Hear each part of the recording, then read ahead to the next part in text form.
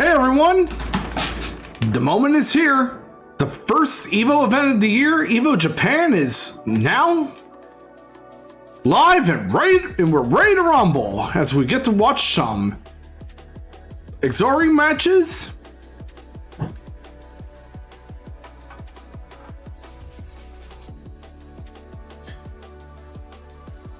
Great, amazing announcements and much more tonight.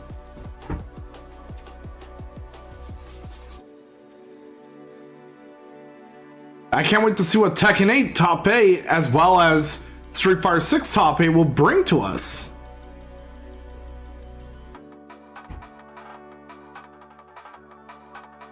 So with that being said, let's get ready to rumble for this year's iteration of EVO Japan.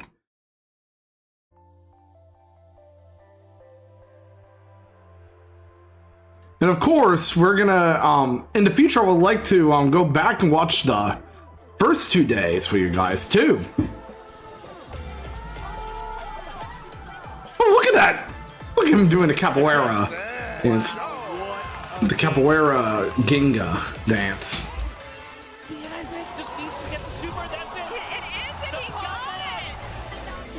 Oh, the Blanca cosplayer from last year's EVO Japan. Oh, Reina, Chun-Li, Sakura, KOF 15 finals from last year. Oh, Tekken 8 Top 8 from last year, where Woot Lily won, and when Men RD won his first EVO. Welcome to EVO Japan.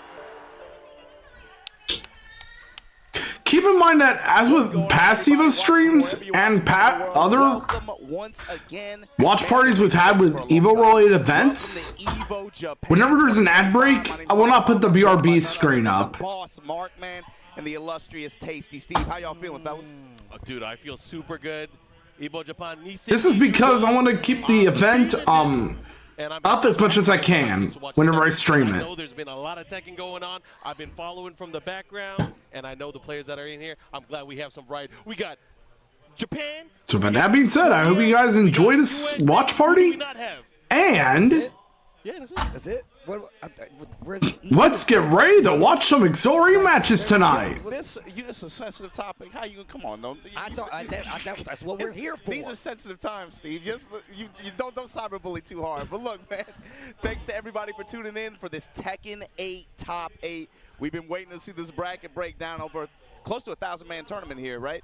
And, of course, with the Tekken World Tour starting off this year with this tournament, there's a lot at stake, not just for the Master Plus category point total, not just the EWC qualifier tickets that these top 4 placers and potentially top 5, if the bracket, depending on how the bracket shakes down, that these players are going to be in pursuit of, but also the right to call themselves. Majin Obama is awesome. Japan 2025.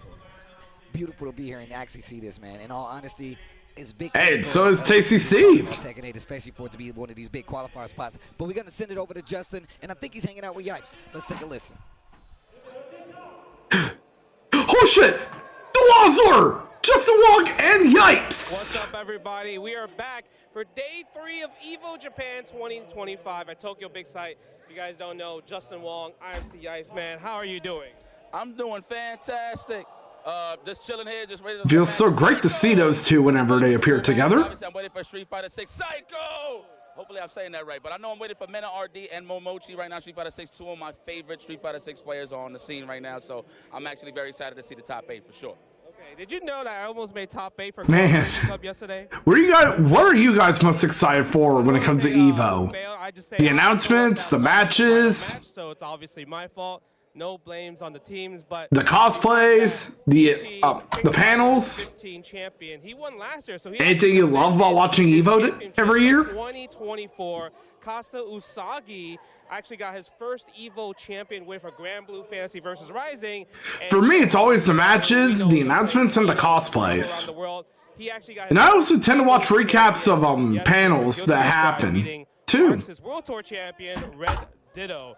And like you mentioned, Menardi, he might be a back-to-back EVO champion. And, you know, you're rooting for him.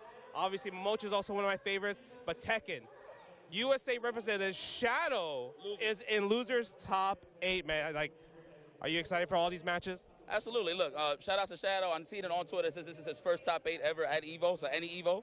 So I'm pretty excited for him. So hopefully he brings the goal. Absolutely. Hold on. But besides that, Gonna post something up. Tune in to all the events like happening today. Tekken 8, Street Fighter 6, the finals of top 8 for Block Racer comes to First Strike, the 19th version of Virtual Fighter 5 Rebels Beat Tribe. It's a lot of fighting games, and I'm so excited to watch them all. Let's throw it back to the casters so you guys can get into the matches, and we'll see you soon. There we go. Thanks, Justin and Yipes, for sharing the moment there at the stage before we get this thing kicked off. But look, man, we've been talking about this top 8 bracket for Tekken 8. They've been talking about the cast here, obviously in the absence of the Pakistani army and just the dominance that they've shown in this game. They made a huge statement in that Korea.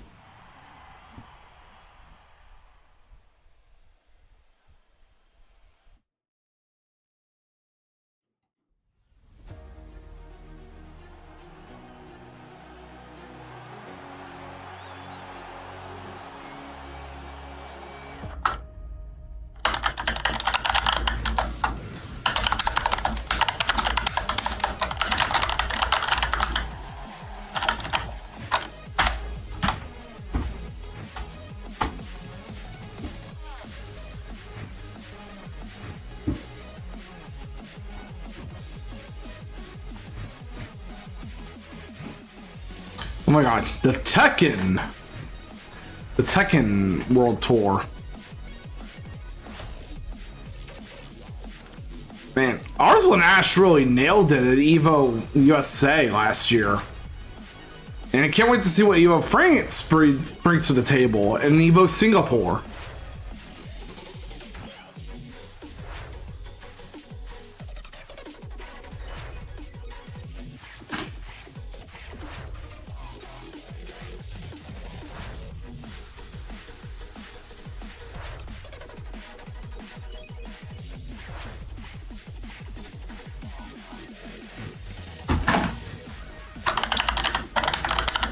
Oh, in the meantime, as you guys watch EVO Japan with me, the Pokemon community game's also up and running here too.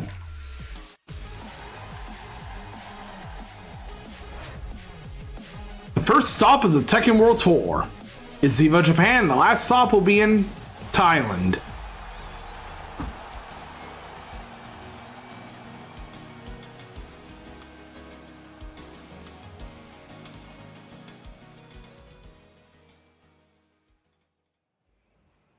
It always feels so great to watch Tekken top 8. All right, we got the intro of the Tekken World Tour Season 2 kicks off here. Oh, he said we was good. I think he said we... Yeah, but we got Michael and Harada coming out on stage right now. How do you know that? I can hear Japanese, bro. Is the volume good, guys? I don't understand it. Oh, wait a minute. Yo, Murray cut his hair. Got a new shape up, huh?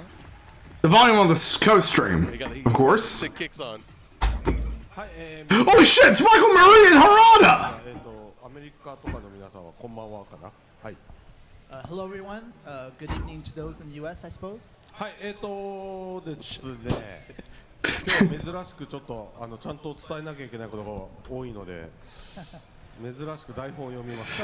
Let's see if what Harada has up his sleeve. Has his memo, so please allow him to reference them partway through. Go ahead. はい、皆さん、鉄拳 If he's gonna try to troll us again, or if he's also gonna announce something in the end before top 8 kicks off. いろいろ変えた結果、まあ結構 Because I am expecting that the second character is going to be Lei. 不評だったということは分かってます。で、いくつかパッチはもう当たって、だいぶ改善はしてきているんですけども、ここから Oh yeah, I did forget to mention as well that if I'm away eating dinner, the BRB screen won't be up either. Recently, we realized there were a lot of drastic changes.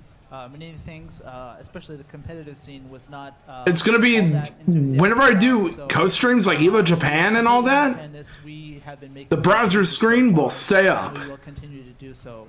So we hope to talk a little bit about that today. はい。で、実はですね、早速来週バランス調整。 Let me put the volume up in the browser. Next week.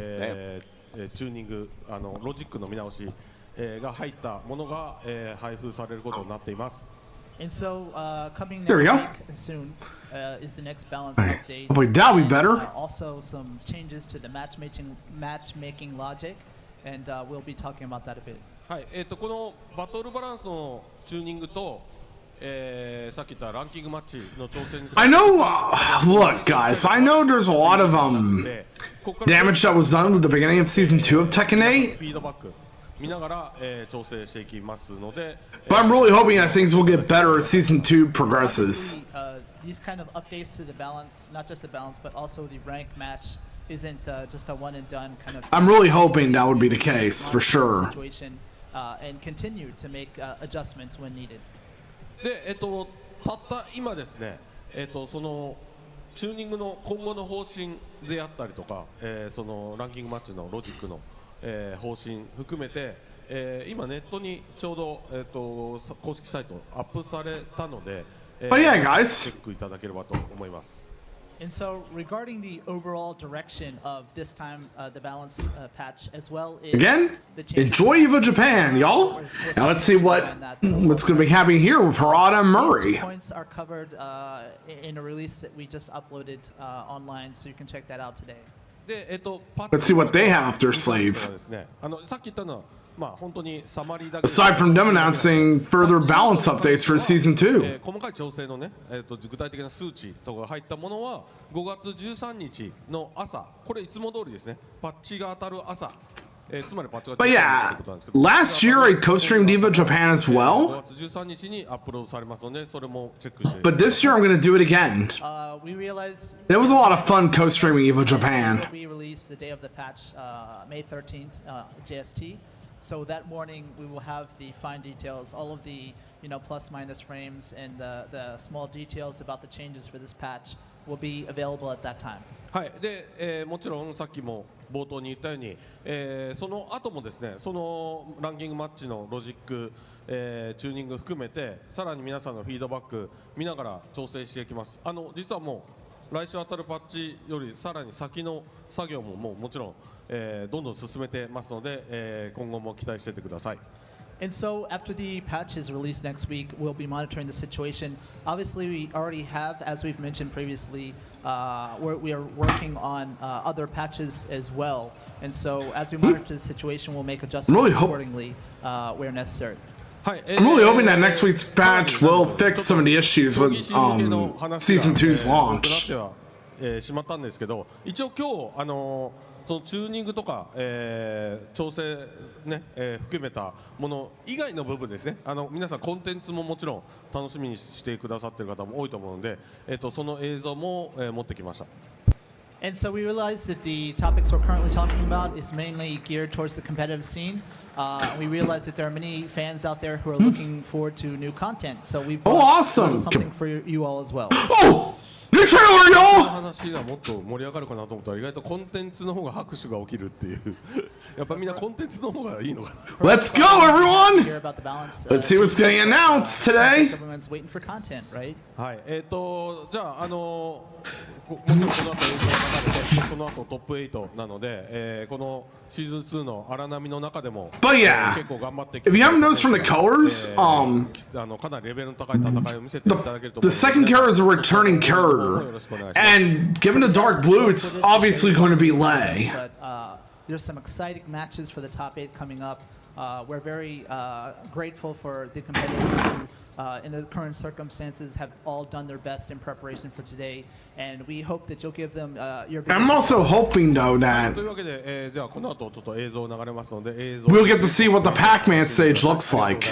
So please check out the footage, and then let's look forward to top 8 after that. Thank you all. That's what I'm looking forward to seeing as well, alongside the second character, the Pac-Man stage. Here it goes, y'all! Let's get hype! 30th anniversary. Okay, let's see what this patch will bring, what this next slew of content will bring us. Tekken World Tour 2025. Which was shown off earlier, too. Man. I'm going Anna Williams, and Nina. Season 2, the excitement continues. Oh, Tekken Ghost Showdown! That's actually quite awesome!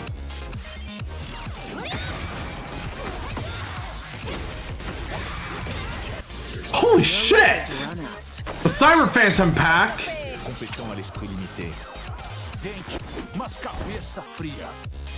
Vigilante Tech pack. June 3rd, version 2.02. Oh, Karate Kid stuff with Tekken. And customization items. Awesome. Holy fuck. More classic costumes. What the fuck? Oh, finally! The Dragunov costume from Tekken 5 Dark Resurrection! Oh, we can finally change Kuma and Panda's colors, too! 2.03? Wait, what the hell? Oh, the Pac-Man stage! Wait, holy shit! Look at this! This looks fucking awesome!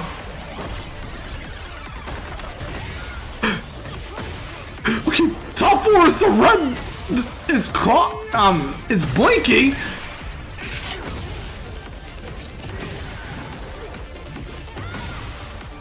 I almost said Clyde. But it's actually Blinky. Oh my god, the Pac-Man t-shirts!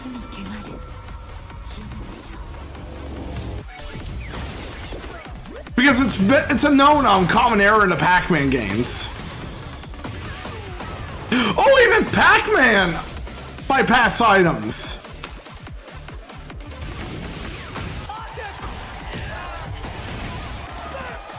Man, this is awesome.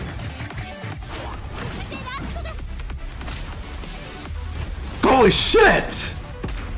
Okay, let's see who the next character is gonna be. I'm really hoping it's gonna be Lei.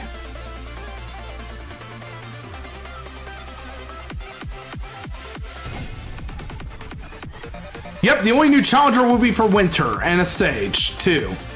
Pac Pixels is the Pac-Man stage.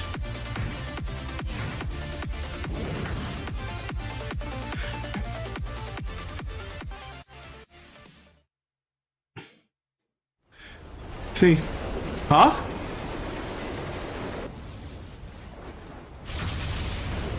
Who is it? Fuck him!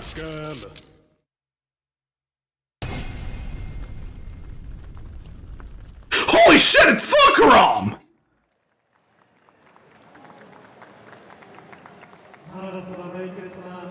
I'm actually surprised though we haven't seen Lei yet. He came down, he dropped in, and he's back. I mean, look, I know a lot of people was actually saying and many of us thought that the blue would be Lei, but it turned out we got surprised. It's Fukaram. He's back. Oh man, I can't wait to see the guard breaks happen in real time. Oh. Oh my god. Oh, another another montage. Is this the hype video? Oh, it's the EVO Japan hype intro video for Tekken 8. Nice.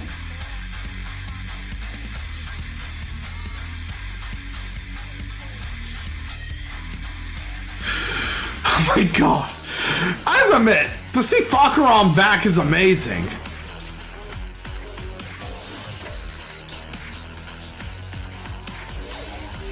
And I'm looking forward to see what's changed for him in Season 2. Let alone Tekken 8 from Tekken 7.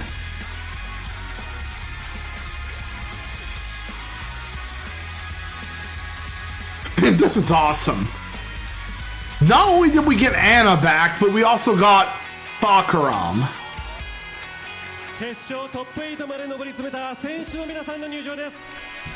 Alright, top 8 about to start. Let's get But the yeah, names out here. I have a feeling that the third character is either going to be Kunimitsu or Armor King.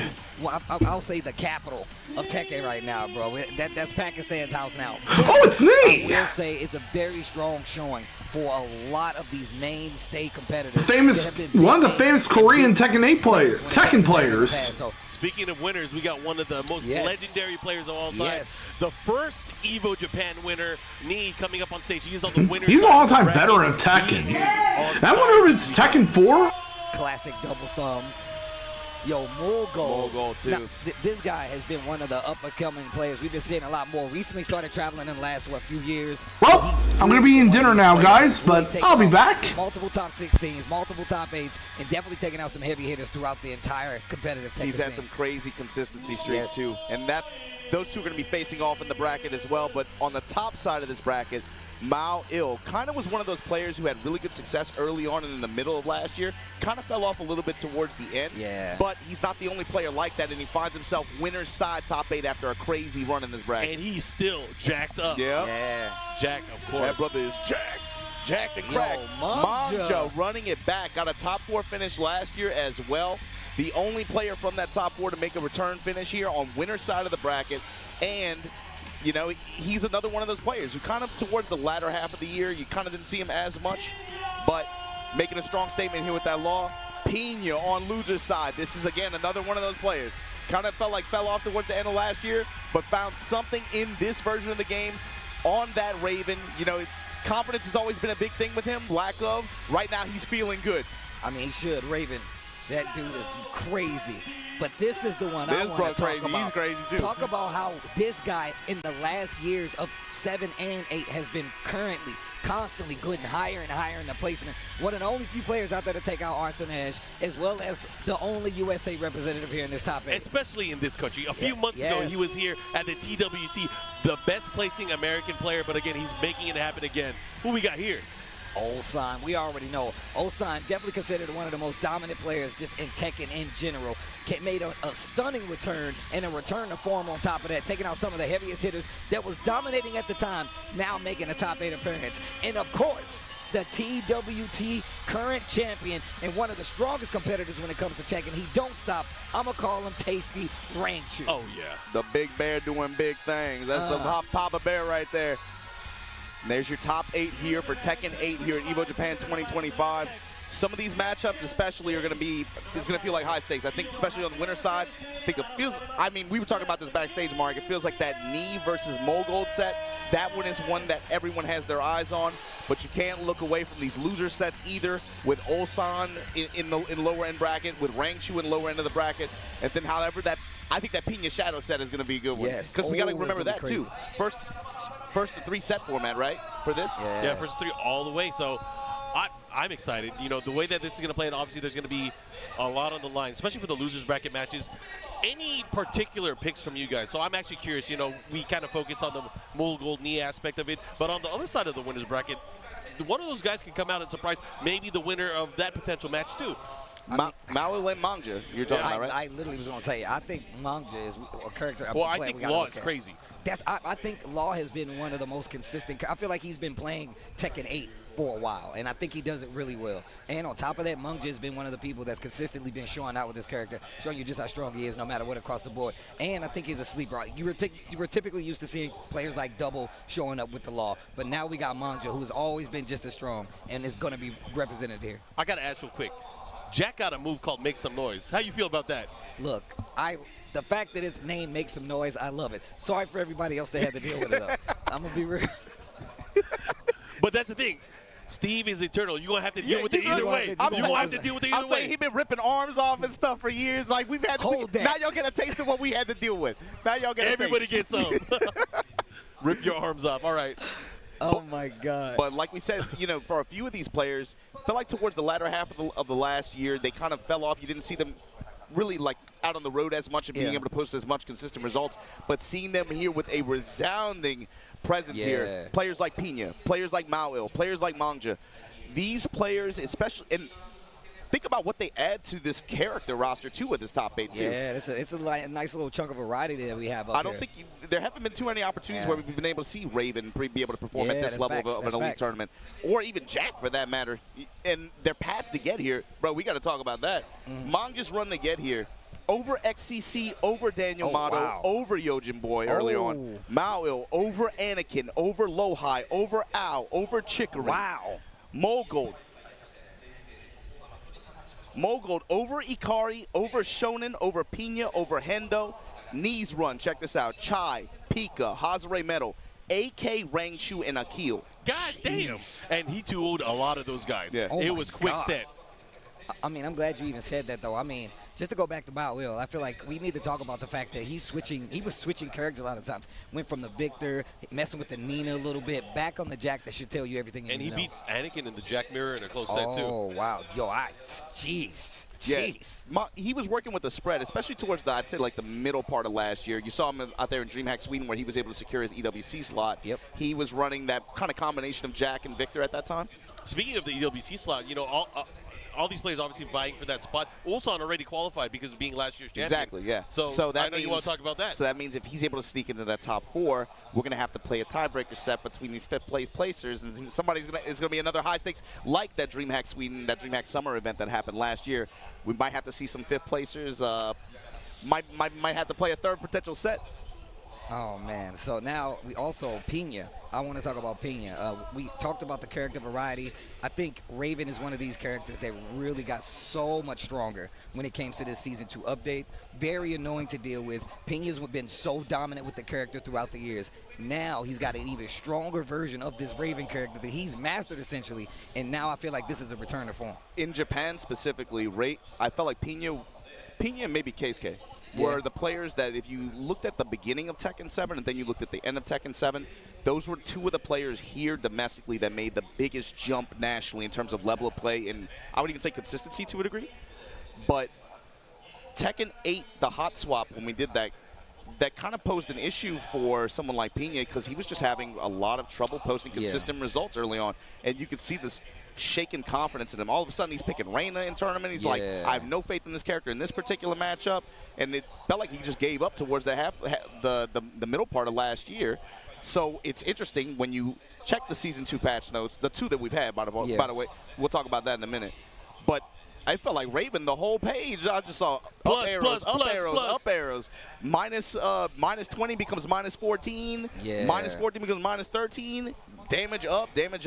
Maybe a bunch of these little buffs add up and may have given him really the potential to have the success that he had at this tournament. It's a good storyline. I mean, it's how Pina got his groove back. I mean, I'm glad you talked about his confidence, right? Like, we know that that's a major part of his gameplay. He's always been an emotional player. Yeah. He's not a method actor. He's definitely somebody you can tell straight up like how he's feeling. And when he's feeling good, when he's feeling confident, he's bouncing, he's happy, and it feels like his quality of play and his decision making is really solid. But when stuff starts to not go his way, he ends up in scramble situations and things don't go his way. You can see he wears dread on his face. This kind of stage and him being back here on this kind of stage, I wonder how he's going to react to that, especially in a long set against someone like Shadow. Yeah. But the thing is, too, this is his home turf. Shadow, on the other hand, you guys talked about earlier, had great success in his run at the finals in this same country not, 4 or 5 months ago, right? For him to be able to find a top 8 spot at this tournament on this stage like that again, that says something about there's something about Japan. I don't know. He starts eating some of the food out here. He starts feeling good. The performance adds up. I would say we point to I will go back further. The end of Tekken 7, and even like a little bit before that, Shadow has consistently been like cracking that top 16, cracking that top 8, getting into the TWT. He is also a student of the game. He will try out every single character in ranked, in tournament. He will try to learn the matchups and, of course, try to be the best player he can be. I went to tournaments with him where he would win. He won tournaments, locals in other states with Yoshimitsu, with the Heihachi. He would do that just so he can learn how to get a proper understanding, and he would use that to his advantage to be a better player. 2 or 3 sub points to that too is obviously the Pakistan made a big statement, of course, with the Korea versus Pakistan exhibition that happened a few months ago. They said, to close out this game for Season 1, we're the best, right? Obviously, the passport issue is it's an ever-losing matchup, unfortunately for us. So in their absence, the question then becomes who steps up. Korea, obviously, with resounding presence in this top 8. Yes. 6 of the 8 slots in here. They're like, we're clear number 2 in proper suit, right? But you got to talk about USA. Bruh, the weekly events that we've had out here in Japan, Talk leading to up him. to Talk this to event, him, Obama. Ty shows up to a 100-man tournament, wins in Japan. 100. King Ray Jr. shows up to a 90-man bracket with some of the same players that you see on the stage. And they all did well here during the tournament. We got Big Jimmy up. J, Yeah. Anakin, everybody was putting in work. And now look at who you see on stage, Shadow. There's something. The American players that have committed to traveling and have committed to the game, no matter what happened this patch or that patch, the players go and play, bro. The ones that show up and play, look at the success that they're having. And the ones that show up in these online brackets every week and compete in spite of whatever condition, Exactly. you know, when they commit to the grind, the results are showing, and that's what's cool about this. The other thing about Shadow, too, you got to talk about his run in this tournament. So everyone in loser's bracket, the person that they lost to is still in the tournament, except for Shadow. Shadow lost to Ghost Satan earlier in this tournament, but I since saw then, Ghost Satan last night Yeah. walking, and he was like, man.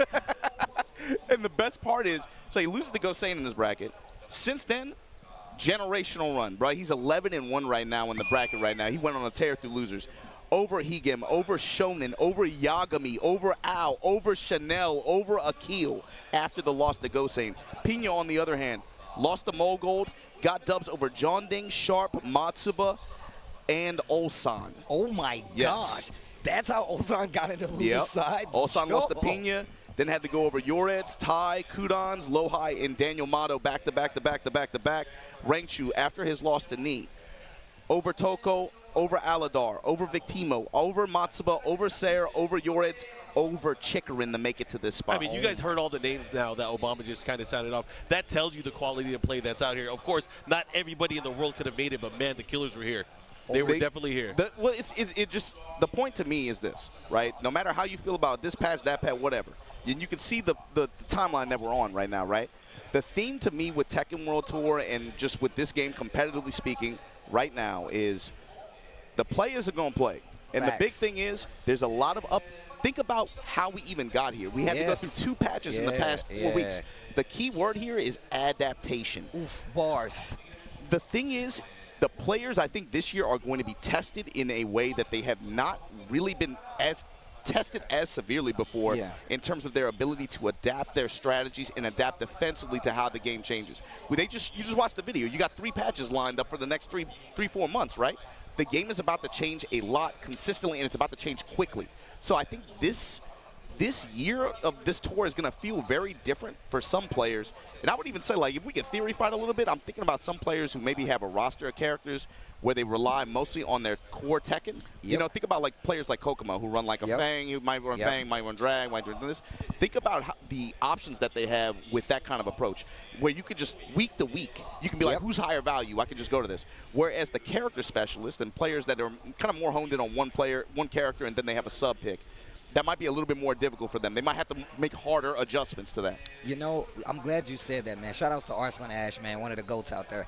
He just recently started tweeting about, like, hey, I'm really starting to get the grasp of how to, like, control the pace of this game versus some of the stronger opponents. And he's starting, and you talk about switching characters and moving on and on. He has been one of the main proponents of a player who has been doing that consistently, and now he's starting to get a hand on it. Now he's starting to play these bigger characters. And I always got to call it out, man. It takes time for these players to do it. It does, bro. There was a time where it was like, knees washed. He's never going to do anything again. You know how Bro, they look talk. at where he's at right now. I remember literally looking at a tournament from my house and tweeting like, oh, Knee's starting to play Tekken 8. Like, I remember seeing it happen, and now you can see him showing up in these top 8s, beating some of the names. You're like, well, Knee's washed. You know what I'm saying? You know how people talk. It felt like it took a few months, but I remember that moment in Tiger Uppercut, right, when he started to really play the game. But that's also a theme of this. Not every player is the same. Some players are the kind that maybe they just might take a while longer to cook and adjust, and then finally, when they make those adjustments, they're very good at like honing skills like that, right? Some players have a vision on how the gameplay is shifting, and they're able to just like kind of just on like in a fluid motion, just adapt to what is the strongest win conditions and how to set up for that. And they're able to employ that into the gameplay very quickly after seeing it. Not every player is the same, and that's kind of what I'm saying is like the format and the approach that you're going to have to take for the tour this year, that might be really difficult for some players more so than others. I mean, I'll go back to John Ding, right? John Ding not in this top 8, but he's one of the players that when he came to Tekken 8 Eddie, he completely, I feel like, kind of shifted his play style. He was like, yo, I'm a pop heat. You don't know how to fight it, you're dead. And even him having these backup characters, the Asu Senna on the back burner, and now he is even like, huh.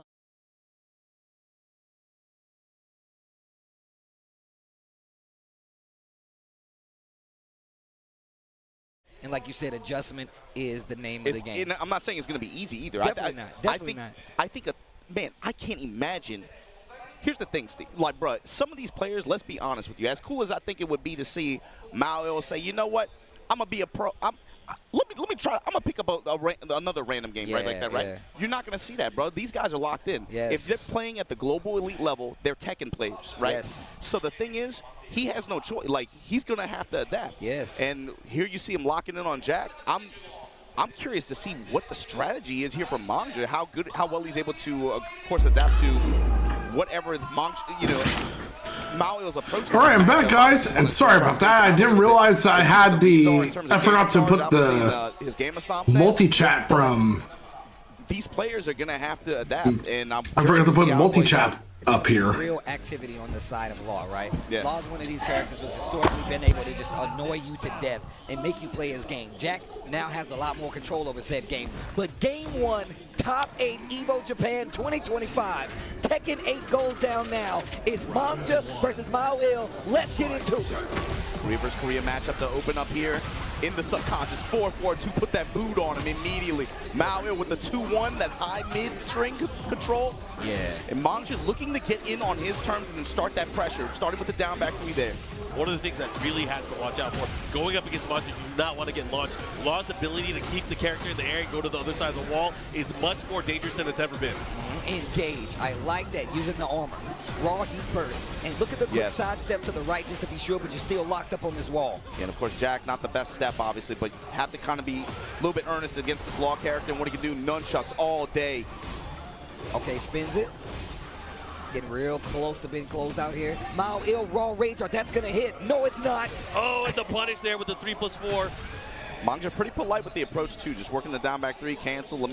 That's a successful bait, right? It makes you wonder how much that interaction has gone down between the two of them. You know what's crazy? As much as we talk about how heat has affected it and changed how Tekken is played, you still see very compact, very slow-paced game up until you get these heat engagers. But even still, it's about who takes their turn back first and who's going to interrupt. Yes. But, oh, speaking of interrupt, breaks the guard. The success on the particle barriers has been crazy for Mao Il. And look at the reward here. This wall pressure, adding chip.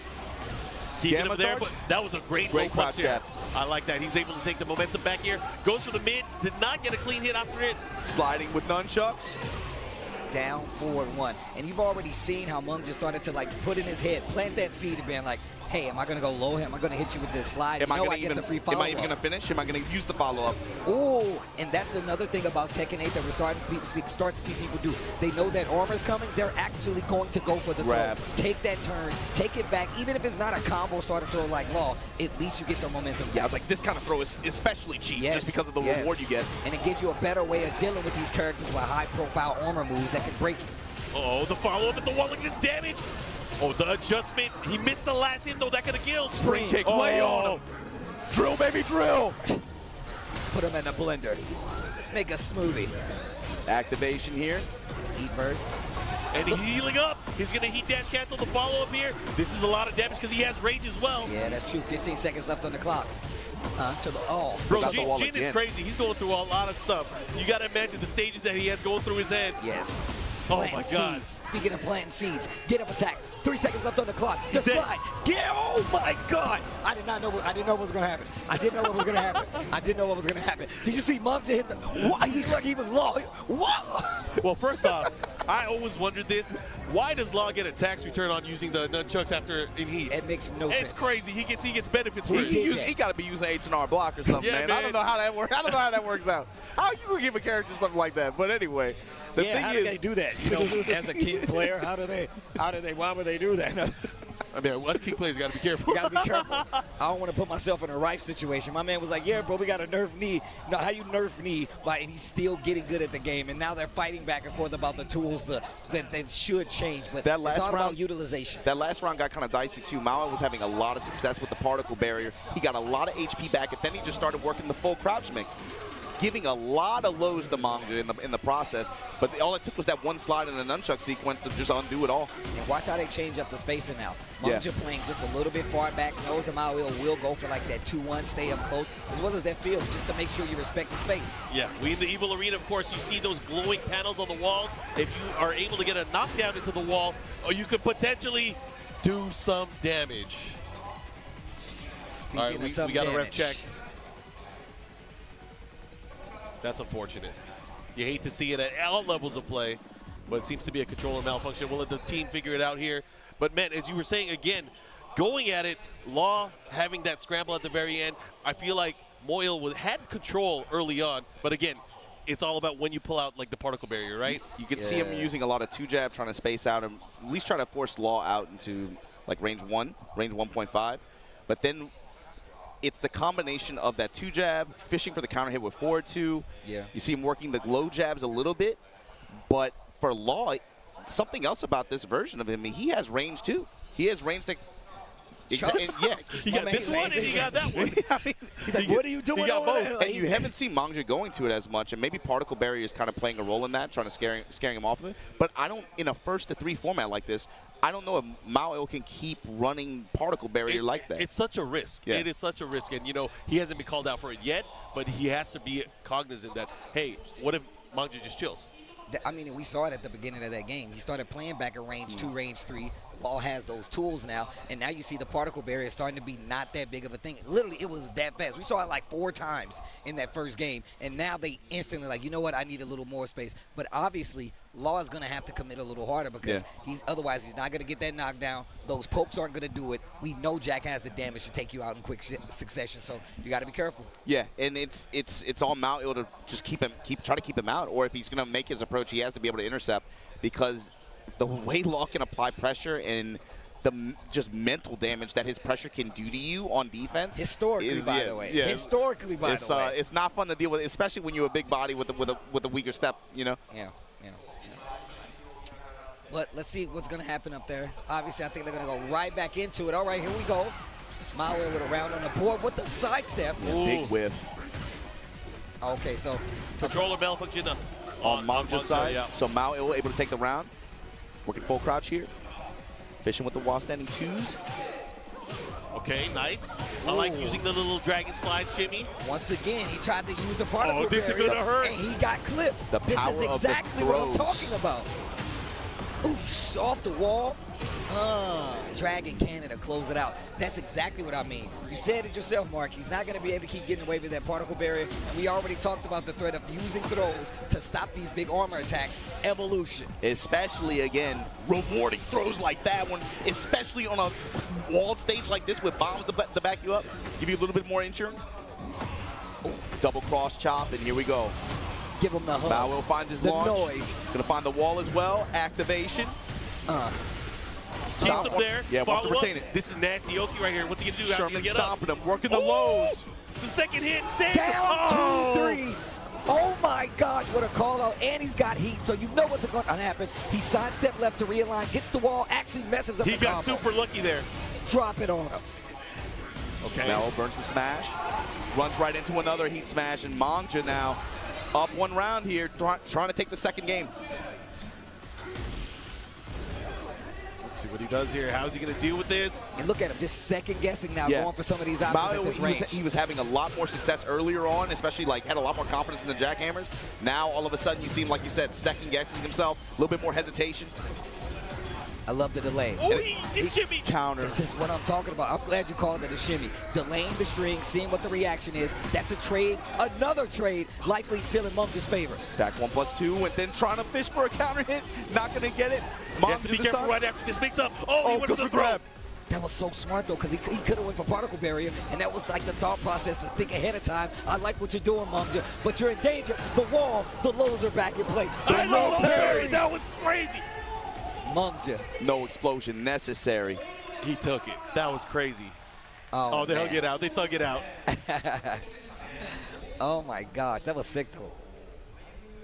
That low parry was clutch. Yeah, it was very clutch. Man, you're seeing like natural like evolution, adaptation in these games. And I love how it was kind of spelled out, man. You talked about the particle barrier. We talked about the throws and how to deal with it. That's one of Jack's best and strongest new tools, having that as an option. And on top of that, it really does make you second guess what ranges you want to play at and how confident you play at said ranges.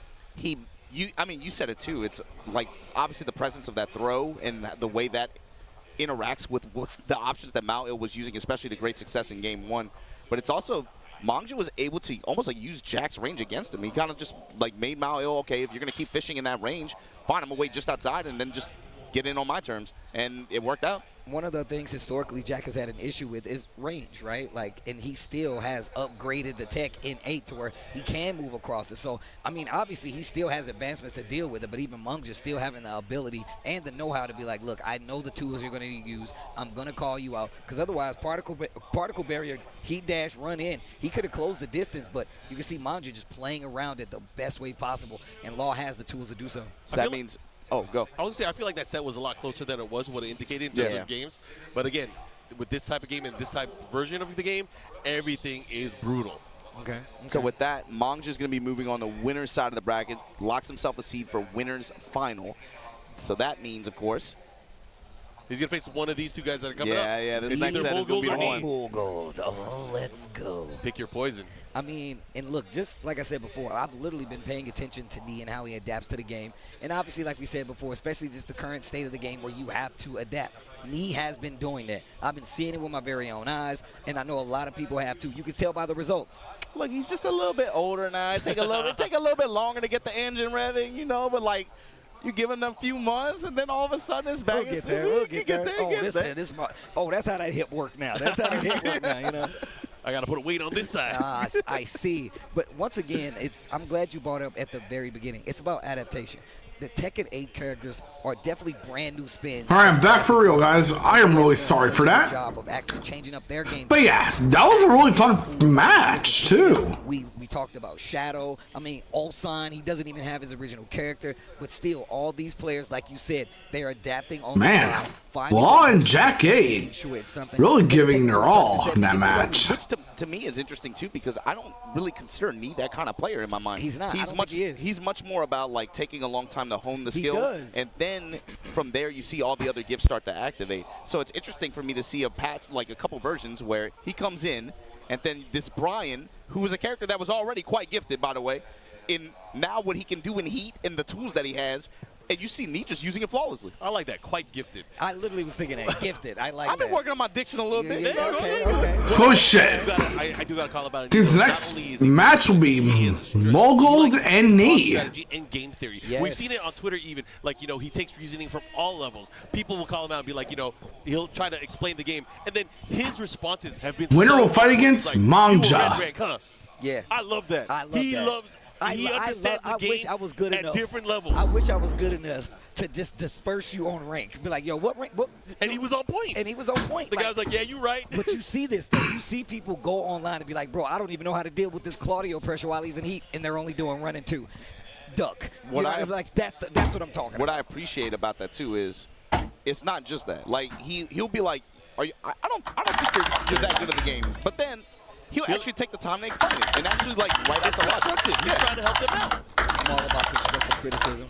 And like, I appreciate the red rank, you know. I appreciate the buzz like a little bit. Both sides. He wasn't just trying to dunk on him. He was trying to help him. He was trying to help him. He was basically saying, you have not reached the skill level enough to actually understand it. And maybe you don't understand it now, but you can and you will. And here's how you do that. So even still, let me change the category real quick, guys.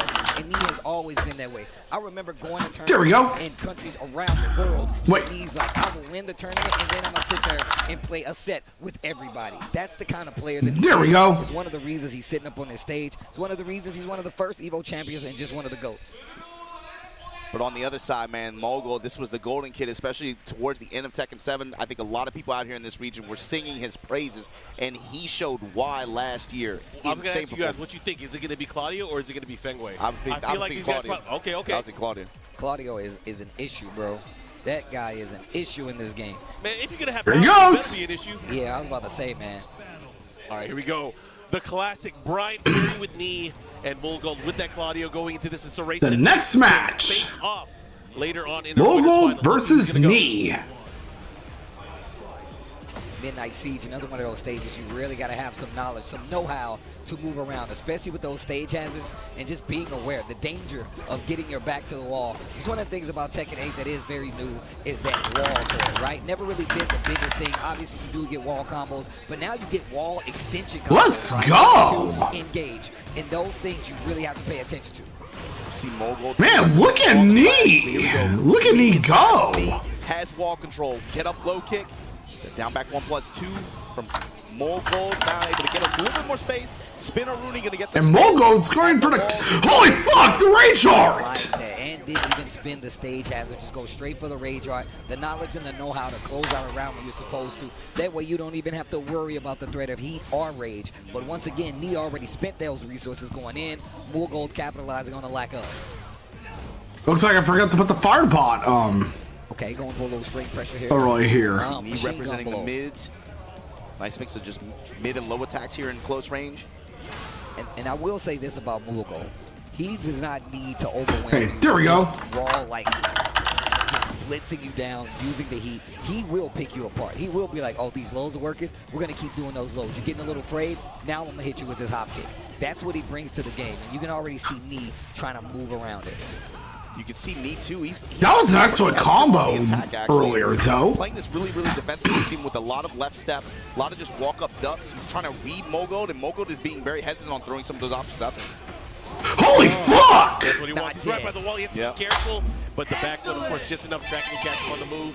I'm glad you was talking about how he's playing back, but I feel like that's part of what Mogul does. You really can't go too crazy versus Claudio, especially in Tekken 8. He still has that dangerous hop kick. He still has a lot of tools that he will counter hit, get the knockdown, force his game, and you don't want to be a part of it. Oh, no. He missed the slap. How can you slap? He did get the snake eyes though, got a boa crusher touch. Big reward on that. Here we go, heat activation, Knee back to the wall, just eating the mids, no duck. Activation gonna get the spike. But look at that scale combo, of course, but even still, just the movement, the defensive options for Knee to be able to deal with this at such a high level. The low heat smash, I hate you. They're so cheap. They're so cheap. Why? And this is another reason. You see when he gets that down back 1+2 and he's Oh, I forgot something.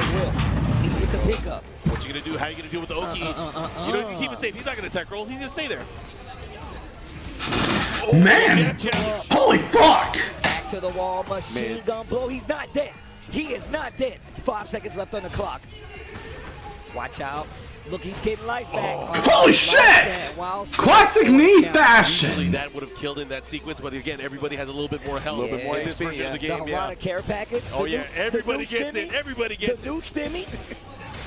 Okay, here we go. Pressure, Mogul, turning things up, using the whole charge. Let's see if Knee will make a To the comeback. right, sidestepping to the right. It's done wonders for his defense, and on top of that, one of the reasons he's got the lead in this match right now. Oh, what a block! Yep, heat burst, let me out. Quick sidestep left there for Mogul. Holding his ground, but gets the spinner. Yeah, this is going to be tight. Let's see what he does. There's going to be one minute. Let's see. How is he going to deal Oh with it? fuck! Still alive, man. Harada out here carrying. This is it for the first round of the match. A lot of times when these combos are gonna kill, even the wall. I mean, the combos first that match of the you set. split, you got to be careful. It gets the throw. Final round here of game number 1. Could be anybody's match right now. Knee working that side step right, finding his way around. Oh, damn! Look at Knee go! Reaction there, just sidestep right, duck, and then get that wall standing one. This is huge. He's gonna cash in. Side wall slide, he messes it up. Machine gun blow again. Going back to the low, trying to catch the sidestep with the wild standing 3. Spins the heat. Nothing left. Oh, now the hatch is coming out. And you can see Knee once again. Oh, it what went did I say? underneath the northern Down cross. back 1+2, bro. Oh my God, that was crazy. Oh, the wall. What a block. Oh fuck! Let's see if Knee. No, he breaks it. Oh fuck! You did well there, Knee. Do the follow up there. That was crazy. That was crazy. Oh my gosh, he got away with it. Listen, can we talk about how Knee is sidestepping right? Sidestepping right towards the screen on some of these defensive situations, and it has kept him alive so long. Did not get into this, but the defense is looking so good. His primary approach to this is defensive. Yeah. You can see him just the whole time just dash and duck, sidestep. He's looking for specific cues from Mogul, and Mogul knows that, and he's like putting the brakes on it just a little bit, not doing it at the most consistent timing. That's what's catching him off guard. He's trying to tame him with a lot of mid strings as well. And you know what else? I was about to say, one of the tools we really haven't seen as much, which is one of his greats, back one from Claudio. He's been opening rounds with it. He'll go to it a little bit, but he's not going to the well too much. Yeah. You got to keep the idea fresh. Make your opponent second guess. Now he's starting to run the 2-1 string too from Mogul. Look at that, sprinkling in the mid, still going for that sidestep forward. It's just the Claudio classics right now. Okay. Keeping me off balance. Low hatchet, here we go. After the heat dash, running 2. Oh, the follow, my God. Uh-huh. Nice low jab. Okay, little 1-2 punish there. Spins the heat, jabs him out of the air. I can't believe he jabbed him out of the running 2. Who is this guy? Leave the body smoking. Second hit, got to follow up. What are you going to do? Down back to home man. That is so different from what we always see, too. More offensive this time. Man, Knee got the first round. All right. Look at that. It's so crazy how Knee walks him down with defense. You're walking somebody down with a moving shield. It's a sideboard, he got bro. a riot shield in front of him. That's a sideboard, bro. Man, like you said, man. He's playing the 2-1 pressure from Mogul really well, too. He's not really biting on the chicken game there, and he's just like tapping him back every time for it. Okay, he's going to interrupt. Nice. Knee activation. So he got him. Damn! This is dangerous. This is, he tech rolled. Maybe Knee wasn't ready for it. Let's see what he does here. The hatchet, the follow-up here, keeping that pressure. Not dead. Harada, you care. Oh, he cares a lot. He cares. Oh, my gosh. Oh, he's so good. He is so good. This dude, Knee, is ridiculous. Back one, like you said, starting the rounds with him. It's offensive. I can't believe you just said cash me outside. Especially when things aren't going their way. It's fast defense, like in-your-face fast defense. These guys are fighting in the pocket. Both these guys trying to put their knees on each other, bro. That classic meme from constantly rotating around. the early 2010s. Eating the sidestep I think. After the dash mix, wouldn't take a low. Spin around, just kick you in the leg for it real quick. Activate. Yeah, man, this ain't Tekken 7. It's not an endless duel. This is war in the pocket. Come on, Knee! I'm rooting for you! Oh. Mids again. Awesome! Knee got the second round. All those rounds. Match of the second set. Rounds, and it felt like 2 of them with his guard, 1 with his offense. Look how long that game took on both ends.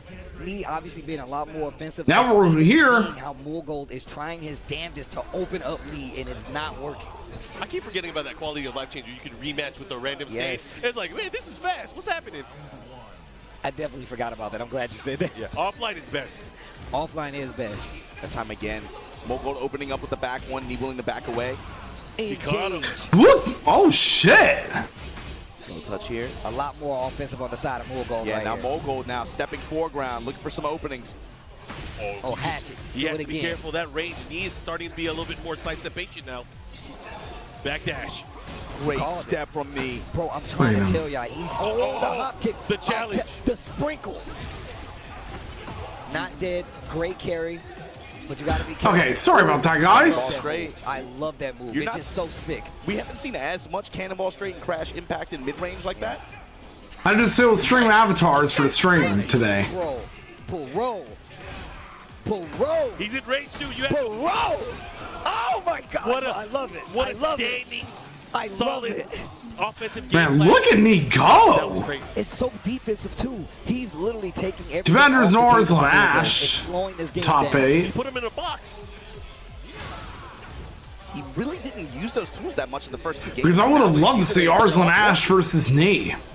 And look at how he's spacing. Look at how Come on, Knee! spacing every time he lands 4-1-2. He's been sidestep in the lip. This is why I be talking to y'all red. Go, Knee, go! Talking to y'all red. And a perfect! Why are you talking to me? Dude, this is a masterclass of defensive spacing. This is crazy.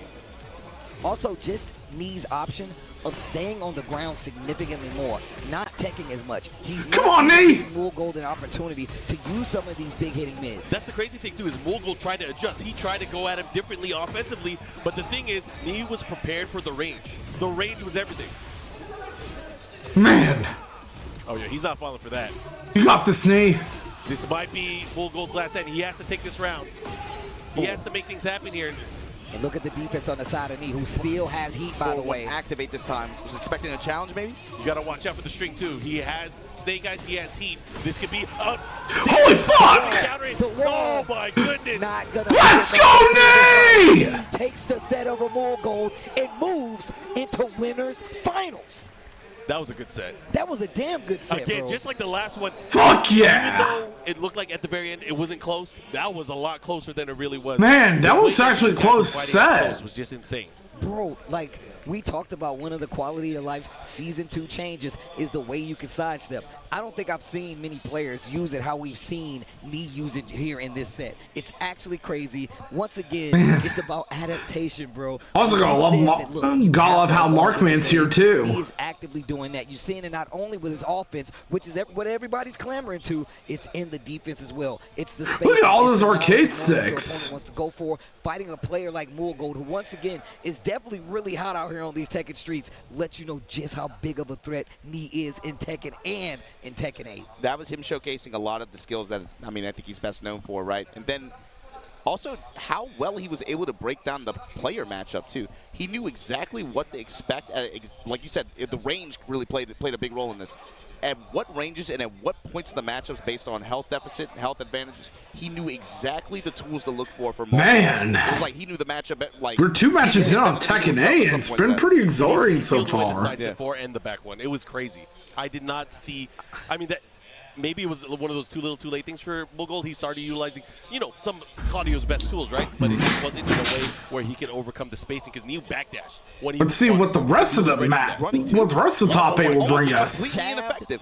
Completely ineffective. Sidestep, 3 different options. 3 to different deal with options, this. and it was like, it felt consistent.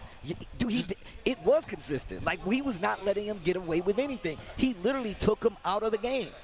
But if you want to get in the game, PlayStation tournaments, you can sign up. But yeah, Moorgold is now in a loser's bracket. Has actually sent people to EVO. You can get cash, exclusive items when you enter PlayStation tournaments. Sign up right now, and maybe you can start your story, man. We've been talking about a lot of the players that have come this far just joining PlayStation tournaments. Rife has been one of them. Who else? Across the board of all the games out there. You've had them for Guilty Gear. You had them for Dragon Ball. PlayStation tournaments has had a lot of players. Holy shit, they're even showcasing Moorgold versus Nee on the screens too. PS5, the Road to EVO series, of course, giving people opportunities to become champions, and it's beautiful because it actually happened. People that came in through an online qualifier. After all, Nee is one of the legends in the Tekken competitive scene. It's great to have people not just be able to sit down at home and watch, of course, and enjoy the matches that you guys see, the kind of competition that we have here, but then be a part of it as well. Come out here and join us watching this and being a part of it, and then for some players, becoming champions. I got to talk about EVO Japan, man. This is a nice little festival of fighting games. Obviously we can look at the bracket where we're at. We went through the winner's side. Of course, we know what our winner's finals is. But, man, this event has been super fun. For me, amazing. Especially, we got a lot of the arcade circuit here as well, which is important to me. Obama, I know you have your poster collection out here, really showcasing some of the cool stuff that is not only related to the tournaments and the games that are here, but also just in general, just celebrating fighting games. I love that stuff. Some obscure ones too. Some really obscure. I saw some people. Sonic the Fighters, man. You said somebody was talking to you for like an hour about it. Dude, he was talking to me like 20 minutes. He was like, "Man, I played this game when I was like 8 years old. I didn't even know there was a poster for it or whatever." I was like, bruh. I've only seen one in 5 years, but I'm glad that it's back there in the arcade section too. That's another appeal of this event. You guys come out here. They have tons of side tournaments. It's not just about the main games. We had team tournaments here, legacy team tournaments, right? And Cooperation Cup and Beat Tribe. Oh yeah, I wish there was an Ash was in EVO Japan too. There's a ton out there that trust me, if you want to come out here and be a part of it, it's really easy to just walk through and just get distracted and play something for hours. I know he will be at EVO Las Vegas. The competition yesterday was lit. The winner of this event already picked. They wanted to get their ticket for EVO in Las Vegas. So again, But I would love to see him in EVO Japan, especially at top 8. EVO Vegas tickets are open right now. We got the deadline for registration on June 9th, so make sure you guys sign up for that. That is also going to be fun. Steve, you were going to say something? I'm just going to say, man. And besides, when you think about it, if it wasn't for Markman, we wouldn't have had the arcade sticks we have now. Regular cover. but the Japanese Dreamcast cover for Third Strike, I saw that poster. I was like, oh, my man, he knows ball. Especially when you think about the Mad Catz TE back in the It's day. like a globe of fighters. That's one of my favorite Dreamcast covers. version, It's The ridiculous. lighting on it is really cool. It's so good. One of my favorites. That arcade stick is a classic. But yeah, there's a ton to enjoy out here. And I will admit, I finally got mine in 2023. There's way more than what you guys can see on camera, just on stage, right? There's a ton of stuff to do out here. Oh yeah, you know what? Shout outs to Nacon. They're actually providing us the trophy sticks for this year. So Oh, nice! Those Nacon sticks look pretty cool. The top 3 gets a gold, silver, or bronze. The last few years, it was Victrix. Gets a gold that's stick. so sick. That's It's pretty sick. But shout out to Nacon. They got a booth out Man, here. if I would have known that, I would have put the team in the Jan Sport a little bit harder. And many years before, it was Mad Catz. Got to run it back next year, bro. That's all it takes. The old That's all it Mad takes. I'm glad you Catz. brought up, like B-Try Cup, Co-op Cup. Those are 2 things I've never actually been able to enter. I wanted to. And it's here. That's the cool somebody thing. invited me to their Beat Tribe Cup team. They invited me. You I'm got like, to, Steve. It's really too want to. fun. It's too fun. Trust It's me, too I fun. genuinely want to. You guys have entered team tournaments before, so you guys know the vibe. You get but for those of you that haven't, what's so cool about this event is having those events here with the modern games. It's like a marriage of legacy and what the scene is now, and what this industry is. That now, is so true. It's such a unique marriage. That's so true, Majin Obama. It feels really unique. It feels really good. And on top of that, just to point out, And this is why we have retro streamers on Twitch. Elena available to be played. Unica available to be played for Guilty Gear Strive as well for the first time. As well as retro gaming communities. And retro gaming events. Andy, ever? Am I wrong? Have we not looked at how cool he is? I think this is the tightest his presentation's been. Free. I think so. Free. I'm not even an Andy guy. I'm not even an Andy guy. I'm right there with you. I always thought he was lame. And now I'm looking at him like, damn, I might have to play some Andy in City of the Wolves now. But those are the kind of things you get when you come to EVO Japan. And like you said, it's so filled with culture because you guys got the arcades over there as well. And you get to see a lot of exclusive companies that bring out merch and all kinds of cool things here that you can only get here. That's so true. Merch. You guys see this EVO Japan exclusive soccer Traveler arcade stick? Shout outs to Arcade Shock, but man. Oh, look, the Arcade Shock Traveler. It's actually ridiculous. I was actually talking this about actually looks pretty awesome. You guys can see it, but if you look right here, you can see it has Japan on the side, and it's kind of like engraved and enclaved, right? So it's covered, and it still has this enclaved different on the layers side. of depth. Also, you can see that it has the pink EVO sign on the side right and here. we don't do the EVO logo in pink, so that looks super cool. Oh, yeah. It's just an obvious Arcade Shock is one of the retailers I get arcade stick parts from. The other, of course, being Focus Attack. To the arcade stick culture and just the history of arcade sticks overall. Yeah, that's one of the things that actually changed. There was the rise of the leverless. I think last year. And I can vouch for both because they're both amazing stores for arcade stick parts. And I thought that was really cool. Obviously, you mentioned we have the arcade or the arcade controller museum here. We have kind of like a history of the PlayStation controllers, the licensed products, and then we have a lot of the community stuff here. So again, if you ever have a chance to make it out to an EVO event, we always have cool stuff like that. It's a really cool thing to see too, just like the evolution of the designs, but then also the nostalgia bombs in the beginning, in the middle, or what hit me. Like when I see the H-Rap, when I see the Manco stick, I'm like, all right, yeah, like that one gets me. But then you see the evolution of some of the other controller apparatuses mixed in there. It's a really interesting thing to check out, especially if you've been a player for a long time. Bro, that silver top H-Rap. That was my first official arcade stick. That was my first one. I saw that. And 2005, I was like, you old school. I was like, oh my god. I was like, that's my first arcade stick was that one stick that got that one arcade stick that got rebranded by PXN. That is a second place EVO winning product. Nah, I hate that thing. Somebody got second place at EVO. That Hyperkin arcade stick. No dice. I'm cool. The second, of course, was the Klama Drone 1. Shout out to Interact, rest in peace. Yo, new Mad Catz is here too. They got a collab with Ojo-sama Tayari Deshi. And the Kwamba Drone is an amazing arcade stick. For this event, you have this anime that talks about the English term is young girls can't play fighting games. Yeah. But it's about them learning how to play. And I can vouch for Kwamba products because they're amazing. I'm trying to watch that. It's a new anime that's going to be coming out later this year. Yeah, they have the collab booth in the back. I've seen people been lining up. And I'm looking forward to the Kwamba Sapphire. They got a cosplayer that's one of the main girls in the series. I have pretty not cool. even said. I didn't see that. Oh yeah, that new anime about say it again, man. I'm just happy y'all fighting games that's airing this year. It's been a year, bro. I'm doing security last year. I'm just walking around trying to look tough. You were doing security for the cosplay contest? I can't look tough like that. Come on, man. I'm not built like that. I'm just happy y'all are here. I'm glad we could be on the sofa talking about fighting games at this event like this again, man. I was missing it, I'll tell you what. Same, and don't say you ain't like that. I just saw you ride a bike across the country, it feels like. Sit under a waterfall. I was hungry, You was dog. on that I was just hungry, bro. I just wanted some food. I just wanted some barbecue. That's all I wanted. Barbecue and an icy. That's all that was. Oh, man, check it out, man. I'm telling you right now.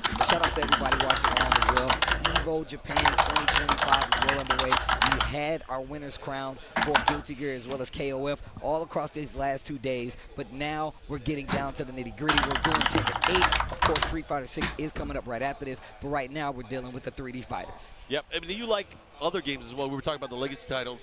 The finals for Beat Tribe and also for Cooperation Cup is happening around the same time. So, But yeah, also it's Street Fighter 3 Third Strike too. Stay locked in throughout the rest of the weekend. I know it's still the weekend for the rest of you guys, but for us, we're towards the tail end. Yeah. There's a ton to catch up on, too. And at EVO Vegas, we have Marvel's count on too. Co-op Cup is really fun to play in. Co-op Cup and Beat Tribe are really fun to play in. The team of Vicious, Fubar, Duck, Justin, they were, I mean, obviously they're in the middle of making content, but they were still there. They almost made top eight. Almost made the best eight. I think playoff B, right? Yeah. My teammate playoff A. The Commentary side to let one of my other teammates handle it. He didn't do that badly either, to be honest with you. It's just bad fun to play. And if you've never played in the team, I'm gonna take you for a ride. It's just a unique, different kind of feeling. And the best way I can think to describe it is when you lose by yourself and you win by yourself, you know. I'm not gonna lie though. But when you lose and you gotta may become a meme over the years. I still enjoy the Curse Look theme of Marvel too. Like, so first off, Steve was supposed to be on our team at Master Cup. He got busy. He couldn't make it. I didn't pick King because of that. I picked Eddie. Like, you know what? I'm gonna try to give the team some variety. I picked Eddie. I was getting tips from this guy. I got pushed in. Well, that was your first problem. Why are you taking tips from me? Second is because you played the character. I mean, come on, what do you want, bro? But the cool thing is, while you have to look for other people and be like, yeah, you know, I'm kind of booty. My bad. That's on me. That's I on me. got salty. And it feels bad, right? I got salty, and it made me want to play the game more. But, Mark, talk about what happens when you win. How does it feel to win with a team tournament? You win by yourself, it's like, yay, me. But when you get the, like, when it's the squad and y'all huddle up like it was different for us because we had Tanukana on our team. So as soon as I tried to cheer, there was like 40 people cheering behind us. I was like, what's going on? Well, that's even better. That was crazy. Especially because she put y'all in the backpack. Yeah. And I'm saying, yeah, like everybody hop in. Carry us. Get in. Don't call me Obama no more. Call me Jansport. That's. I had to put it. Oh, Obama. It's funny too. Imagine Obama. Like college kids, they never played the game before. I'm pretty sure they've never seen a Remy before. I was just. Yo, you get mad props for being a Remy. You put him player. into the blender. But you were beating some good top players. I played Chai Rithi yesterday, and it was very, very close. You had him. It was mad fun though. That Chun BS came out. Not even. I think I just made mistakes. I just made them like very, very small errors, but it was mad fun to play. So Chai Rithi got lucky. I ain't gonna say that. I mean, it's first to one. It's first to one, dog. Anything can happen. First to one is a skill set, though. It is. It is a skill set. But the cool thing is, even in that kind of scenario, you know, you can look at players who you've seen perform and make it to EVO top 8 stages and have performed and won this tournament, won championships at these events, and then just in a team tournament setting or you could just end up playing against them. You get that experience, and that's mad fun. That doesn't stop being fun for me.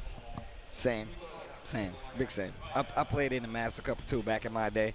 Team tournaments is something that I feel like, and we've been saying this for years, we don't get enough of them in all honesty. So coming to play in two of the most historic or the most historic team tournaments that ever existed is definitely an honor. To me, going to like events like Master Cup and especially Beat Tribe and watching the older generation kind of get hype and play makes me feel good because I feel like, you know, obviously I'm getting a little bit older, we're getting older, but seeing those guys have so much fun, it's a good feeling. Layer 2 on that, Mark, is I mean, the fighting community has changed a lot since the days of Street Fighter 4 in 2009. What happened to these games? Like I said, I'm pretty sure the team I played, they never seen a Remy before, but that's tight that even 5 of them, they just started messing around with the game, you know?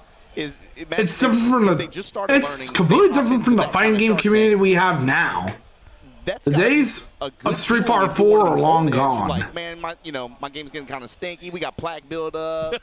I got to get hip surgery. But then you start to see some new folks like, even now. Yeah. But I'm gonna be honest with you guys, I still miss Just the happening Street like Fighter that, that's 4 gotta be a good era feeling. It's of fighting beautiful to see, games. man. I mean, look, of course we got a lot of we're in a fighting game renaissance. I've been saying for a while, but you still got an entire library of games out there that have a lot of history behind them that you can take up and play. Okay, right so now. we're now And gonna there's be on the plenty of first footage out there for you to see losers who's gonna final be in there, match. Who's going to be the No, character? the losers whole run. bracket. I mean, We're it's a large losers part of round fighting game 1. history. If you've been traveling, you know what that is, and even more so for those people that are coming in just now, they still got something to look back at and learn new.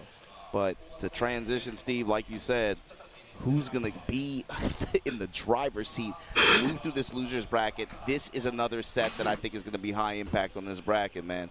You're looking at Nia Mangjin winners finals, but if Ulsan can somehow make 4th place, all of a sudden who gets 5th, the people in 5th place become very interesting in this bracket because of that EWC qualifier ticket. So, but Rankchu can quiet that down right now. Yeah, he can stop all of that. This is loser bracket. This shit is crazy. This is loser bracket, yeah. This is reigning EWC champion. This is reigning TWT champion. In losers, of EVO top 8. One of these guys will not make it into the top 5. But to that point, Mark, you got the consistency too. I mean, these are global elite players. You know, it's not a surprise to see them at the top of the stage like this. Obviously, you know, being in the losers, it's going to be a little bit more, that much more difficult for them to find the win, especially as we get later into this bracket. But both of these guys right now vying for a spot to try to stake their claim here. Like you said, Ulsan as EWC champion from last year, he automatically has a spot in that bracket. So if he's able to get into this top 4, it's going to put that 5th place spot. Whoever the 2 players that are there are going to have to play a tiebreaker to see who gets that ticket. Rankchu trying to fight for it right now. Rankchu, a champion's champion. My man won TWT, was at Tatsukai Tuesday the day after. That's crazy. I love it. That's crazy. I don't want to hear nothing from nobody. You would think they'd slow it down, take a break. Okay. No. Let's see what losers round 1 will bring to us tonight. When all these other tournaments are happening, he'll go and talk to the other players that won or participated to be like, yo, man, you're so strong. He's like not even for his scene solely. He pumps up everybody, and he's just a player of the game. He's on his Battlefish stuff. He's bro, like he'll ask me questions about like y'all or like random North American or EU stuff. I'm like, bro, I don't know. Like, why you like? Don't worry about that. You know. You know that dude Rankchu is funny. That dude Rankchu is actually funny, bro. That's why he's the homie. But here we go. One of the bangers. Yo, the Kuma's coming out and not the Panda versus Dragunov. Yeah. He's been really running the Panda. A lot of people tell you, even Rankchu himself, that Panda's the superior better one, but right why? now. Why Kuma though? I'm really curious to see why. Maybe there's a choice for having the God Fist? I think that's exactly what it is, because Dragunov, it has a little easier time of maybe locking down Panda. But here we go. Rankchu versus Ulsan. Holy fuck! Kuma versus Dragunov. Let's see who it is. Immediately just making a statement here with a strong while standing punishment. Went for the flip, got jab floated out of it by Ulsan. Going side to side on this stage. Activate. Yo, the pigeon roll back and forth. The new combos. There you called it. Representing the Bear Electric, this time going Bear Demon Breath. Right back at you with the smash from Ulsan. Dropping bows on him, running 2. Oh, the commando roll out to the right side. Woo! Keeping it moving, keeping it moving. I like that too, because it kind of freezes you up and you have to focus on like, wait a minute, he just got away from where I needed him. Okay. Second hit, punish. And look at him, just slowly pushing him to this wall. 8 seconds left on the clock. 5 seconds left on the clock. That sidestep attack from the Bears is so scary because it puts you to a nasty mix-up. I feel like Ulsan has the reflexes though to kind of deal with it, but the thing is, the really scary part is like when you're pushed towards the wall or you are forced in range of that unbreakable throw. Rankchu was using it to great effect yesterday. He was really showcasing in a lot of the matches. One of the things Ulsan is particularly good at. Of course. And of course, we have Farmer Every Kuma. other character, he's doing it again right now with Dragunov. Engage. Here we go. What's he gonna do? Goes for that low. Oh, charge it. Oh man, that I'll admit, that's much. Holy fuck! Using it. Yeah. It's the heat smash. Because, yeah, of course, Panda's Heat Smash is completely different than Kuma, so. But yeah, I'll admit, as much as people don't like him, I really do hope that we do get a Kuma back at some point. I just feel like Rankchu's roster is broken. He got a group select. Yo, yeah, He that's can pick fact. between 2 pairs. This is crazy. I mean, after all, he is canon to Tekken. Take a bite out of him. The Revenant. Yeah, but that kills your gray damage too, your gray health. Engage. There we go, Tundra Slash kick now. Nice delay from Ulsan. Oh no, that's unfortunate. Oh. Holy fuck! Bear wake up, back Look at up. Dragunov Now go! Ulsan here with advantage. And Ulsan! Opening with sidestep. That's guaranteed too. That's a three-piece on hit. Oh, get out of there. Oh, 22. Oh, Salvo engage. combo with the engagement and the wall combo. Kick him. Big damage. Yep, big bear combo. Ulsan looking to close things out there. Wait a minute. Oh, he snapped. Yeah. Holy shit! The sidestep to the heat smash! Ulsan bringing that back, it seems like. It seemed like, of course, it was a back and forth there, but really looked like it was going the way of Rangchu early on. You think he's gonna switch characters? I was about to say. Not a bear. Like actually switch. No. You don't think he'll go to like Liddy or Maybe anything? I could see Rangchu doing it. He's been running other characters, especially in other tournaments and at the local level. I don't know if he'll do it in tournament here though. Oh, he switched over to Panda! Group select. That's tight. And with the bee costume too! Right? Oh, yo, T5 days? I want different throws. I want different properties. Got the big beautiful bear here right now. Trying to open up the legs early on here, Ulsan. I love the little stutter, Yeah, trying dash to get stutter. a reaction. That homing attack. Like, I know that Lily's, the go-to option for Rangchu. Yeah, that Lily's old heat smash, became But you don't like to be on the an receiving end of it. extension of one of her Low attacks. touch, able to interrupt. Well, she got a new heat Down smash. two, able to high crush from Ulsan though. Great option selection. This time hits him with the lunge shoulder and the pickup after the dash cancel. Yeah, this is a long combo too. Yeah. He's gonna Holy be pretty fuck! Okay, mix into the tackle. Gets the Not even switching to Panda could save But rank yes, 2. He's going to have some opportunities to heal here. And rage. This is going to be extra damage as well. All right. He challenged. Yep, and it was a punish as well. See, you can't Oh, let him just roll. You fuck. can't let him just roll. Dragunov with a Challenge confirms. there, quick hit right there from Rangchu. Still didn't get him around though. Ulsan in the lead. Bear backdash from the hunting bear stance. Wow. Ulsan using back fours and again. Leo DiCaprio though. Zap the bar. Oh, that's an Academy Award winning grab right there. That's exactly. There you go. Activation, this time Ulsan no step. Okay, nice. Beach Goes ball for for the the plus smash range. interrupt. Yo, we going to the beach? Oh, down Ooh, the the sweep. God! running two. This is awesome! Oh, kicked in the neck. Bro, I haven't seen that move since Tekken 5. Rangchu in rage though. Hold on, sidestep attack and then Oh fuck! with the string after. This is on set the whip. point! One thing is For Ulsan's Dragunov. and playing Dragunov is that he doesn't have the movement of say a Kasumi or a Bob, but he is using that pigeon roll to get movement, get space. He and just make you finds mobility and somewhere no in the matter move what, list. no matter what, he's like, I'm gonna be moving. We gonna have wheels no matter what. Low parry. Oh shit, the low parry! Away with this set. Oh, he missed the second hit. Has to be careful here. Counter hit, Salvo, salvo. yep. But yeah, Fakuram's trailer we released in Collar Breaker. Wow, that's such a big risk there. He threw it out. He bet it all. Full commit on the G clef. Rangchu will do that sometimes. He will. Do or die situations on the round, he'll do it. Wait, he was done? Do or die! Speaking of Right. Here goes! Speaking of And dying. set point Ulsan with the amazing Dragunov play there. Yeah. Ulsan 2-0 going to eliminate Rangchu here. So that means now Ulsan, I believe, is one set away from making the fifth place matches. A Very, decider. very interesting. Very, very interesting. Or they're going to play it off if they have to. A lot of times they play them If off they have stream. to, They play yeah. them off stream. A lot of times they play them off stream, so I wouldn't be surprised no matter what. But I mean, that's still a big win. I mean, the current TWT champion goes down to Ulsan. Ulsan was right there too as well, though, when it came to being close as a TWT champion and just current EWC champion. Correct me if I'm wrong, but that also means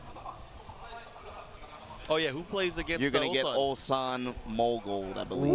Ooh, that's going to be a Young banger. Guns. That's going to be a banger. We're going to take a look at the bracket real quick. Mangjini setting up our winners final. We already see right there. But like you said, Mulgold, Ulsan is going to be that losers round 2. But, of course, this is one of the ones I've been waiting on. I got to sit up straight for this Pena one. Versus Shadow 20Z. Team Varol, Pena versus Team Liquid here. And this is one, I think, for both of these guys, too. You know, they're in hot pursuit of some kind of big opening for the TWT, but also, again, we've been talking about it all day. Pursuit of the tickets, pursuit of the championship title. That's the thing that's at stake here. And for both of these players, you know, this is a match. I feel like we do not see this matchup character-wise on the. Never. I can't think of the last time I've seen a Zafina versus Raven. Never. I mean, just look. This is Zafina super rare. Zafina is super rare, but also Shadow has been one of the people that has been said for a while, like, yeah, Zafina's a little different, but she's still good. But also, Shadow will play Anna. He will pull out the Anna. If it get crazy, and he's like, you know what, I don't think you know how to deal. That's what I'm gonna do. I'm gonna play the Anna. Now, I'm really curious because I'm not 100% sure what character Shadow's gonna go with. That's the only reason I'm saying that. I feel like Pina locally is probably going to have good experience against both of those, is the thing. Curious to see now that you put that in my head, I just assumed Zafina. Yeah, but now, but he has been running Anna. I'm like, but would he do it on this stage in this moment? I don't know. We'll see. I mean, and then it's a race to 2 still, too. Claudio, yeah, it's still first to 2. You still got the Claudio that is there. Yeah, that's true. And he's never been one to shy away like, oh, well, I'll fight this Claudio. He's like, holy shit. I'm still going to run But that mine. could be the problem is you only get 2. So even first-time chatter, I mean, it's one thing if it's long set it, but in the first suspected spam bots are have their messages continue to show up there. Knowing what you're gonna do, right? Yeah. I mean, well, look, that's why we're sitting on the couch. I don't know what he's gonna do. True. I don't know what the option he's going with. And like you said before, I'm sure he's thought about like, hey, how much experience does he have to deal? Which characters will he have the least experience with? And do I really care? You know? Yeah. Well, look, guys, we're going to take a quick break, but when we come back, more of the Tekken 8 Top 8 here from Holy EVO Japan fuck. 2025. Don't go anywhere.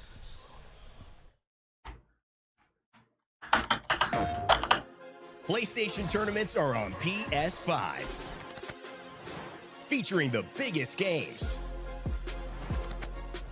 more players, and more ways to win. In the meantime, I'm going to check some stuff out on AFK Journey. Stage. With new and exciting daily tournaments, all at the press of a button. On my PC, of course. So whether you're a seasoned competitor or just starting, come for the challenge and leave with glory and Good incredible old PlayStation. It's Good time old to PlayStation join the tournaments competition. advertisements. Sign up now on PS5.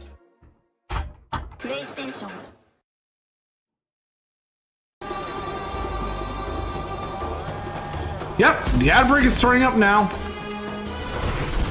And it's pretty interesting considering that EVO Japan's on break too.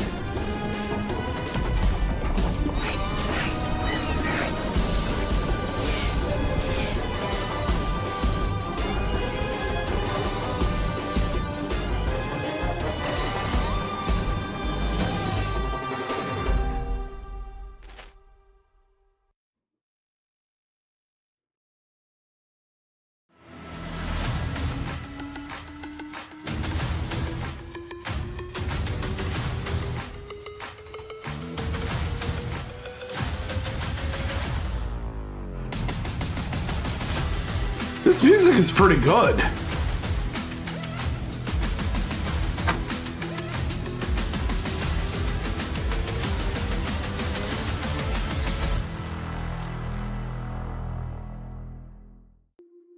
Protect your eyes styling under the sun. Blue light glasses while you're gaming, having fun. Zenny's got affordable eyewear for all warriors and monsters alike. EVO sunglasses, available now. The good old stream monsters from the Street Fighter 4 era would be thrilled too.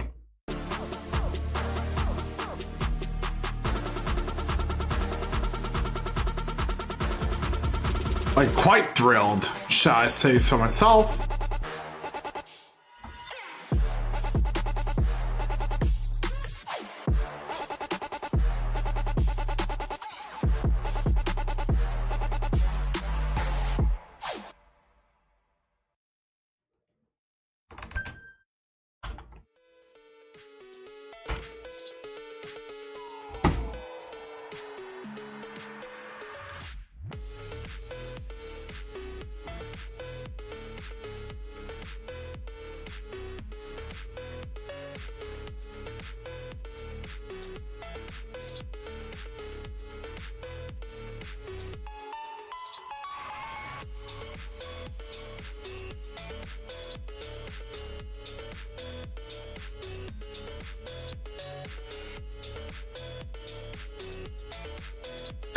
Man, the music, though.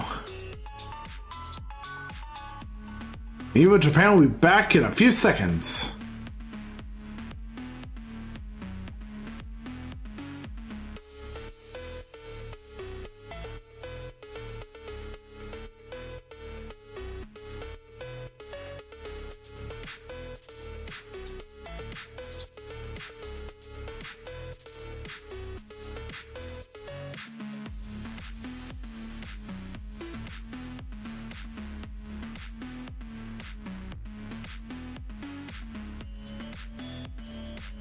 And we just ended our ad break too.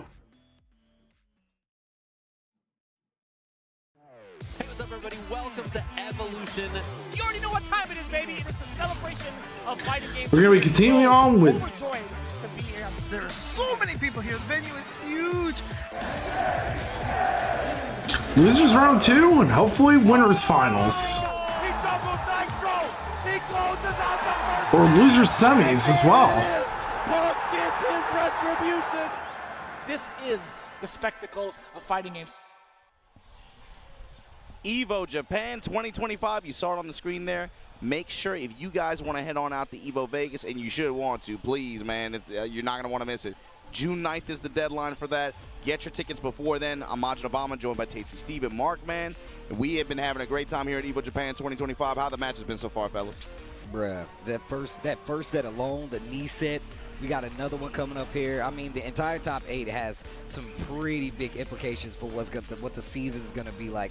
One of the reasons I love having a big tournament like this to start the year, because it really does set the pace. So I just can't wait to see more. It's not just, usually you tell them points are on the line, but it's not just any points. It's Master Plus. Master Plus. So these guys are getting a lot more points than they usually would get in a Master event performance. So again, they're going to get into a nice, comfortable lead. Not only that, top 4 of this event will be a qualified player for the EWC that's happening later this year as well. So there's a lot on the line. Really is a lot on the line, but once again, just adds to It's always I'm more excited. These top 8s. I feel like See what's going to be unfolding at EVO this obviously year. We're aiming for that first place, that second place, that third place, but it puts a lot of value, like we was pointing out, to those further places down the line. You can't check out because you don't know what's going to happen. You can't check out if you're in losers bracket, because maybe that 5th place spot has a much higher value than even that 7th place spot. You got to play to the finish. And the thing is, too, it's interesting looking at this. Mangja was he was another top 4 placer at this event last year. He got a lot of points early on, got his ticket for EWC. But even someone like Mangja, too, like I said, he benefited a lot from the points that he got from this event, but later in the latter half of the year, he really struggled to find the same level of results, the same level of consistency.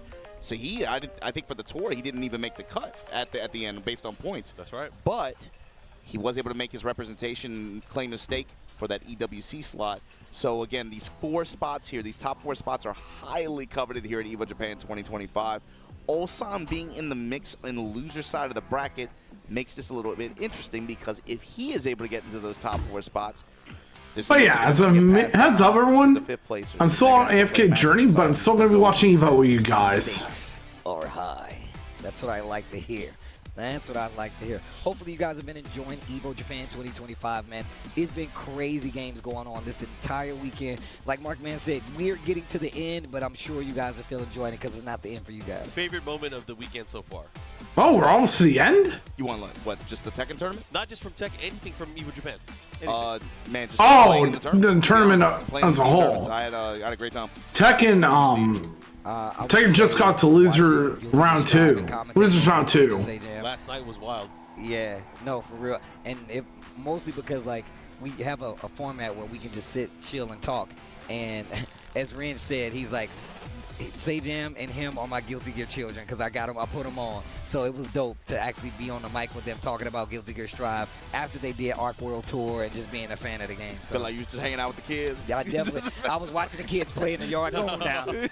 Hey, you be careful, don't trip over that water hose. You gotta come on in when the lights come on. Come on in when the lights come on.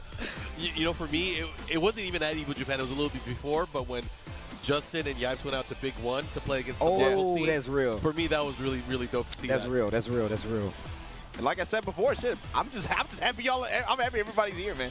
Bruh. I'm happy everybody's here. We can do this. Exactly. We can do it this week. The FGC always things like this bring the FGC together. Feels right. Yeah, that's the one. Feels right. Bro, look, don't get me wrong. We were doing this from SF.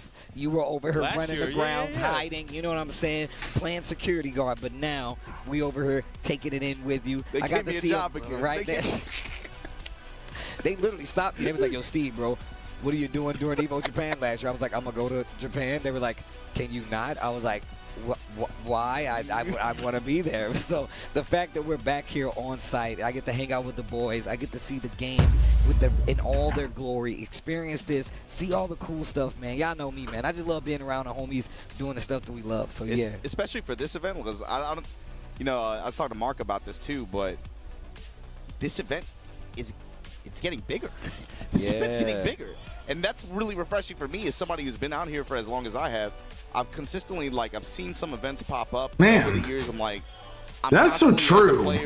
There's a lot of fighting game events that's happened over the last decade or two. And some events, especially since 2009, when Street Fighter 4 was the dominant fighting game. The way the communities here have rallied around this event, and like I said, legacy communities, but also new communities as well. The fact that people just been coming out in numbers and been just showing and honestly, want to play. Can't believe it's been 16 years since Street Fighter 4 came out. I always talk about when I go to tournaments, the big EVOs, EVO USA, people telling me they're coming to stuff for their first time. I met a dude on consoles, of course. Like, hey man, I didn't even know EVO was happening, but I had a vacation plan with my girlfriend. Her family came out. He's like, no, we're going to EVO. Like, think about that. Like, and they came from like Dublin or something crazy, like Norway or something. Like, it's interesting to see people being able to travel to something as big as EVO, and it doesn't have to be EVO USA, because not everybody can afford that all the time, you know what I'm saying? And there's other parts. That's why I'm really happy about EVO France and that we're getting these other versions, especially for stuff like this. But we're going to take another look at the bracket right now. All right. You see right now, we're on this loser side. Of course, losers round 2 is Mogul versus Ulsan, and whoever wins against whoever wins losers round 1, the second set, we'll fight Meal versus, we'll see what the character selection is for Shadow, but talked about these characters too. Raven, of course, in the most recent patches, it felt like I was just looking at a page of just up arrows, damage up, frame minus down, that kind of stuff. So I'm curious to see what Pina is bringing to the table. Like, we went over the path that these players went to get here. Shadow, gauntlet running losers bracket. Pina not no slouch himself. Shadow went to losers early, right? Yeah. 11-1 to make it here. Shadow played a lot of matches to get here. I mean, and then just even more so, whenever I think of Pina, I just think about how crazy his Master Raven was. And then even more so, the changes, like you said, that Raven has in this game. This character be getting freaky out here, bro. I'll be scared. I'm like, bro, stop it. What are you doing, you know? You know, going from the Pina step, the stuff like, movement techniques. He was someone who was, especially like later in 7, felt like was the main representation of pushing this character forward. Oh, yeah. In terms of combo recipe was awesome, especially some of the stuff he would come up with. Combo recipe, but also movement techniques. Curious to see how he represents that now in this version of the game. In early 8, he was kind of so true. He was using the Bears in tournament. Yeah. He even used a little bit of Lydia, but he was trying to find what made sense for him to win. Yeah. But now that he, of course, we talked about his character got a little bit blessed. There was a lot of positives on his side. I feel like he's taking this and he's running with it. I don't expect to see a Reyna pick or anything like that, like you saw last year, right? And the other thing too is I think pressure. Pressure is a big thing for him too. When your teammates are so successful, players like Al, players like Rangchu, and you have now their roster has expanded to more games than just Tekken. And when everybody else is having that kind of success, and you're like, I kind of quit halfway through. I think for him, there's a sense of expectation and a sense of pressure that weighs on his shoulders a bit. But looking at him on the stage, like I said, with him, emotion and the moment is a big deal for him. In big moments, you've seen him kind of panic. His hands start shaking. He will get nervous. He is prone to that. But I'm thinking here on home turf, on this kind of stage, and he looks like, I mean, he looks like he's fine. Maybe he just feels different. Sometimes you just have a good weekend. Shadow, on the other hand, always calm, cool, collected, chill with it. No big deal, right? He's been here before. Shadow time coming up. Shadow time, yeah. pretty much just locked in, as always. But let's see what the character matchup is. I feel like he's going to hit Zavina first. That's my thought. I would be surprised if he didn't. Well, let's see. I'm interested myself. I want to see how this goes. I want to see this crazy new Raven from Pina, because I definitely have not seen him in the Season 2 aspect playing Raven yet. I feel like when I see Raven in this version of the game, it's like a flashback from Naruto, like the Great Ninja War, where there's like everybody trying to fight against Madara. Yeah, yeah, bro. it's just like And that. he was I just was like, damn. You talking about that's old Naruto though. That's the new stuff. Everybody got the eyes. Everybody got everybody got the zennies. Everybody got the zennies, bro. I'm telling you right now. They can see all the frames. Bro. I see them hand signals. I see what you're doing over there. I see what you're doing over there. I see what you're putting down. They putting people in trees and stuff. I don't even know what that came. Where that came from. JoJo's, bro. That's where it came from. They've been taking some JoJo's inspiration. That's what's happening. How you gonna put a man in a tree like that? That's crazy, bro. Yo, just kill me. Don't turn me into a tree. I gotta watch everybody else live. That's crazy. What you mean fruit comes out of the tree? Where does it come from? Chakra? What?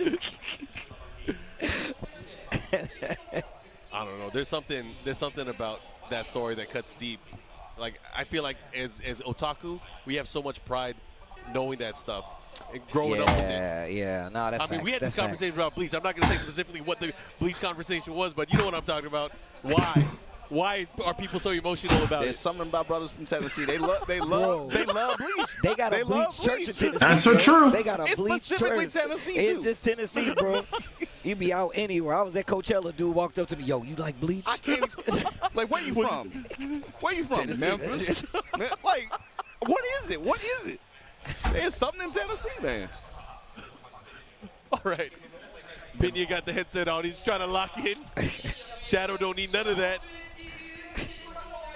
All right, we're about to get it started, guys. Here we go. They got the thumbs up. Finally got the okay. Let's see what it is. It is what we thought. It's the Safina. Coliseum of Fate, a little bit of bigger stage, second biggest stage in the game. Yo, there he goes. Zafina versus Raven.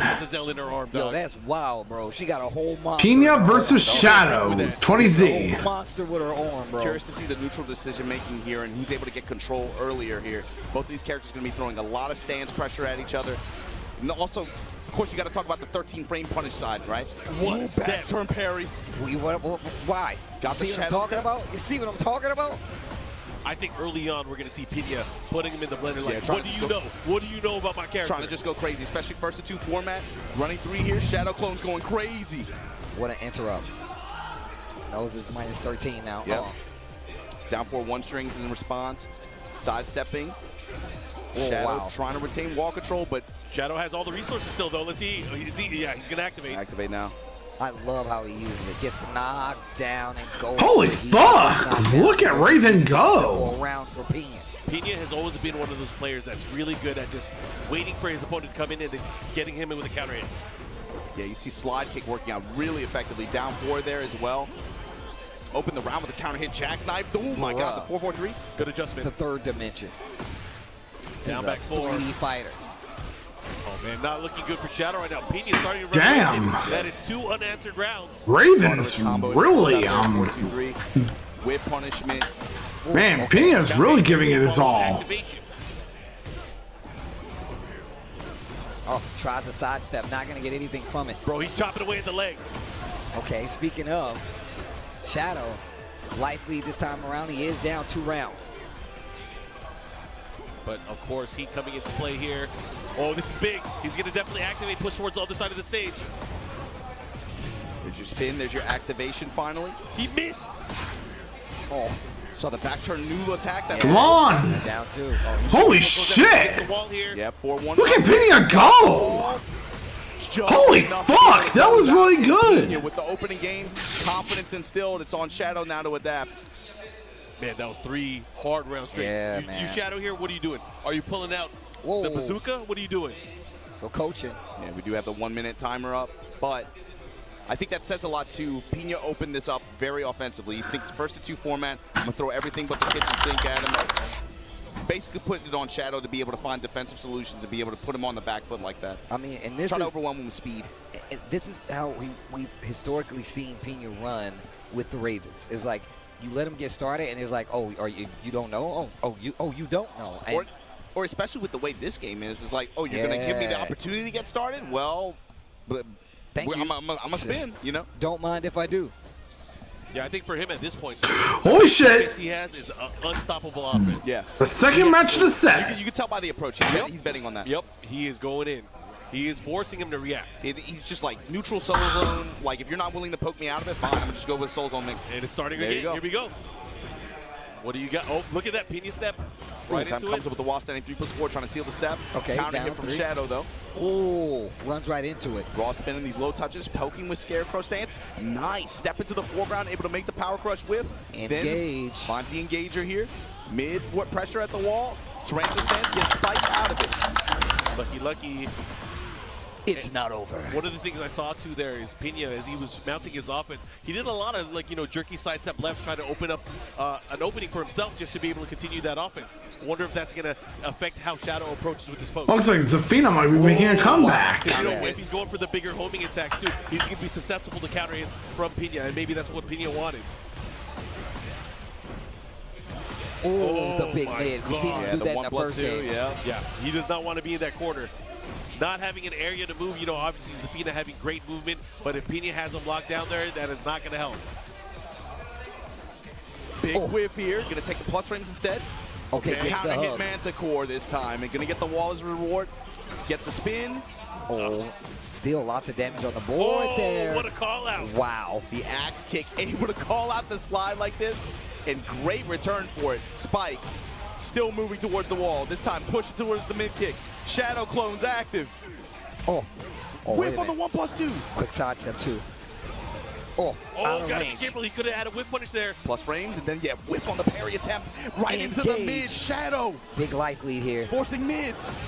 I like that. A forward advancing special move to make sure he cannot get away. And Pena was trying to move. But also, Raven still has an option for that. And I'm interested to see how Pena starts to use it. Let's see if Shadow right will there for Shadow. be able to win a match in the set, or Pena could make a comeback. And the wall pressure after this time. Shadow stepping in the foreground, gets engaged on. Shadow clones there. Whip on the down back too. Oh, they're slugging it. Big round here. He's going to get the wall. He should be able to finish it. Okay. Important round. Set point for Pena. This is big.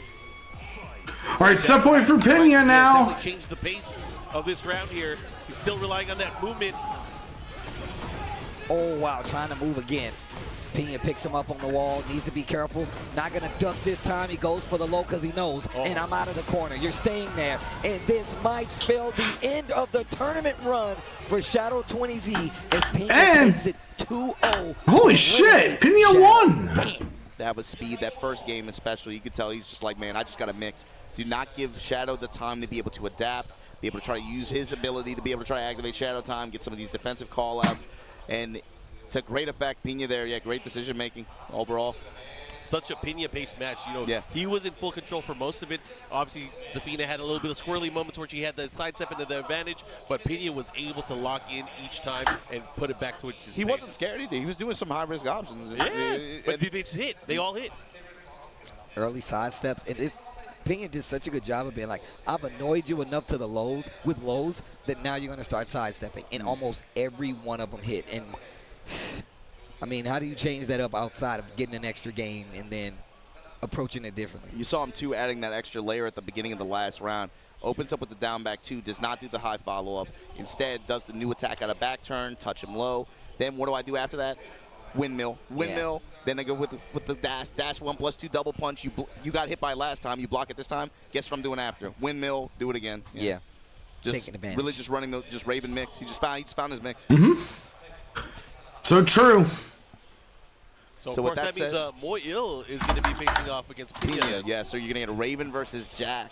When is the last time you've been able to say that? Oh, it's Raven versus Jack now. I mean, both of those are rare characters, so it's going to be fun to see who's gonna pop off more. The variety of characters that we've been getting in the last few tournaments has just been really good anyway. So you see there, winners final, Manja versus Nee. Both of those players at this point, guaranteed top 4 spots. Yep. But losers round 2 here, Mogold versus Ulsan, Mao-Il versus Pena. Both of these might end up being pretty important matches, especially that Ulsan Mogold. Remember that one. Oh yeah, that's gonna be big business. That's gonna be big business right there. And that's going to say a lot, of course, because obviously Ulsan definitely always has what it takes to take the tournament. Mulgold, one of those players, is always a threat. He's a threat to your run. Like, and just the same, it goes both ways. But I really want to see how this goes. I want to see how Mulgold approaches this matchup of potentially fighting a Dragunov from Ulsan. Mulgold, Ulsan, too, I want to say last year, there was like a 3-week stretch where they were in grand finals at like 3 different tournaments, man, on 3 different continents. Wasn't it, I believe it was Korea Super Tournament, and then it was DreamHack Sweden where they ended up in grand finals. It was like two grand finals in 3 weeks. I know it was. I know you're talking about the ATL one for sure. Yeah. And I think you're right about the DreamHack Sweden as well. I'm going off of memory. Yeah. Hey, look, trust me. I'm never the one to say you're wrong, but I'm just saying I definitely remember a Super Tournament ATL that happened in Korea because I was there, and I was like, man, Mulgold, this dude is going crazy right now, and he took some names at that tournament. It felt like early on, especially in the initial version of the game, he was somebody who just jumped out in front and just made a very smooth transition in this game. Claudio, obviously, it helps when you play Claudio, I guess, but the way his gameplay is and the that's so true. Too, he just made a very smooth transition. I mean, and this is why I was talking about it earlier. Like, that was one of the big things because Mulgold had not been traveling at all before that. Yep. So that was his first year really going out there and being like, hey, I'm going to like make this my thing. That was part of the discussion out here, especially, I would say even in Japan. It's not like super common, but they were like, no, Mulgold is that dude. Late in 7 when he still wasn't traveling. So then once he got the cuffs taken off and he starts going everywhere, I mean, yeah, it makes a lot of sense that you see the success that he had. Yeah, for a lot of these players, especially the ones in the Asian countries, like, the first time they go to like an American tournament and they have to deal with the crowd, that's always an eye-opener or kind of an awakening for them. Is like, yo, I need to learn how to lock in or to kind of block that things out or use it as energy to kind of propel you forward, right? Like John Ding. Yeah, that's cool. That's cool how some players vibe with it differently. Like some players ride the wave, other players they try to like block it out. But it's cool that you see that like diversity and approach to solving for that problem. It's a unique problem too, right? It's a very different kind of energy in certain. Hey, Steph! For sure, great to see you stop by. That definitely tries to keep it calm himself down, lock in. I wanted to kind of comment as well. I know there's a lot of guys that are first time into Japan, first time at an EVO Japan event, international players. I know JJ Breeze from ATL's out here. Hey. He did some work. He beat a lot of international players. Ty as well. And we were talking about that. JJ These Breeze, guys. King How are you tonight? Who else was out here? Of course, Genghis the Don. I'd love to see. I love to see more of these guys traveling out here like this. I'm trying to see them back for a Master Cup, make a team or something. Man, there's never been a de facto like official American team rep. I always tell them, I'm like, y'all need to go to Master Cup. Like, we need a team in Master Cup of like a USA team. And on top of that, I feel like that's good for some of those newer players coming in to come and see. Have that experience. Yeah, you want it under your belt. I'm telling you, it really does kind of change the chemistry of how you play the game. You're like, you know what? I need to get nice. All that. And then it's fun. It's fun, man. It's just fun. The first time when I played in Master Cup, I didn't know Japanese people could get hyped like that. They were in that bad boy. They tried to match your energy. They tried to go. They were matching my energy, bro. That's what's crazy. You got kind of crazy. You picked up the stool at one point. Oh, yeah. I was going ham. I'm sorry to Meko to this day, bro. I was shaking him like crazy on the side of the stage, bro. We lied to Steve one time. We were like, hey, this person we're going up against, they're the best one on the team. We didn't know who she was, right? And Steve popped off. Oh, awesome. I hope you have a great meal. They was like, yo, Steve. I think I beat one, and it was like, all right, Steve, you beat this one. But that one, like, this next one, that's the rank. I'm like, hold on. We said something like, she's taking God rank. You got to deal with her. Hope the spaghetti was great, too. I'm trying to kill. Like, it was literally. You probably scared the shit out there. I did. She probably scarred right now. I got PTSD and everything. No, she was here. She was still playing the game. She was chill, though. I mean, but look, all I'm saying is, like, you don't get there by yourself. Like, obviously, in my head, I'm like, let's go off. Bro, it sounds like I'm glazing, man. But I'm being, like, genuine. I'm being dead serious. It's okay to glaze things that are fun. It's fun, bro. Bro, y'all be crying about all this other. Bro, can I have fun? What happened to fun, man? Can we have fun? That's what I'm talking about. Nah, you a shit. You a shit. I am a shit. Yeah, I am. First of all, yes, I chill fun. I like having fun. I'm sorry. Tell him. Me too. Y'all got to come out to more team events. Majin Obama saying it like it is. Middle East. All right, I ain't gonna. Okay, I'll say one thing. When you're registering, they don't have the registration page completely up to date. I signed up with FARP last year. I definitely had to say he was from Australia. They didn't have Singapore. They didn't have Singapore, Malaysia, some Southeast Asian countries. They didn't have as an option. We gonna work that out though. We gonna work that out. We gonna work that out. It comes with time. Pull up if your country ain't on the list. Pick the next one. The one that's closest to it. Pick the next door one. Change your address. That's how I made my way through high school. I had to change my address, man. But it's the district. They cut the districts up all messed up, man. I can't catch a bus from over there, bro. Come on, dog. That's a bad neighborhood. I can't catch the bus down there. Your report card going to your auntie house and stuff. Like, come on, Even man. Walmart, I had to intercept it so my mom's wouldn't find it. Oh, you had to make a deal with your Why auntie? you over here cutting my grass? Look, we didn't get that report card. That suspension paper, it didn't make it here. You saw nothing. And I'll be back tomorrow because I can't go to school. All right, Ulsan, Mulgold, two young stars from Korea that really found their place in Tekken 7, did well on the world stage, but now making these adjustments in Tekken 8. These guys obviously some of the best out of Korea, but only one of them can move on. This is a loser's bracket elimination match. This is going to be scary. And this is when you see Ulsan. Ulsan starts off and he just builds Ulsan be up. stressing me out. He do, the man. way he acts, his mannerisms. Oh, man. Look at him. He's breathing out so hard, man. But also, when Ulsan is in his bag, you can't tell. Remember at EWC? Remember when he was comfortable? He was... Bruh, we walked off for that grand final. Was crazy. Oh, I got Pichu. Awesome. He's done. It's part of the Pokemon community game. Now I have both Pikachu and Pichu. He was just laughing. He was having fun. Here it is, Dragunov versus Claudio. He's still rocking that character, too. Are there a lot of Dragunov players left, guys?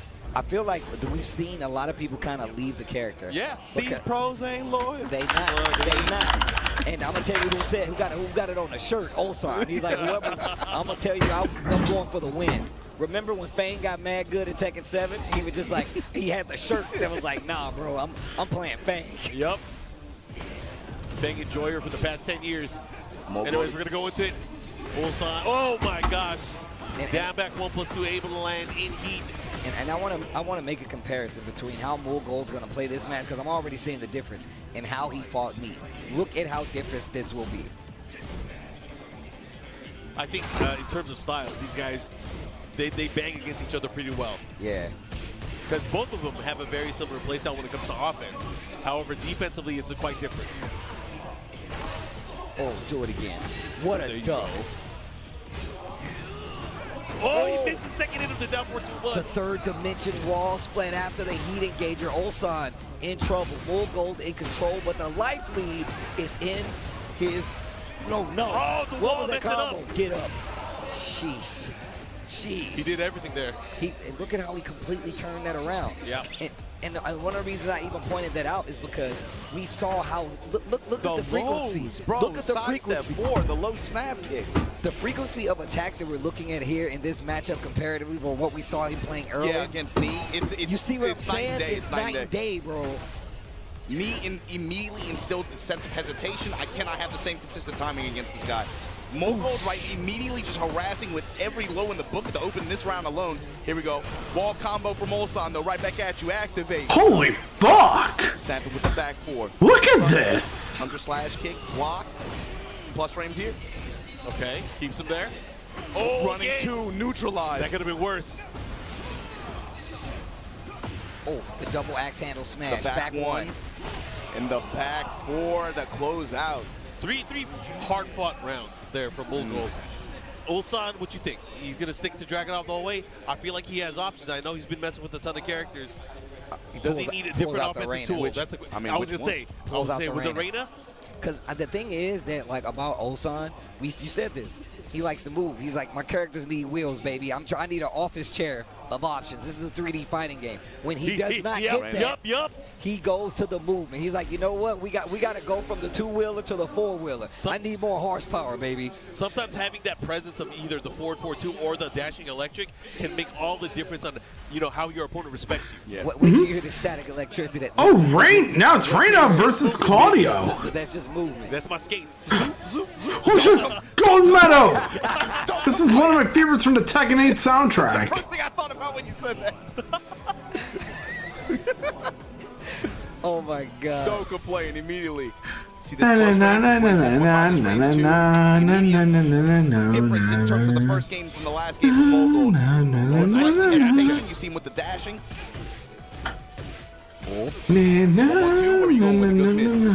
Great block. Standing for Fisher with the upper. Reina lands a launch. She's going to put the hurt, especially especially with I'll the say advantage this, that though. he has. Oof, turn them ankles up. Do it again. Okay. Nice interrupt. Not going to let you I really do hope Side that, step, engage. Wait a minute. More gold. Spins the rest of his heat. Nice little mini sidestep. Into the sidestep 4. Tries to interrupt at the last second, and you will see. I do hope to put some Tekken Tekken 8 songs in my playlist. Let it drop. Adjust the timing. Dangerous whip there. Engage. For when the string starts and whenever I have BRB. More gold. Note that Ulsan's still betting on him. Some of these situations, still betting on him holding back guard like that. Went with the high mix that time. Testing with 2 jabs, 1 jab, down 4 ones, the mix of highs and mids. Oh, the wall gets the splat. A wall. What? The third dimension. This is a 3D fighting game. I bet you ain't gonna hit a button now. Sidestep to the right just to make something happen. Spins the rest of the heat on the dash. Ooh, sidestep 4, trooper roll. I said sidestep 4, running 2. I said sidestep 4. Once again, look at how he's playing this comparatively to how he fought Knee. So much higher frequency of attacks, and he is just being so annoying with the lows. Knee started to backdash those bad boys, and where Ulsan is kind of staying in his range. I mean, he guess he kind of has to, because that's where the main tool usage is going to be. He wants to stay within 4-4-2 range, or at least the threat of some of these jab strings, the down 4-1 range. So it's naturally kind of opening himself up to that, but here we go. Wrath throw. Oh, charge it. Oh, got the counter hit. No. That's unfortunate. God Doesn't matter. Can he do it? Can he close I it mean, out? this is quite hot. This is really hype. Let me see what the damage. Man, that Harada care package, bro. It's feeding families out here, bro. I don't know what's gonna happen It sometimes. doesn't sound like much. But then you Looks like Mogo's gonna be advancing to loser semis. Go ahead, try to end the combo with a round with a combo you typically do, and watch what happens. Go mid-engager here, gonna get the wall, spin. Nice, I like that option. Keeps him there, but again, Mogul fighting back now. Has the activation, let's see what he does. Low snap kicks, running 2 pressure, this time goes mid. Oh, he's not gonna do a ton of damage, but the wall positioning is big here. Yeah, but you still get this full combo, though. And that's, mix up. Yeah. And the just frame one, step up. Big round, of course. Ulsan needs this to stay alive. Let's see what he does. Little 1-1 there. Listen to this electricity. Got kicked, but the duck on the running 2 here. Big pickup, gonna get the wall. And the positioning here, minus 45%, just like that. He caught him. Clapped up. And here we go, spike. One more running 4-4 pressure. Lightning strikes, tapping low. The dash pressure, the stop, the war got kicked. Holy fuck! Ulsan staying alive in this set. Now 1-1 between Ulsan and Murgold. That was a good change of pace. I already knew what was Mogul. I knew. He was like, nah, bro. I'm fighting in mud. I can't move. Mogul. It was eventual, though. That all turned around because Mogul went for the running 2, and Ulsan was ready and waiting. Hit him with the big crouch kick. Boom. Holy fuck. You got it. This is intense. I could. Very JoJo-esque. That's the only thing I like. Only thing I like about it. I mean, after all, Claudio is a walking JoJo reference. Somebody asked me to do a JoJo vibe point like this, bro. I'm like, I can't be doing I'm not limber enough. I can't be doing the Jolene stuff and stuff like that. Here we go. You gotta show your midriff too. Yeah, Do it. you gotta expose the navel when you hit the Man, lanes. watching competitive Tekken is still really fun, too. Pull out the crop top like yesterday. I'm I just told saying. you to wear shorts. Ooh, this is definitely starting to add up. Mogul with a big light lead. No charge. He has resources still. He has to use them at some point. There you go. The activation, new step from Mogul here. Oh, Again.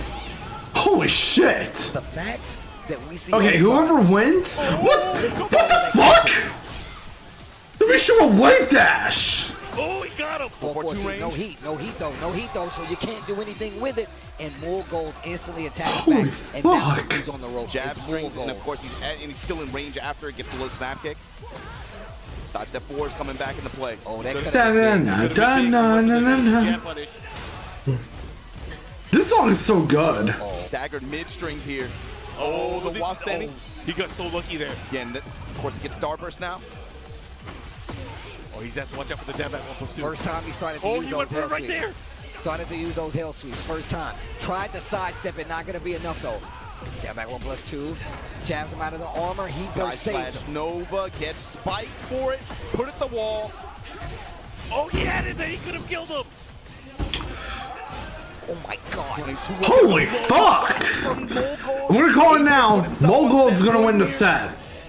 Against Ulsan in loser's bracket here. Only one of these two will make it. Molgold with a huge advantage rounds-wise.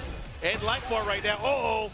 Trading Molgold's favor. While standing 4-4, this time going the mid-mix after. Unless Ulsan pulls an amazing comeback, I'm gonna say that it's obvious that Molgold's gonna win.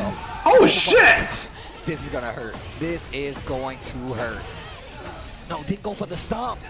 Didn't go for the stomp. Sky slash Nova in that Is cost it him. over? That cost him. Holy fuck! And Molgold gonna be moving on to this bracket. Okay. Eliminating Ulsan. Holy fuck! Excellent! Ulsan in this tournament, and you can see him like, thinking about it, thinking about it. Damn! Ulsan goes home. Ulsan goes So home. he tweeted it out. He's like, I want to make sure I get top 4 at least so that I can see my friend. Molgold goes over to loser semis. Unfortunately, it's Ulsan that goes out here in 5th place, right? So that means the top 4, it's winner takes all pretty much. Yeah, that's what happens.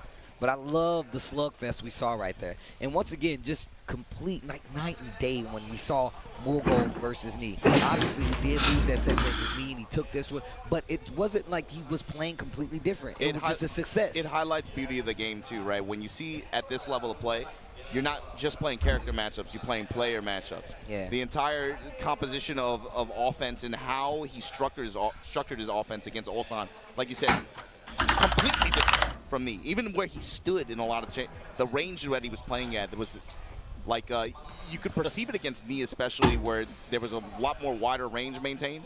And that was mostly because of Knee's defensive style and Knee's movement, right? But against Ulsan, go in. But go back, remember the first game. The first game, Molgold versus Knee, he was taxing them ankles. Sidestep 4, just down, back 4, just hitting, just sprinkling in the lows. And then game 2, you saw Knee go to range 2, range 3, nothing but whiffs, nothing but punishment from Knee. And Molgold was like, you know what, let me back up a little bit. And he was like, oh, thanks. Now you open up the floor for me to go crazy. I feel like that's the natural bait, though. It's like, I want you to be confident that you could go for these moves, then I'll seal it away when I need it. Yep, that's absolutely And on his true. side, then he starts going in the cannonball straights and, of course, some of the mid options and movement that Brian has. But before we get to our next match, we got to give a special thank you to all the people that helped make EVO Japan 2025 possible. And, of course, that's PlayStation tournaments. And, look, if you guys are watching, you're enjoying seeing all the games and seeing the crowds, seeing the events that you guys are watching here, you can be a part of it, too. You can combo the competition, and we'll combo the rewards. Make sure you guys look up the PlayStation tournaments that are going on in your region. They got them for all different kinds of games, all different times of regions. And you can win a chance to become an EVO champion, to come out here and enjoy this with us, be a part of the competition, become a champion yourself. Yeah, you can win cash, tournament prizes. All you got to do is sign up to the PS5 and be able to play in those tournaments. Uh-oh. You guys ready for this one? This is the Jack. This is the Ninja. A match that we never see. Yeah, especially not in 08. I don't even know what this looks like yet. I mean, you can probably imagine it's going to be, Mao is going to definitely be trying to space out with 2, 4, 2. He's going to have the ever-present threat of something like back 1+2, the double punches like that, quick attacks that are able to impose on Raven and also make Raven second guess about doing any airborne style approaches. Like, right, being able to intercept and get a flow combo, flow sequence that could come out in that could play out in big ways. But also the threat that we saw Mao consistently putting on the table earlier. I'm going to step away for a bit, but I'll be back. Is that going to create a sense of hesitation on Pena's side in his approach? Is he really going to be willing to just run up there and just go for counter hit jackknives, work the down back 2 mix, and then just try to run game from there?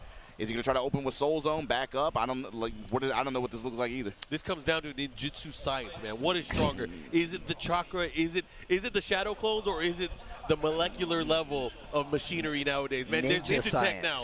Ninja science, bro. I don't know, man. We could geek out on this all day. Yeah, you know, we look, first off, us just sitting here on the couch, I know we can go down a deep anime hole, but we're not going to do that. Do we need to tap up Tennessee boys right here on this one? I feel like that's the whole discourse. They like, talk to me, Obama. Talk to me. 1,000-year blood war. What happened? Bruh, there's something about that state. But anyway. Raven versus Jack here. You got to think, too, 13-frame punishment. That's going to be a big deal, especially against Raven. And the range. Yeah. I think, yes. I think the fact that Jack, and I talked about him having like options to move around, but still, he's going to have to bet a lot bigger than Raven's going to have to get his game started. We're going to see a lot of the bubble. We're going to see it, and I think that's what's going to really control the pace. And, man, I got to say shout-outs to, like, Joe Crush. Shout-outs to Saint, who've really kind of put this bubble play into the mix, man. Like, they have really been like, hey, we need to make sure this is a part of our game. And on top of that, they've changed it to the point where, like, you should be using it, especially in a sense where, like you said, you can't sidestep for real with Jack. You really have to overcommit in some situations, especially matchups like this. It forces every Jack matchup into a chess matchup. It does. You have to look at it differently. You have to be patient. One of the things I want to specifically call out, the way that Pena plays too, he has to be very careful. He doesn't want to get clipped on the back of the head, because if he gets clipped on the back of the head with the make some noise, he is going to get destroyed. Yeah, that is a ton of damage, raw damage before the launch. Anyways, we're going to get into this Midnight Siege. There are some hazards on the stage. Let's see what happens. Bro, this entrance is ridiculous. Remember when he came back? I was so happy, bro. When he says, witness the results of my training, I'm like, my man been in the lab? Let's go. Curious to see, too. He got benched. For a game. How Pena uses throws in his approach, too. We'll find out. Let's see. Oh, that's a okay. big We watched thing. that with Manga earlier, right? Counter hit jackknife. He finds the launch. Yep, he's going to get the other side of the wall, too. Let's see what kind of mix-ups he's going to has employ. it if he wants to. The up kicks in the activation here. Yeah, keep the mix. Oh, my God. Be Called careful. Oh, I thought he's about to do it. Oh, he tries to go for the armor. I like the patience for Pena here. Now, he has the opportunity to use his stage hazard. No, just taking the mix. I like this. Save it for later. What a duck and a block. Ah, we were just looking at that, too. Using the armor from back turn. I love the fact that he has like a bevy of options from back turn. I don't actually love it, but it's good for Raven. That's something I was curious about. Stuff like running 3 as an advance for Pena. How is that going to interact with barrier? And how is Mao going to leverage that in terms of neutral, especially at that far range like that? You saw immediately. Mao willing to put it on the table, but just like that, shadow clones at the wall. Pena right back in here. Momentum on his side. Oh, 4-2. Rocket kick. Okay. Going back turn. I love Good that committed to the reaction, too. low. And look at the Stonewall defense. Yo, make some noise. Make some noise, Steve. Yo, Mo, make some noise. Fisher with the upper. This time gets the windmill kick. Defense looking a lot more solid. He first. Yeah, back up. Back up. I said back up. You're too close, man. Oh, no, the wall. The block. The 4-4-3 punish. The vampire knee. I feel like every single game and set that we've seen from Pena has been straight balling. Straight balling. Oh, my God. Why is he staying Oh, crouched? he got the hit. Staying alive. Bro, these guys. Down back 2 trading. Cross chop parried. And still, Moel was waiting. He was ready. He had the patience. My man is stonewalling. Oh, Pena has to be careful. He's getting too comfortable with these pokes. Yeah, that back turn down to that new attack, though. He's willing to go with that and a lot of these back turn mix-ups. Mix up with the power crush earlier. Here we go. He has all this. Oh, he missed the second hit. Break again. Break again. Yo, show him all of those Give him breaks. hell. Take him through the command list. The defense right now. Take him through the command list. Oh, you got to be careful. He has heat. Yo, he can't get tapped. He can't get tapped. Oh, Lay my God. on him. Put You him ain't in a breaking this. blender. You ain't breaking this. My man's got the animatronic arms though. You hit him with the Chuck E. Cheese arms? Right. Man, them things used to scare the hell out of me, man. Bro, when they was like, we taking you there for your birthday, I was like, don't take me to that place. What the hell? But the jab jackhammer string able to win out here for Mao.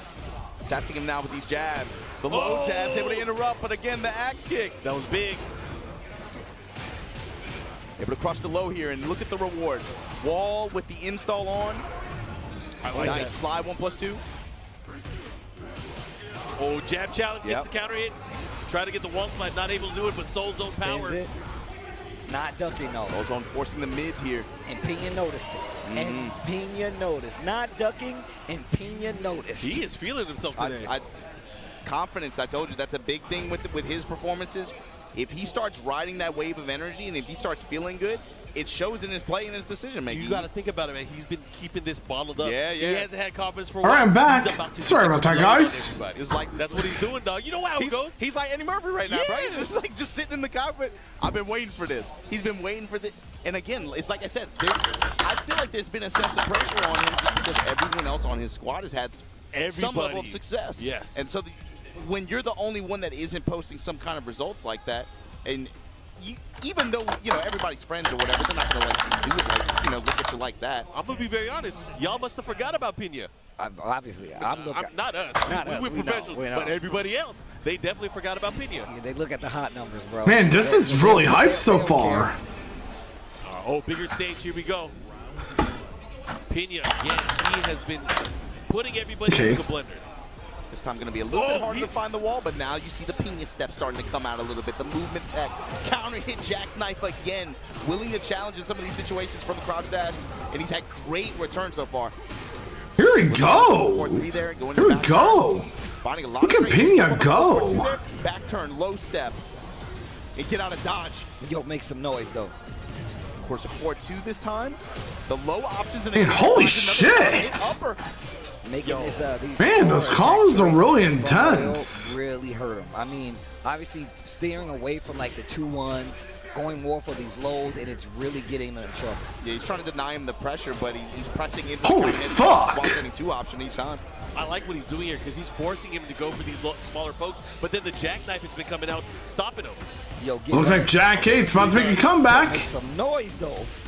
Again. I said make some noise though. I didn't hear you the first time. Okay. Oh, God. He almost got him with the punish there, too. That would have been sick. Working the full crouch nicks there. Oh, my God. The counter teleport. Back 1+2, the great equalizer with the dash to follow it up. That's the layer 2. That's layer 2. Fine, you want to run the barrier? I got Man, ninjutsu. you have to admit, these matches are... Okay. Down back 2. Man, this is very hype. Working the low jabs.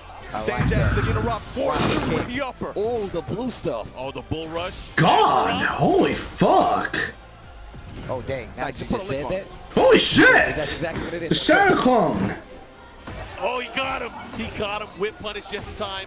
This is big for Moyle. Yo, hit him with the flex, though. Oh! This is huge. He has rage. And He's gonna use get a lot He's of gonna life use back. the heat too.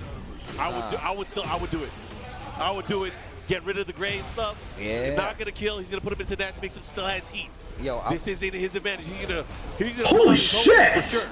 And the rage art. You know, rage art, making cash out. But that didn't kill, Company though. life is something that I love about the meta. Holy fuck. All that just to slide in with that low chop and put Pena on set point against Mao here. Oh, too slow.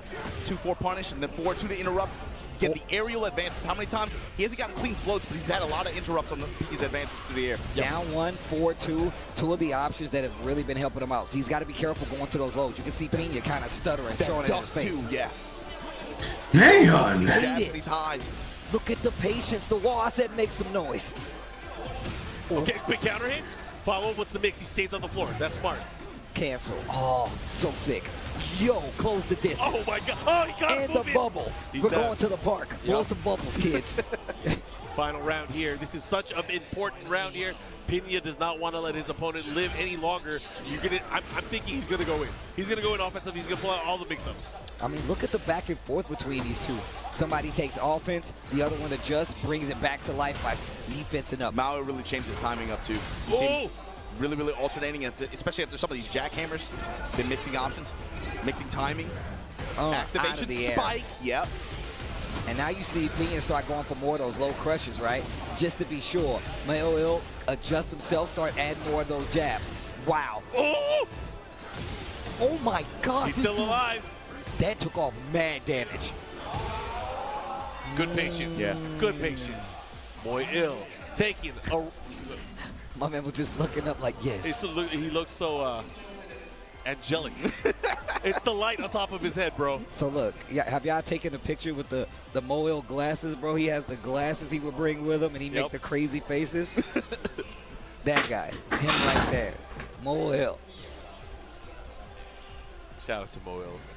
Mo and his wife's super supportive. I'm sure she's in the crowd here. Actually, one of the coolest people ever. Pulls up to every event. Actually, one of the coolest people ever. They go out of their way to say hello too. It's real nice. Always show love. They always show love. Actually, she gave me this bracelet. That's tight. Yeah. Is he feeling himself? He's definitely feeling himself a little bit. Composure. You know, he hasn't pulled out the victory fist yet, Yeah. but we'll see.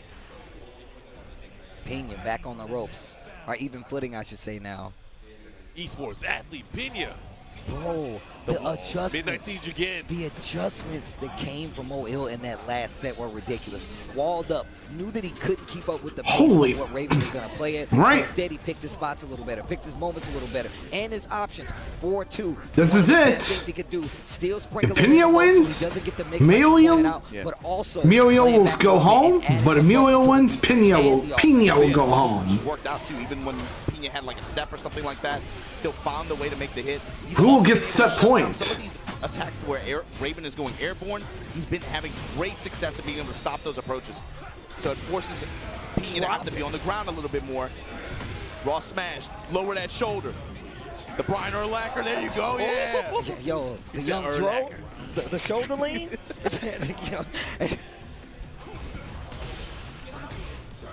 Full crouch mix working out here. Instant break from Pena. Counter hit jackknife, but not able to get the return this time. Finds the upper.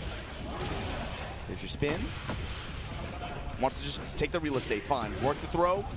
Lowe's able to interrupt the first activation. Just goes right back to it. And here you go. The rocket kick at the wall. Stomp on him.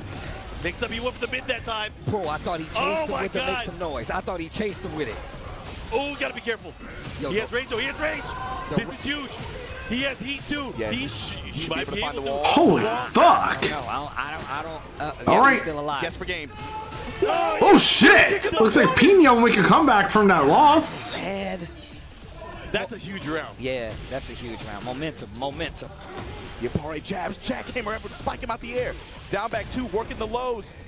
Jackhammer is the one that has been missing from this. Jackhammer is the one that has been missing from this. Oh my God. That's a sequence. Oh, what unfortunate. What happened with the combo?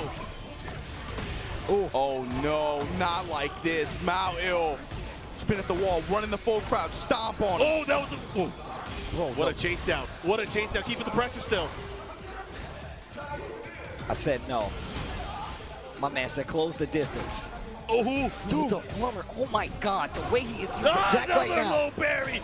He's gonna close that. He might do the range art here. He should get it. He still has heat. He got it. The wall into the rage. Oh my God. He got it. Wow. Oh shit! Take a breather. Pena is now on set point. That have been made on both ends sides in such a quick succession from round to round is amazing. That round specifically was a crazy back and forth. Wow, he waited the whole set just to wait. It's a little slower. The confidence. It's a little slower. You know what I'm saying? Just a little bit. Just a little bit. Uh-oh. Oh, he was looking for the sweet chin music too. Pena with the down back two. Shadow clone active. Got the wall now. Oh, he's down back hitting everything. Sequence. Drop it on a big damage. This is the chance. Abari heat smash. Mao Il with rage. Oh, man. Oh, he caught him moving. Did so much life. Plus range. He's healing up.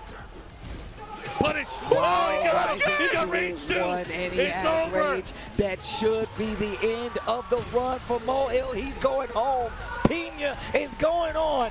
And man, I would love, we need to talk about this.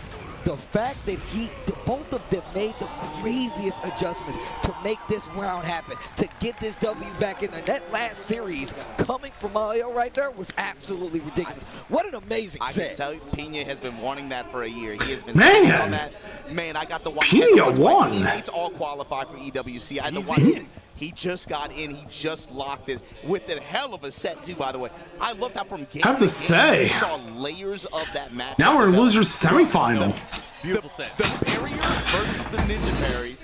And then Mo Il had answers for that. He was ready with the back 1+2 several times after some close quarters parries like that. And you saw the plays and the Yomi layers develop so much around the threats of counters and parries. Yes. That was a mad fun set to watch. Oh my God. That's why they don't give it to us all the time. We don't see those characters because it's too hype. What's up, girl? My name's Pena. I'm trying to put it in you. That's what I think about when I see that smile on his face. He just got in EWC. Who let Marquez drop these bars like that? Bro. Who let him do that? Yo, you hit him with the Zeddy. I had to hit you with the Pena. I didn't know it was a competition. We're waiting for you. We're waiting for Hey, you. you're going to be waiting a long time. It don't go. I ain't got one of them. I ain't got one of them in the tank. I can tell you that right now. Oh my God, that set was crazy. Oh my God, it was dude, fun. From two characters, we were just talking about how we don't even see that matchup like that, and we saw layers of how that matchup can be played across the board. The fact that people would say that extension from the bubble, the follow-up kick. A lot of people will tell you that move is useless. It's high. It doesn't do anything. Look how many games that you saw Manuel using the bubble before he started using that attack. He used it 3 or 4 times in succession. It hit every time. Yeah. It was so smart, and it played out so well. Especially games. Holy shit! The bubble representation. Man. That set was so sick. Oh, that set was sick. That was hype. We got more bangers after this. This true? Was a Oh, great loser bracket, but we got to remember what we got on the winner's side, That's too. absolutely true. Oh, man, I can't wait. That's absolutely true. Offline Tekken is the best. I mean, I'm still interested to see what happens on this next set. Because that sets up Molgold versus what, Pinion then, right? Am I tripping? But nah, man, dude, this set was ridiculous. This set was actually ridiculous. Bro, the bubble. I mean, not having seen this matchup a lot, it was such a treat to see the strategies they have employed. Again, just to kind of take each other's turn back. The spring up here getting him killed. The Pinion step to make you think I'm going to do something. And the way he played crouch dash the entire time. Look at this. Look at this, bro. Oh, my God. Bending, and then finally I'll leverage a bet. He waited the whole set. He waited the whole set to finally take it. I hope you guys are doing great tonight. Ones like that. The unsafe option. Throughout the entire set up until this point, he'd been relying mostly on a mix of lows and safer and fast mids in conjunction with that crouch dash while standing to that jackknife. On counter hit will launch like that. You saw it have good success a lot of time against Mao, but then also Mao started to counter, and he started to have some successful barriers and also some successful interruption attempts. But it felt like the fact that in desperation, in a moment like that, where him to just pull out the while standing ones like that was crazy. But that, like you said, Steve, Molgold versus Pena for losers semifinal. But we got to talk about that winners final set, Mangja versus Knee. Oh, man, and just for the record, because of new rules, TWT, top 4 is 3 out of 5. We got to give it to you long set style. Molgold versus Pena versus Mangja and Knee. Man. But that's congratulations to the 4 of these players here. Yeah, man. You know, like we said, right? This is a high-stakes event. Not only are you going to get Master Plus points for your Tekken World Tour. I know there's an ad break going on, but several of these players, they're no strangers to, obviously, but the top 4 places get those coveted EWC ticket slots. You're going to see them in Riyadh, Saudi Arabia this summer. Congratulations, Mangja and Knee. Mangja, not your first time qualifying to this event. Mangja and Knee, but huge congratulations to, of course, Pena and now Molgold as well. Pena, I know you guys saw him the second that match ended up he shot up in his chair. I told you this dude is an emotional guy. He has been wanting to grab that ticket for over a year, I promise. And again, the sole Japanese representative here that's left in the tournament. Oh, that's the true. The crowd, that's the energy, a big dub. The pride you got to think about going into this. It's going to, I mean, he has a lot of momentum right now. He has a lot of momentum. I think it's going to be tough for anybody to put a stop to him right now. Well, we're about to find out, man. You got to go through. His next opponent is pretty tough. It's some landmines. If he really gonna get that W, he got some big mines. And then he has a giant bomb waiting on him with Knee being right there too, bro. I'm just saying. But with that said, we're gonna get into our next match. But man, I feel like we're not talking enough. Dude, this was like a 950-man tournament. Yeah, it's close to 1,000 people. This is not like. This was not a small tournament at all. It's no strange. You know, for as much as people have been talking about consistency and like how the game plays out this patch, it's kind of interesting to see, in spite of all that, most of this top 8 is the consistency. It's players. It's no surprises here. I mean, look, if that's been a large topic, right, where people are like, man, I don't know how to handle these things. These players are adapting. they're adapting so well that they're still playing and placing in the same situations as they always been. And like you said, this is what, 950-man tournament where you still had the hardest hitting players in the world of Tekken right now trying to claim that EVO Japan 2025 trophy, and his Peña's in the running to do just that. Yeah, I mean, of course, like Peña and Mao, but I mean, that sounds so weird to even say, like, you know, obviously, like I said before, towards the tail end of last year, didn't have the same level of success that I think he had in the initial start of the year, right? But it's not like it's a random. It's not like Peña's random. It's not like Mao is random. It's like what you said before, man. To be a winner in this game, it's literally about the consistency. You trying to clamor and hold on to an old way to play the character, it does nothing but hold you back. You got to move on. It's not just a consistency of winning either. It's a consistency of just keep playing. Yeah, trying to learn man, the game. that's exactly. And several of the players here, it's Peña, it's Knee.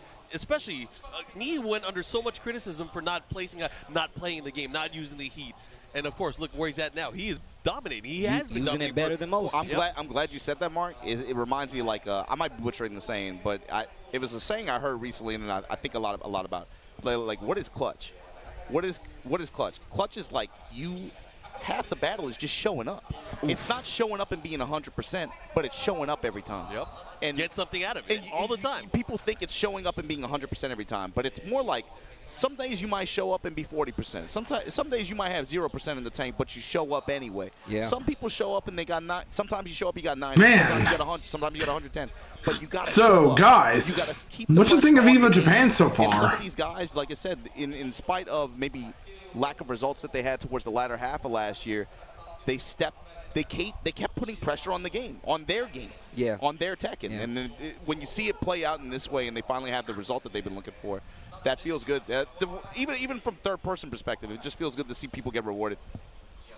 I mean, well played across the board. I mean, this top 8 has definitely been exciting to watch so far. I'm watching a lot of these interactions where I'm looking at matchups that, like you said, we typically don't get to see being played out in real time. Bubble counter, ninja parry on that, fine. Back 1+2, right. like that. Those kind and then you saw the evolution. At first, he chased would make some noise, right? Then he was like, "Oh, I need back 1+." Like he literally was like, "I have to figure this out right now." And just the fact that, like, even looking at some of Peña's matches where he was running over mix-up style-wise on some of these other guys. Now he was like, "Oh no, he can't do that. We have to interrupt him. I have to hit him with the forward twos. I gotta tease him with the lows." And then you saw the evolution. I'm a vampire nigga this time. I'm gonna hit you with the Wild Rising One. It's like they just kept going further and further with specific moves. They might not be the exact same move. It might not be your down 4 or your Wild Rising 2. It might be your Wild Rising 1 this time, or it might just be your 4-4-3 looking for the low crush. Those are things you have to add to your game if you want to be successful. Yeah, it was a cool set to watch, kind of like evolution, I think, especially some specific aspects of those characters' toolkits interacting with each other. But coming up now, you see them on stage, winner's final, we're going to run it. Knee versus Mangja. This is going to be a 1-3. And, I mean, Mark, we said it at the beginning of the bracket. It's no disrespect either, but I felt like everybody in here was looking at that second match of that top 8. Knee versus Mogul. Whoever wins that one puts themselves in the driver's seat going in the winner's final. That's going to be a big momentum match. I still feel that way, to be honest with you. I feel like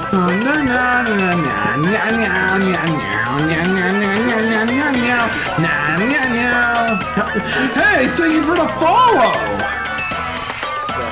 Golden Dragon? You can't even. Just one more until you reach 400. Run this. Like, you can't.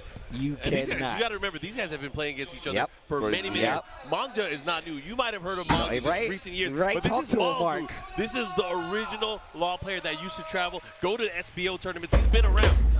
Anyways, I'm going to get into this. Guys, I got to call this out as well. What the hell is that on the screen? What the hell? That was an accident. That was an Hold on, let me change the battery of my mouse. He has been saving this? Intentional. He's been streaming with this character, too. Oh, I didn't even know that. Oh, my goodness. He knows something. Well, I mean, to be fair, a lot of players have been going to her as a pocket pick. She seems to be very high value in this version of the game. Yep. Longer set. Let's test what you know. And, you know, this happens with a lot of people. You play long sets with some players, you go up against Knee, you use your main, you get bodied. You got to come up with something else. Knee with that movement, though, opening up for some whiffs. Waited on the response from Manja, comes up with the counter hit knee, and looking in the driver's seat here. Waits on it, delay, smash, and then the down body hit just to be able to close out like that. Let's go, knee. Even before this game started, I wanted to ask you guys, what did you think about the character variety in the top? Because we saw a lot of different characters, but man, we're seeing even more than expected. I'm telling you, bro, like, the fact that we're looking at this top 8 with a bunch of different characters. Yo, break the glass. Yo, break the glass. But yeah, there we go. But yeah, thank you again for the follow, Golden Dragon. I really appreciate it. 1 down 4 right there. Yo, don't give him an inch. I like that. Going to the low instead, and let's see the adjustment. 1 round apiece here. Mungja making waves with the Lydia right here. Yep. And look at this slow-paced game. Knee trying to pick apart what Mungja is going for. Constant foreground step. Constant foreground step. So just dashing in, checking the low here in a big way. Coming up with the snake eyes here. Oh. Went for something right there. Gets hit by the heat burst. Vulcan punches, testing him right now. Stepped with him after the activation. Manja now. Stance mix up. Low body punch. Runs into the smash, unfortunately. Yeah.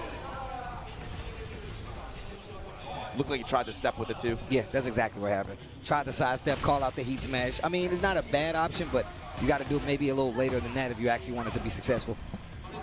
That's really what Manja's trying to get in a position where he can just run this mix, but baby, that's knee. You give him that step, you give him that whip, take him to the skies, take him to the walls, activate. Low touch just outside of rage. And you can see Knee backing off the gas too, just waiting. Knows that he's going to use that heat burst. Look at the sidestep, bro. While rising 1, you should be dead. And Knee is going to take it to a tied round count here in the first game. I have no idea how this is even on rounds. Knee's defense and his movement have been so good. He's had such high impact steps and just being able to find huge whip punish opportunities and put him on the wall. While standing forward, just back off now. Small pokes, nothing big, nothing big. Look at the side He's step. constantly looking for the opening, and Manja, Holy you're going to shit. get to him. Rotating around that foreground step, and here we go. Just outside of rage, once again, same situation as last round. Oh my gosh, charge it. I just thought about Falcon being back and what Brian just did, and Jesus. He's back. His movement right now is, oh my God. He is, this dude, it's not even crazy offense. It's defense that's winning him. It's defense that's winning him this set, bro.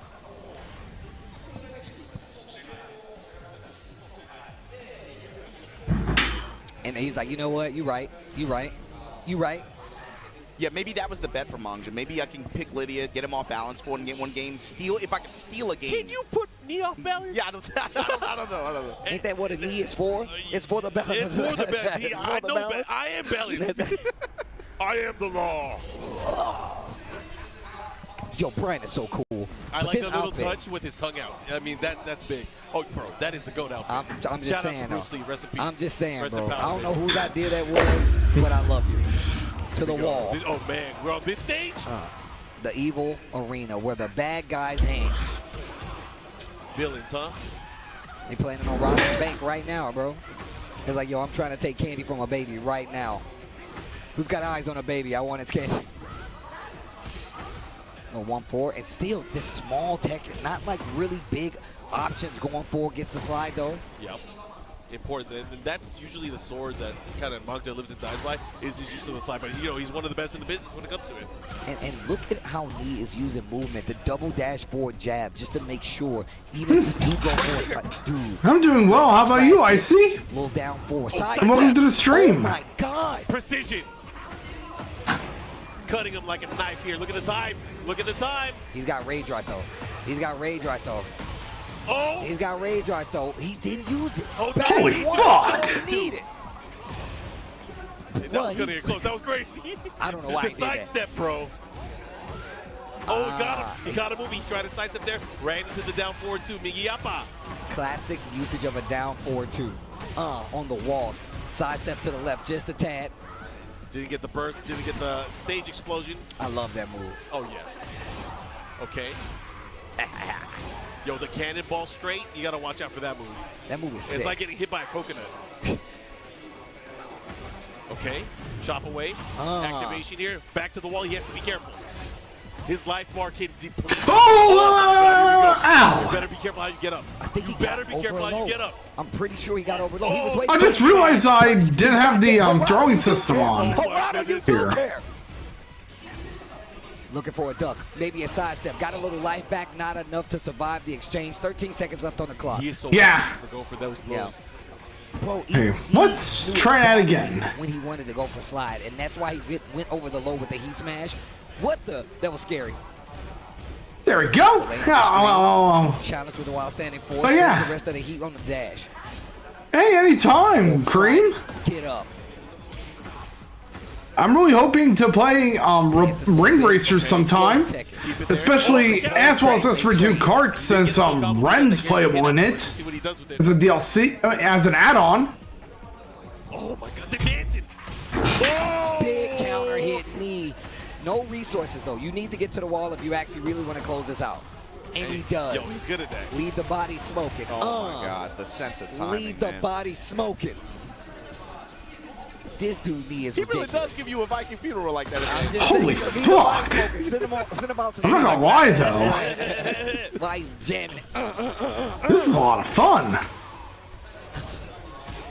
Using your body as a guitar. I'm just saying, bro. Okay. The pickups with the knees. The follow-up here. Good position. He's going to activate. He's going to get the wall, Oh, too. you're definitely getting the wall. Oh, No. not if the second hit doesn't land. Okay, Of crashing course. back here, gonna try to keep the pressure as best he can, but Law in heat. Oh, not Gets the easy. parry. He gets the parry in heat. Quick sidestep right knee, still had the time to block it. We saw him earlier sprinkling in that down forward too after he was realigning with the dash jabs to make sure he was in his way, making sure he was in alignment so he'd have to block that jab. He's not afraid of the lows. Not afraid of the lows. He don't He's need not to afraid be. of the lows. That's why I said it was so scary that Manja was going to go for that, because you know Knee's going to make that adjustment when he needs to. There's no time. Oh, my goodness. There was no time. Oh my Come God, on, bro. 2-0. 3% HP to separate. Come on. Of course. These sets are crazy, nah? Come on, man. Oh, I bet Rex. Don't make me. You're gonna start. We're gonna get in trouble. Don't go into defensive Yeah, stance. I'll keep it. And of course, Cream. Don't do it. I'm gonna start standing up. And Rex, I bet you're really excited for The only Falcarum. way you can get Steve to not grab your arm is to stand up. Yeah, that's it. That's the one. You still gonna take some chip damage. No, You still gonna take Steve will not grab your. It's about time he's coming back. Oh my Admittedly, I will admit though, I was I'm pretty sure a lot of us, myself included, have expected for Lei to come back. The confidence right now, man. This is crazy.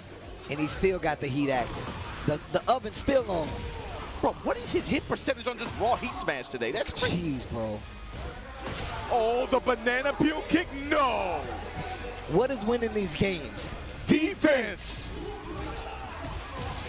Yo, this is a beyond. What is beyond master? This is beyond master class. Wow. Of spacing and defense from Knee. This feels like what we've been waiting to see from him, man. It's not even just about what his offense decision making, like that's cool, but it's being able to see this style of play, what he's known for, work in this game like this. Mom just said He really is. Too hype over there. Yeah, they heard us. We're now winners finals between Manja and Knee. So let me come back. It's a nice little bow. What, he's got the little bow cut? You got the schoolboy cut. It's fine, man. I know, right? Sprinkling in the Karate Kid collaboration. Thank you. Cannonball straight. Yo, getting hit by the Karate collaboration is actually a pretty nice touch too. Okay, gotta be careful here. And hey, I mean, at least we can finally edit Kuma a bit more now. Fuck him, Mom. They do this back. Oh my Oh, on losers, it's Didn't need the hit confirmed because he had the plus frames. This Nah, guy. let me see. Nah, It's bro. Molgold. Balance is in the knee. Is in the knee. Indeed, I finally included on multi-chat. Like he's Batman. I am the This is gonna be balance. tough, man. He gave him a charity. I'm trying to remember who the other player was. Oh yeah, Pinion. Bro, his sense of timing today is crazy. All right. I mean, Manja still has the lead here. He's just gonna have to be very careful here. Molgold and Pinion are for losers Of semis. course, where Brian is always the scariest. Yo, oh my God. This dude, I feel like he's used every Brian move. If he do change of memory, we in. Give me a taunt jet up or you done it all, 100%. Nah, don't do it, man. Don't do it. No.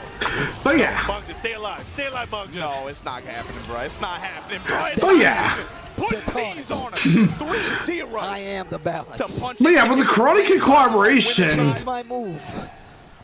I would have expected for let me erase this dude's soul. Lay as well. Erase his presence from the winner's side of this bracket. Yo. I mean, exactly what it says on his shirt. Annoyed. Annoyed that he couldn't do shit. God damn. But hey, we got Falcon wrong. Mark, you making me hype. You gotta chill, bro. It was. So I'm sorry. I'm about to do the 3-point. I gotta be careful, man. The counter hit launcher. All the offense was great, right? Counter hit launcher. You saw him successfully. And anytime, Green. Parry attempts, and then just the combo selection.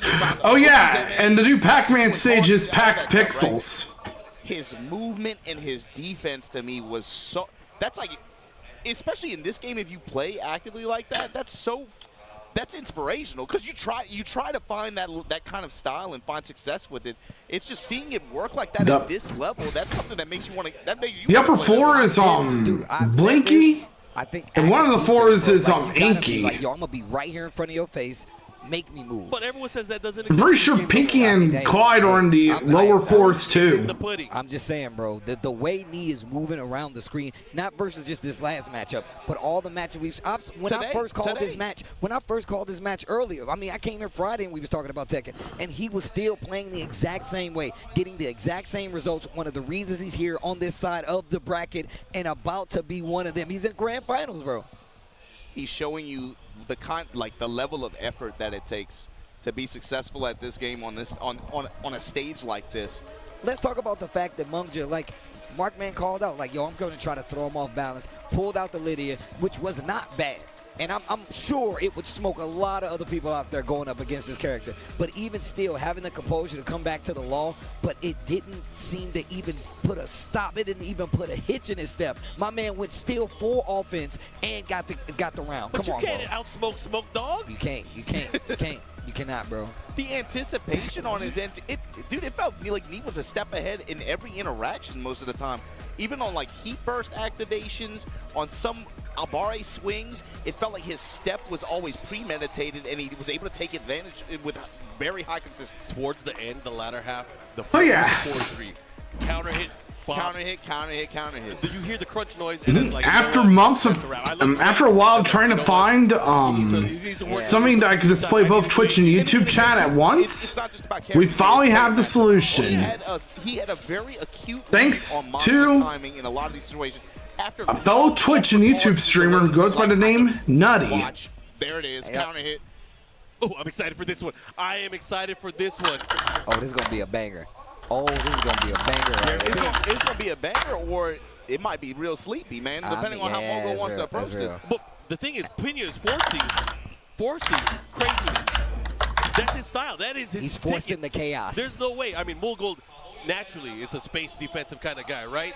And you're going to go up against a character that's strong. It's probably going to be Claudio, but if Raven's not partying, what's he doing? But listen, we were just talking about Nee's defense.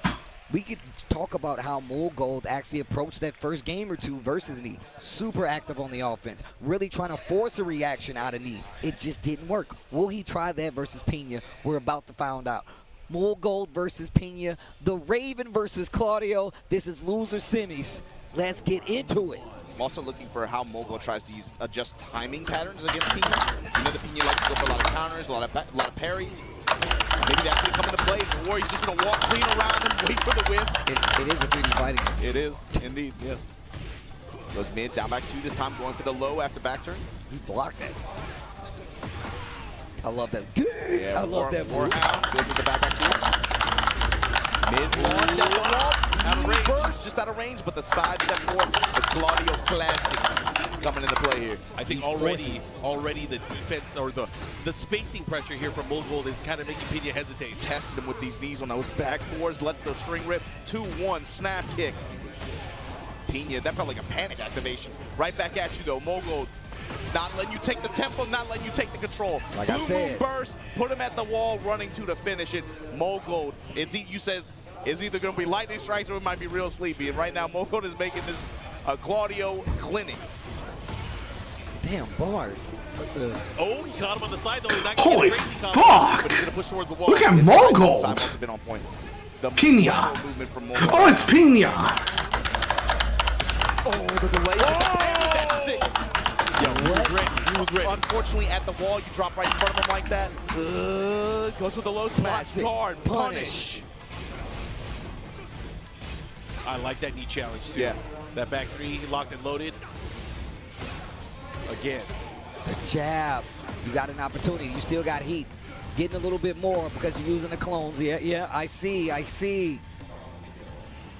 Pina step. Not buckling to the pressure, though. And now you're seeing the defensive side for Mogold. Didn't last long, but it's only 8 seconds left. You've seen it a few times. We're about to see it again. Hit him with the rage.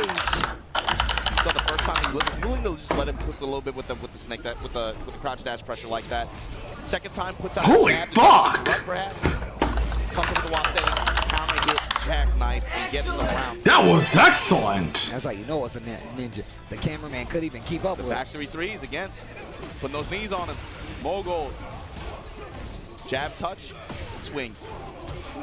Oh, again. Not going to get the full combo running too, but again, just having that pressure pushing towards the wall. Trades. Oh. Still ready to get the follow-up Pina. His foreground rotations have been on point, and they've given him a lot of opportunity. But here we go. Heat engager from Pina. Shadow clones at the wall. Low snap kick. I don't give. Comes up with the duck in the while standing one, though. Pina right back in there. Sidewall situation. Low kick. Break on the throw. Shadow clones.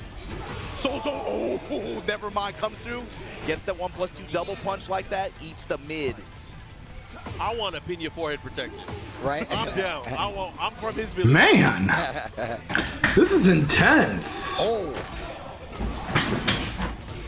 The new stuff. Hold on. Okay. Wall push. Boom. How are you going to deal with this pressure now? Ugh. I'm out. Oh, he got caught again, too. Look at this offense. Heat burst. You Activation can't shut leave. down the approach, yeah. He's going to have to use his. That was a bait. Didn't take it. Charge it this time. Put it on my card. Just throw it in the bag. 1-0 Mogold. I mean, that's kind of a checkmate situation for him there because he, as a Raven player, he's hesitating. Do I do the clone? And then he got caught. That was like a third instance in that set alone. Especially pinned against the wall at that angle, too. Yeah. He got chased twice for it. Third time, he just stood there and took it. Rough. Again, pretty close, but still rough. Let's go. But once again, this is exactly what I was talking about. Pina's been one of the players that have really kind of forces that game. That's what Raven has to do, right?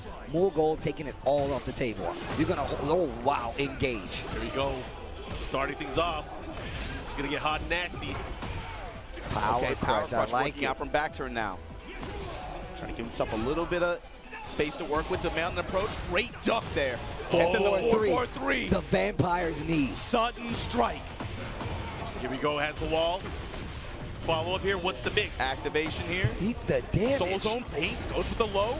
Low slide punch. Might have a chance again, he dash cancel. After the 4-4-2. Looking for the highs, trying to crush it with the sweet chin music. 2-4, goes with the low after. I like it. Fast offensive pressure here. You know, it's very different too because towards the end of the round, he was pure offense. Mogold was having to react there. This is the pace that Pina wants. He wants to be able to force the offense on him. Spitting that heat. No, gonna hold it. There's the back bop. Mogold testing him with these mid strikes. The threat of the follow-up. Pina not Side budging. step 4. Wall split. Yeah. 1-2. Heat dash extend. Mogold closes it out with a perfect nonetheless. This first game, 1 round apiece. The pressure at the wall from Mogold too. Just like, man, you know this guy's good at poker. Just no scare. Okay. Oh, what a step. No, the Troubadour did it. Holy fuck! The low parry. Carrying him with the knee. Spike. Okay. He's going to get the wall here. What are you going to do? He's going to have to be very careful for the charge. Oh, my gosh. The float and the interrupt. Let me get some more heat. Hook it up. Second Finish. hit, got caught. Counter hit, the throw. power armor. Time's a wasted. He's able to 4-4-2 use with the dash. Another Trade trade. in his favor. Mogul. He challenged, and he's gonna pull off the win. That was a sick challenge. It's important to note this is a 1st-to-3 set. Yes, yes. You got one more. You got one more. Nice counter hit jackknife, goes to the Sky Slash Nova, 2-4 punish from Pina. Now the meat hook, and gonna find the wall for it. There's your spin, there's your activation. Yo, he's gonna add it up here. What's he gonna do? What's the mix? Goes to the mid this time. Mid into low, the windmill kick. One more time. Uh-oh. Holy fuck! Big launch. No, it Look at Mogold with the combos. There's no way he's gonna get another wall. There's no way. Drop it. Let's see if Pina won't be able to make a comeback. Oh fuck! Comeback denied. The first one. Charge it. Just throw it in the He's bag. gonna do it again. Splat. Oh my More God. like it seems Mogold's gonna make the comeback. 10 seconds. Run up throw. Break it. The third The dimension. Burning Knuckle missed. Back one. And holy shit, that was impressive. Yo, it ain't more silver, it ain't more bronze. He's going for that gold. More gold. Put it in a safe deposit box. Save it for later. Damn. He hit the pose after too. He adjusts his glass. Oh man. All according to plan. Right. Al coming up to the stage to talk to Pina. I would say 2 for Pina. This kind of opponent in this kind of situation, even when he was at his peak, I would say in Tekken 7, this kind of situation is where he would run into hurdles and where he would run into, I think, problems with trying to get over these players in this situation, right?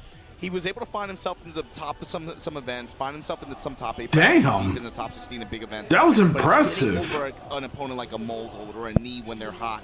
I'm gonna call it now. Knee is gonna win Tekken 8 at EVO Japan this year. He would find himself kind of gate-kept a little bit. So especially for him, on the back foot here, down 2-0 against Mogul, but you've had a great day so far. You've already, again, I think, big dub, just being able to qualify and make it this far in a Master Plus event. But do you have some? So it's the last match between yourself back into the driver's seat here, because right now Mogul is sitting pretty. 2-0 advantage here.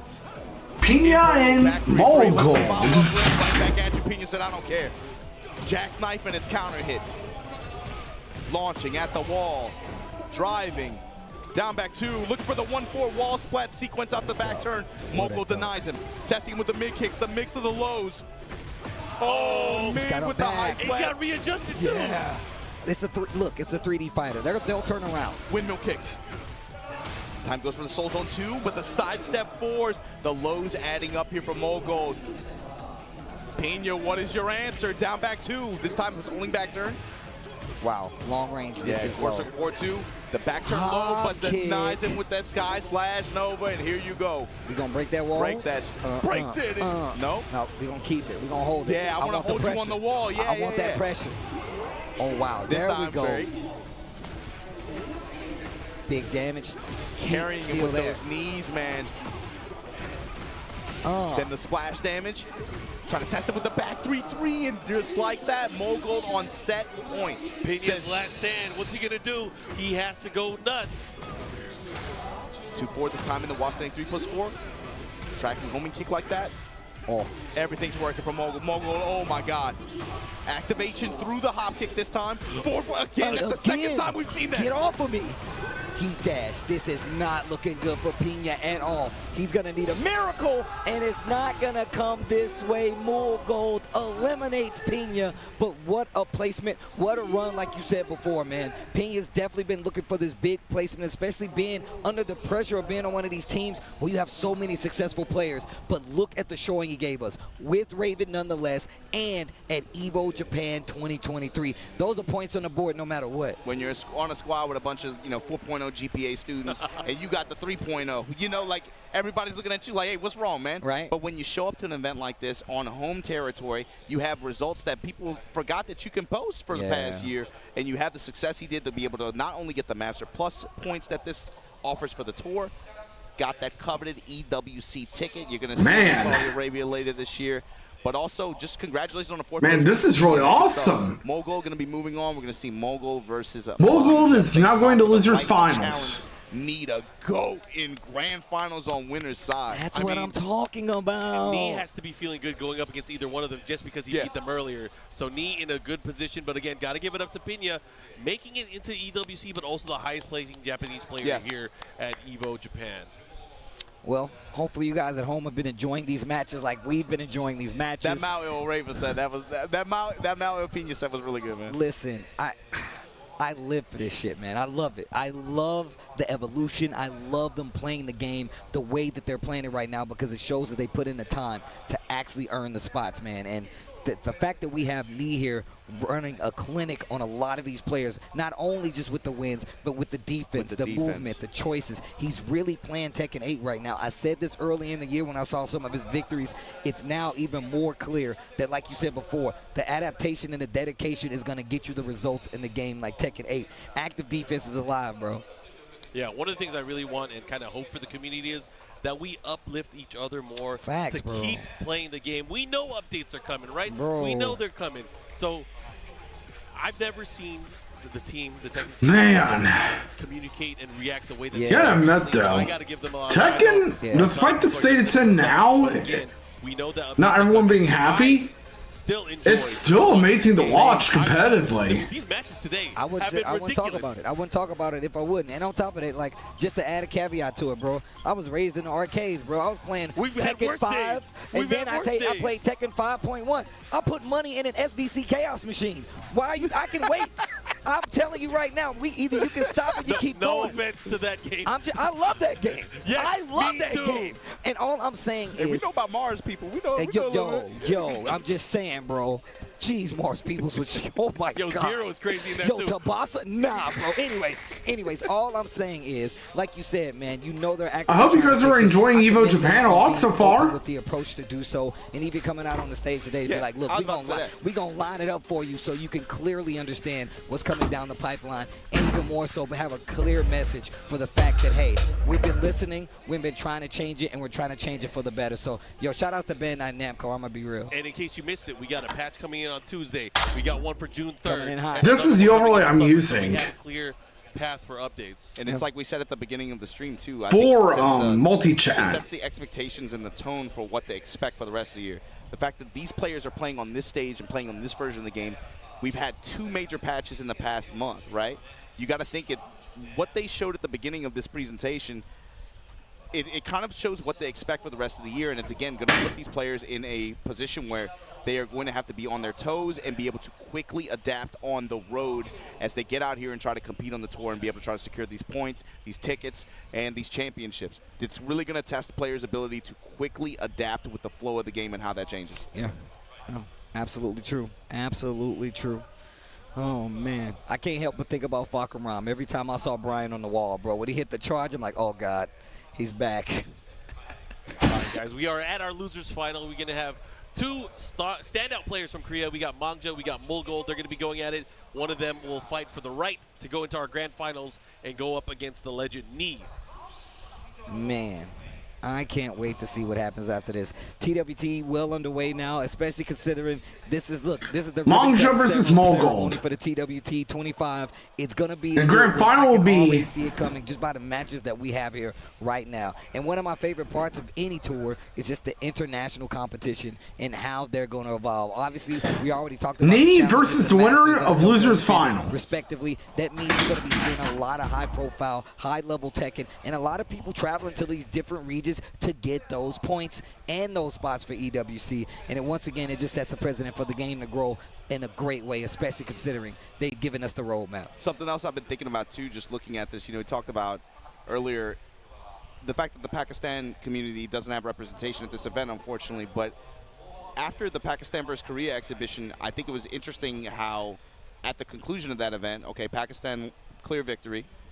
This is the response of the Korean community. Yeah. We took the L, but if this is the response, I can't wait to see a showdowns when we start to get on the road and see those big international We have circuits. one coming up soon. We got another master event with Combo Breaker, That's and true. we know a lot of the players from Korea, from Japan, obviously from the United States, but of course from Pakistan, they're going to be there as well. Actually, I got to give a lot of love for Pakistan because, you know, it must be frustrating to not be able to come here just because of, you know, just the state of you know. I mean, it's bigger than us. It's definitely bigger than us. You know, I wish they could be here, but again, I can't wait to see when we get to see them again. But I gotta say, man, some of my favorite players are coming from Pakistan at this point. I mean, you know, I love the John, man. I always tell Arson Ash how he changes the game. I want to see more of these. I want to see Honey Wise comes back and give us some of these games, man. I want to see Hafiz Tanvir. I want to see all of these players come back and represent. I tell this to all of my favorite players in the States. I want y'all to travel more. I want y'all to get out there, get that experience so we can see these big events play out the way they're supposed to, and we can have these exciting battles again, man. So, look, if you out here still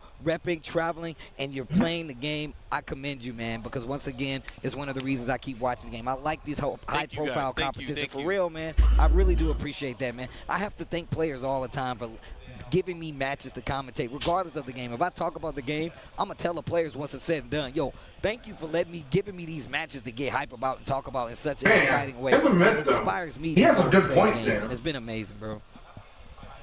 Yeah, it's going to be a busy couple months coming up. You're talking about combo breaker, Mario. But yeah, once this stuff starts, Tasty Steve does have a great point. Especially in the summer, right? We go combo breaker, then we got Melbourne, then we got something happening. It feels like it's something every week. If you guys if you like the matches that you've seen and the match quality that you've seen so far today, you are not going to have any shortage of it coming up in the summer months. Yeah, and it's going to be one of those things too, because we have this as our personal friendships. It's like, I'll see you at the next one. See you at the next one. I haven't seen you since this event. It's going to be one of those. But anyways, we are getting ready with the games. The final 2 sets that are going to be coming up. Losers final here. Any thoughts? You guys got a pick? I mean, I like to typically just go straight to the matchup. Character matchup? Yeah, go to the character matchup.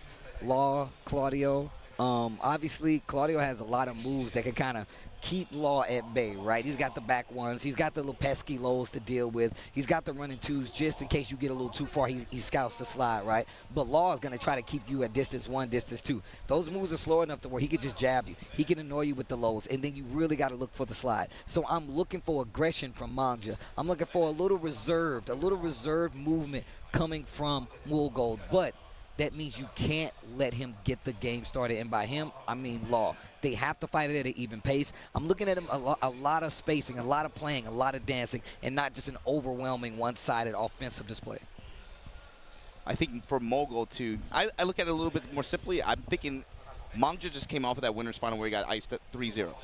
Mogul at least has had an opportunity to be able to try to build some momentum. And overall, I felt like just the way his confidence has been today, even in spite of losses, he's just been playing really calm and really well, and he's been playing really fluid, too. He's been playing to his opponents generally. Obviously, he was able to get that win over him, but you could see his approach and his style probably develop a little bit based on his opponents, and he's still been able to maintain that consistency that he's known for. I feel like I don't know, I like his confidence going into the set. Mangja, I'm worried that maybe coming straight off of a winner's final loss like that into this set, that might affect him a little bit. Yeah, but that's the name of the game. Yeah, I mean, neither one of these guys are obviously new to this stage and new to this situation, right? But it's just a gut feeling. All right, down the row, all of us. Prediction, who's going to take it? Mangja. I'm going to say Mogul. I like Mangja. So I think the down forward 2 is going to come into play. Oh, absolutely. The way that he uses it and the way that Mogul likes to move, that's going to be especially the tone setter. It's going to be the tone setter. Especially with the way he's been walking and stepping. Okay. Starting things off. Having to deal with the 2-1 from Claudio, too, is going to be important. And this is exactly what I'm talking about. Look at the interception that's trying to occur right here. Back to the wall already. Mangja in trouble. Gets the wall splat. A little higher with the tornado, of course. Big damage. Get up. Blue Moon burst there, and then activation here. Just barely got Mangja in rage. Pushing towards the wall like this. I love how he keeps that in there. He uses it as a temperature check. He's like, yo, you want to move or you want to hit a button? And then he switches it up as the game goes on. It's so good. It's so evil to just be able to change his timing up like that as well. He had different levels of it, too. I don't know if people can understand at home. If he's pulling it out, it goes into a guard state. He can stop at 2 different levels. It's crazy. Losers final. Especially for a character that already just passively has such great pressure. That kind of tool like that is just it's a cherry on top. It's really brutal, actually. Oh, that was sick. And even better, bad reaction. We'll go taking advantage. Yeah, gets the float sequence here. Gonna barely put Mangju in rage here. Blue Moon Burst on the ground. Activation, counter activation. Oh, break his legs. Crunchy. Ooh. Bro, threaded the needle right through his forehead. 2 rounds in. 2 rounds in already. Fishing mid at the start like this. Okay, Mangju started to move. And just even more so to talk about that move, Mark. Think about it. You sitting there even thinking about it is something that Claudio excels at, because one, that means he can get a sidestep forward. He can get a poke in. He can keep that offense even slightly, so you better get the timing right. It exacerbates, it really makes the Claudio Classics that much worse. It's just the way it rolls onto itself. It passively just busts his pressure. Yeah, it really and does. He already had good pressure. And it makes it so circular, right? It makes it so circular. Sidestep 4 again. With the wall this time. Hey, Domo! Slide hold. Glad to see you on chat. How are you doing today? Beat smashers, I hate them. Grab, break. Mid strikes. And the low to close it out. Mogold, complete control. Oh, wow. Just was not able to get anything started for real. I mean, we saw him play a little more defensively, but just cashing out the heat a lot later in that round that would be useful, right? So. Yeah, he was able to make some stuff happen in Dragon Charge, obviously, but it just felt like he never really was able Of course, I'm glad I'm able to do EVO Japan tonight. Way too comfortable at the wall, man. I haven't watched most of it, but so far, for what I've seen day 3, it's been amazing. And I've also saw some of the announcements they made too. Mogold is just like a very cerebral type kind of player, especially with the way he applies pressure. Yeah, dude, it's like he once he finds the weak spot, he was like, oh, this is hurting you. Yeah. The sidestep forward, it's killing you. Or it's like how you react to his pressure at the wall. He's very good at picking up small cues like that and then punishing you heavily for being insistent on a particular option. Oh my God, the clean walk around. Oh my God, back to the wall. Beat him up, guys. Oh my goodness. We were just talking about this. What was all that? Oh my God, the wall. We were just talking. He literally was like, yeah, man, it just really makes it easier for him to get that pressure going anyway. Monk just trying to get more. But yeah, it feels so great to do EVO Japan this year, like Mark said, too. The uppercut, though, this is going to be one of Mangju's tickets to be able to call out Mogold's movement, especially at close quarters like this. And here, showing you why. Heat activation. That combo was sick. That is so much damage. That combo was sick. And he has his heat activated here. We're going to see slides. You know, he's going to have to want to go for it. He's going to opt to go for it. But not if you have a free launch. Still has heat. Oh, bro, sides at 2-1-2. Combo was tight. The the pose at the KO, he's just standing. Yo. Man, Mogold's definitely going to be taking this one for sure. The game of death. Oh, so far, Unica and Guilty Gear Strive, Andy and City of the Wolves. Not be too busy looking good though.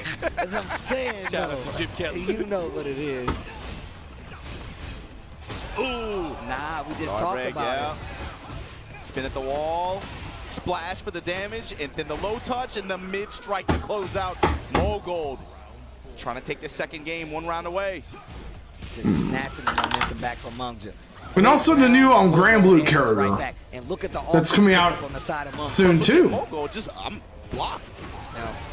And it's not me too. Defensively, if we seen somebody like me do, he's like, yo, I'll just hold my ground and make me make a mistake. And obviously, you know, he ate a lot of damage at the wall with that hit, but look at the position here, and he still has resources to use. He has rage. He can turn this around. Oh, what a punish. Oh, we're getting our Virtual Fighter Direct too. Heat smash? No. Yep, Andy Bogard. The second hit was crazy. Jab float, nothing after. While standing for the Blue Moon Burst, though. Did he throw it away? Oh my God. Oh Slash. my God. He's done. Back threes. Spring kick. Oh, Mogold! That was godlike. That was godlike. Oh, that was godlike. That was godlike. I think you punctured my shoulder. I'm sorry, bro. I am so sorry. It's cool. What did we tell you, man? The health insurance policies, dog. You know, Tom. Oh, it's I'm sorry, bro. bro. The economy. We're international right now. I'm overseas. All right. Oh, that's gonna cost you even more, bro. Jesus. Nah, that was tight. That was tight. Dude, it was so sick. But it sucks because he's down 2-0 right now. Oh, man. I've never seen a slow-mo like that. After a round where, again, he was laying on the offense, he had him cracked. He had him in the critical HP. Mogo was like, I'm going to just block. Okay, yeah, you did that wall combo.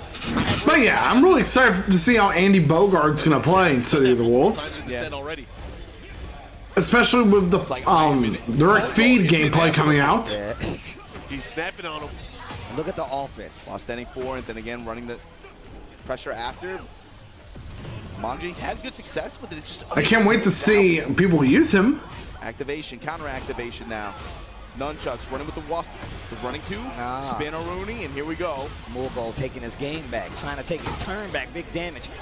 No spring kick this time. I like the option that he went for, just in case. Probably would have got It it does. most, so it still would have worked out. I need to get back to playing City of the Wolves because I want to participate in a tournament for it this year at my local anime convention. Kicks, round open side, just back 1.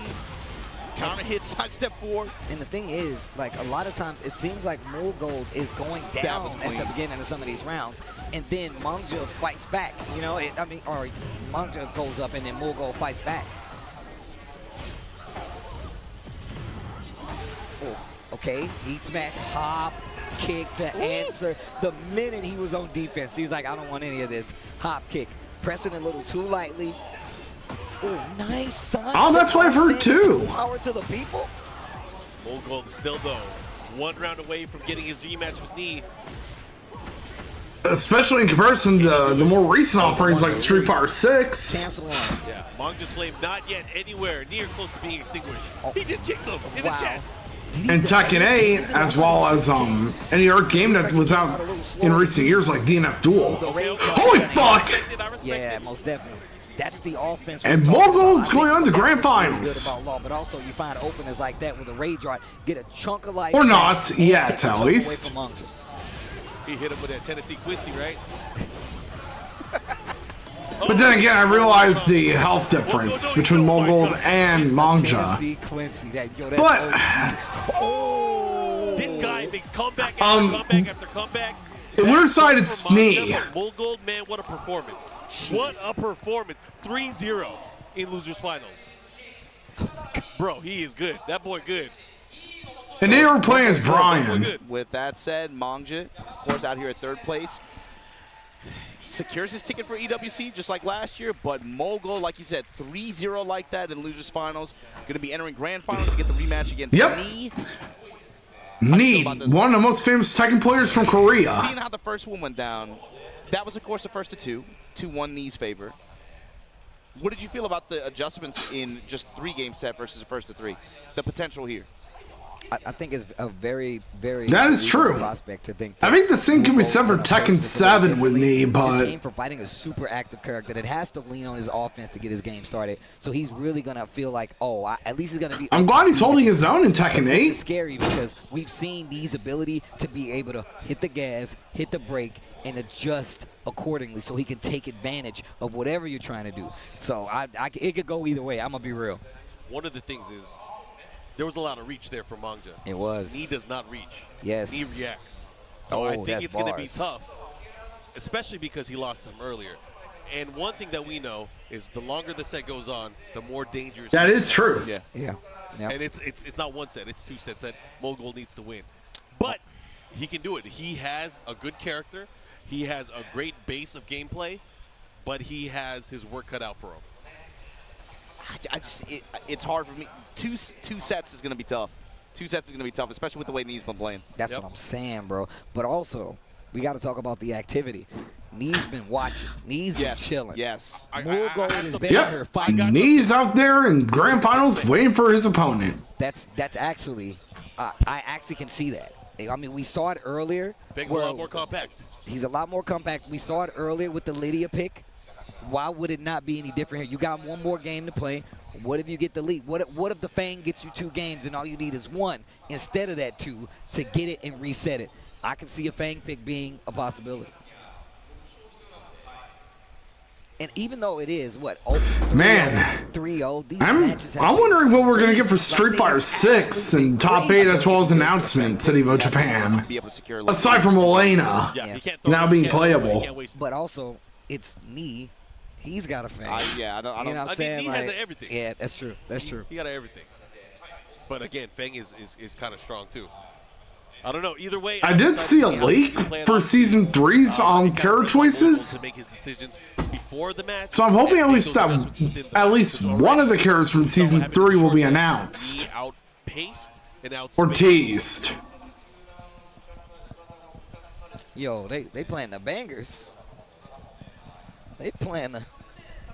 Man, I always ask the homies. I mean, you live here, but I always ask the homies, what are we doing in Japan? Yo. This is tight. Talking about tech. And She does. It sounds corny as hell, man, but the other day I was just like riding on my way, and I'm like, man, it's crazy I'm here, bro. Life took it's you crazy here. I'm here. Life took you When here. I ended the run here at Big Sight, I was like, bro, it's crazy. We're going to have a tournament this weekend. And From what I everybody's coming noticed, back healing to is town. not really much of a problem anymore. Now. I'm really happy again. Cannot stress enough how happy I am to be here. I'll sit on the sofa. I'll give it up. Talking mess with She y'all. does have healing, but y'all now here it's an again. alternate finisher for her level It wasn't 2. quite the same before. I'll put it that way. You know, bro, you already know, bro. We was talking about it, and I'm happy that we've actually been able to come back. Like I said before, man, they told me not to come over so I could do it from the States. That's what's crazy to me. I still wanted to come over even without it all, but I'm happy to be back. I'm watching y'all. Y'all got sleep in your eye and everything like that. I know the time zone's here. Come on. Me? No, I'm not different. y'all. Oh, you talking to man. him. You talking to Not him. you, bro. I'm watching y'all last year. James eating ramen noodles Oh. at 4 a.m. I'm Yeah. like, what the hell is going That's on, dangerous, bro. That's actually dangerous. The My sleep- MSG will get you. Yeah, That'll get you. That's what really does it. That's what really does it. If you really had any questions. Well, we haven't talked to the people at home in a second, man. Hopefully you guys have been enjoying this Tekken 8 Top 8 EVO Japan 2025. I've been enjoying it. Mark, you been enjoying it? Yeah, man, and we're at grand finals right now, and even after this, we still got Street Fighter 6, and that one is an international affair as well. I'm excited to see that one. We have a potential back-to-back EVO Japan champion with that one. I'm excited to see how that's going to play out. 6,000. Yeah, you got to talk. You got to talk about it, man. 6,500 people, man. It's way bigger than an elephant, and it's in the room, man. There's the way that this community out here has been just rallying around some of these games like this one, but especially that one on the community level. It's done so much for getting so many people into these games in general, but also just getting them to come out to these events. And that's what's awesome to see. Like you're saying, Steve, you talked to several people. It was their first time out here at this kind of thing. The crazy thing is me meeting new players, and this isn't their first event like this. They started in the past year or so, but they keep coming. They're still here. They're still being retained, and it's part of it has just been because so many of the players and the professional and the elite players here have done so much collaborative events and outreach to players of That other is true. games who maybe have A lot of fighting game players do tend to make all these events or these kinds for of games, everyone. but Yeah, like next door to us, right? yeah, We got I mean, Shaka. you- He's the biggest streamer in Japan right now. One of we got some of the biggest streamers in Japan just out here just chilling on the sofa and just watching fighting games, and I think it's Geeking out cool. over Street Fighter. He runs Street Fighter events too. It's awesome. Dude, it's so cool. It I'm is so cool. happy to be back over here talking about video games, hanging out with the homies, man. I mean, what is fun if not that, bro? Just hanging out with the homies, talking smack, playing games when you can, buying cool merch. You know what I'm saying? It's Got the hideout on and yeah, everything. you know how I get down. You know. But yeah, man, I don't know, man. It's a blessing to be over here to do this, bro. I'm happy to be here, but it looks like the grand finals is All about right, to get set. Enough mushy stuff. Yeah, boy. Enough with the mushy Let 'em stuff. fight. Let's go. Ken Grand finals. Watanabe. You got the GOAT knee on winner's side of this bracket against Mogul, the golden child, man. Trying to make a statement here, trying to reset this bracket and make some crazy stuff happen. So we're all getting ready for grand finals. Character selection is going to come into question here a little bit, especially after the way that first set went down on the side of Mogul, but Nee looks way too comfortable with the way he's been playing and with the... I'm just a boy for a bit, but I'll be back. Yes, with the trademark. Yes. Grand finals, it's about to go down. Mogul versus me. Yeah, grand finals is about to begin. Versus Claudio, our first Tekken 8 EVO Japan champion is about to get crowned. Who will it be? Especially starting this 2025. Let's get it. Here we go, starting things off. 2-1-2 gets the aerial spike, but not enough time because of the activation of Starburst. Looking a lot better already. Yeah, Mogul, far less hesitation than before. Definitely trying to impose his offense on Nee earlier on here. I mean, everyone feels fine until they get clocked in the chin. Yeah, exactly. It hasn't happened yet, so he's going in. He's taking liberties at the moment. I like that. The jab at first and to be able to offset like that, and then goes straight in the blue moon burst and heat. Oh, Jab look at the whiff punish. Testing him with these knees back and forth. Both of them trying to put knees on each other. I mean, Nee hasn't even thrown out anything. He's already shown the threat of the sidestep. Uh-oh, and we saw this is how the first game started. Bro, those sidestep forward, though. They added up. This is how the first game started. Dash, delay, dash, sidestep forward. And it's one of those things, if you look at what Lee was doing before, dash up, jab, dash, dash, jab. I don't want you to be able to sidestep me. And then you start adding in the lows. There's a lot of realignment and timing adjustments that you're watching here, and it's like very, very fine.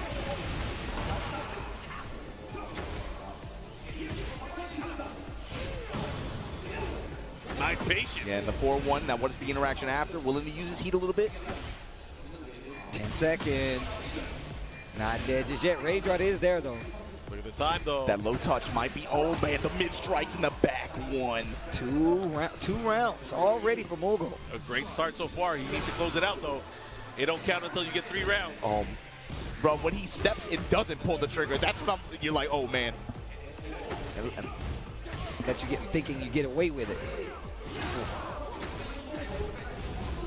And this is what I was talking about.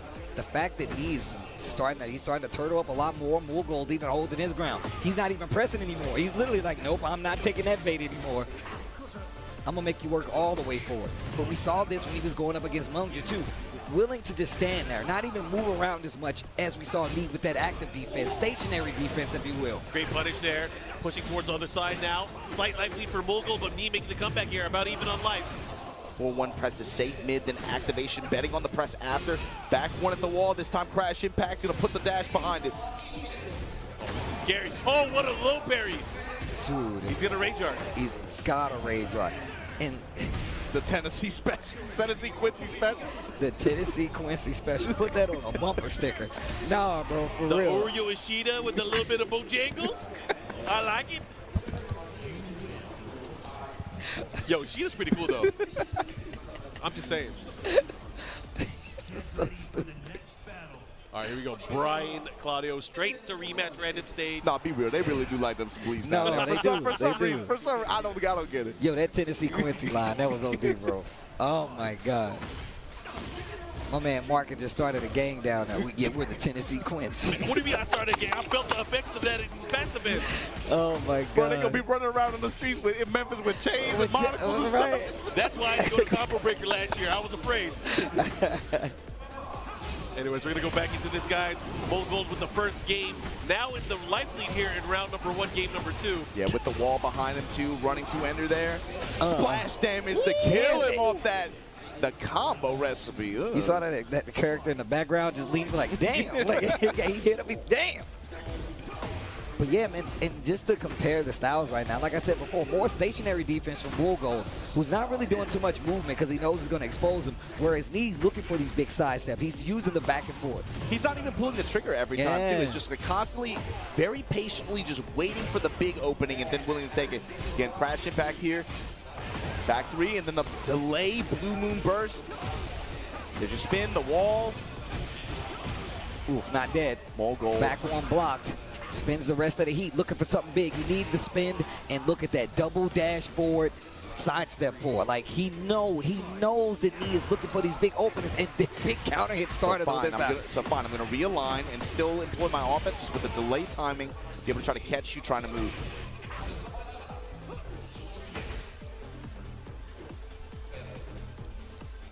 Oh, they dancing. Obviously, like they like the song. Punish. Oh, wow. Looking maybe for a reaction from Knee. Man, that is adding up. Oh, heat burst. Quick sidestep. Actually gets him out of danger. Little poke. A little heat still left. There's the dash.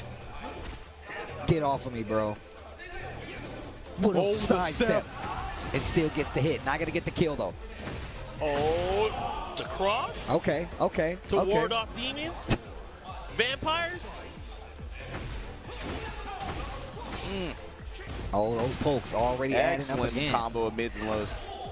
The series from both of these players in these last 2 games have been ridiculous. These last 2 rounds, I meant, excuse me. This is a grindy match, dude. Yeah, really trying to break each other down. Look at the spacing for me. Sidestep. Didn't get it. There it is. Hatchet. Do it again. Bro, he's stepping everything. It's crazy. Okay. Man, I think he's baiting him to do that side step 4. Yeah. If he orbitals that, I'm going to throw my phone. Back one. And you saw the yo. side step. You caught the side step. Especially in that corner positioning on that stage there. Probably anticipated the step. Back one. Invested, running up on stage here, who has moved more into a coach position for the DRX squad. Last year, he got top 8. Yep. Yeah. Here at this event, the debut Tekken 8 event. What is Megane-kun going to do here? I'm just interested in what he would be telling him right now, because we saw what happened in the last set that they played. But once again, more games on the board, more goals. Still has to reset it if he wants the W. But let's see what the option is. Bigger stage this time around. I feel like this helps me more than anything. Oh! Yeah, Mogul. Oh, now I'm back and. Advantage of the walls so far. Hey! Get off of me, bro. Looks like we're about to have a grand finals reset. Either, but just the pressure. Mock breaker punish. Yep, chase down. Engage. Ooh! Down 2s, huh? That brother is He walking. wants those frame advantage. He is walking.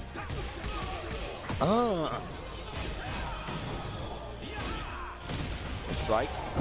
Yeah. That's one of the I really coolest do parts hope of knee it, I think. rebounds. Yes. Yeah, you It's think very you got dramatic. him? Yeah. It's like, you think you got him, you ain't get me.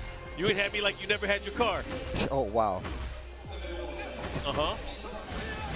Ooh. You never had your car. Oh, tagged you. He Oh, was shit. ready so quick. It's like, oh, you gonna finish it? Let me go. Picking up the pace a little bit. Oh, again. Cannonball straight to open here. I think that's what Invested said. Do that move. Keep him from moving. Wow. Oh my He's God. catching mad side steps. 4-4-4 blocked. Heat burst. Oh, you gotta watch out. Those side step 4s, man, they're so good. Spins it all. I love the cancel. I love the cancel. Side step 4 again. Trying to bait the duck. He doesn't take the bait. Is he's gonna go for the heat smash? Oh, Punish. nice punish. 4-1 in the smash. But still got Side snake kick. eyes. I said get off him. What a whip punish. That was insane. He's not dead. Yo, this guy, Jeez. robot. That's a cyborg, B. That's a cyborg. Get off. Uh-oh. Okay, He's starting to scout the now he's starting to lows. see it. Now he's starting to see it. He just turned this on switch or something? He got the Zenny glasses on. That's what Yup, Invested did. yup. Invested he went up there and turned them on, turned them back on. There you go. Yeah. Good old IT check. That's what Spencer. Oh my God, the knees down too? Big 4-3. I mean, it's perfect, especially when you notice that he's doing a lot of those lows, a lot slower on top of that. You try to sidestep forward, eat the 4-3. Bro, don't tech roll. Don't tech. Oh, yeah, that was scary. Oh, turning it all the way around. You guys see those small adjustments? Yes. Holy fuck. It's like it's very small. Knee managed to make a comeback. But Slower mids. yeah. Big counter hit starting mids on top of that. Yeah. Clipping him when he's trying to move around, when he's trying to get to these sides. Let's see if he can hold up. Trying to get to these back ones. Hold his own on his continued attempt at making a comeback. He's getting clipped, but once he turned on that offense in this manner, he was able to get the W. And the timing is on point each time, too. He's been able to get good reward each time. And I gotta say, the use of the cannonball straight, not only to just keep him in check, but also restrict his movement early on. That was different. He was doing mock kick, he was doing cannonball straight, looking for a bunch of options to be able to try to make him not be able to move as easily, but then also restrict some offensive options in that mid-range. But maybe this is what Mogul needed. Maybe he needed to restrict Knee's ability to kind of move, because now he's in this walled space. He can't move as much. Oh my God! He was ready. What a First time. around the smash. That's why he hasn't been using it on Knee, because Knee gets Holy rammed. fuck. He gets rammed. Yo, back four. Knee with a comeback. Yo. Dude, this is crazy. Full turn adjustment so far.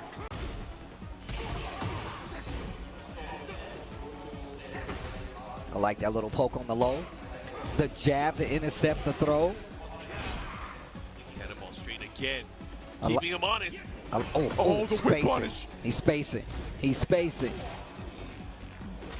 I said get off me, bro. Push impact denied. Man. Oh my God! Throw denied. Activate, no step. And- Cannonball straight, wall pressure. Block smash, hatchet. Sky Oh, slash. fuck. I'm gonna save you for now. Got so much respect for Mogul for being able to pull that out. But yeah, if Mogul wins the set, it's going to be a Here, reset. though. Not gonna take much. Dash pressure. A 4-3? Oh, shit! Me and Mark looked at Here it each other, goes. up for a three. He What the only hell? extended combos usually. That was crazy. A little slower, low, gets over the low. I think it's a great idea. Oh But my I God. get why he did it. He wanted to have more window to crush the low. Yes. It was crazy. Yes. Oh, bro, the animation knockdown on the The hatchet. cross, the hatchet, the activation. Is this 5 straight rounds for knee? It's leaning on He's it. at 6 straight rounds for knee. It is. Holy fuck! Turn this around. He's Bro. turned this car around. Oh, it was a one-way street. Okay, it's all or nothing now. I'm watching the Yo. stage now. Yo, Knee the on the crowd verge looks now crazy. of his 4th EVO title if he could win this last game.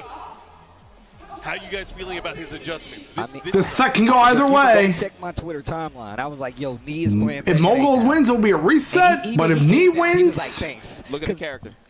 The Fang. it will It feels like a desperation pick at this be point. over like a desperation pick, with Knee being the but winner. The tell is how prepared is Knee for this? How prepared is he? And then also, how is Mogul going to open? He's got to make this fast, I think. Yeah, he has to take over. He needs the pace. But right now, you can't get Oh, the pace. damn. If you Nice start sword to combo roll, coming in I from Knee. feel like Knee's going to go offensive. Jab floated. We rolling dice. We got the snake eye. Holy cow. Holy shit, the confirms. Hatchets. Smash him. Do it again. Hatchets. Back one. Okay. Talk You to got the palm. hand. You got the palm. He tried to catch it moving. He hit him with a homing attack. I like the Steady can. forward. Holy fuck. Oh my God. Knee. He was able to get the confirm Lead there. now. What a turnaround. Oh my. What a That's not even supposed turnaround. to work all of the time. But Knee with the precision. The precision and the read. Okay. Jeez. My man is ready. Yo, he's on. He's oh on my one. God. He's on one. He's on one. Oh The my cross and the God. wall. Spin on him. Activate. Holy fuck. Oh my Still got it. Holy shit. Oh, I wanted that thing. Come on, I Knee. wanted that combo so bad. God. Let's go, Knee. Let's go. Tournament point for Knee. He is 1 round away. Okay, tournament point for Knee. Wait a minute. Baby, put your. Yeah, he's really going off after losing twice the first time. Hatchets. He's really popping off Gotta fight there. Banger's ball, Iron Fortress. Give me some health back. Mogul still fighting with a chance here. Holy fuck. Yo, put your fours up. Put your fours up. Active defense. Short of the splat. There's no Hatchet way. kick. Come on. There's no way. Oh my on. God, how did he block that? Put your fours up. Come on. Let's go. EVO Japan 2025. Knee. 4 EVO championships over Mogul here. Reversal of fortune. 3-2 from winner's side. Knee. We did it. Champion for Knee won Tekken EVO 8. Japan for Tekken 8. That was so tight. He was losing. Knee in the 4th quarter, dog. Knee in the 4th quarter. Put your fours up. Put your fours Yeah, up. 9 rounds Shout out straight. to Knee, yo. Oh, what a dub. Oh, what a dub. I've never But yeah, I seen think it's 9 such rounds an straight. amazing adjustment. That Bro. was insane. I feel like Man. I haven't seen him lock in like that. Knee managed to pull the comeback very well there. Crazy. Yo, four. Put your fours up. Yo, four. Put your fours up. Hot on the heels. Hot on the heels. Yo, EVO Vegas. Oh, that's going to be a movie. That's going to be a movie. EVO Vegas is going to be a movie. The EVO Vegas the going to be TCU a is cooking movie. right now. Oh. The TCU. Oh. The Tekken Cinematic Universe. Damn. Arson, you got 5? I'm coming I'm for on you. your ass. Oh, 444. Ass, Arslan. Let's go. Man, bro, it's about to be doomsday in Vegas. Bro. I still remember the early days Oh of my God. 3D or Eddie mashing 3. Rather that bot where Eddie kept mashing 3. You just saw Knee with a 4th EVO championship title with in incredible fashion, bro. It felt like the whole weekend, but today just lights out. And he did it in a way that I didn't. But hey, that was the way amazing. it did. But to me, that just talks a little bit about the effort that he's putting into this game. He's found a way to make his defensive approach, his spacing, and his sense of timing work on this stage at this level of the game, and it put Street Fighter 6 will be starting up in a few minutes. Now I'm looking or at half an Vegas, hour. And look, y'all better get your tickets. You better register. June 9th is the deadline. Do not be late. Please be on the lookout. That's going to be a move. And don't DM me saying you forgot. I don't want to hear none of that. I'm telling you, it's going to be a move. And you know, yo, the pop-offs. The pop-offs, though. Look at the stick. Look at the stick, though. Shout out to Chanel. The DRX boys, the DRX boys in the building. Let's go. Obviously, they were cheering on their boys. Listen, I'm saying this right now only because Nee is conscious of this. My man went straight to the 4. He's like, yo, that's 4. That's 4. I'm on your ass. Knee in fourth quarter. Let's go. Fourth quarter, bro. Let's go. Look, man. And I'm glad you said he found out and did it his way. We saw 2 different ways of playing defense from 2 different players. Mulgo played a very stationary defense, looking for you to kind of space out, looking for great punish, looking for these intercepting moves to try to take advantage. But Tekken 8's top 8 was amazing at EVO Japan. Hey, I'm gonna side. I didn't watch the rest of Tekken 8's tournament matches on stream myself, but it was really awesome how top 8 went for Tekken. Overwhelming. I'm going to finish you. This performance felt like him cashing chips in on the experience over the past year, but then also, again, adapting to this new version of the game with the improved movement, with the improved sidestep, and then being able to leverage that in spite of all the offense and volatility that this game can have. He said, wait, I can impose my will beyond all that. And then taking the win the way he did, that was crazy, man. Real quick, gotta give it up. Mulgo, the golden title. Star out of Korea, did an amazing job, but again, sometimes you run into some tough competition, but he still played out of his mind. That's still a crazy placement, bro. He's locked in for EWC. Hella points. Only Nee has more. Yes. And this is a good look for him because you know he's going to be around. We know how the season goes, right? Remember when TWT happened? What was it, 2024? This dude Arslan Ash could have fed a whole family with his TWT points. Yeah. And this is how you get there. Man, to events like this, I wonder how Street Fighter 6 is going to fare. One of the reasons this is a Masters Plus event because it's one of the hardest tournaments to even make that happen at. But now this is the ribbon cutting ceremony. Compared to Tekken 8. TWT 25. Everybody was watching this. And the next event you see people at, the Combo Breakers. I'm telling you, EVO Vegas is going to be crazy, and you don't want to miss it. June 9th is the deadline to get tickets. Don't tweet, don't text me, don't hit Mark, man. You just better be there. Last year, it's going to be crazy. Last year we had 4,000 people. I'm not sure if we're going to hit that again, but let's at least rep hard. Yeah. Especially for people in America, we got to defend our turf. That's facts. That's facts. Yo, I like how the American players came out here and tried their best. They did well. Very well. But I know they can do better. Definitely, most definitely, man. I mean, in all honesty, man, I just want to say shout outs to all the regions, man. I mean, even like you Especially said, Europe, man. Europe came out here too. Shout outs to Europe, bro. K-Wiz was out here. Europe it's a always on the road. Shout out to Spags out here as well. That's love, bro. He came out as well. Everybody came out to show love and actually get in this tournament. And there's been amazing matches in the meantime to get us here. Brown, man, taking out some crazy victories as well. Who knew he could still play? Bruh, I'm telling you, man. I do. I spent the night at his house. He was throwing me around. God damn. He said he didn't like Heihachi in this game. He did. I couldn't tell the difference the way he was playing. Don't fall for that. I couldn't tell. Don't fall for that. I'm not too. Indeed. I'm not a fan of this new Heihachi. I do agree, though. It is a great look for Tekken 8, despite the backlash for Season 2 so far. How you do that? Guys, man, I had fun with y'all. I know we're waiting for the award ceremony. We're going to crown, of course, our champion, but it's always a pleasure to talk Tekken with you guys. I'm glad they took you off security duty for the cosplay. Right. It was rough, man. I had to hang the security jacket. You're the only one that listened to the dress code. Bro, you know I guess. Come on, man. I tried to follow it. I put shorts in my bag. I'm gonna bust them out a little bit later. But I have to tear away pants if we're gonna get crazy. I was scared to do that on camera. Yo, the Oil Kings? The Oil Kings? You might go too hard. It might go too hard. But anyway, you flipped too hard. I said it earlier, we get banned man. real quick. I said it earlier, man. I'm just glad to be on this sofa talking about these games out here with y'all, and I'm glad to have y'all here again, man. It's always a pleasure. Nah, man. We're gonna run it back. I hope so, and I'm hoping I'm here for it. All right, here's the award ceremony, guys. It's award ceremony for Tekken 8.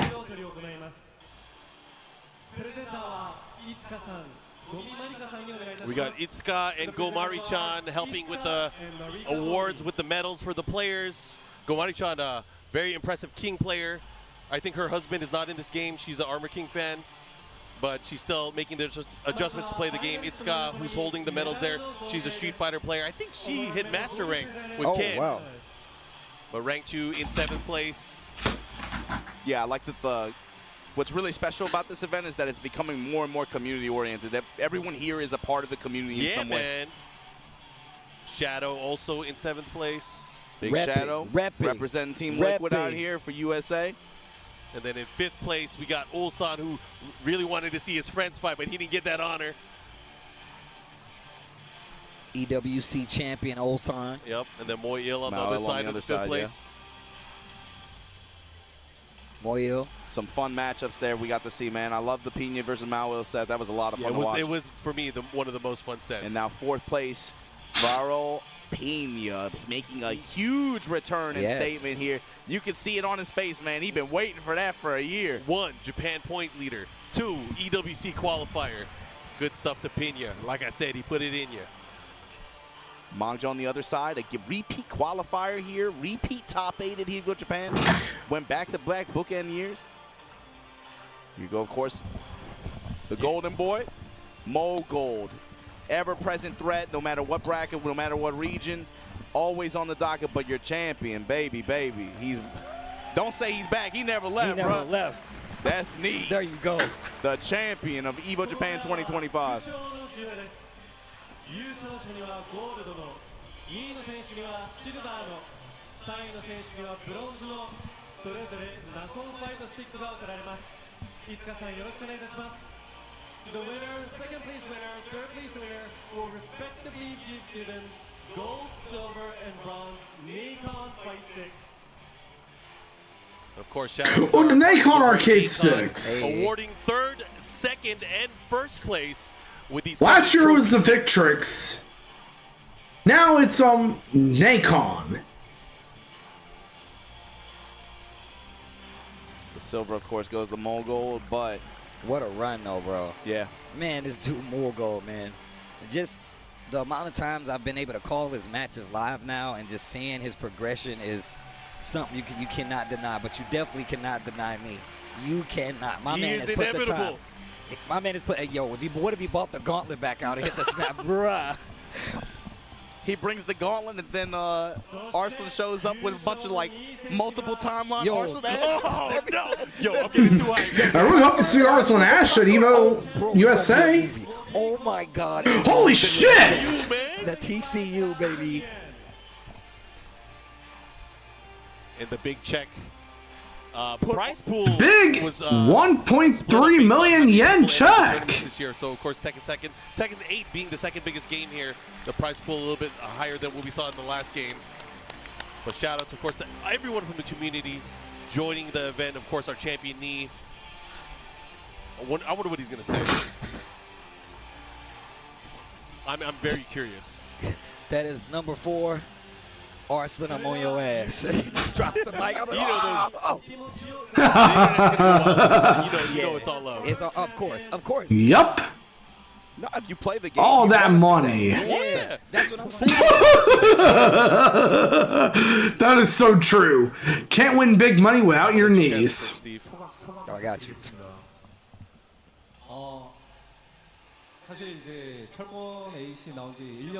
But yeah. Oh, and I'm thinking about streaming ring racers in the future.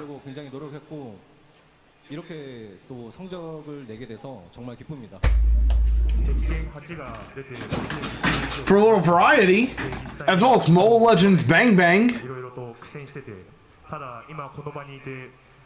Yep.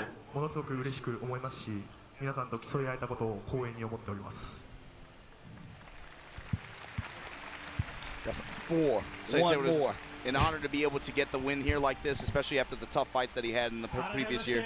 EVO Japan 2025, presented by Tekken 8. Yep. I'm definitely going to be using Ren for the most part when I play ring racers. Ren from Trails of Cold Steel, Trails in the Sky. Based on her appearance in Trails of Cold Steel 4. Belongs to Nee. Man, what a tournament, though. I really wasn't able to see every one of the matches that I would like to. Obviously, we was doing back and forth, going commentary and the whole nine. So I wasn't able to catch all the matches. That just means I got to go back and watch them on my own time. But if it gave us this sick of a tournament, I will gladly go back and watch the mayhem unfold in my own time. And obviously, we got a lot of big tournaments on the horizon coming up that are worth points, that are worth spots, that are worth trips that you want to make sure you watch. The TWT kicks off spectacularly, and we already have a leader on that TWT. But yeah, the one reason why I'm only streaming day 3 is because, great display of Tekken 8. Because I work on, usually on Fridays and Saturdays. We had a crazy roster. I don't think I'm able to have enough time to stream days 1 and 2. And it rolled out spectacularly, like I said, with a great payoff, me being our first champion here for the TWT 2025. So to make up for it, I decided to do day 3. Legacy can help lead, but you got to start your legacy somewhere. So you guys obviously have a chance. TWT EVO events open to everybody. So of course, make sure you guys give yourself a shot. I'm really excited to do ring racers on stream at some point. What you got to say? I just can't wait to see how. Same with Mobile Legends Bang Bang. I can't wait to see how the Pakistan community responds to this win. It's not fun watching. It's not fun watching one side get beat up the whole time. But what makes this so special, what makes this so entertaining, and what carries over the hype from that we had the past 5-6 years is being able to see both sides challenge each other and each side respond in turn. And so with that said, this was Tekken 8 here at EVO Japan 2025. It was a pleasure. I'm glad to have y'all back, man. Hopefully you guys enjoyed watching from wherever you watch from in the world. We're going to take a quick break before we get this 6,000 Street Fighter 6 tournament running to conclusion. I actually haven't really listened to much of Breaking Benjamin's music. June 9th. Get your tickets for EVO Vegas. We'll see you there. All right, it's 4 minutes. We're gonna see them begin the countdown for Street Fighter 6.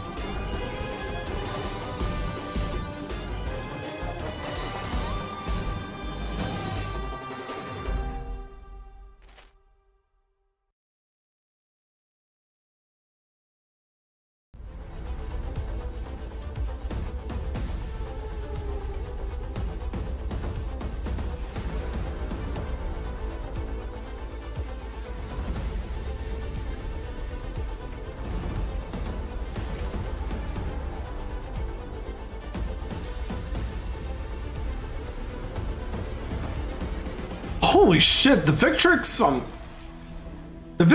leverless looks really awesome.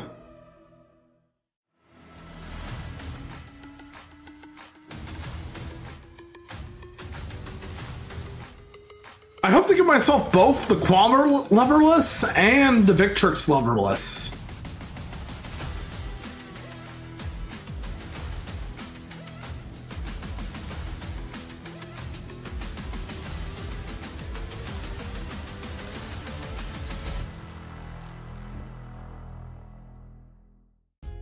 Sunglasses in the day, blue light glasses for the gaming at night. Zenny's got affordable eyewear for everyone. Good old IFC Yipes. EVO sunglasses available now.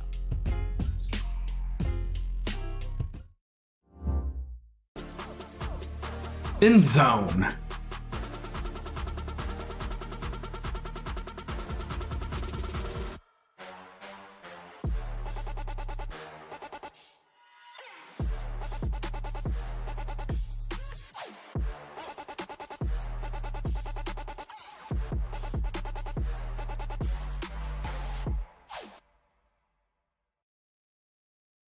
But yeah, when the VOD goes up for this, I'm going to definitely clip and highlight my reaction to the Tekken 8 announcements.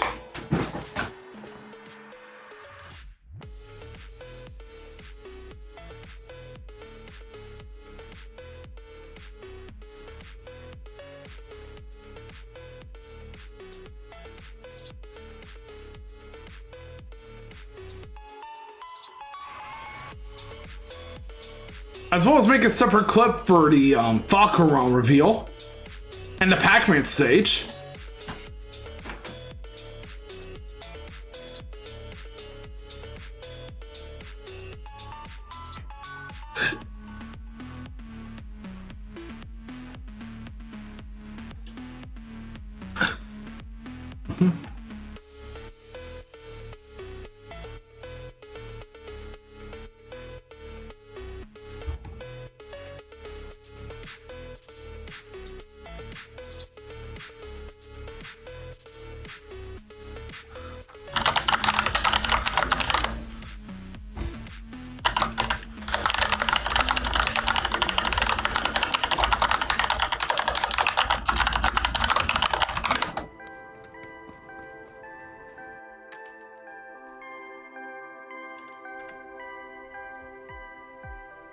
Oh, a make stick.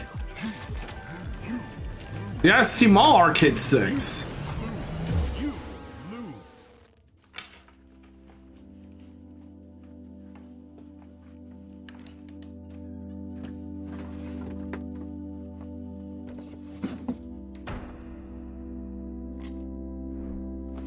Many years later. Arrive soon. However, they are arriving now. Production, where are we going?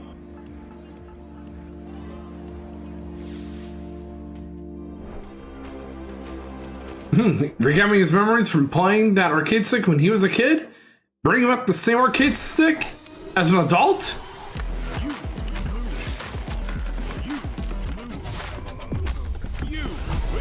And now practicing for EVO France.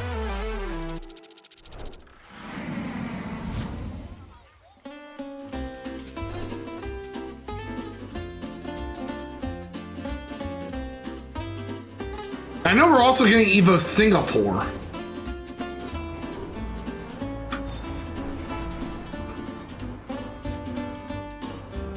But it would be interesting if we ever were to get an EVO London as well.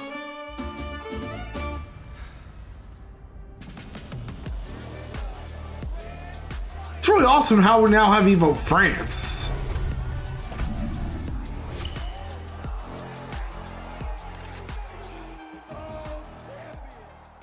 October 10th to the 12th, 2025. Oh! The Wazor! Everybody, we are here at EVO Japan 2025, and we finally got the cosplay winner for this event. And, you know, I just want to ask, please introduce yourself and, you know, tell us what you do. 自己紹介を簡単にお願いします。皆さんはじめまして、天葉咲と言います。よろしくお願いします。 So now, I want to ask, why Manon? Why, out of all the costumes, why did you choose Manon? まず先に聞きたいのが、たくさんキャラクターがいる中で、なぜマノンを選んでコスプレしようと思ったんでしょうか。私はもともとバレエを習っていて、そこでマノンを挑戦することを選びました。で、マノンを使っているうちにだんだん彼女のことがすごく好きになって、今このエボジャパンに向けて一生懸命衣装を直したりとか、こうやってマスター向けて練習してきました。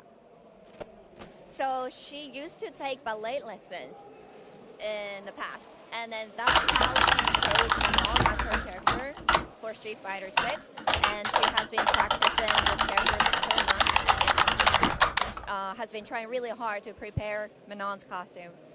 Wow, that is encouraging because, you know, she was playing the game to get into character. So now you won. How does it feel to win? はい、そして今回見事に優勝されたんですけれども、今のお気持ちをお願いします。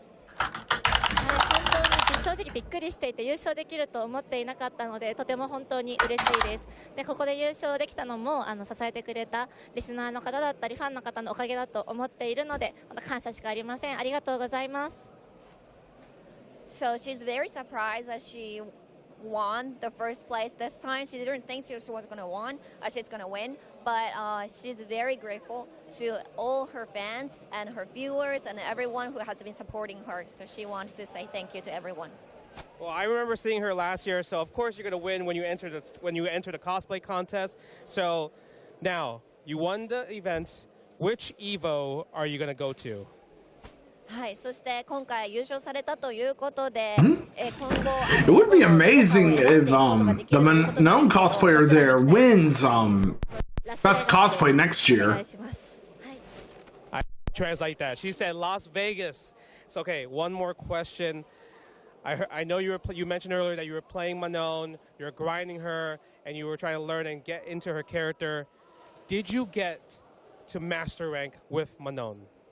はい、今回このエボジャパン2025に参戦するにあたってたくさん練習したりとか、そしてキャラクターになりきれるようにたくさん頑張ったりというお話を先ほどされたんですけれども、 This is 今 awesome. 回マスターに到達することはできたんでしょうか。はい、皆さんのおかげでマスターに上がることができました。 Thanks to everyone who has supported me, I reached master rank. That's what she said. Oh, let's go! Omedetou!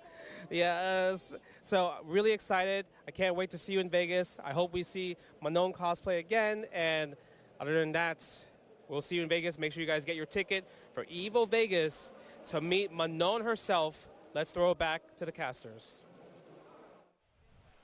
Just like that, All right, congratulations. now it's back to Majin Obama and Tasty Steve. Yo, come on, man. This dude Obama didn't listen to the plan. Yo, come bro. on, what I you did, doing, man? listen, I did cosplay security and cameraman. Oh, Ridge! So we can do booty talk? You so we can do booty talk on the by street? my ass that you didn't even stick to the plan. Majin Obama here with Tasty Steve and Ringe. They got us doing booty talk on stream, I guess. It's our new cool, podcast. whatever. Our new podcast coming soon. Booty talk. Booty talk. Let's go. But look, man, I'm kind of inspired. I'm gonna be real. I'm kind of inspired. You About guys what? know me. I'm Inspired a big by what? anime guy. I've been watching anime for a very long time, right? But one of the I know, right, Domo? Cosplay. I've always admired cosplay, and I told myself if I ever In place of Markman, now we got Ringe. What you mean if? Official? What does that mean? Official. If I ever did cosplay, it would have to be official. With that, I did do some work. I went and did a little research, put some hand-on activity, and I will be debuting my very first cosplay at EVO Y'all Vegas. done got So seen if wearing you really want to costumes. see how I get down, just know I went and picked materials, colors, the whole nine. I really went into depth on this, and I want you guys to see it. So all my fellow cosplayers, that's right, I'm already including myself. So Because there'll be a true. competition. I don't think I can enter it, but I will. See be there. Ringe Make sure you or pull up so you can see Swallow. the first official cosplay. I guarantee you will. But he's not also good when he y'all- wants to be. Even Joanne Fabric picking materials and stuff. He got a sewing machine, bro. You got to stream that. Steve on the sewing machine. Got a couple of like a little pins right here, blood everywhere. I like the community tourism though. Like I'm a pretend cyclist, pretend fighting game player. Look, but no, we hopping around. We hopping around. That's Culturally fine, that's appropriated. fine. Yeah. I'm trying to see Steve on the cosplay grind. Let's go. Look, I'm really trying, and on top of that, I got yeah. a lot of friends in the community that already do these kinds of things. So I got a little help on top of that. But make sure you guys, I guarantee you're gonna love it. And on top of that, y'all know how inspired I can be and how animated I can be. It's good to put this in the physical form with an actual cosplay. He got help costume. from the pros. I'm trying to see what character. What was he gonna get? Yo, chat. I want y'all to tweet it out. What character do you guys think I'm pulling up as? Because I guarantee you, I don't think you guys. But guess it. you talk about inspiration and all that, so you really gonna capture the character too. You ain't just gonna dress like it. Nah, you gonna act like it. we You gonna gonna bring the act whole like vibe. it. We bringing it all, bro. Look, if anything, look, I know we all hang out, we play games and the whole nine, but like, I really do respect cosplayers, bro. Like, I think it's one of the craziest things ever. But two, just the detail. A lot of times they are doing this stuff by hand themselves, picking stuff out. Takes months of preparation, which is one of the reasons y'all gonna see it at EVO Vegas and not right now. But with that being said, man, make sure you, first off, let me know what you guys would like to see my cosplay, what you think it is. And two, get ready for what's coming next. It's Street Fighter 6 Top 8, 6,000 plus man bracket will be coming up. We're gonna crown a winner. Stay tuned. Here it is. Because we're now following it up against Street Fighter.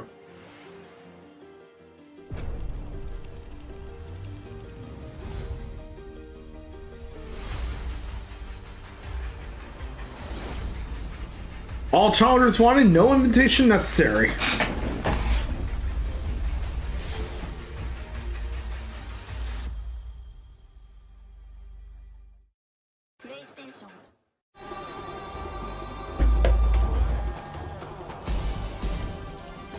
I'm glad you guys are doing well tonight.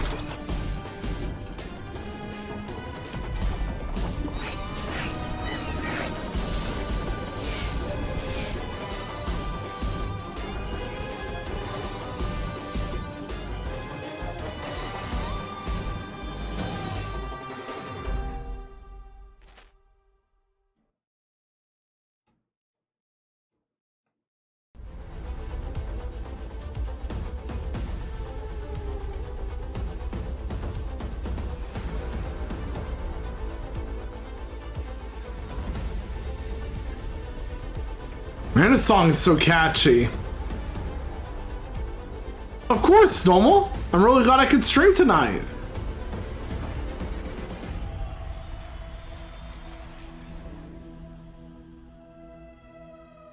And of course, we're going to be continuing on for Street Fighter. No worries.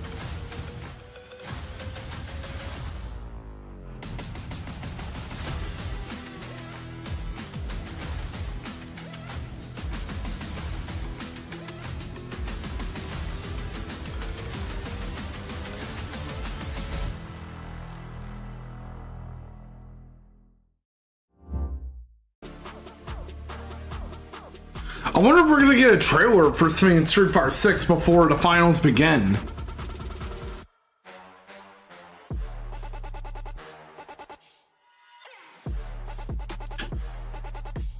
Especially for Season 3. Especially since we had an Akuma trailer last year's EVO Japan.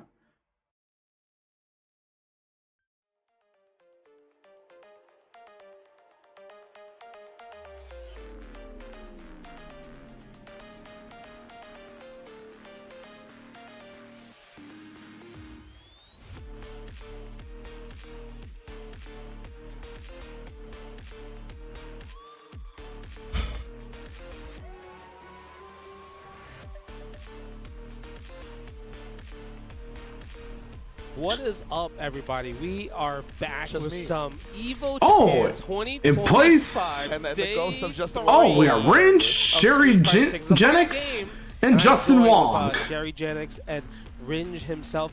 I need you guys to kind of inform me, because I've been around just live reporting the floor. So what's up with Street Fighter 6? Like, tell us the stories. Oh man, Street Fighter 6, bro. As you know, this is the second largest bracket in Street Fighter 6 history here at EVO Japan, and of course Japan has embraced Street Fighter 6 unlike they've embraced any other Street Fighter previously, right? It's really been an incredible tale, and yeah, it feels like there was so many favorites in this tournament, right? Just because like there's so many elite players. There's Punk the God, there's Ending Walker, there's Noah the Prodigy, list goes on and on, Bonchan, yada yada. None of those guys I named are in top 8.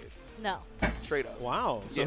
so who's in top 8? I mean, so I'm sure they'll pull out the bracket soon, but we do have Ryokichi versus Momochi. Consistent. Okay. We have okay. Mena versus Akira. Oh, nice. Okay. That's all the winners. That's Young just top 4 champions. winners. Wow. And then the losers, I believe we have. Who we got in losers? Let me pull the bracket. Kobayan as well, yes. Zangief, he's yes, back. Indeed, yes, I feel indeed. like he's been gone for a bit, and now he's back. Yes, Kobayan versus Higuchi. Okay. So yeah, it's a little tough, Oh, right? that's- Yeah, he got the Guile draw that hurts for sure. Then we got another losers round 1 match as well. NL versus Lashar. Here we Yes. go. That's the last. Oh, that's the last the losers Terry match. came through. The Terry did come through for Lashar. Oh, we're gonna have Terry.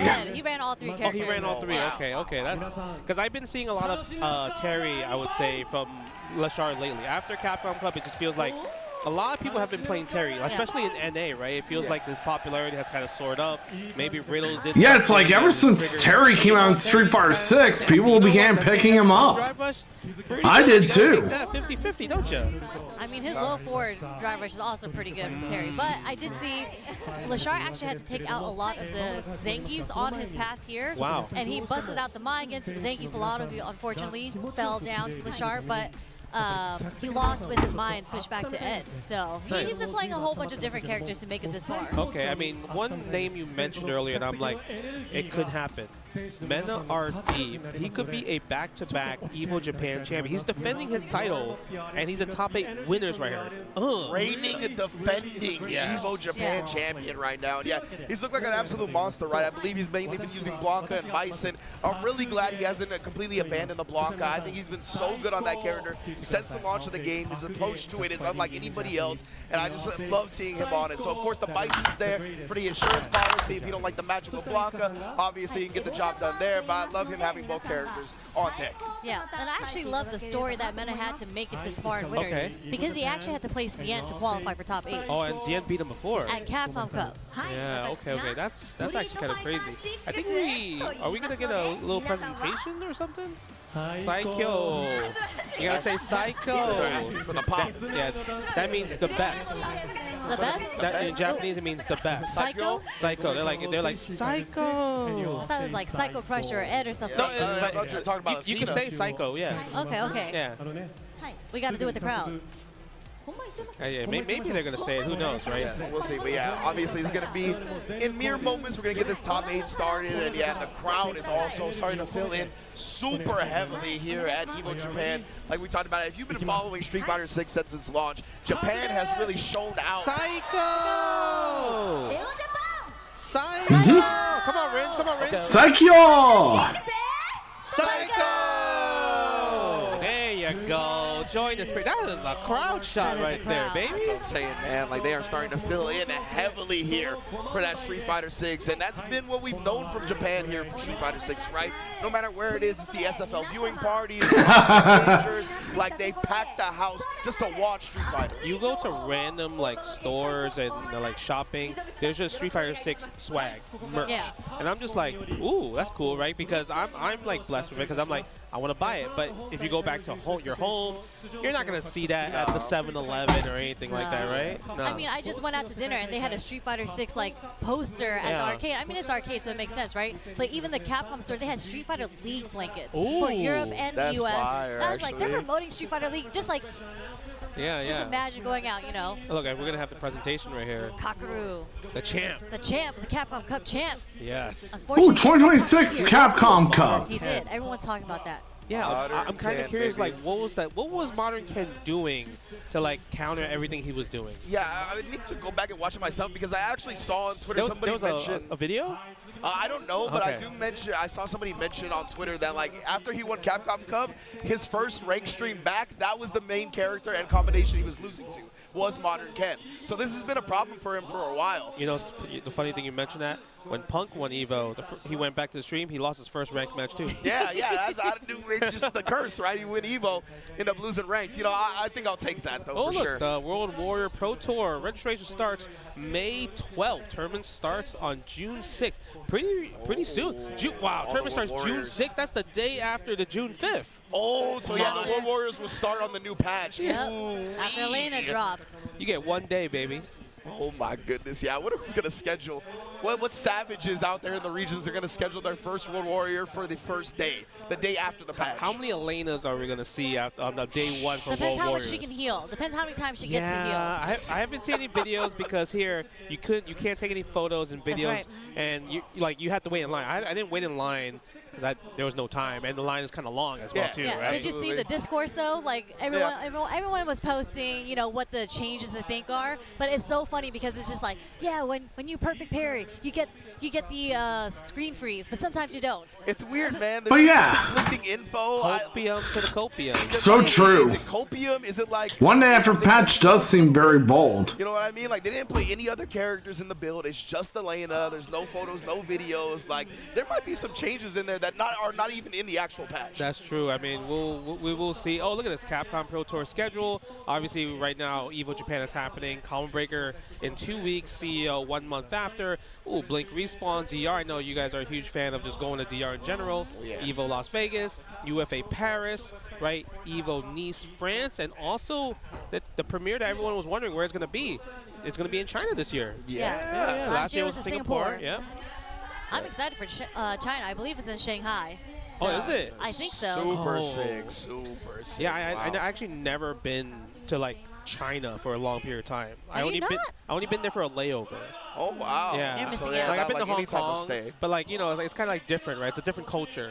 Yeah. So I never been to like mainland China. Wow. So I might want to stop by. Shanghai's beautiful. I mean, again, I don't know if it's in Shanghai. I think it is because all the other Capcom tournaments have been in Shanghai. Well, next week is going to be Shanghai as well too. The ACL. Yeah, that's right. Yeah, for EWC.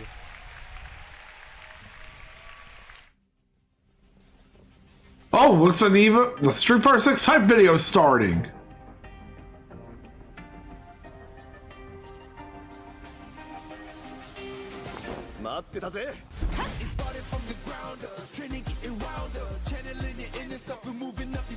I really do hope they put out a teaser for Alex.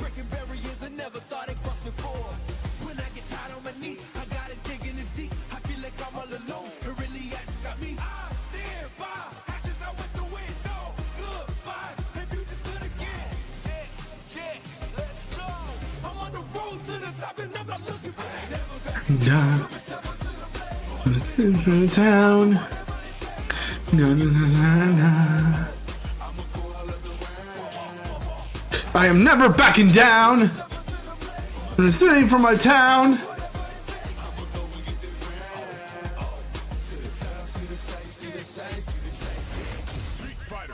Street Fighter 6. EVO Japan 2025 presented by Wow, look at that. Get that crowd hype. Obviously, you saw man just give me that trophy. Bro, he snatched with 2 hands. That's mine. That's like a big reason I love them having the trophy right there during Yes. the top 8, right? Very easily accessible for the winner to let the emotions ride them into the celebration. But yes, indeed, now we're going to start the intros for our 8 elite competitors that are looking to vie for the EVO Championship. It's so crazy because you mentioned earlier, there's at least Akira. only 200 players that could have been in this top 8. 200, yeah. At least I mean, 200. 6,700 players, 2,200 of them, yeah, easily could have been in this top 8. Yeah, Niampi was so close. She had 9th place. I was cheering for her so hard. She was playing so sick. You know, she would have just killed the internet. Yeah. Killed the internet. Most definitely, most definitely. But of course, Akira with the Cammy. I believe the lone Cammy here in the top 8. Yeah, there's no repeat characters, I think. Yeah, there's like Ed for Lashard and Momochi, but Sort they might not play Ed at all, right? I mean, I watched Momochi versus Daigo from Hi-Fi. He clipped it, and I'm like, nah, Momochi, just pick the Mai, baby. Pick the Mai. Pick the Mai. The sequence that he did on Daigo was cooked. Pick the Mai. I mean, that's not what that character does, you know? Yes. Of course, Meta RD Weibo Gaming looking to bring it back to back. But he's going to have to face all these competitors, including Ryukichi. I'm so excited to talk about Ryukichi because what he did to Niampi, RIP, but that punish that she did to the Cruel Fate. That was the sickest thing I've ever seen. But one thing he also did was he whiff punished her Lash with run DP, and I feel like that's just not something you see at all in Ken players. He's a run DP like master when it comes to whiff punishes. Yeah. He loves doing that. He does it against like Rashid's Yazar a lot as well too. Oh, wow. But we have to think about this. Ryukichi, when it comes to Japan, he is Mr. Consistent. Yeah. He was also in the top 6 last year for EVO Japan 2024. I feel like when it comes to just traveling, that's when he's not consistent. But in Japan, home turf, he's always showing up. I mean, when I first heard about him, everybody was talking about there's this godlike Ken on the rise. He's probably the best player coming out of Japan. And I was like, who's that? And they said Ryukichi. And he went to Red Bull in New York, Red Bull Kumite. didn't do so well. He got cooked.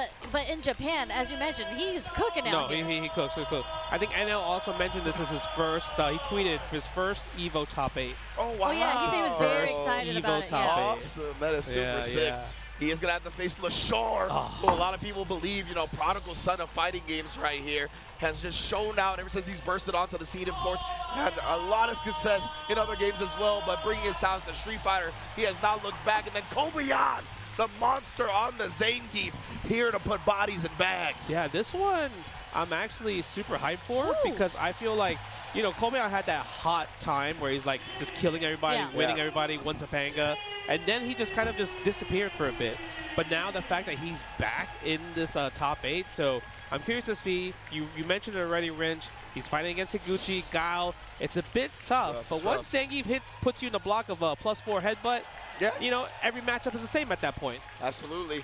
Of course, it's going to be all up to Kobayan. It's going to be a lot of effort getting in, right? But once he does, then he could definitely, he's a monster when it comes to the reads. Bait out one, flash kick, and it's going to be all over. Yep. Man, I'm pretty hyped because I personally want to see Menardi versus Momochi. Oh, yeah. I know they have to reach the winners finals, right? Yeah. But I want to see it so bad. Because me personally, Momochi is my favorite fighting game player of all time. Oh, For sure. sick. He's so technical. 100%. Awesome, Favorite awesome. fighting game player of all time. And the lore behind it is so good because Mena, he has his chance of becoming the 2-time back-to-back EVO champion, right? But Momochi has actually won EVO Japan as well in Street Fighter V, and he's won like Street Fighter 4 EVO Vegas. Yes. So this would just be another EVO title under his belt, but in Street Fighter 6. Wow, You know, three EVO titles, three across EVO three titles, Street Fighters. yeah. Wow. That's crazy if you think about it, right? But Menardi might just be the back-to-back champion just in general. Back-to-back Capcom Cup, right? That's true. This might That's be a true. back-to-back. Oh, it could be a thing, right? So He's establishing the yeah, pattern. because I feel like Menardi, he's always been super consistent, even after season 1. But season 1 was like, that was his like current like prime. But now he's trying to find the prime again, right? So I'm curious to see, will he reach it at this tournament? Because he obviously has the Blanca, he obviously has the Bison, but Bison got no reversal. You know, I'm always kind of like sus about it a little bit. But you can see the bracket right here. First match going to be Momochi versus Ryukichi. Second match winner semis, Menardi versus Akira. But I know Punk's cheering for I wonder Akira. who's going to be taking home the gold in Street Fighter 6 this year. And then NL versus Lashar. Man, these are some banger matches right here. Yeah, Menardi versus Akira. I really am wondering which character Menardi's going to go with. Oh, we're going Blanca. Yeah, I would say so, but like also I think Bison has some merits in that matchup, right? Like being in the air, you cash out so heavily. You don't have to guess on anti-airs when it comes to the dive kick. You can kind of go to that. But as you mentioned, he's had so much success in that matchup with Blanca and Cammy. It'd be hard pressed to do something else. I'm actually okay. My big logic, big brain right here. Yeah. There is a chance that Menardi might pick the Zangief against Akira. Oh, okay. Well, so a little bit. Because I would doubt that because Akira, to make it this far, actually had to take out Inabashi Zangief. And he got some, when I was watching him play, he got some tricks up his sleeve with Cammy. Yeah, okay. It's just like a different Zangief though, right? It is. But I think it's more of like Blanca was definitely like Punk's kryptonite, right? That was his answer. But that was like season 1. Absolutely, Eventually season 2 came out and Punk was able to beat a lot in terms of the sets of Blanca versus Cammy. Yes. And the one time that Menardi did beat Punk was with Zangief. So I'm just like, That's a great point. It might be a thing where he might try it if Blanca possibly gets washed. Yeah. So we have to see. And then one of the things about that Punk Menardi kind of clash that we saw a lot in season 1 was that's when Blanca had the really hard to whip punish crouch medium punch, right? And of course that's Punk's main game. Like he's a great whip punisher, maybe the greatest whip punisher of all time. Facts. So because of that, it was definitely a hindrance towards him, right? Obviously they normalized the hurt box a little bit on the Blanca crouch medium punch, and then you saw he had to go to the Geef. So that's another kind of play into this, right? I'm not sure like if Akira is going to be looking for whip punishes a lot or how they're going to approach the matchup if we see that. Yeah, that's true. I mean, I do think Akira is more of like a full-on Cammy player compared to Punk, because you mentioned like Punk, he plays like Punk. He just whiff punishes and just kind of guesses right on a lot of the mix-ups. But when it comes to like knowing Cammy's like little tricks, doing specific setups, max damage conversions, Akira definitely is all of that on paper.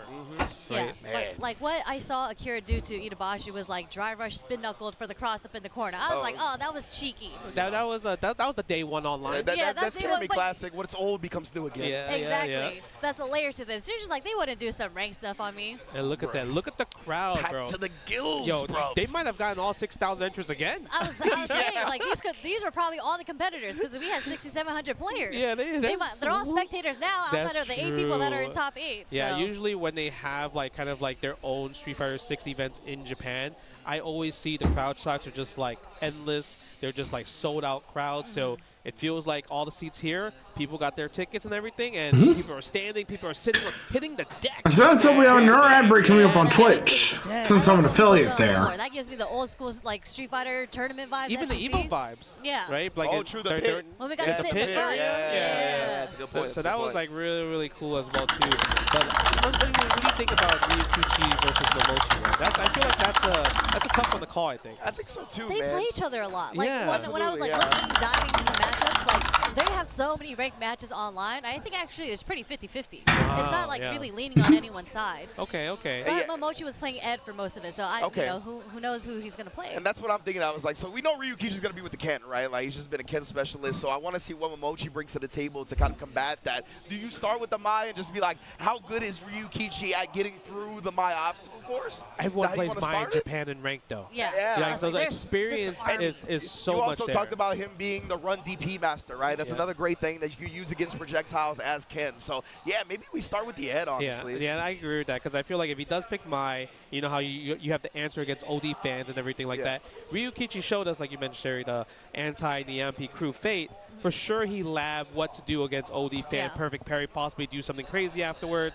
So, I mean, I want to see it, though. I want to see the tech because that's the kind of the thing we're seeing online, like OD fans too broken and everything like that. But there are answers about it. But the fact that if you're the player and you're showing how to counter it, that's what I want to see, right? Yeah, I feel that. And I was going to say, Ryukichi, he makes like the proprietary combos, like the punishes. It's not, everyone kind of knows, oh, when you block Mai's OD fans, you got to backdash, or you can do like a forward moving button that'll punish you. Ryukichi comes up with some stuff, obviously from the stuff that we've seen. So I would love to see what his genius mind came up with to go against Mai in the matchup. Yeah, that'd be sick.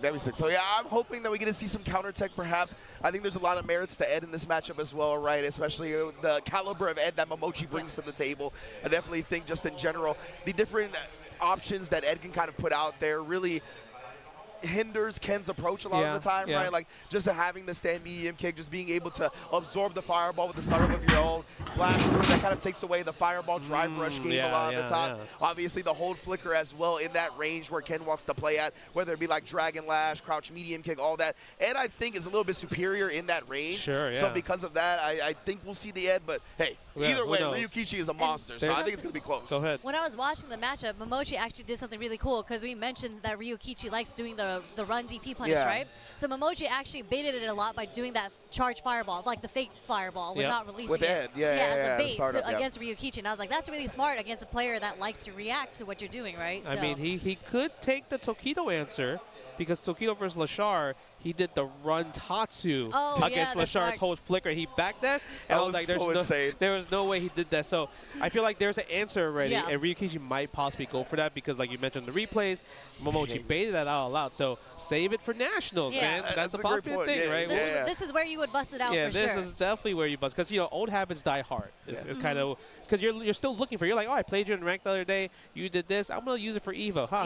Yeah. I know you're thinking about that, right? But Kobayan versus Higuchi. I think a lot of people are cheering probably for Kobayan. Oh yeah. Zangief. I hate Guile, so it's not even about Zangief. It's about my hatred for Guile. Guile. Those two characters, I absolutely get irritated playing against. Right? They're two very different archetypes. But Zangief is one of those characters. I mean, as you mentioned, you hate grapplers. There's a shirt in the booth over there that says "Say no to grapplers" coming from Nemo. Say no to grapplers. I'm a turncoat sometimes. But that's just on the matchup itself, Zangief versus Guile. We gotta cheer for the underdog of the situation, which is the Guile. But I did watch. Wait, which is the Zangief? Sorry. I was like, do not call Guile an underdog. Zangief as an underdog. My bad. Look, you almost have Ridge triggered right now. You're like, Guile, what do you mean he's underdog? You almost sound like a Zangief player over here.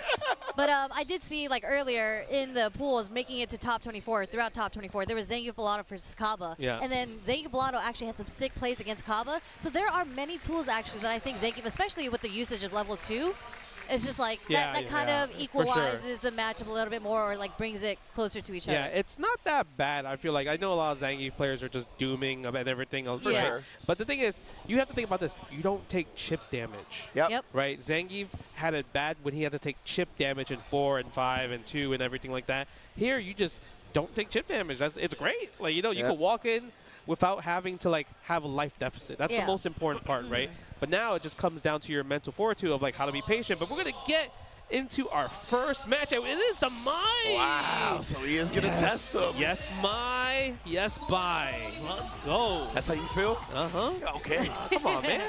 I play both sides. That's facts. Capcom versus K, that's me. All right, so we're going to get into a first match of our top 8 here at EVO Japan 2025. Momochi versus Ryukichi. Let's go. Oh, my God. They're so hyped. Look at this. And they're playing neutral. They're not. Oh, there's the first fans. Immediately. That is neutral. The OD fan, 100%. Well, you see, Ryukichi was so ready with the perfect parry. Really? A DP right away from frame 1? And attacking the drive meter as well. He's going to get the burnout. Yeah. Holy fuck. But you know what? He's going to take some chip damage. 100%. Before he does the drive Ryukichi. Ken's Ryukichi versus Ryukichi's Ken versus Momochi's Mai. Even though he was in burnout, so nice counterplay from Momochi And there. even there, that's a punish on his medium Jinrai right there too. And heavy Jinrai is actually the least, like, yes. Yeah, we have an ad break going on. plus on the burnout. So the fact that he challenged anyway was crazy. What as I had said before, no BRB screen because this is a co-stream for EVO Japan. Oh, and then immediately just tapping, blessing the forehead with the stand heavy punch after the parry, trying to wiggle out. Nah. Dude, the standing heavy punch is so good. Patronizing, bro. It's So a patronizing good. animation. Okay, I like that. A little right there. Take him to the corner. Oh. Standing heavy kick. This is the same situation in round one where Momochi's in the corner, right? Yeah. But all it takes is one hit for mine to take you to the other corner. Oh, yo, shout out to Rikishi for that awareness where the target combo would have whiffed on the second hit. Oh, okay. Using OD Jinrai in that situation. Yeah, he's really just poking and peppering all these Jinrais on. Thought that Momochi would come forward, trying to get a DP out.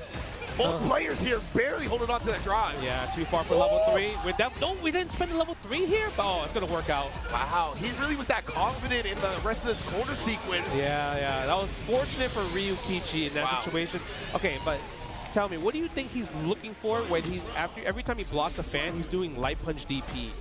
You know what I mean? That's the second time doing it. Momochi didn't bite yet, so I'm curious what's supposed to happen. Yeah, I assume like this is gonna be like a trade type of scenario. Maybe one of the combo punch presses. I don't even know if it's gonna combo, but I think he'll at least get the better OD. Ooh, where you going? Cause I'm reaching. Wake up level 1. You know what? Get up.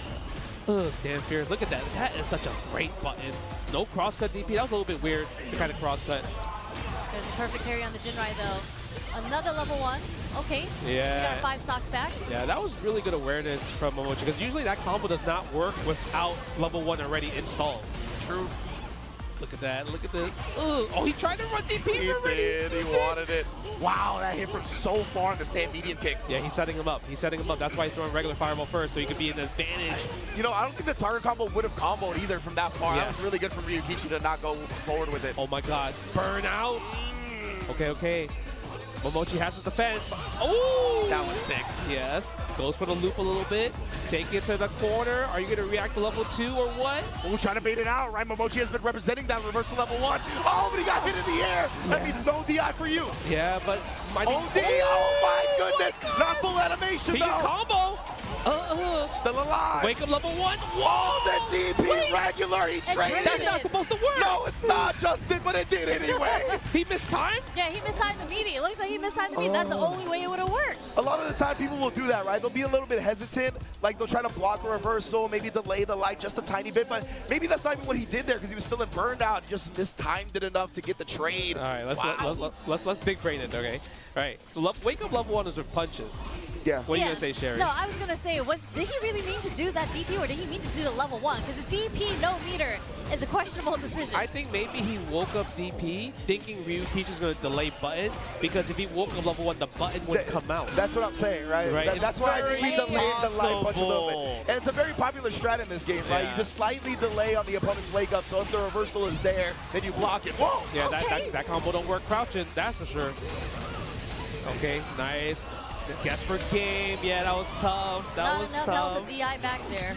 And I love Ryukichi has just definitely been attacking the drive meter, right? To take away that OD fan from Mai. It's a really smart strat. Yeah, it's actually really working out. And you're seeing that Momochi's not really doing a lot of OD fans in the process. Yeah.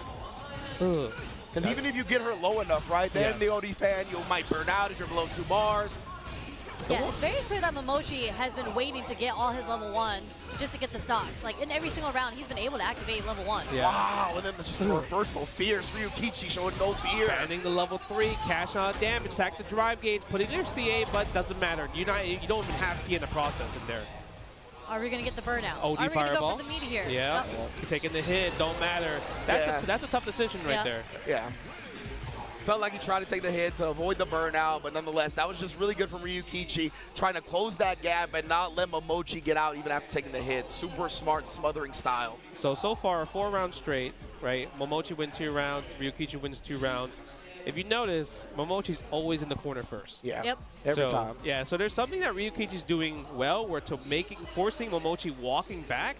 And we might switch Ed because I feel like Momochi, because of that, maybe he knows like, hey, you know what? Why am I getting walked back like that? I'm supposed to be the neutral footsie god. Yeah. Right. So let me pick a character that can control some of that madness of yours.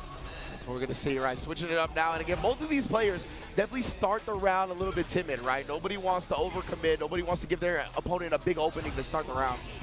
Ooh, look at that. Ugh, I love that flicker. That's a bad boy. That's a bad boy special. Right Yeah, there. it is.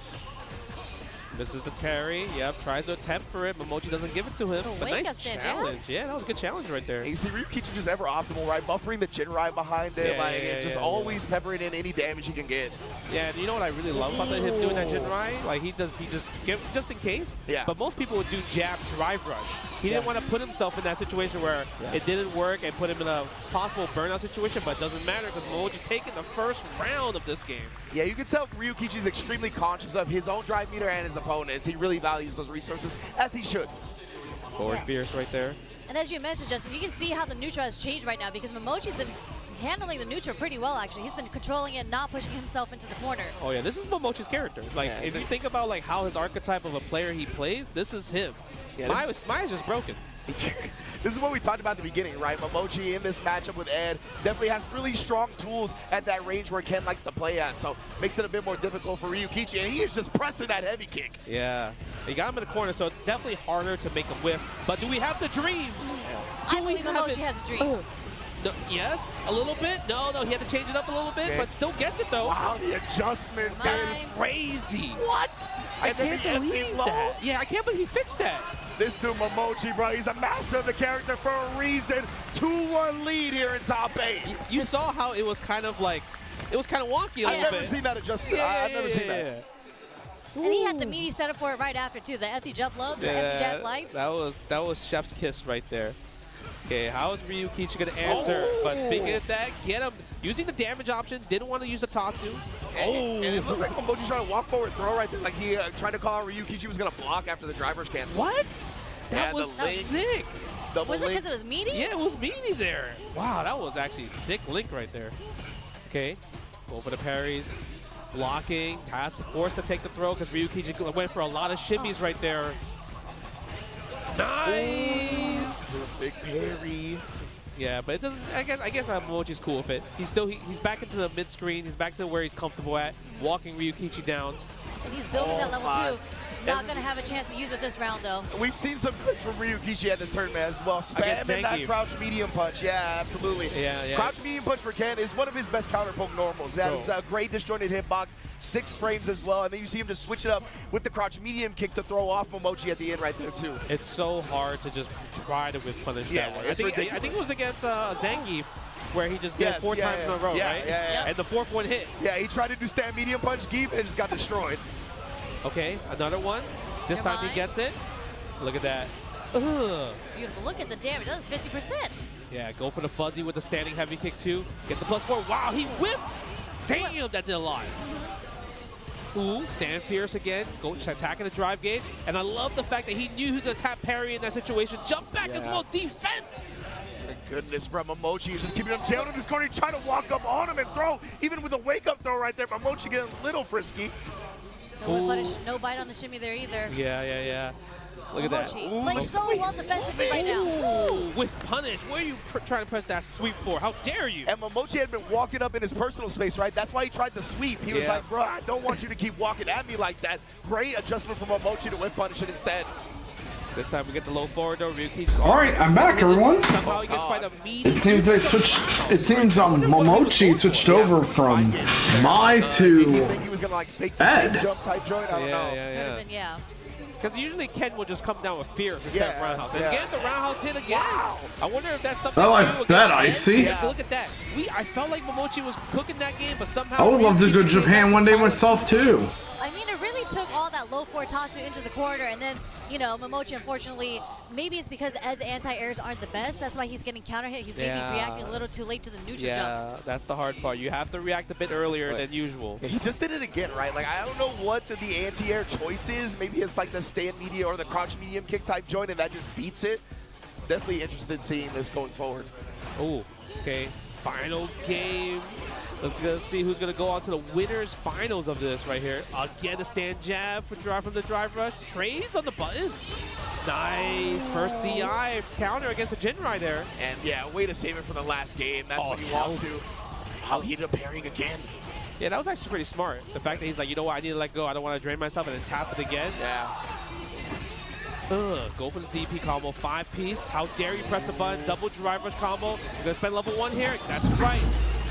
Yeah, I think with all that drive meter, maybe Ryukichi was like, you know, Momochi will expect a DP here. Like, I got all this meter, I'll still be good even after I DP. But nah, the media was there to shut it down. Yeah, I feel like we haven't seen too many bust out ever since Momochi's first EXDP with mine the first game. That was like about it. Yeah.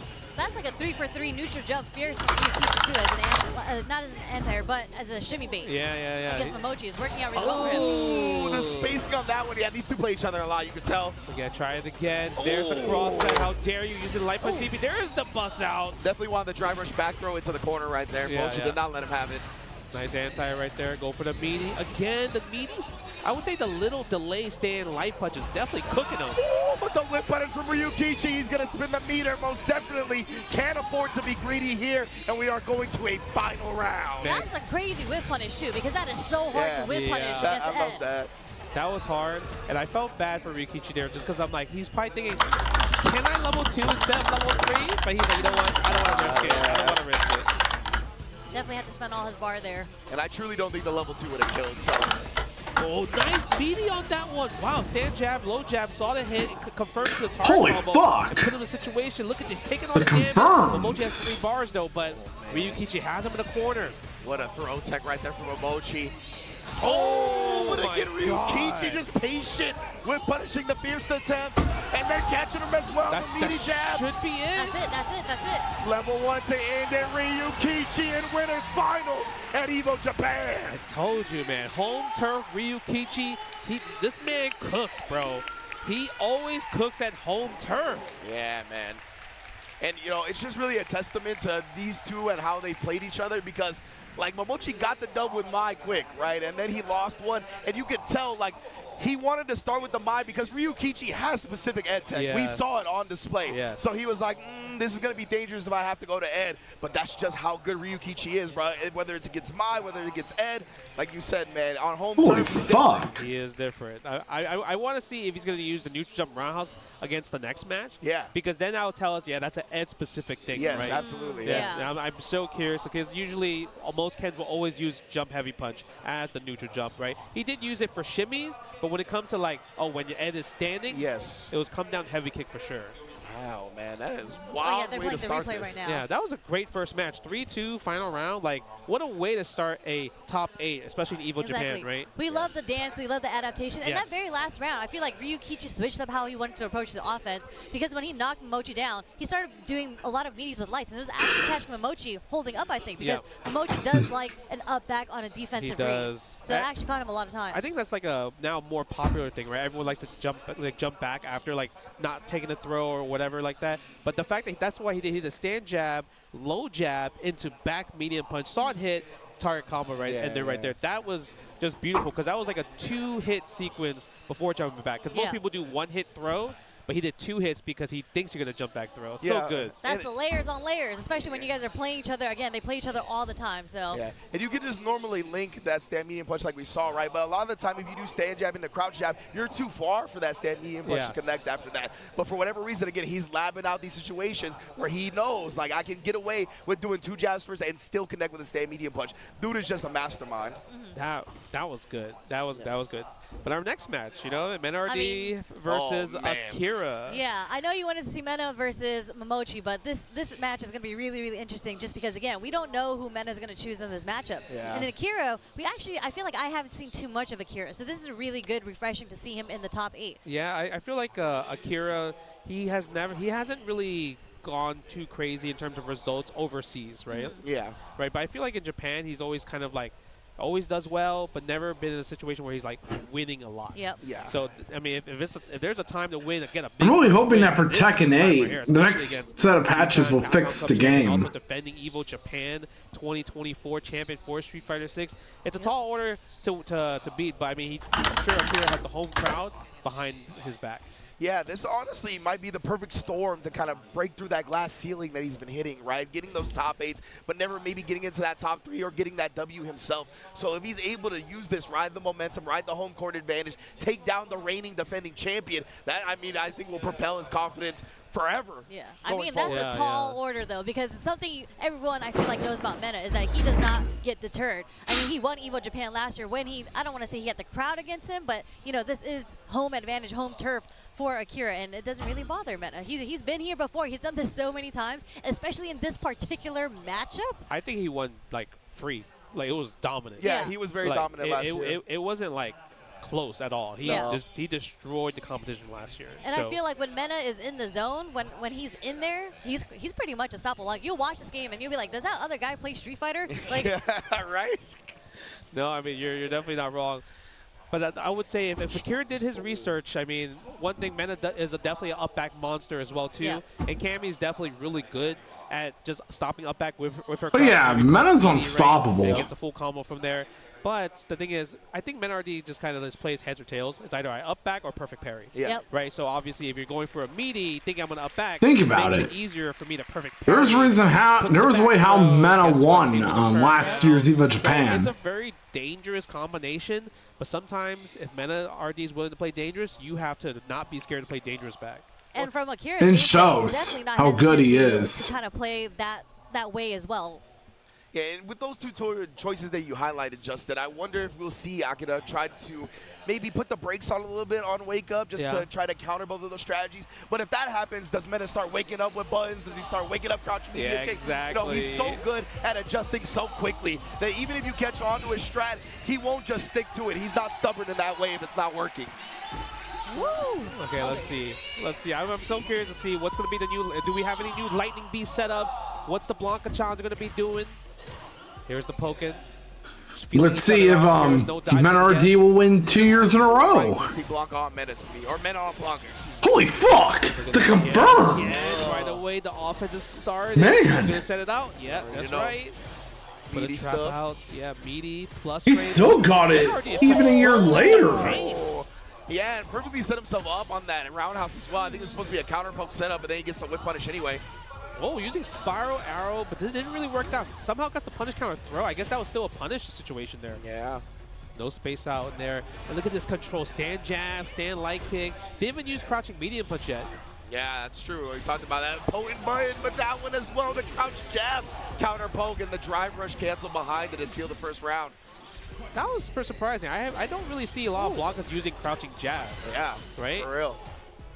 Oh, There's that nice. crowd strong, but has a whip punish there. Yeah, no, that was definitely a whip Holy punish. fuck! Standing heavy kick. Like, the fact that he put himself back into the corner, I think it caused Akira to have, like, a moment of hesitation. Like, what's happening here? Yeah, pressing buttons right there, using the low forward. You have to. Sorry about that. And that is what he is doing. Put that drive gauge down to life support while Akira gets back in the green. It's going to be a good look. Just needs one more. What's Mena going to bet on? You know, if I'm going to burn out, I'll burn out on my own turn. Yep. Uh-oh. Now, does Mena have the reaction to Wake Up level 1, Wake Up level I'm gonna boot 3? up AFK Journey again while EVO Japan's going on. Legs, using a low medium punch.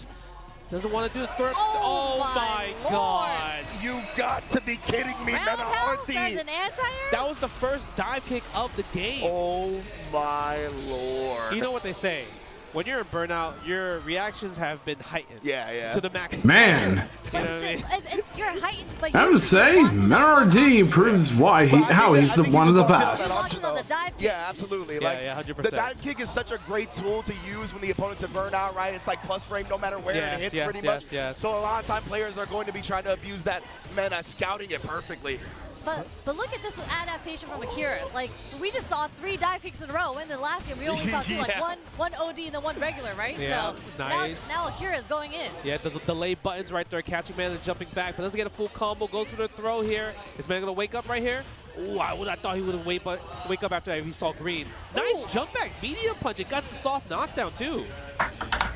Scratching him up. He tried to hop over. He did, yeah. He wanted to be out the OS, the DPOS. He was going to try to hop through it. Yeah. That was so lucky for Akira because if he did not get that sequence right there and Mena RD was able to defend, it would have been a world of hurt. Man, that was really good from Akira, honestly. Take now it to the we're corner. gonna get to the Yeah, everyone's favorite place.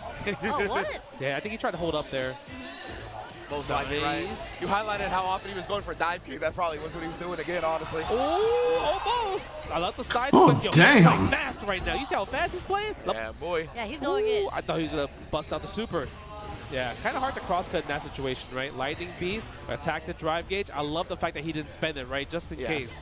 I definitely think he was betting on Akira trying to do something with the remaining drive meter, right? So he was looking to bait it out. Yeah, that's why he's jumping back. He's trying to buffer a special move right there.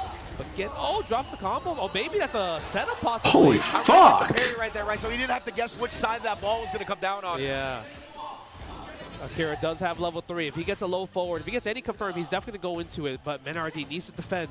Nice. Hooligan tried to bait something out from Mena there. Yeah. Mena doesn't take the bait. Yeah, takes a throw. Watch out. He's in that 3-meter threshold, and he spends it. He tried to whiff punish it. He saw it. Oh, wow! Holy fuck, Akira! Are you serious?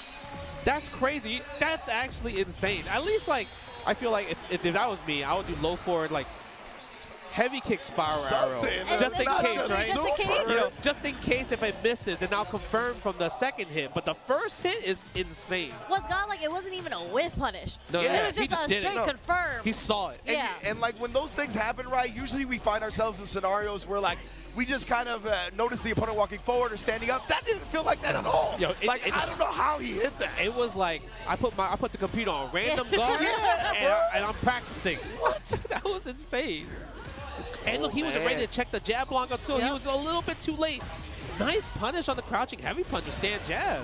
Yeah, and of course Mena, that's always a pulling tool in Blanca's kit.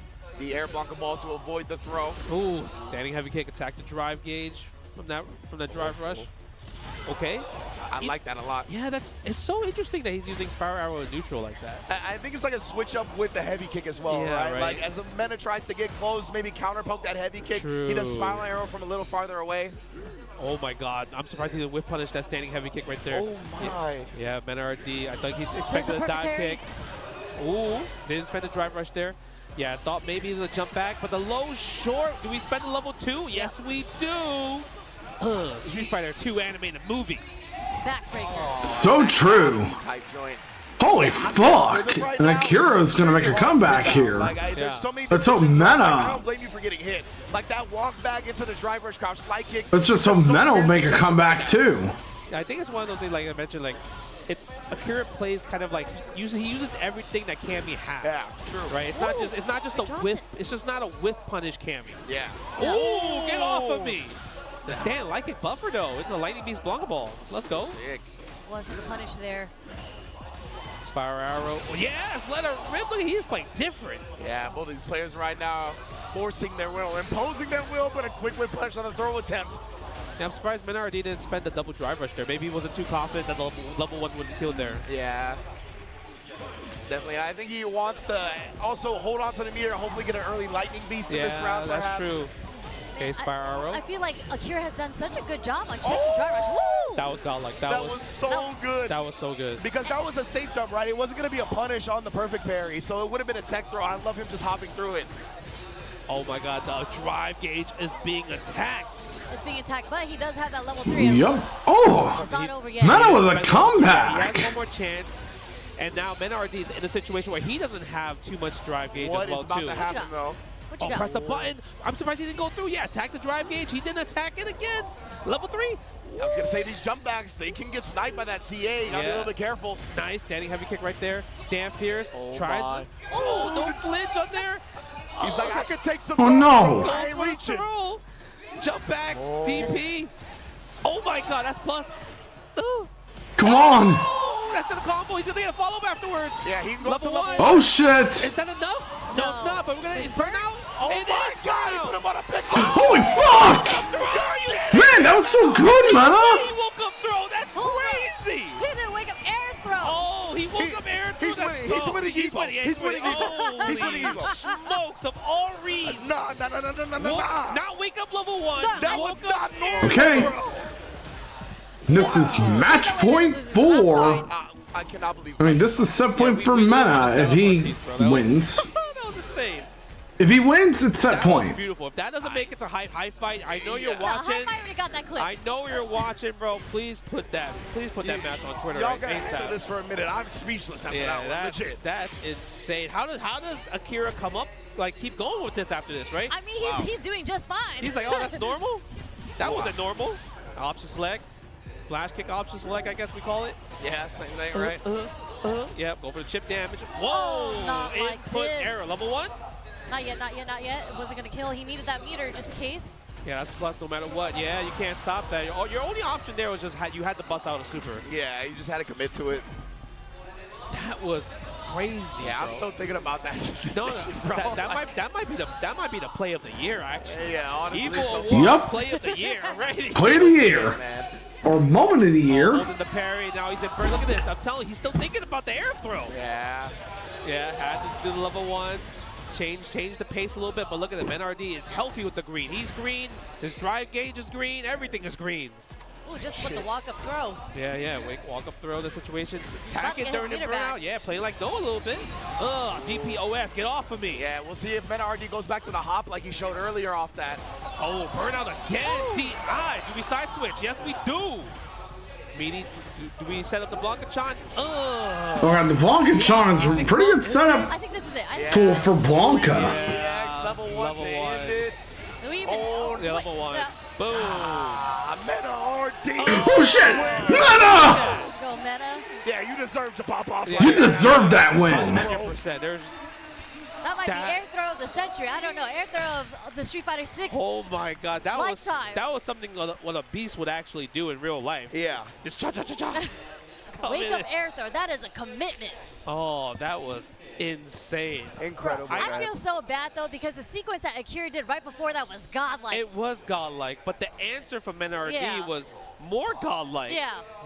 I don't want to watch Menardi play because I don't want to lose my voice because I felt like I know, right? My voice cracked when I yelled Yeah, I like feel right you. there. I thought we were all about to yank the freaking wires Yeah, off I'm because sorry. everybody Production, stood up my at the same bad, time bro. with the air throw. I That could not was. I believe just it, didn't even bro. think about that as an option. I 100% thought the level 1 super was coming out. I Yeah. did wake up air throw. Everyone thought that. And that's Yeah. why I could have jumped, right? He was like, I'm going to dodge this level 1. Yeah. And I think he could get to the other side. It would have been tough to like wake up Blanca Yeah. ball anti-air. Yeah. And this dude, the fact that Mena knew that he would go with that, bro. Like, the crazy part was how close to the ground the air throw was. Yeah, yeah, You know what I right? mean? Look, It was like an instant air throw. Yeah. Oh, we have the replays right here. Look at amazing That plays was from OD match too. 1 already. We already thought like, yeah, BenRD is crazy right now, right? The reactions on the like, kick was standing heavy kick was insane little already. did we know, right? Little did we know. He got some plans for you, baby. oh, man, You thought the first movie was good? I got you. So this is my Godfather too, bro. Even that one was Yeah, amazing, that hiccup Makura. hurt. Yeah, I don't know how he pulled that one off. Both of these players have just showed off That was the phenomenally. third strike right there. Low forward super. No, that's harder than Thirst Strike.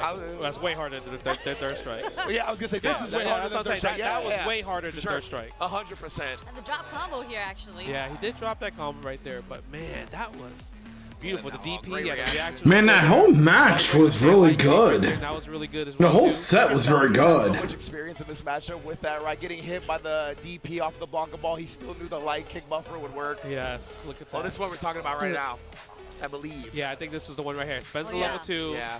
Right. Boom. Look at that. Optimal combo too, right? Yeah, the Spencer level 1. 1. Oh my. Look at this. Look at this. Look at this. This is so Hey, that's when Meta started making the comeback. That was so ridiculous, bro. Yo. I have to say, he really deserved the win. Like, caught her on the way up. Yeah. Like, Oh my God, that was a beautiful play.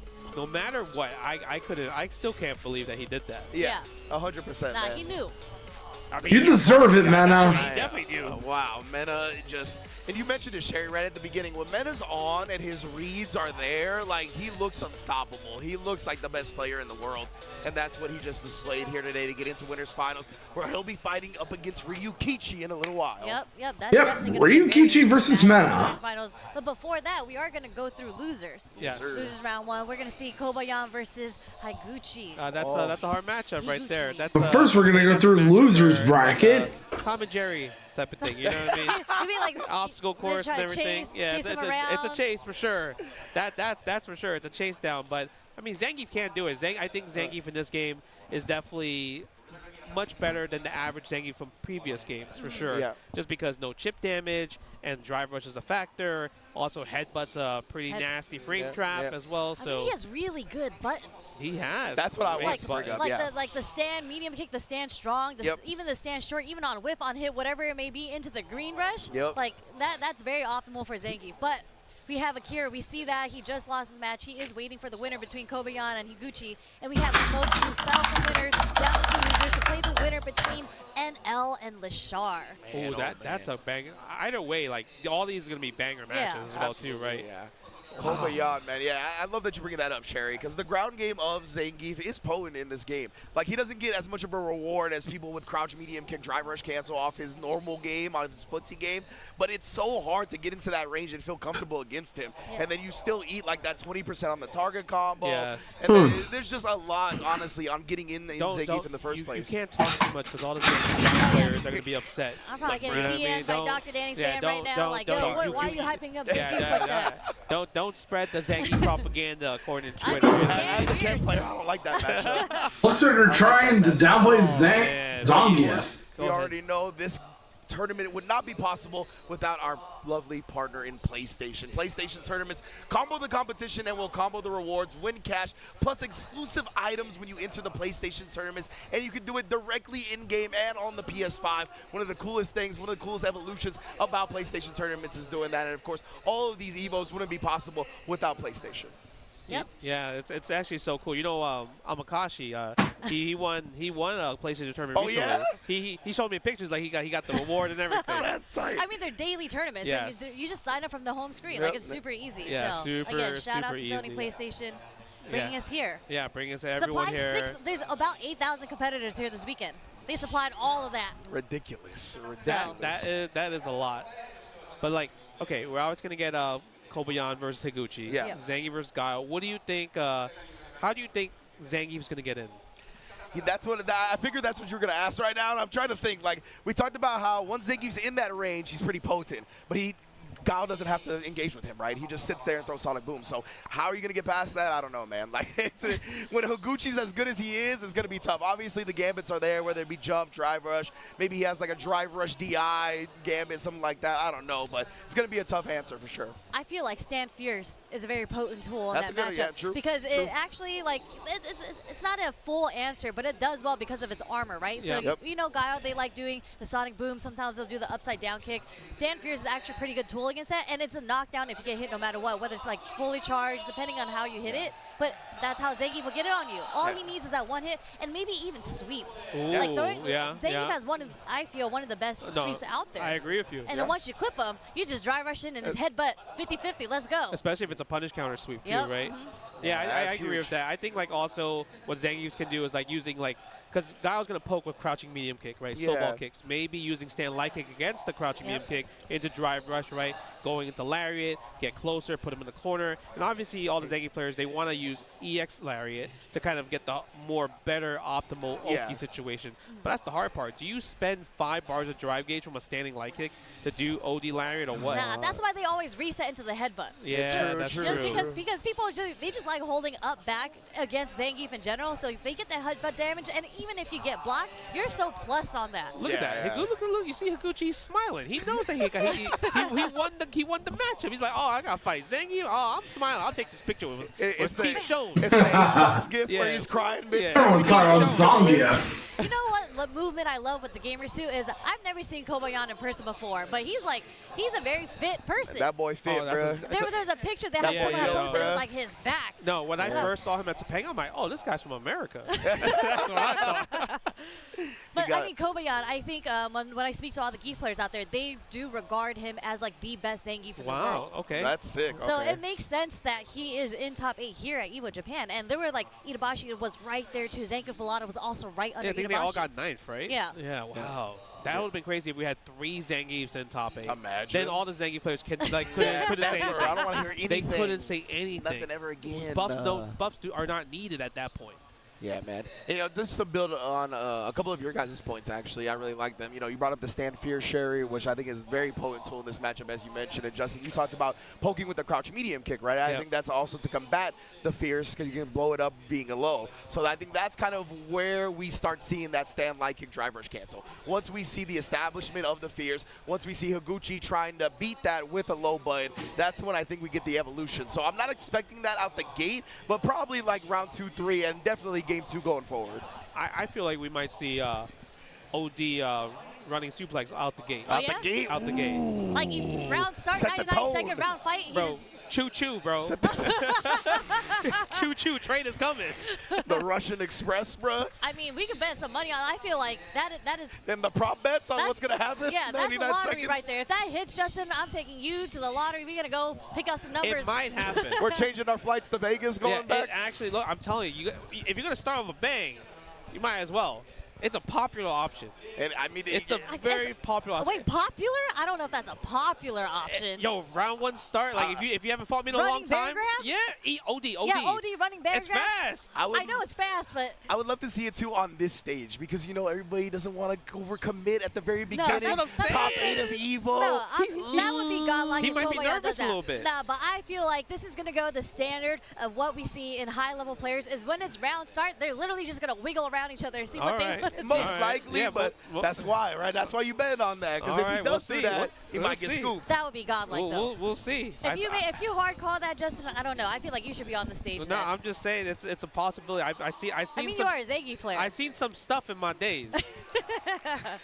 Let's see. The round is about to start. Yeah, the match is about to start. I seen some. I feel like he's about to run. Like, you know what? Let me just test the reactions a little bit.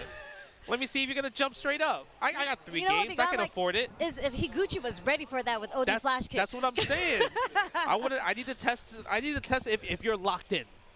You know, because that's the most important part. Because Higuchi, he's definitely one of those players that's like really hard to kind of like get in on. Yeah. Absolutely. When he's on it, but if he's not on it, maybe Kobayashi might run away with it. That's true. You got to throw him off his guard. And if you started off with like that and it hits, you're in his head. Yeah. They'd be like, no way he started the round. Come on, let's see. Let's see. Okay. All right, here. I'm curious. I'm so curious. I'm making the read. Yep, losers round 1. We have Kobayashi versus Higuchi. There it goes. Let's see how it starts. The first losers match. It's The finals. Watch this. Look at that. The first losers round. He's got a lot of hair on his chest. He definitely. Yeah. He's been drinking a little bit. There's no way. I was ready. Okay, go for the sonic boom. Yeah, this is kind of what we expected there. Is against the crouching medium kick, stand light kick, but doesn't want to spend the bar. Can't get the confirm on the counter on the stand medium punch as well, too. It's too far. And yeah, we actually are seeing it right out of the gate. That stand light kick has been a super good tool for him already. But Higuchi gets the jump out the corner and puts Kobayashi in the corner now. Yeah. Okay, they both drive rush at the same time. Yeah, using the stand fierce again. Higuchi looking good. Yeah, now it's Higuchi where he wants to be in terms of position, right? Obviously not health-wise, but right here. Oh my goodness, the perfect parry into the jump.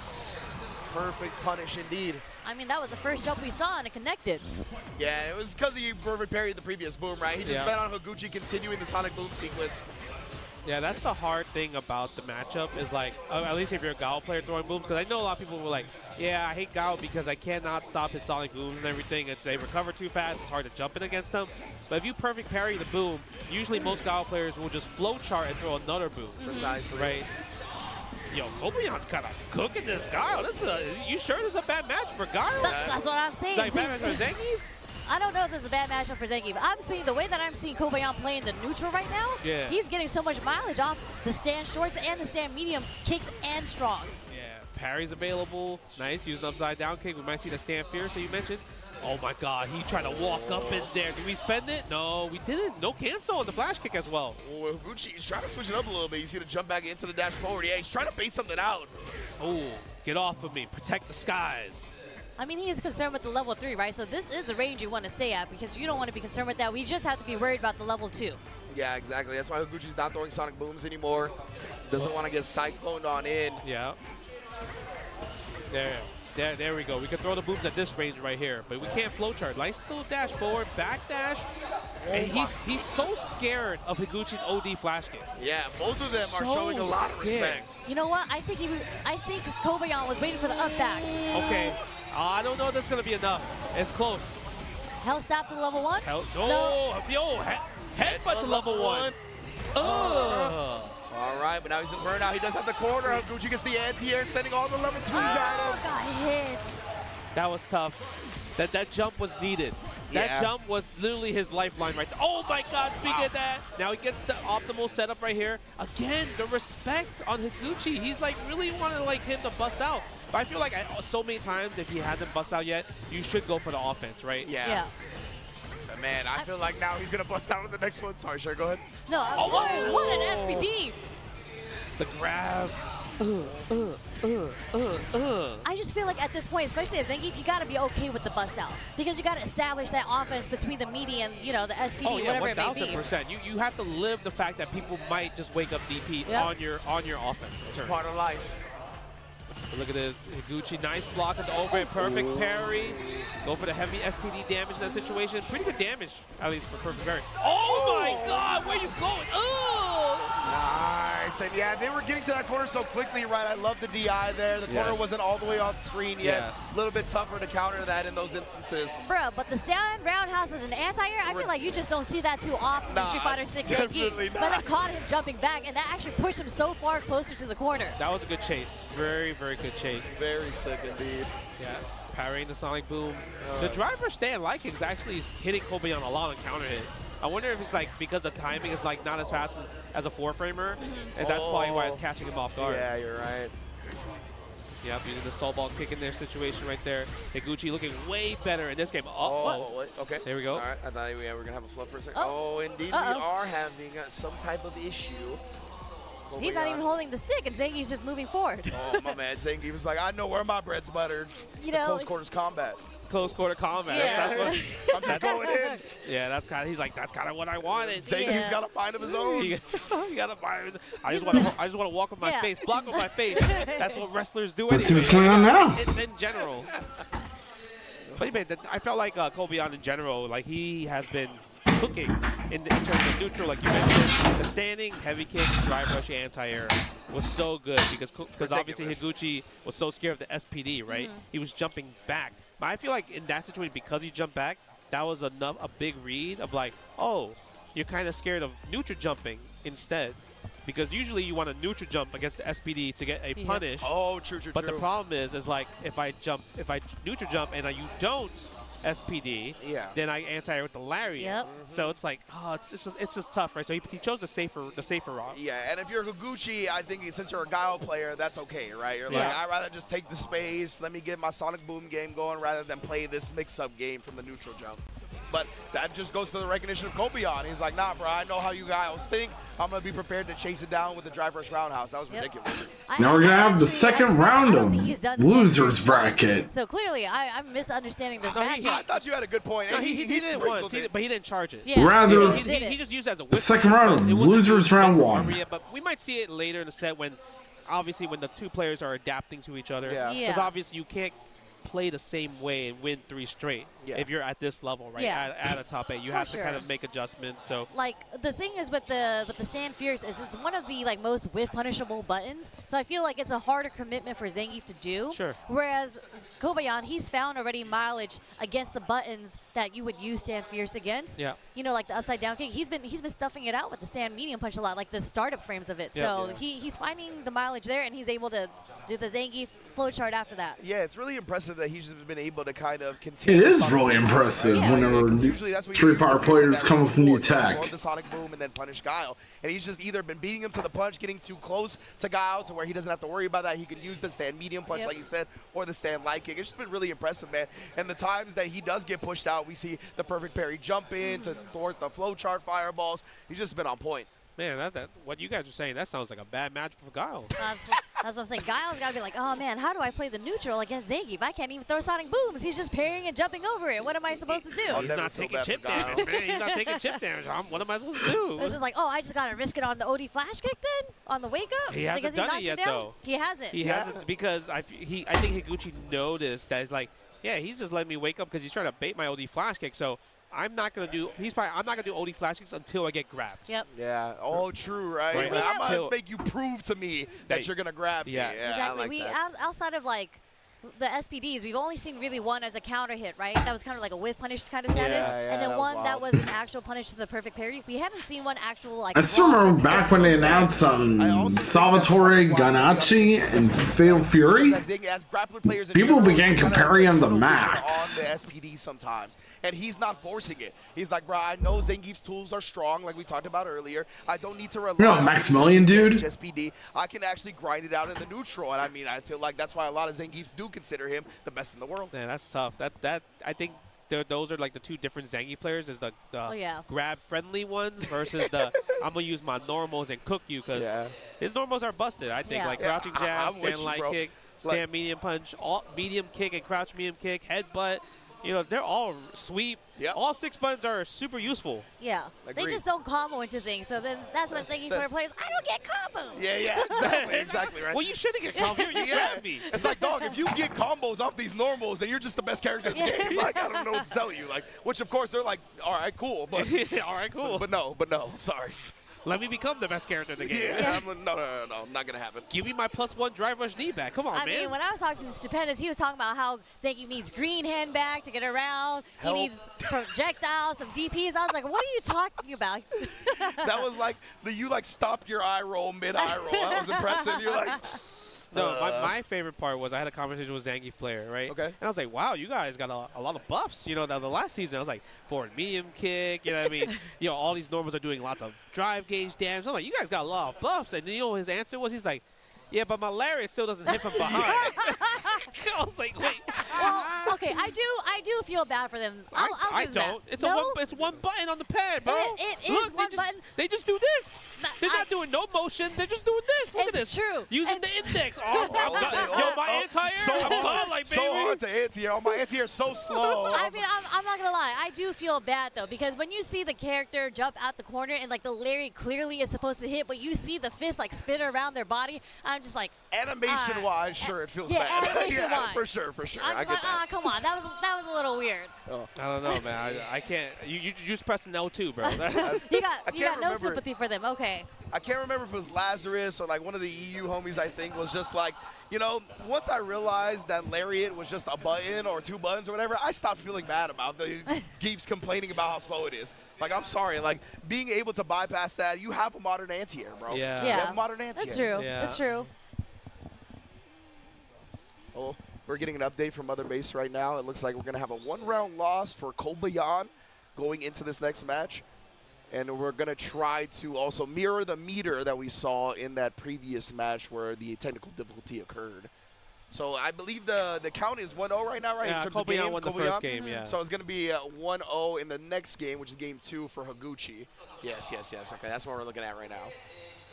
Right, Higuchi's going to take this win for the first round. Oh, nah, I'm so like. Okay. Oh, yeah, I never even seen that. Bro, the flex. I'm just I was just relaxing a I bit. feel like he should gain meter for doing that. That was cool.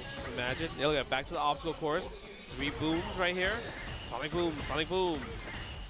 Well, we're seeing way more. Especially Sonic since, yeah. I mean, he's not jumping. There are times where I wanted to go relax Is really good against and lay down lay down. You know? Yeah, he tried there. And Higuchi didn't throw the fireball autopilot, right? He made sure. Oh, that's gonna combo.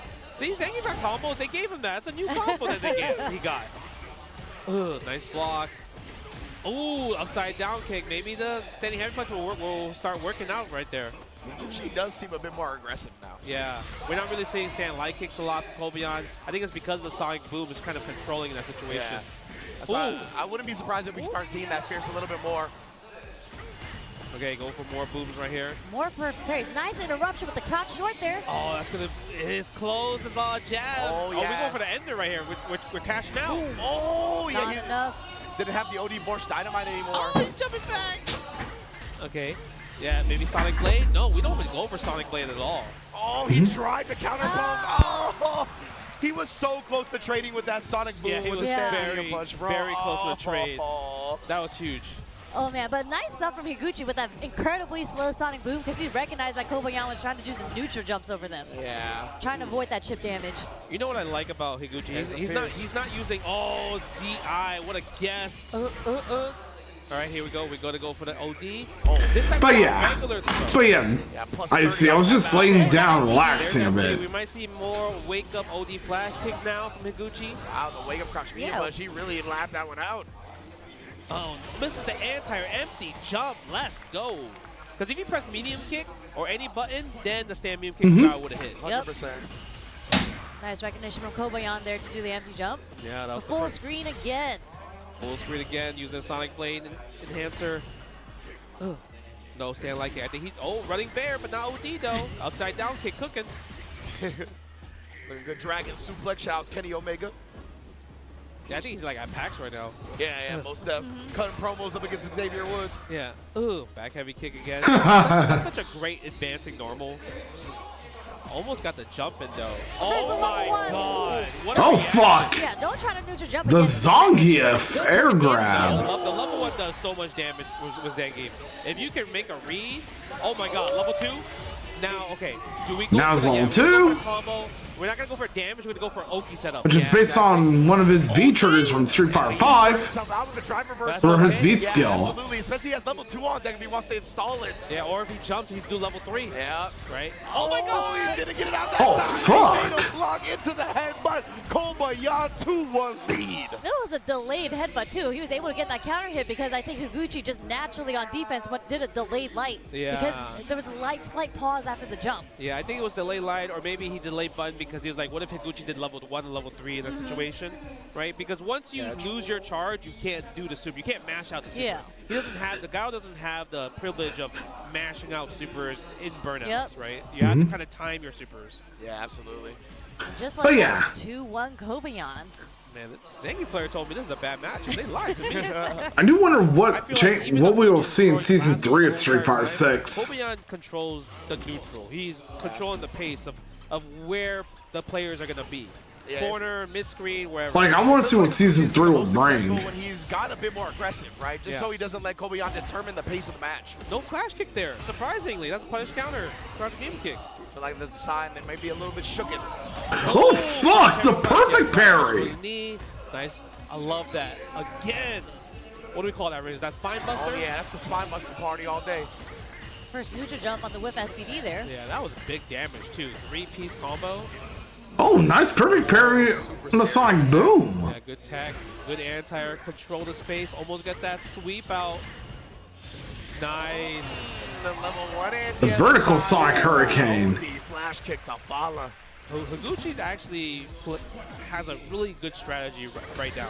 If he sees that you're gonna perfect parry the boom, his focus is reacting to what you're doing automatically. Yeah. So your best option now, if I was Kobayan, is like don't perfect parry the boom, just jump. Because he's float I saw when I perfect parried That's facts. That's good. Ken's critical art. Oh, and even then, I love that switch up, right? It just a dash up into the crouch medium punch instead of just going into the Sonic Boom game. And again, the heavy kick, he's starting to stay aggressive like we talked about, and it's gotten so much better for him. And Oh fuck! That's a nice comeback from Higuchi. A lot of people now, instead of just tapping parry, they'll hold parry, and then they'll try to drive rush out to avoid the punish counter throw. But because of that, players are just adjusting and hitting normals to stop the drive rush. Good. Yeah. That's so dangerous now, man. Yeah. So dangerous. Ooh, with punish, don't flash kick again. I wonder if it's like maybe too far. With punish. And a Higuchi. Not with the sweep. Yeah, the sweep punish counter combo. Blocks on the overheads. Ugh, get off of me. If you whiff an attack, it's extremely risky. There it is, yeah. That was a really interesting anti because I feel like it almost missed at that point, right? 100% it did. Especially since you're being whiff punished. Now, this is starting to look like a bad matchup for Zangief. That's what I'm saying. What? See, now he's trying to use more stand heavy punches and everything. He jumped. That's a neutral jump again, but a little bit too far. Nice back dash punish on that. Level 1. Oh fuck! Yes, that was so good. The Sonic Hurricane Exactly. takes the first round. Match point for Higuchi. just like that. That was so quick. Oh man, and you talked about Holy shit. The upside down kick with the light The kick. drive rush. That was so good because it was counter hit. He saw those counter hit using crouch medium punch as the combo. Yeah. Nice confirm off the stand. Medium punch to the target combo, keeping Higuchi in the corner. Nope, no jumping out. Cancel? Yep. Look at that comeback from It's crazy we Zangief. haven't seen one wake-up OD flash kick from Higuchi. Man, Not is he saving one. it? Is he saving it for this final Yeah, we're round? gonna see it Yo, now. what if Kobe blocks it though? I know, bro. Oh, fuck. Because he's jumping a lot instead. Oh, fuck. Punish counter. No Hard stand knockdown. right there. Yeah, that's gonna combo. Enough for the low forward to combo. Yep. Yeah. A little close. So we're gonna have some drive rush combos from Zangief. He might just From do it. Kobayan. Yeah. Oh shit! The all three! Somehow, some way, surviving the guile and going on into losers. For the loyal And Kobayan fans right takes there, the baby. match. For the loyal While Higuchi fans. goes So home. again, in my opinion, the way that turned around at the end, Higuchi got on match point, and then he started playing defensive again, it felt like. Like, obviously, Kobayan had really good gambits at round start. I have a feeling it's either going to be winners final next or losers semis. Instead of trying to stay aggressive again, whether it be with the far heavy kick, whether it be with the frequent sonic booms, it felt like to me he was like, okay, one round away, now it's time to play safe again, and I felt like that's where it got away from him. I mean, I feel like that very last round, he actually got checked on the upside down kick. Like he started That's true, doing that's more true. normals, It was right? more like the round before the last round. Yeah. And then the Kobayan just snowballed Yeah. as per what Zangief does, right? But that was a sick juggle off the OD lariat. Yes, it was really good. It's also, I think, maybe like he played passive last round because like Kobayan had level 3, so like he couldn't throw booms anymore at that point, right? He couldn't just like he has to think about throwing booms because now level 2 is a factor in that situation. That's why he was like walking back, but then that's also why Kobayan's walking forward because that's what Zangief players like to do, just walk you to the corner, and then now you're a sitting duck in that situation, right? Yeah. Wow, that was a really good match. Another 3-2 in that situation. Yeah, we're seeing a lot of 3-2s here, and I love just seeing the back and forth with the adaptation and whatnot. So we're watching the replay up on the big screen there, so sorry if I'm just looking over there. No, I mean, you can that level 1 super again on the neutral jump. You can appreciate good gameplay. That's the thing. Because I feel like what we saw was we didn't see Zangief flowchart a little bit too much on SPDs as Oki. That's the most important part. He kind of like picked his spots, when to do as counter hits. He did like Let's play here and slots. there, but we didn't really see a classic like, oh, every time I put you in the +4 headbutt, let me do SPD, right? So he didn't do it too much, but the times he did do it, Higuchi neutral jumps. Yep. So it was like good play on both sides. Yeah, I think that's what was really cool about the set 100%. Like, the only flowchart we ever really saw was, like, the sonic boom a little bit, and as soon as that got exposed, he stopped flowcharting into it, right? So because of that, it was a lot of conscious decision-making, constant adjustments as well. Very impressive losers round 1 match between Higuchi and Kobayan. Now, Kobayan's going to be moving on to fight Akira and losers quarterfinals. Yeah, and then we're going to see NL versus Lashar, Korea versus Korea. That's next, yeah. That one's exciting. I'm kind of curious. We're obviously going to see Akuma from NL's side. Yeah. But when it comes to Lashar, is it only Terry, or are we going to see Ed or Mai, like you mentioned earlier? Maybe we'll see the Terry first and see. I'm how really the hoping Terry does. we And can once see a Terry. If he's not doing well with Terry, that's when I think we're going to see the Ed or the Mai come out from Lashar. Terry kind of hits hard, though. You know He what I mean? does. Against Akuma, too. He hits The kind of hard. Buster Wolf and then the follow-up, if he has all 3 bars and some drive meter. He hits kind of hard. That is so true. Insane, right? Terry has a lot of unique setups you can use with him. Probably the best burnout sequence in this game now. With crack shoot, yeah. Like crack shoot and everything, yeah, right? 100%. So it's gonna be interesting, especially like Akuma, who loves to throw fireballs as like his ground game. But the thing is with Terry, I just do OD power. Time for a real fight. I control this space, baby. I control this now. And I wonder, I actually haven't seen too much come from Lashar, though, but like the burn. Or should I say, time for a real when fight. It's so properly spaced, especially when you're walking Come forward or on. walking back, it catches people. Get a lot of ready. times. It does. It does. I think it's like, it's still risky because what if they walk forward and it actually successfully blocked it? Get ready for a beatdown. Yeah, you're super negative. It's so great that we have Michael Schneider as Terry Bogard. And we know Akuma makes everybody else look like they got Akuma health too with the damage he outputs. It's true. It's It's gonna true. be very scary. Yeah, in my He's also going to be in the remake of Trails in the Sky. Ryukichi and Momochi, where you try either the Terry or the Mai first, and then fall back on the Ed if it doesn't work out how you want it to. Because I do think As Niall, just potent in general up against like, Libero the news archetype, reporter. having that range where they like to play at, having the fireball counters. We're gonna find out now. Oh my! Oh boy! All right, we're gonna. And then the default outfit too. Do against Mr. Hey, Zane. Oh, we got the. How are you? Okay. I mean, that's a nice costume. Yeah, that's a classic CVS2 outfit. Oh, word. Yeah, Immediate perfect parry coming from Lashar. Yo, he is aggressive. You know, compared to Momochi, he's definitely way more aggressive. Yeah, no, he already used 2 drive rushes to get in. Yeah, he's still healthy. Look at that. Yeah, already has NL in the corner. Yeah, comboing with the Shinobi Bachi. Almost got the counter hit confirmed there.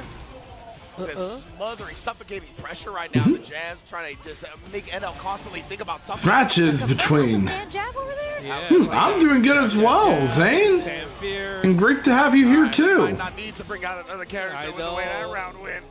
Because I feel like if you're NL, right, you're probably like, oh, this is my first like top 8. He might not. Maybe he's a little bit nervous. Who knows, right? Yeah. I think he takes a while to get heat up. Oh yeah, I'm doing well.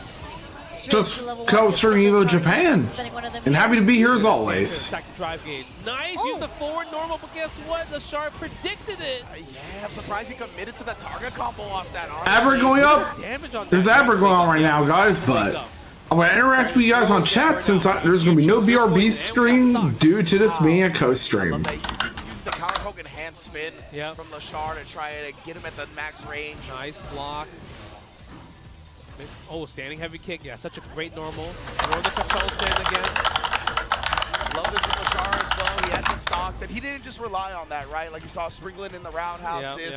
Because a lot of the time I see people get stocks and then they're just throwing the fans. Wasting all of it. Yeah, legitimately, right? So I love the fact that Lashar was switching up the game, made him think about other things, and then went back to the fan to close it out. Super good. Nice to charge fan. Almost got the combo afterwards. If he got that juggle, okay, yep. that would have been insane. Okay. Force the restand.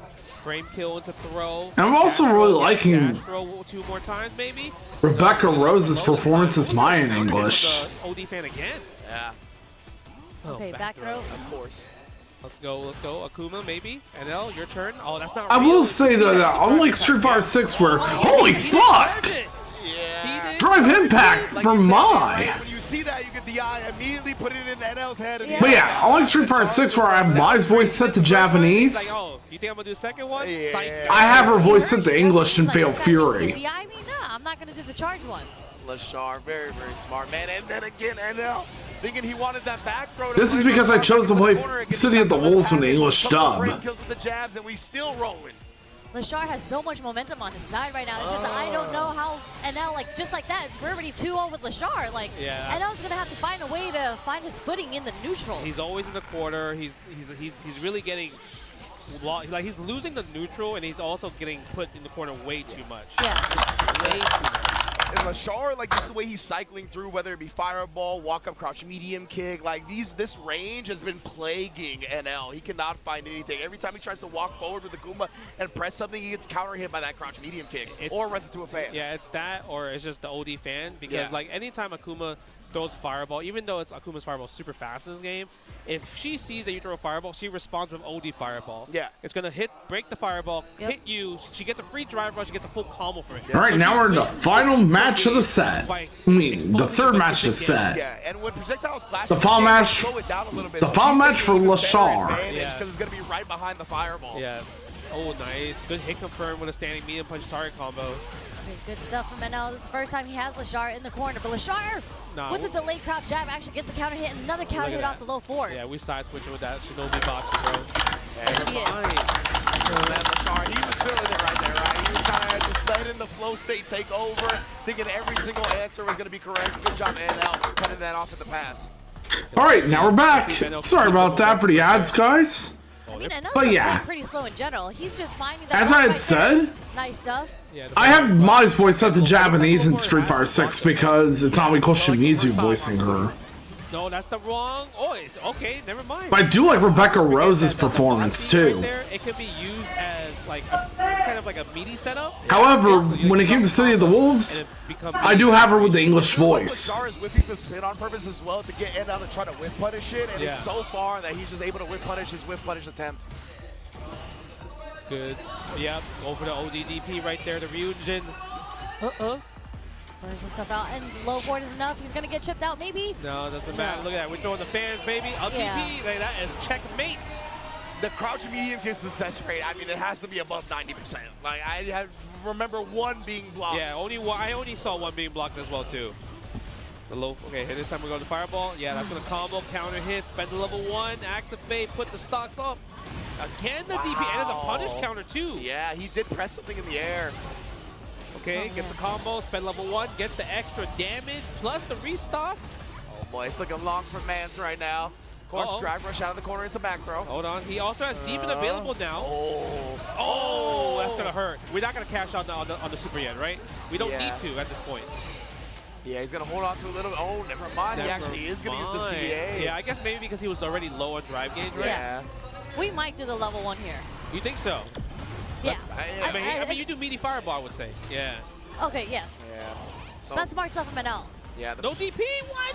Yo, DP would have went through the fan and anti-air hurt. He was still scared. just He was scared. scared. He was Yeah, scared. the fan. Oh, the dive bomb. It's a super Lashar. That's safe? What is wrong with you, bro? Bro, that's safe? Yeah. The dive bomb looks Oh, hey. super negative, and it almost 3-0 from Mai. No. Like, That was really awesome from Lashar. He had a stock? Maybe it's because it's powered up. It's only like -2, -3. I'll do some double checking right now. I'll do some double checking right now. Because I got hit. I was like, oh, that's punishable. Man. I was like, that's punishable, baby. And Lashar, Yeah, he knows, that's punishable, right? right? Like, he was like, yeah, you think it's punishable. Oh man, that was cheeky. That was a knowledge check. I got knowledge check there. Yeah. Man, that was a really good level 1 there. And I feel like Lashar usage, I know a lot of times Mai's are like, yeah, you got to keep using level 1s, and a lot of Mai's don't really do level 1s. They just go for But yeah. and everything, or only use level 1s when they're close to the corner because it combos. But Lashar did like 4 level 1s in like 1 game. Yeah. That's like crazy. It's beautiful. Well, we actually saw. I feel like we saw that in Emoji. I am indeed Point City at the Wolves with an English He was able to dub. activate a level 1. Yeah, One yeah. round he activated 2 level 1s. So Yeah. it's just but you can see the clear difference between how Lashar and Momochi plays. Like And I'm actually quite glad we finally have an English dub that's actually good in an SNK game. The way that her mental stack is against you to his advantage. I think it's because he's also like a previous Chun-Li player. Yeah. So when he plays Chun-Li, I feel like Mai and Chun-Li have like these interesting similarities that they're like hit and run, damaging characters. So it's like he's comfortable playing that style. Where Momochi doesn't really play the Chun-Li too often. He's kind of more of like a head player, right? And it's not really like that type of style as well too. So I think Lashar, when it comes to it, it fits them a lot more. Yeah, he was pressing some buttons. That was like counter hit, counter hit, counter hit, and he was getting so much mileage off the low forward too. Yeah, and from what I can tell, when he does have a stock, the dive kick is at worst -5. So obviously that is still If it's punishable. below. Yeah, but like, that goes back But to what yeah, I said, where I it would have really to is say, kinda my with dive kick. Like, you think like it's hitting you high enough to where it's more Wasabi no negative than Mai it is. can be I'm quite not really risky. great at discerning when it's gonna be that negative or not yet. But I yeah, mean, we might see it here. Look at it. yeah, in the replays. Yeah, the replays right here, because this is the game. No, this is It's the next round after. Yeah, it's yeah. the round after where we see it. But most definitely, it's something we can go over. And obviously, again, Mai, one of the newer characters, but a lot of people are prepared for her at EVO Japan. You had to be if you expected to win this tournament. Look at to be that honest. checkmate. Here we go. We're about to see it right here. Yeah, because he was like, oh, I'm scared for my life right here, right? He could have ODDP there, and then would have won that set. Oh, and it was with his last stock too. Yeah, look at that.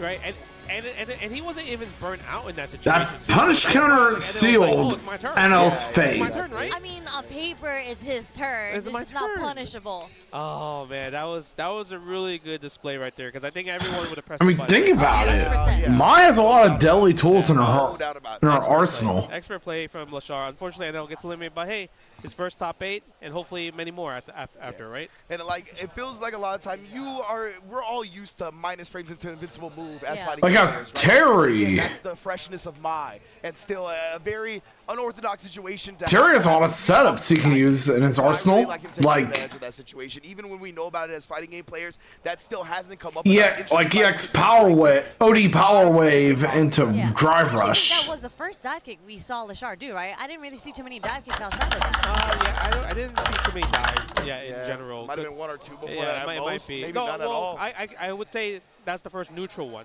because he did a lot for combos. Oh yeah, Sure, yeah. For neutral but we don't count combos, No, right? no, That's not part of that thing. Yeah. But yeah, I think in that situation where you like usually you see the bust out with like ODDP, but because it's burnt out, you're like, oh yeah, he can't Okay, do anything. Akira versus But you see Kobayan. the bracket right here. Losers round 2, followed by Momochi versus Lashar. You mentioned, Sherry, that Akira did have to beat And Zangief to make it into the also top 8, losers so round definitely 2. Familiar, but it is Kobayan best Zangief that a lot of people have said. And then the other side, Then we Momochi have versus losers Lashar. semifinals This coming up is a crazy one. I after feel like this can go losers round 2 is done. anyway. It's like who's gonna play what character? Yeah. Because they have two. They would both play either Ed or Mai, or maybe Lashar's. And then bust losers out, finals. Terry. Yeah, Who we knows? could definitely see that.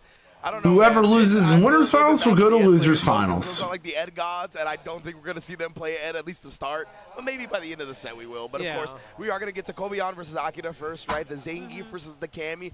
Always I feel like a volatile matchup when it comes to the discourse of the Street Fighter over the course of the different games. Everybody feels like either Cammy, a lot of people think Cammy wins, but then Zangief wins as well. So I feel like this has always been one that has the community split when it comes to who has the advantage in the matchup. It's tough. I think you see the crowd. Look at that. Everyone's just sitting. This is looking like SBO I don't status even know right if here. he has a spot to sit. Look at him just shaking. He's probably sitting the whole time. He's Oh, gotta good stand old and stretch bell back and opera. okay. Next, Yeah, I next don't year know. review.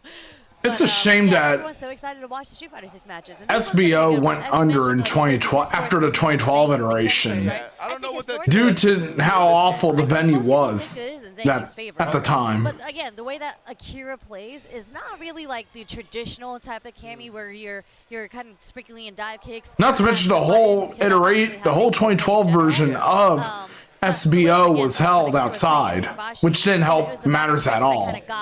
In It is a Inabashi's bag head, of tricks, yeah. Usually you have to kind of like see if you can stop hooligans and everything, or the spin knuckles in the corner. So that's going to be something if Kobayan can react to it. Yeah. But I would say that one thing that Zangief players have advantage over Cammy is that he doesn't have a wake-up ODDP. So that means if he baits it out, it's going to hurt a lot, right? So it's at least 40 to 50% of a punish counter combo, especially coming from Zangief, right? Crouching heavy punch into drive rush knee, hell stab into whatever you want. I was gonna say, am I gonna see the wheel kick to get the juggle? Oh, there you could be the forward heavy kick version, right? Yeah. So there's a lot of different options where Zangief gets a big punish. While if Cammy gets a big punish, it's okay. Yeah. Zangief can afford it, but I don't know if Cammy can afford it. For sure, I definitely get that perspective, and obviously I think a lot of the time people think Zangief has the advantage in this matchup because Cammy has to go forward, right? Yeah. Has to come to Zangief, and that's exactly what Zangief wants out of everybody, for you to get close to him. But to go back to your point about the ODDP, Zangief don't have no reversal. So if you do get knocked down, the outright punish in that moment might not be a lot, but Cammy can definitely snowball you and never let you play Facts. again. I mean, your only guaranteed punish or similar or your most best punish is wake up level 3. Yeah. That's literally all you have, or you're gonna like gamble or perfect parry. Because the thing is, when I see Zangief players struggle, they get stringed up. Yeah. And eventually you're gonna try to hold up, and your mental stack eventually breaks. You're like, oh man, I'm getting just mauled, right? So I need to do something. But then the strings are just too much at that point, right? Yeah. All these jabs and everything, and all leads to knockdown. Guess what? Puts you back in the same scenario. So it really comes down to what kind of reads will Kobayan have on defense with perfect parry, just wake up drive reversal. We'll see. Yeah, and when we were watching Akira play against Mena earlier, we saw that he was not afraid to blow his meter. Like, when he got the 6 bars back, he did button, dry rush, even though none of them hit, and he only had a sliver left of his dry rush. So I feel like he's willing to – it's kind of like Noah. Like, he's willing to spend the meter and burn himself out as long as he stays on the offense. But yeah, a lot of the issues with the 2012 Super Bowl Opera were not limited to He just beat a guile. Yeah. it being very hot outside because at the time it was because of the very high temperatures. We're talking about where Guile has all the tools to never approach you. Cammy has to. So Very low attendance, to be fair, that's when we glares on the screens, and network problems that require tournament matches to restart. Here, or if he'll be ready as well for what Cammy's going to bring to the table. Obviously, his mindset is definitely going to switch to more of that, be prepared for Cammy to rush you down. So I want to see how quick his reactions will be, like the dive kick, right? Is he going to be able to lariat the dive kick consistently or not? A bunch of different answers that we're going to be able to see. Totally. The dive kick is like the X factor. Yeah. They're not not lariating the. Especially OD dive kick. Yeah. That's the X factor right there, right? 100%. Especially if he's trying to like buffer like stand light kick or crouch medium kick. But standing medium punch is very good against dive kick. If you just press it beats from the range. the range, it beats dive kick in general. So After that, in 2013, they decided no more to Super Battle Yeah, Opera. that's like one of the big things I think. A big privilege to have against Cammy specifically is like because the Cammy's always like dive kick, whether it's after your block string or after their block string. If you have a reversal button that will stunt that startup with a dive kick, that's huge, right? Yeah. I think the medium punch for Zangief does exactly that. I think he's got a couple other tools that will do that as well. Right, and there's counterplay to Zangief's stand medium punch if you're Cammy because her crouch medium punch is also fantastic as well. So if you're buffering from a range where you're just doing buffering, crouch medium punch in a And then you have Tournament Legacy, who punch, right? So it's going to posted be revelations. You know, I feel like chess after chess after chess in this situation. So This should be an exciting match, 100%. I was gonna say it'd be godlike to see. I heard that the 2012 edition of Revelations is I haven't seen horrible. Akira really do it, but sometimes Cammys do like the whiff dive kick in front of you to base some type of anti or sure. something I from mean, you, and then you can level 2 that for sure. But that's a yeah, hard read. That's true. I mean, But Zangiefs are known for the hard reads. this is the hard read right here. Is OD running bear grab I was gonna right say, now. do you think he's gonna do coming. OD? We're going back. It's coming, baby. Look. Watch. All right, come on, watch. See, look. Bet. Ha! Oh, man. It would have worked. Look, I believe every time, though. I really do. Would it have worked? He stood on the ground. Well, he did low forward. Armor. Sweep. But I get already trying to dance on him. Yeah, stand fierce already. I really love this. Oh, wow, the bust out without taking no headbutts. Wow, stopping the drives with sweep of all buttons. Yo, he is staying active with the buttons right now, and even calling that out, knowing it's not a real safe jump. Wow. As you mentioned, Justin, once Zangief starts getting smothered because he has no reversal, it's difficult for him. And you see Akira's like pressing sweep in neutral, low forward in neutral, and it's checked Kobayan's, like, I don't want to say random drive rushes, but it's hit him in the neutral many times so far. No, it really is. The strings, nice drive rush cancel right there. Stand fierce. You just got to press some buttons. You do. Neutral jump roundhouse. No, you do have to press some buttons. I wonder what Kobayan tried right there when he got hit by the neutral jump. He was trying to like make him block something on landing or got a late anti-air. Level 1 with Yo, he's not taking no headbutts, bro. Nope.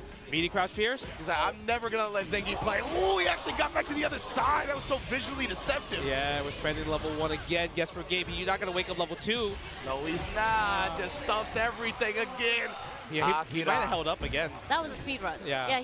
That was it. He got hit by the 2 standing jabs. He was trying to get out of the corner. No stand light kick, drive rush cancel. I think he's kind of scared. Like, oh, there it is. I'm talking about. Yeah. There's that Oh wheel my kick punish. God, look at the damage, baby. He did it again. You got to, right? Akira, this is the name of his game right now. He knows the aggression is where he's going to win, even if it's going to cost him time to time. Oh my God, yo. Three, thought it was your turn. Ringe, he heard you, bro. Yeah, he heard you. He heard you. The stand roundhouse to punish the stand. The jump roundhouse to punish the stand freeze from Kobayan. Oh my Lord! You thought Holy you were gonna damn. get me? Wow. Akira versus Tricks, Kobayan. like you mentioned, Sherry. The tricks. And man, and what a call out, a ballsy call out from Kobayan, waking up with the OD SPD, man. Like he tried to get him. Bro, Yeah, there's that dive kick that beat the lariat. Yeah. Nope, you're not going to lariat against me. I feel like I'm watching online ranked, like, Yeah, I don't know what's happening by block buttons into You're ODTP. watching Danny Fan play. That's what.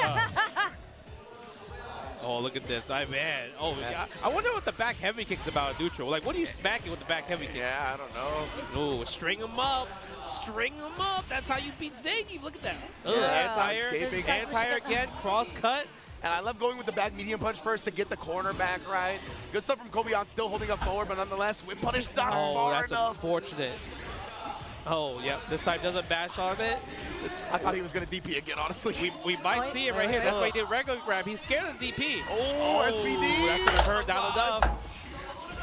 Oh, the counter hit. Akira definitely bet on Kobayan trying to bait something out onto that drive rush, right? I think he thought he was going to drive rush and block, trying to take his turn with a normal one. Whip punish there. Oh, he was scared. That's now Akira scared level 3. Oh my God, look at this. Yeah, level 1. We're going to go burn out city, baby. Like I said, he is committed, bro. Yo, 45? Oh, that's a combo? Oh, he thought he was going to super. That's why he held down right there. He thought the wake up level 3 was coming. What Nice. Is this enough? Nah, there's no way. Oh, We're going to do a jump juggle here. Okay. But now he gets his meter back, right? So we have to worry about the wake up again. But, oh, he didn't believe again. He was ready. DI.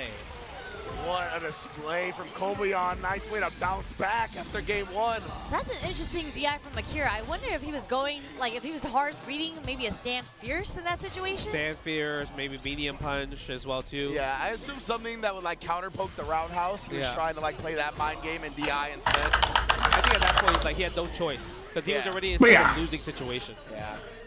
Also looking for a big reward, right? They already revealed some. They already revealed a small bit of footage for Unica and Guilty Gear Strive. He knew he was going to hold up. Wake up ODDP? No, that's what he thought too. This dude Kobayan, he's really getting the reads now. Oh, just a walk of SPD. I mean, the range is good. Yeah. The range is probably like a crouching medium punch range. So it's a pretty good like tool to just throw out, especially if you're like getting Akira scared. And in the corner, right? Yeah. He didn't really have much room to maneuver anyway. Nice string right there. Standing heavy punch. Oh, what a read. That was crazy. classic. Beating the DPOS with the armor standing heavy punch was big brain. Love seeing that whenever the geef's busted out. We are going to get the burnout, though, with the level 2. But he's close to level 3, though. He could churn. He could churn. He could churn. Is he going to churn, bro? Churn. Oh. That's why he's jabbed him up. He's trying to stay away. Go for the pokes. Wow. Breaking the armor. DP as the chip damage. Yeah, super clean from Makita there. Man, this is a crazy Oh, yeah. match. Nice. Yeah, it goes for a reset, like you mentioned Sarah, earlier, way earlier. As always, Zane, I'm glad you're here. They're going to go for the reset for the headbutt. Trying to get big reward. And they also get that drive meter regen back quicker if they try that reset. Yes. Oh, wow. Oh, hey, that Power Rangers dab too. I think it was a stand medium kick. Oh, well, that hit far. Oh, Trying to stomp on his kicks, bro. Using the Street Fighter EX moves. Okay, you have level 3, Akira has level 2. I really want to see what the back heavy kick's going to hit. I so want to see it. I wonder if that's just like a visual bait to get Kobayan to try to whip punish him. It might be, honestly. Yeah. Indeed. Oh, my God. He's living and dying by the ODDP right now. Are we going to go to level 1 and burn him out? Yeah. Look at the damage. Oh, great 50. day. 50. Oh, no free DI this time, though. And Akira still has another one in the chamber. Just in case Kobayan busts it out again. Oh, no. Oh, level 1. So That's weird. It doesn't, For Akira there. He doesn't get the punish because he's a sweep and he's in Doesn't burnout, show up for right? me. But it is his turn, so he walks up, baits him into throw tagging, and walks back out. So good, man. Wow. Low forward to level 1. Another low forward, like in the super, right? Yeah. He's just getting those confirms. And I saw him do it against Itabashi, too. He did crouch strong into the level 3. Okay. Wow, stand light kick beats the drive rush crouch light kick. Stand roundhouse perfect parry. No back Yeah, throw. we go for the side switch. Wow, that was kind of big. That was tricky. Oh, well. The setup. Headbutt, at least that was at least plus 10. Spine buster, that's plus 30. Oh my That god. one actually combo, but he did it. I'm surprised he dropped. He didn't go for the finish the combo. Yeah. Look at that, man. Akira still staying active right there. You know what I'm thinking about? I know it's 2-1. Looky here. Yeah. The amount of blocked ODDPs that Kobayan has I still have my T-phone, and though, punished him. How is he that I losing? commissioned to Claudia. This is what we talked about. Where Akira, he has to stay aggressive, and he knows, like, and sometimes I'm gonna lose half my life to one combo. That's crazy. But this is still gonna be the long-term game plan for Oh the my hooligan. god, the hooligan flips. He knows, he smells it. He's at match point. Yeah, the blood in the DP, water. Go for a throw. You can still go for offense. String him up. That's right. String up Zangief. It's so good. He's trying to hit the stand medium kick again. Oh my god. Yeah, go for the pokes. Playing a little bit more safe. Yep. Go for the dive kick. The situation backdash. Fierce, bruh. Yeah, Trying to put a stop and just one hit of the stand medium punch at SPD. Yeah, that's really good right there. It felt like Akira just started playing passive. Which he can't do that, bro. Yeah, like what happened? Like he was. You gotta stick to what brought you to the dance I mean, right maybe now. it's because he's scared of the level 3, you know? Yeah, but it just, I don't know, maybe he's just thinking, I've been match point and now I'm all passive. That's what it feels like. He's had level 3 before and he hasn't played like this, right? Yeah. Oh, So no. reset. Okay, we're going to go into level 2. No, something happened. Like he's like, yo, I'm about to beat him. I mean, I think we're going to see it now. Oh, let's see. I I hope think so. he's about to wake up. I mean, he started the last round with Hooligan. He might just do EX OD Hooligan now. It felt like, yeah. I got this one from one of the hype trains I took part in. Yeah, see, now he's trying to find himself a little bit more. Yeah, that's more what we're used to seeing from Akira in the set so far. Now look, he's holding back. No, he is scared. You see? Yeah. He's not aggressive anymore. Something happened. Tell you, man. Yeah. I don't Holy know. fuck! Okay, hold on. We get Perfect some start, we parry. get the offense. String him up.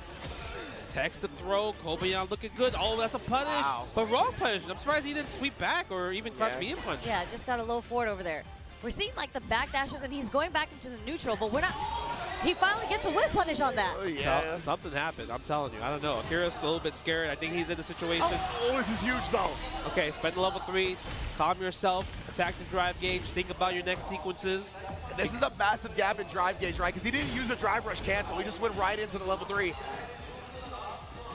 Oh my god. Does Kobayan do a hit confirm level 2 though? Oh, Crouch I- medium punch. No anti-air. Level 2 would kill. Oh, the whip punish. Oh, it's close. It's close. It's not. It's not dead. It's It's not not. Holy right fuck. into the drive rush cancel, so Cammy's alive, just barely. Yeah, he's a jab. Kobayan jab making it the out, comeback. jab it out. Spiral arrow. Holy shit! I'm telling you, something That's really good from happened. Like, you know, Kobayan. He was like, I'm about to win, and he just started playing passive, Yeah. bro. It's something that we kind of saw similarly with Higuchi. Like I said, he All right, switched up the aggression. See, even he knows. He's like, yo, what happened? Yeah, he's like, I was bruh. cooking him. Maybe he spent all that because those first 2 games were so heavy in the adrenaline. Like I'm talking about, you did. Oh, you see him pound his chest? Oh, wait a minute. I'm telling you, dude. This is nerves. We're This is seeing- literally nerves at the making right here. Kobayan's like, I'm pumped up. Yeah. This man, Kobayan, grabbed his chest and then pounded it, bro. But yeah, as you can tell, I'm slowly moving Going to do on me. I am going to keep going sounds for it. from channel reward points That's how I to want my Zengi players to be. Like beating their chest in the middle of the set. Yeah. I mean, I'm not gonna lie. I feel like Akira's playstyle, it's so hard to Fireball. like, I'll be 100% committed to it because in your mind you're just like, what if he blocks this? I think on ranked match, he 100% plays like that, though. Yeah. But here, it's just like, I'm telling you, usually he plays as well, but it's just, he never gets the victory at the end. Eventually, something happens. It's a volatile playstyle, but you have to commit to it till the end if that's what you're gonna do. If you start switching it up, you're gonna second guess, you're gonna hesitate, and all of that will lead to losses. Yeah, Spine buster for right sure. there. We're seeing it here now. Wake up ODDP? Yeah, Yep. of course. Ah, you smelled it. Of course. Bro, but you have to live or die by the ODDP. That's what got you this far. That was the obvious That one. was an obvious one. But I mean, like in the neutral, like all the other times that Yeah, you were for doing sure. it. Oh, the reset. I'm telling you, Like- the nerves are hitting him hard right. Look at this. Oh, he got so ODDP, close. he might ODDP again. Don't give him a double perfect in the last game. Oh my, oh that's right, he waited. Cherry. Oh no, there it is. Okay. Nonetheless, But this is it. Level 2, yeah. What a comeback, Akira. Couldn't finish the job. There it is, you're next, fam. Oh! I'm telling you, bro. and these are some of my Damn, I seen the these are some of my biceps, favorite emotes from I'm Zofar. telling you, it hit. It finally hit him. Yeah, it did. He was like, oh my god, this is about to be the highest place they ever got. Doodly I'm about to win. I'm about to beat doo. Kobayan. Exactly, and then something happened where it's like, I fell apart. Yeah, so I think when it comes to big stages and big tournaments, and whatnot, Doodly. a lot of the time when players start playing the game, it kind of all melts away, right? They're like, this is what I do every day. I train for this. Like, this is my comfort zone, playing the game. But then that reality hit him, like you said. One round Doodly away, he was doo. playing so well. I think It all of that is. started flooding in. He stopped thinking about the game. The as much as he Crisis usually does. Zeal made these You know what emotes came out- for came out Zofar. to? He ran out of Jamie's install. Yeah, When they yeah, activated exactly. level 2 and it just ran out at the wrong time. Yeah. He went back to The level 1 instantly, Zofar. bro. Yeah, because that very last Of sequence, the internet, Kobayan had of the to emulation archive site, Zofar's domain. Not if it was within the first 2 games. 'Cause that's when Akira was dominating. Yeah. This is like, I'm not going to let you reset me. It's not happening. Whether it be a super and ODDP, I am not letting you get this reset 50-50 on me. I really like the way you put it, Doodly. because it is a very liquid courage play style, Yeah. right? Really, like my man just sobered up Doodly-doo. at the end and was like, what am I doing? And I mean, you could tell when the cameras panned to him, he's just like, I don't know what to do anymore. yeah, bro. Doodly, doodly, doo, doodly, doo. Because he was playing so fast, so fast, and then he just played like the slowest person in the world. Oh my god, right now I'm chilling my inner And, Zofar. like, he was walking back and jumping back on Zangief's wake up when he didn't have level 3, he had level 1. So it's just like, Why would you not put that pressure on him? But then again, I've been watching Zofar's stream since January.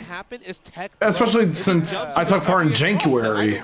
You're a total advantage. This past There's no January. reason for you to jump back and in there in general. And that's what we saw, how he played at the beginning, right? Like in the corner, he was a little whiff it, and then he would anti-air, dash back under, keep the corner, go for it again, you jump out of DPU, like he was just flowing.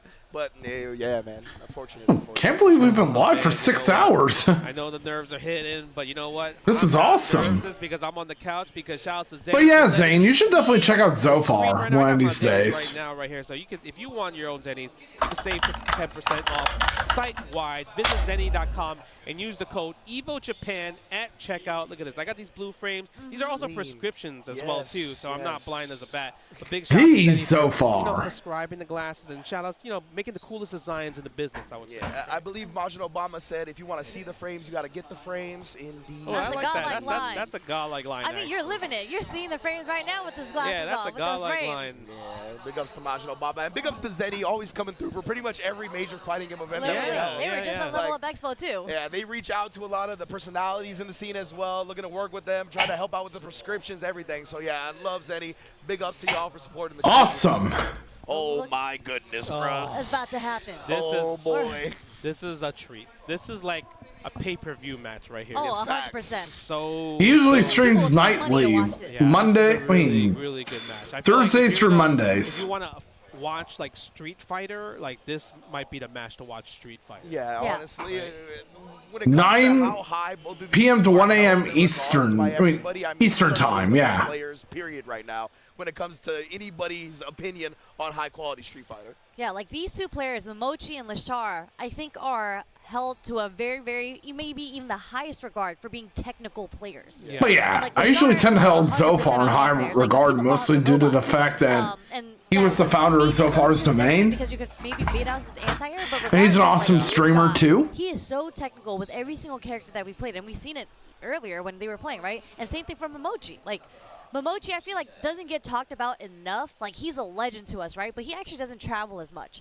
No, so, I mean, he's kind of like a mentor for a lot of the young players, always like kind of helping everybody in the scene and everything. So that's probably why he doesn't come out too much. But, I mean, his accolades is so good. He won he's a multi-fighting game player as well, too, winning, you know, dominant like so many Street Fighter games, 3, 4, 5, 6. Indeed. And you know, you talked about him being a mentor to the younger Japanese scene, but even beyond that, like he's paved the road for esports in general in Japan, right? For these players to not only come up and be good at the game, but to get paid for doing it. So yeah, I mean, Momochi, interesting. The amount of work he's done for Japan alone is just immaculate, and we're gonna see his head going up against Lashar's Mai, losers quarterfinals. Let's get it. Oh. I feel Here like he goes. The second match of losers quarterfinals. They know like what's the pros and cons on both sides, right? Oh, the crowd. Lashar's Mai Shiranui versus Momochi's Zed. Oh, how dare you reach? Momochi teaches. My goodness, Brian Momochi. Ooh, keeping the safe side as well. Not even being greedy about putting Lashar in the corner. Yeah. Yeah, go for the fireball, right? The cycle shoot. Yeah, he's just slowly chipping away at Lashar's drive gauge. Oh, the drive rush does move into the button. Yeah, he couldn't delayed check drive it. rush. Yeah, he couldn't check it. I think he was kind of scared. Like, I need a drive rush right now, right? So I got to press crouching jab. Yeah. Low forward. We might see more of those. Holy fuck! I think that was just Look at Lashar go. That worked out, but it really feels like Lashar baits with punishes out with the spin move from Mai. Yeah. Oh, perfect parry into the fireball. So smart. Lashar really showing that. Parry or double? I don't even know. No, They really know their stuff with Mai. A single one. Okay. Either way, very impressive from Lashar already. See, playing around that flicker range very well as well. Always parrying it once he sees that he's in range. Like, seriously. Yeah, standing heavy kick right there. Almost got the punish. Look at Lashar's Mai. Fuzzy defense with that drive rush cancel too. Yeah, he did. Using the stand Mia punch there in the situation. No, oh my god, the perfect parry. Easily one of the most technical Mai's I've seen in Street Fighter 6 competitive. Oh, nice DI. Holy fuck! Yeah, seeing that. Yeah, The drive impact to wall splat. Not yet. I see the little strings on the jabs. No confirm. Level 2. We have a dream. Yes, we do, maybe. Yes, we do. No, we don't. Oh, wow. Rare drop from Momochi. Not sure what happened, but, you know. Oh, no, he actually got hit by the jab. Woo! Made the throw whiff. Yeah. Nice. Scrambles did not go Momochi's way at the end. Lashar going to be able to clutch out. I'm surprised there's no Terry in top 8 yet. Lashar, the way he's using his standing light punches is just amazing. Stand light punch, crouch light punch, like they're all like doing so well. Holy Blowing up shit! That fake frame trap right there. He baited Momochi with drive impact. Sometimes. It doesn't. It looks like a mid. Yeah, most people think it's a mid.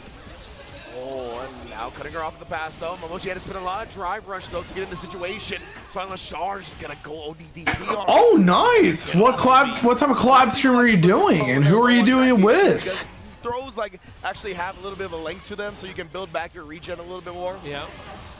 Go for the knockdown. Stand heavy punch, attacking the drive gauge from Momochi's side. He didn't want to charge it just because he saw the DIP last time. Something very special ahead is just to get that jump in from so far. Oh my god, the hold! hold! That was so sick. Momochi. Attack the drive gauge. It's going to get the combo. There it is. Nice, level 2! Holy fuck, the level 2! Damage. He said, don't you dare try to do an unreal trap on me. A frame trap? It's just really good because like the I really need to take part in more collab streams myself. So it's really smart level 2 there. The way Lashar's been playing around Flicker, like, it's been immaculate, man. It really has been. I mean, this was his main character at one point. Yeah. It's kind of tough. I feel like in this situation, you might have to buy back. Yeah. My mirror match, perhaps? We'll see. The crouch medium punch does come out on the reversal. Yeah, nice combo right there. Goes for a stand throw. Holding up. Goes for the reset for the throw again. Meaty fireball. Oh, you see, press. Yeah, he was scared. That's why he walked back a little bit. The Shinobi Bachi close to the corner. Now we're definitely in the corner. Throw the fan. Yeah, perfect parry. Apply that with the OD fireball. Oh, the crouch medium punches Lashar. I don't know how. Almost got to confirm off of that. He did. The crazy part is I think it would have worked if he did crouching jab, but he saw counter, he went for the medium.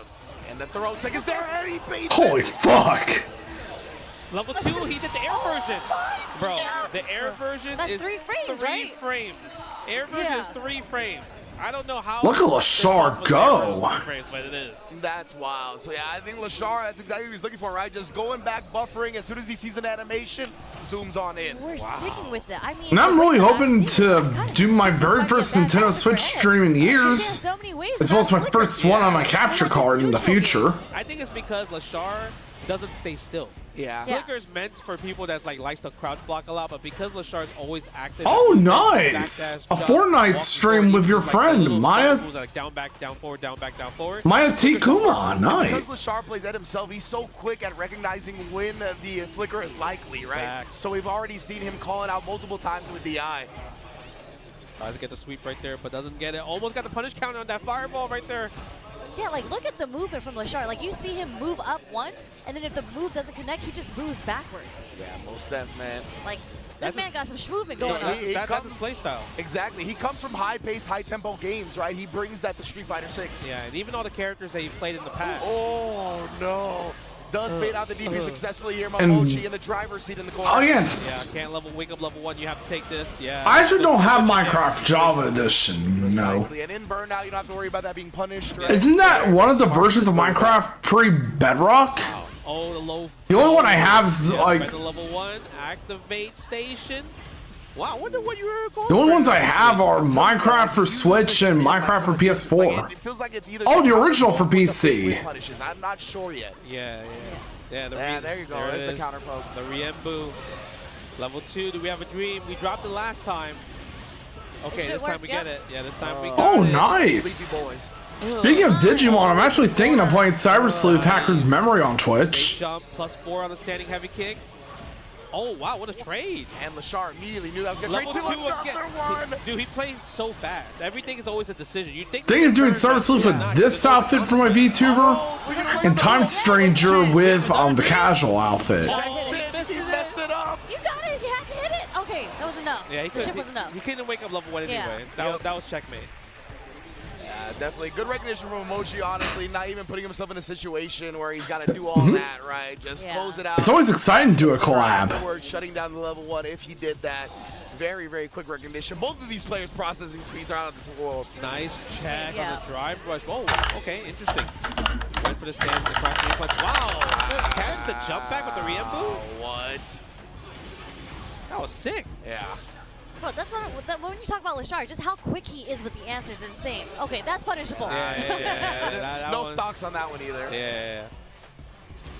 But like you mentioned, Sherry, he always is trying to make a decision that's not like putting himself in a blocking situation, right? Yeah, absolutely. He doesn't want to ever be in there. But look, see, even right here, it's just counter poking every single point, every Yep. time you walk forward. Look at that. Because Hacker's Memory was made free on Plus, I'll be doing that game Blocking would be the first. last option on his list is what he's thinking. Look at the pokes.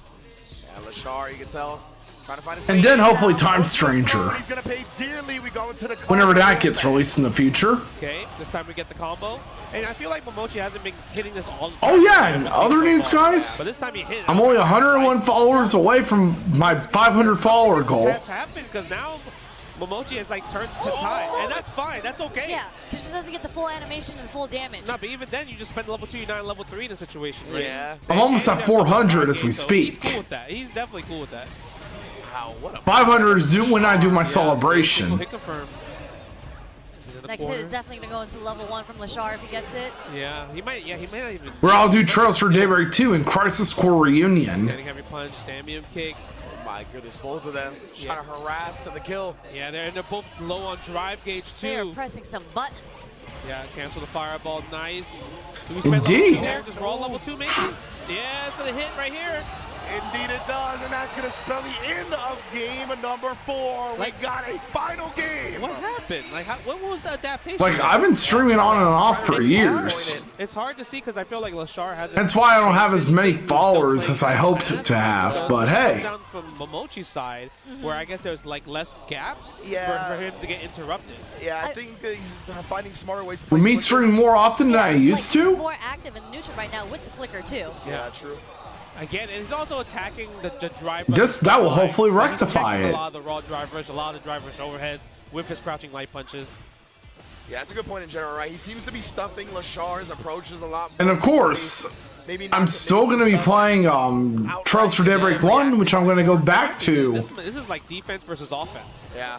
Nice, perfect parry on the fan right there. after I complete Trails in the Sky to Just 'cause in 3rd. case, even if you perfect parry the fan and he blocks And it, once I complete Sky to 3rd, level 1 here, I'll be charge up. alternating weekly between Persona 3 Reload He burnt himself out. Yeah, he does. and No fear of Momochi. Trails for Daybreak. He got him shaking in his boots a little bit. It's his first time being up this set. Wow, Momochi. Oh, nice. The delay. He tried that earlier, remember? Yeah. Okay. Wow. Thank you so much, Jane. See Momochi doing like DPOS just because he's a little bit slower on it, right? Exactly, yeah. Goes for the fireball. Yeah, charge up as well too. The dream. We're gonna take you all the way to the corner if we don't mess us up. And we got it. Hey, you hear the crowd. They're saying, hey, hey. Every time Ed connects. Uh-oh, forward Actually throw. gets the Kill. throw. Oh, nice. Hold the charge on the love flicker. that so much, bro. Nice. Holy fuck! It worked out because now The perfect parry. Now's your turn. Oh, he didn't believe in the hit. Does he have the combo? He needs to have He the just combo. needs it here. Oh my god. Man, that was epic! He's got it. He's going to survive. Yes, And Momochi won the set! Momochi on to loser semifinals, defeating Now Lashard going on to with the loser 3-game semis. comeback. Hey, did you see that was a different level 2 sequence? Yes. Yeah, It wasn't normal because it was mid-screen. Yes. Right? Well, then, Lashard gets all right, eliminated. everybody closes out. And like, damn, I have to say, Lashard showed a lot of promise. Killed, and it Yeah. did. Oh my god. I loved seeing like the mind games around the flicker and the way he would utilize it up against Lashard, because he started holding it against Lashard when Lashard was low on drive meter and he was going to wake up and tap parry and not hold it, right? Yeah. Because if he held it, he only had a little bit of drive meter anyway, so it was going to drain him very low. So he really picked that spot, woke up tapping. I'm going to refill my water bottle right quick, so I'll be back. Pull you all the way in to where you're not going to parry it anymore. That was so smart. That was beautiful. like the adaptation, and as you mentioned, it's hard to pinpoint what exactly it was, but I just felt like in the neutral, Momochi started being more active, and it didn't really let Lashar, because Lashar was so fast, especially in the first game, and when we see here, even the level 2s, he was just so quick with his options every single time, but this is kind of where the tides turn. Yeah. When Lashar was up 2-0. I mean, Momochi had no choice but to turn it up, right? Yeah. At the point, obviously, he landed a lot of level 2 combos, and there was a lot of situations where sometimes he dropped them, right, or did the wrong variation. But the thing is, like you mentioned, something changed, and it feels like Momochi was a bit active, and also his strings were more tight. Yeah. And also checking the drivers. His defense against Lashar's offense in the neutral against the green, definitely he cooked it. He stopped it every single time after like game 3.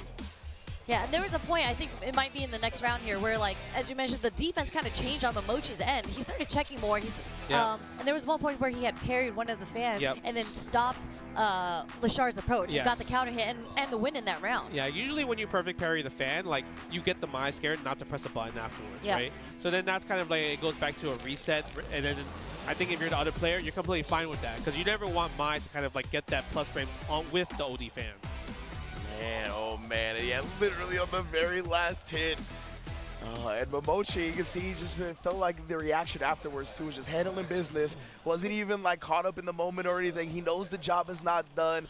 Incredible composure from the veteran, from the legend. I mean, when he won, when it was match point for him, they showed the camera on him, and you saw his eyes like go back and forth on the screen, like he was locked in. I mean, you have in this game, you have to be locked in, for right? sure. But now we're gonna get a really good special treat about eventually loser semis, Momochi versus Kobayan. But I think we're gonna see that after winners finals, I believe, right? Yeah. So, oh man, and winners all the matches, Ryukichi versus Mena, it's just everyone is playing so on point. Like obviously they had to make top 8 here, right? But like these matches coming up. All right, I believe last year Mena might have cooked Ryukichi like straight 3-0. Yeah. So no, it was cooking. It was free. It was free. Okay, it was okay.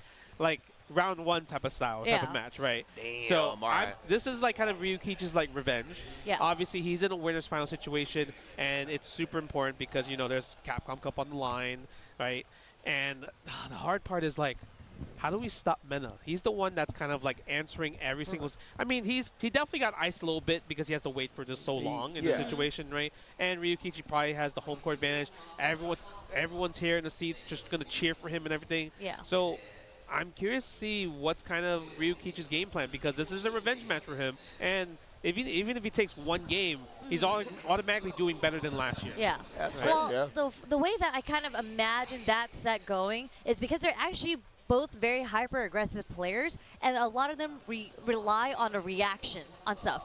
I feel a little bit more so on Ryukichi's side than Mena's, and I think a lot of like those dry rush hops that Mena likes using to bait out stuff is we're going to see that come into action. Yeah, so that's my prediction, and I mean I feel All right, like I'm that's back. how it went last year too. All right, I see. Yeah, I mean, definitely. I think it's also it's a different Blanca. Crouch medium punch was kind of crazy, right? It was crazy. Right, it was kind of even drive rush standing heavy kick was a bit crazy. True. A lot of people didn't know too much of Lightning Beast, but you know, people like Nino started stepping up and like, you know what, I'm gonna learn Blanca and just kind of like pioneer the Blanca in Japan.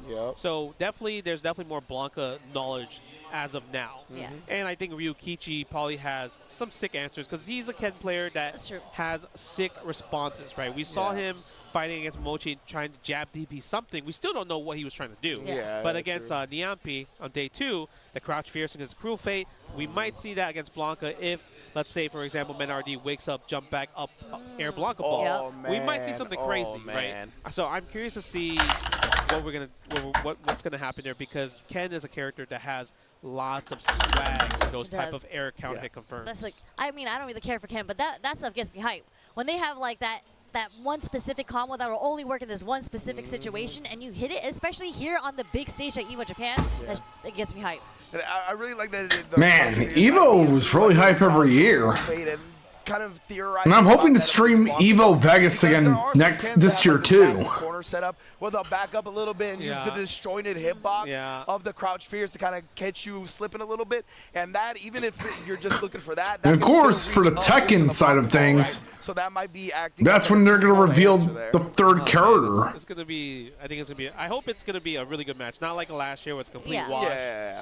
We've seen a lot of 3-2 so far. So They already revealed the second character for we've seen at Tekken 8 evolution is between the players. So going to be for season 2. I feel like this is going to be kind of like a slobber knocker. Like these two players again are pretty aggressive players. They both like being on the offense. So it'll come down to who has the advantage that's here. a nervous smile right there. Look at that. Look at that. You think he's nervous?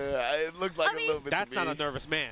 He's like, I'm a champ. Yeah, he's like, he's just chewing his gum. Look, I got the Red Bull, Weibo Gaming. That boy look locked in. He's locked in. I'm the Mena is locked in. That's the scariest version of Mena right there. I'm the defending champion. Yeah. You know what I mean? Kaba, I can hear Kaba in the background. Facts. You know, DR just chilling in the seats right there for the support group. Like, I can hear DR all the way from here, and I'm in Japan. You know what I'm saying? Like, the entire island of DR is going ham right now. Shout out to DR if you see that Blink Respawn's also part of the CPT this year. Beautiful, man. The atmosphere, the electricity Man. that the Dominican Republic brings. EVO really brings the fighting game community You together. actually brought that up at the beginning of this, right? It's not something we have touched on a lot. This is the first event for the Capcom Pro Tour. Winner of this qualifies into Capcom Cup. And so did the EVO Awards. Geekon as well.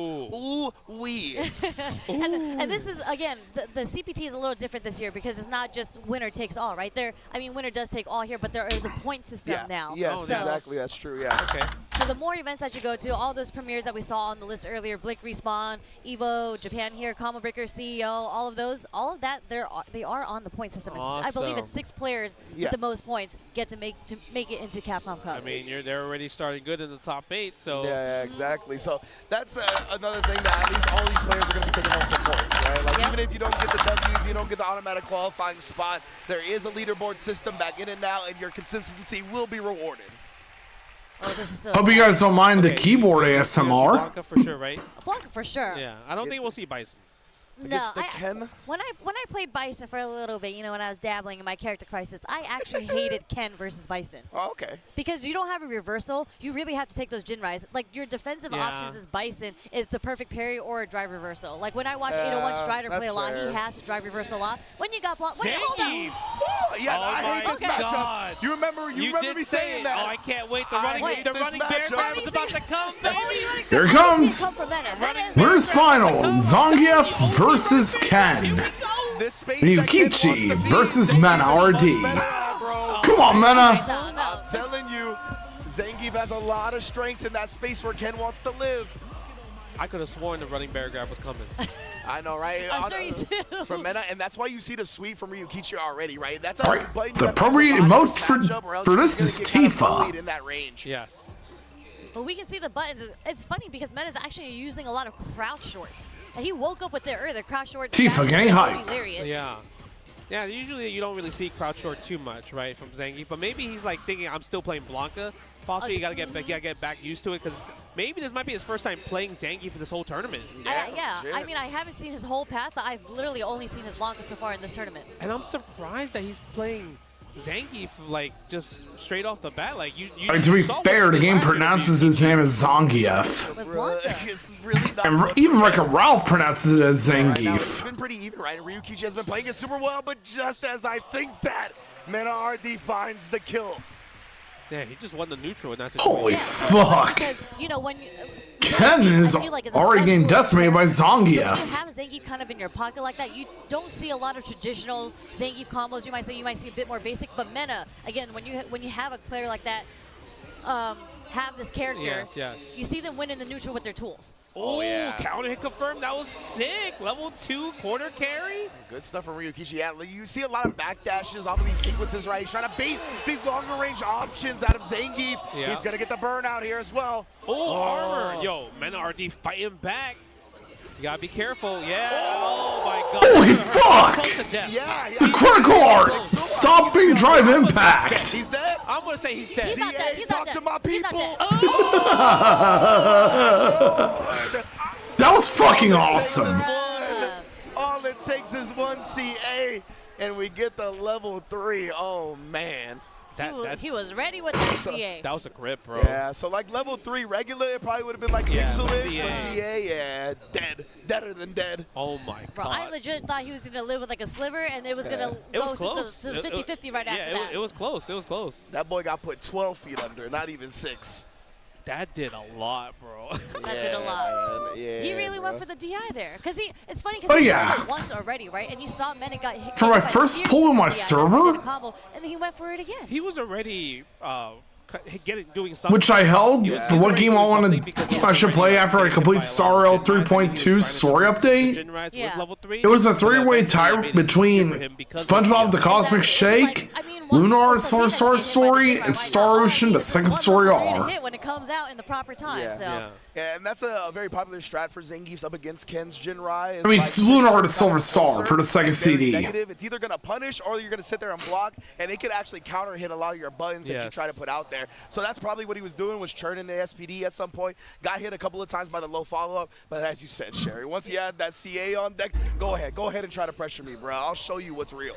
Oh, man. You gotta test the reaction. I mean, it is the first game. Yeah, Sometimes absolutely, you you gotta gotta test do it. You it. gotta test them. Bro, But sometimes the opponent's just ready. You just rotate that thumb, baby. He is on pad. You know? Like, If I were to get a second Sephiroth emote, Rotate the D-pad too. that's true. You, I gotta tell Claudia this, roll your but thumb around. in the future when I do commission more emotes to her, one of them has gotta be 100%. I would have mashed it with my eyes What, you closed. gonna use like this? Sephiroth dabbing. Did you see the Evo Nice video? How he was holding it was like the 3 fingers, like the Yeah, wine glass. That's what I would have been doing. Oh, man. What an explosive first game. Of course, as a Definitely reference unexpected. None of to us guessed the Zangief was coming out. Hey, the I said Zangief. to the many times he's dabbed throughout Final Fantasy 7. Okay. I mean, against Ryukichi, though? Yes. Okay. No, not against Ryukichi, but I'm saying like we might see Zangief, you know. From Like, Meta, yes, you did mention that for sure. But Yeah. I know, right? Me too. No, for this match I was like Blanca for sure. But I mean, I didn't know if he was gonna go Blanca or Bison in the Smash. I was like, wait, did Sephiroth just fucking dab just So that's the now? beauty of playing multiple characters, right? Because Ryukichi is definitely 100% a Ken player. So you go into this matchup knowing that you're going to play against a Ken. When he was dabbing So it to the player fire. like Mena, you're just like, who do I need to practice for? And then he pulls out the Zangief, and you're like, holy, I forgot that he plays Zangief. Yeah. He was probably waiting for the Blanca matchup. He probably had that crouch fierce combo waiting. He's like, oh, when Mena wants to up back and then do the It's OD events bomb, like yeah, I'm this, so ready with this crouch fierce where to I go said before in the EVO Awards, all this brings the FGC together. if I wake up ODDP, he gets the cartwheel. Yeah. I lose 50. And that's the thing about Mena too, is that he's not afraid to send it either. So even if you get a knockdown, like we saw here, even if you got an advantage, like if he's got something to threaten with, you have to respect it, bro. For sure. Wow, that was, man.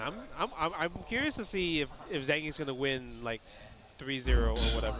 Yeah, we'll see. It was, I mean, that second round, the first round was a little bit dominating, but that's kind of where you feel each other out, right? Like how each other like to play. Yeah. And the second round kind of went definitely more in Ryukichi's favor. It was just literally the last sequence. And when you're sitting on like 55% health, you're not really thinking like, oh, this one guess is going to kill me. Yeah, but like the next wrong decision, I'm not going to die from that. Yeah, it's super risky just in general, I think, to just try to test Mena's reaction during burnout. When people think like best burnout games like No and everything, but like Mena RD's burnout's up there too, like super up there, man. I mean, we saw it earlier, right? He did an air throw. Like that's not even an option. We had to sit here like, oh, he's just gonna go level 1. Yeah. I love the way you Let talked me about like get the clip from my friend Rie clipped from one of my Final Fantasy 7 streams. You don't have to worry about like the drive meter game, right? You start just hyper focusing on other things, and like you said, Cherry, if you could hyper focus on the right thing, I mean, smoked. You're just hard reading the opponent. And I guess also with Ryukichi, he couldn't establish. He's not throwing. I think he's not throwing too many fireballs. No. Yeah. Got it. I think he's not a fireballer like that. Yeah, you know what I mean. But maybe that's why I picked Zangief, because he's like That's he another knows reason, yeah. he knows that he doesn't play like kind of defensive. So he's like, well, if you're gonna be offense all day, I'm a big dude and I can brawl. Exactly. Down. I want you to come to me. So if you down to come to me, let's do it. Yeah, like button for button, I think like just on the trade, Zangief probably has the advantage there. Obviously, he doesn't get a full combo like Ken does or corner carry, but that's how he starts his playbook. Yeah, it's probably also easier to win. I know, right? Crouch medium kick with Zangief. Oh yeah, check that clip out when you can, Zane. The position where you're like, well, headbutt or block. Yep. Headbutt or wake up DP. Yep. Guess away, fam. Guess away, fam. Advantage all me. Yeah, exactly. But yeah, I think we were having some sound issues on the stage from what I could tell in that last match. So I think that's where they're getting cleaned up right now. Okay, so yeah, okay. should be back. I still think it was hilarious to this day. They're both just in kind of in training mode, and Mena's playing. I had to witness Sephiroth dabbing. Jabs, you know, Some perfect knuckle practice. What if we see him bring back the Luke? You know, he's being random right now, right? I mean, he goes Zangy. What Yep, if he loses him Zangy? dabbing out of nowhere. Imagine. He going back to Blanca. Yeah. He would go back to Blanca. Well, I mean, when I was talking to him, I think it was at Frosty's, he told me he was actually going back to Luke, and I was just like, why would you do that? I think we only saw Luke one time, and then it just did not work. Yeah. I forgot which event it was, but I think it was Capcom Cup. Oh Maybe. yeah, it was against Zien, because Zien eliminated him, and he picked Luke. Yeah. And then Mena got his revenge here against Cien and beat Cien with Blanca DJ. Oh, straight up. Yeah, straight up. Wild. Oh boy.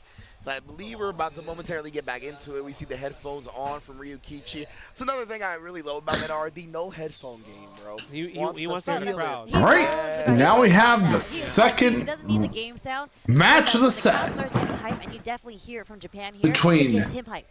And then when you get hype, all Ryukichi that starts kicking in, and you get stuff and like Meta Rocky for the RD. level 3 on a reaction, you know? And when Last year's EVO Japan I also champion. trained without the game sound, so I'm a huge fan of players Yeah. that do that. You know what I mean? So big ups to Meta RD here, feeling the crowd, feeling the electricity as we get back into this winners finals. It's gonna be 1-0 for Meta, who's gonna advance to grands.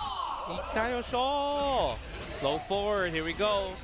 All the way to the corner with the top. Man, Oh, he didn't press a button there? get off to a good start, but Zangief. Look at the damage. You hear the Zangief music? Oh man, he's got It's the gonna aura. get Mena even more hype. Yeah, he's always walking. Zangief with the guys spinning pile drivers. Counter throw. Yes, yeah. Holy The fuck! last minute parry was godlike. Yeah. Yep. Nice! No! The eye through the armor on the head. Come on, Mena. Ryukichi. I'm not gonna lie, I don't know. When he did OD toss, I'm like, that's not enough. Yeah, right? I really thought it wasn't enough. I guess it was the gray that was absorbed via the fierce. You got this, Mena. Damage on the DI because of that. Oh, we punish sweep again. Again? Yo, I wonder No! what's up with the wake The up throw reversal whiff. SPDs. And he's spending level 2 here. Gets the corner carry. I'm not mad at the reversal SPDs, honestly. Yeah. Like, you talked about the range on them. It catches a lot of people slipping. Like, a lot of the time, like, if you're outside of the range of your light, it'll just grab the But light yeah, and my stuff. main reaction to that clip was when I saw Sephiroth do that. I was like, In the next combo just because he already bro, he be dabbing. And oh, he tried for something. Maybe he thought SPD was coming there again? Yeah, I think he definitely did. Oh, but Mena, he's going to spin it all right now to get Ooh. a huge advantage. Trying to close this door on round 2. It's going to be close. Bow. All right. That's Well, a hope you have a great pixel. night. I Closer see. than I thought it was going to be, Yeah, honestly. Is it the magic pixel, though? How much? No. Oh, nah, it's mundane pixel, not magic. Yeah, I guess in that situation, it's like, if Ryukichi was playing a little bit more, like you could like think about, all right, I lost here, I'm gonna build the meter for the next round instead, right? True. Yeah, he's got a great meter advantage right now, right? 2 bars, so about a half a bar of NRD. Nice, goes for fire right there. Oh, nice backdash. I love it when people backdash, expecting a normal there. Yeah, definitely. Scouted the fear Whoa, perfectly. what is that? The stand jab? Make a deal with me whether you like it or not. I mean, the sand jab is something you rarely see from Zangief. So this is what I mean when you take a player that doesn't specialize in the character, they start pressing some different buttons. Doesn't get the whip punish with the sweep there, so he gets punished by Ryukichi. Yeah, that's the hard part with this matchup. Oh! Oh shit! Didn't get the follow-up, but we get another DP. Yep. Yeah, he actually gave more follow-up with the Dragon Lash first. That's fine. You want to keep the offense started because Zangief doesn't have a reversal at this point. Now it doesn't have level 2, can't do reversal super in this situation. Yeah. Only way you can lose right now, never mind. No! You get to lose there. Oh man. We didn't see Ryukichi throw many fireballs until Hopefully, Meta RD will come back in the next round. Yeah. Let's just pepper them on. We're going straight back into it. No character change from Mena here. No. Yeah, I think he's comfortable with this. Yeah, definitely. Look at this. They're playing the dance. This is kind of like the longest we haven't seen a button being pressed. Come on, Mena. Oh, No too whip far. punish. The But backdash. Ryukichi's pretty good though. Spike the lariat. I wonder if we're gonna see But Meta yeah. mark on some of these backdashes off these But the thing is It's though, kind of tough, I guess, with Zangief because it's like it's hard to. oh, if you have an Amazon account and it has Amazon Prime, you can link it with Twitch and use Prime Gaming. I don't really know how to call it out, right? I feel like the answer would be to drive rush as a hard call Yeah, out. that's what I would has to think be too. a hard read. Yeah. Like, the drive rush is one of the only options he really has to chase down these back dashes. Yeah, that was a read for Mena right there. Yep. You know what? I'm going to just wait. I saw you jump back. I'm going to know for next time to wake up level 1. After these That's how you can passes, use a he's gonna Prime back dash sub more often than not, it feels via like. Prime Gaming. Using the crouch medium, punch him in the crouch medium. After linking your You've done it Amazon in the account. winners bracket to get here, Ryukichi. Very patient play here as the clock is winding down. Your Amazon account with Prime on it with Twitch. Stand light kick, baby. Man, That's some fusies. and remember, we talked about how hard that crouch medium punch is to whiff punish, and Mena pulls it off, and then pulls it off. Remember though, Amazon owns Twitch, so yeah. Punish with the OD command We grab. finally got it. Nice. Goes for the overhead. Back dashes to get away from the pressure again, but interrupts with a low forward. Again, you are negative after the lights in this game. Exactly. And Oh damn, Ken with level 3. He's gonna do it. 100% of the time. The Shinryu Repa. Spend level 3, 40% gone from NRD. Drive rush, nice tech on there. But now, wake up sweep. What a blessing sweep right there. He needed that to win. He wanted to see what. Nice back dash. Oh no. Combo. Oh, we trying to do something again on these Jinrais. He's just getting peppered low. Back dash, he back got dash. out of it. Oh god. Spot from Ryukichi. Yeah. Ryukichi's making a comeback here. Yeah, he annoyed him with the first two, right? He was like, I know I'm not going to get you on the third one. Super sick from Ryukichi. But yeah, Ryukichi's great. But the thing is, I'm rooting for I Mena. was going to kill, but ooh, that was a really risky one. It could put him in a bad position, but who knows? I mean, if anyone's gonna bet, Especially since Mena won EVO Japan for Street Fighter 6 last year. Situation with punish, too far away for the headbutt, +4. Oh boy, and now we're back to the neutral. Yeah, fireball. Because Mena hasn't really been jumping over the fireball. And that was my I feel like first, he's trying to throw more fireballs to force I mean, Mena that was the to first make a EVO decision Japan on for the Street jump. Fighter 6. Absolutely. Try to get him with a little shimmy right there. Again, another throw. Maybe hold up this time. Oh, the Funny enough, that was the first Street Fighter 6 stream I did. The co-stream with EVO Japan last year. Yeah, there's the fireball. He's getting hit by the fireball. He can build level 3 here. Yes, that crouch medium punch was there. Oh, it's close. He has to get the next hit. Level 3. Holy fuck! Big Jinrai hits, and Justin, you know, what you requested, a more competitive set compared to last year, that's exactly what we're getting. Blanca? are we gonna see it? Blanca? I don't know. I feel like the Zangief's a little. He did his job. He did his job in kind of changing the meta. To get one game to a little get, bit. To get the one game, but I think I feel like Blanca's the call here, For man. sure. I think it's because now Ryukichi has got the right read on okay, in this range right here, every time I backdash, whatever normal you press, I am punishing you for it, right? So you can't poke back confidently when it's your turn. Yeah. Right? So it's like you kind of, you have to make a hard read, right? With like you mentioned earlier, with drive rush forward. But the thing is, what if he calls that out and presses jab and punishes me? So Blanca's definitely the right call. If I would take Blanca. All you hear is I see the Blanca. I took a peek back there. Okay. Oh, we got the Blanca. Back to Blanca. The crouching heavy punch, special punish might be coming. I'm a little spooked, man. Feel like it's gonna be a little bit hard. The care we know, find these clean whip punishes as well. Like I'm that crouch. Men are the best for using. In and out so much, Blanca's not gonna really have the charge to make some. But yeah. Off that. Oh, he's trying to hold up already. Jinrai, nice standing jab, Blanca ball right there, attacking the Jinrai. Second hit follow up. Holy fuck! There's a whip punish. Look at Mena go with Blanca. Okay, Ryukichi does not want to take the pressure. Yeah, he's Bust out. He said, "Get off of me here." Yeah, We're pretty even right now. It is pretty it's even. It's actually exactly even. Oh, the punish counter throw. But yeah, Shinryu Repa combines both Shinryuken and Shredder Repa. It's probably 0, right? Yeah. No low forward yet. Yeah, that was meaty. Meaty Into one attack. Getting hit by the crouch light kick. Oh fuck! Perfect parry from Ken. Okay, I was like, maybe he spends level 2 to get the corner carry. Oh my goodness, the patience from NRD. Very nice. The walk forward jab counters. I really hope we get some sort of announcement after EVO Japan's over for Street Fighter 6. Okay, he's scratching the toes. Yep, flash kick OS.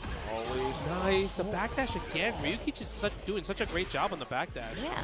Because I know during Summer Games Fest we're gonna have a Capcom. Holy fuck! The perfect parry from Blanca. Reset works out on Mena's favor. Spends the level 2 lightning beast. Gets the party started. We're attacking the drive gauge now. And we successfully done it. Ryukichi, is your reactions heightened? Something tells me in the future we're gonna get Capcom versus SNK. Just holding all the pressure right now. Oh my god! Oh my god! He caught that! Oh shit! Into the overhead, into the level The 3. critical art. Build enough time for him to get his meter back too. Sit down and shut up! Ryukichi call it out. Sit down and shut up! What a way to take advantage of it. Yeah, he stopped his flash kick OS by confirming the block string from Drive Rush. Yeah, that's a good point too. Yeah.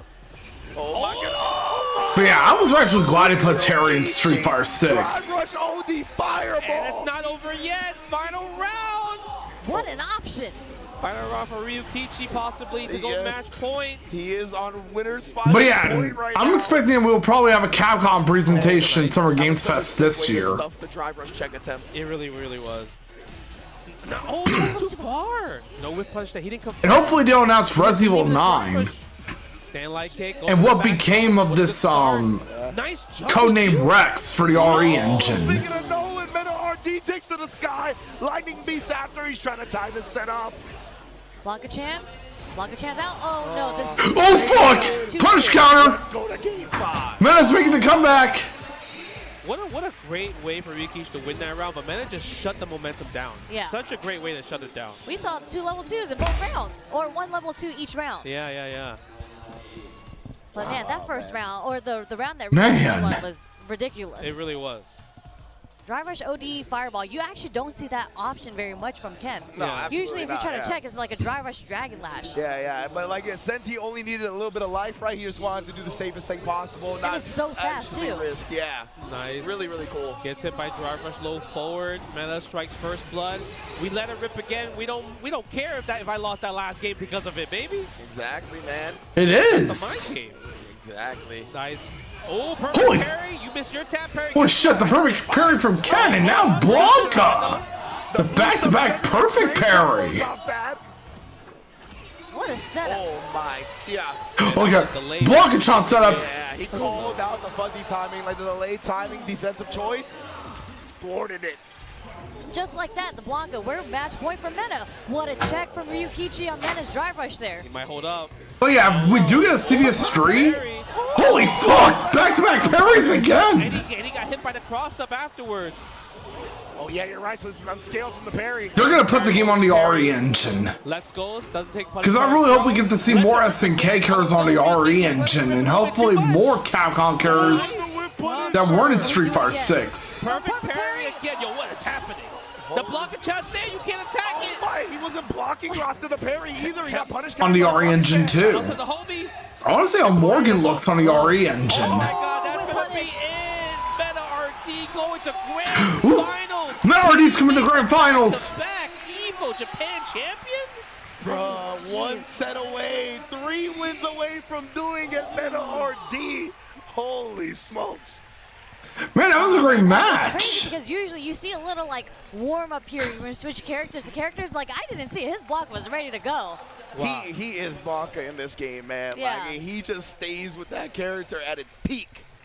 I think the crazy part is, like, especially the last game, the amount of perfect parries from both sides was insane. And the craziest spots, too. Yeah. Like that perfect parry on the OD Blanca ball, I thought was going to get punished. And no, Meta gets the perfect parry right after that from Ryukichi. It was just back and forth. So. And it just such a testament. It really to was, Zane. Locked in as well, right? Yep. A lot of times you see a big move like that get parried, you're like, all right, well, I got to take this punish, right? And he's like, nah, bro. Like, in case something weird happens or he may have already known, whatever it may be, he was like, I'm parrying. And he knew that it wasn't just time to surrender to the hit.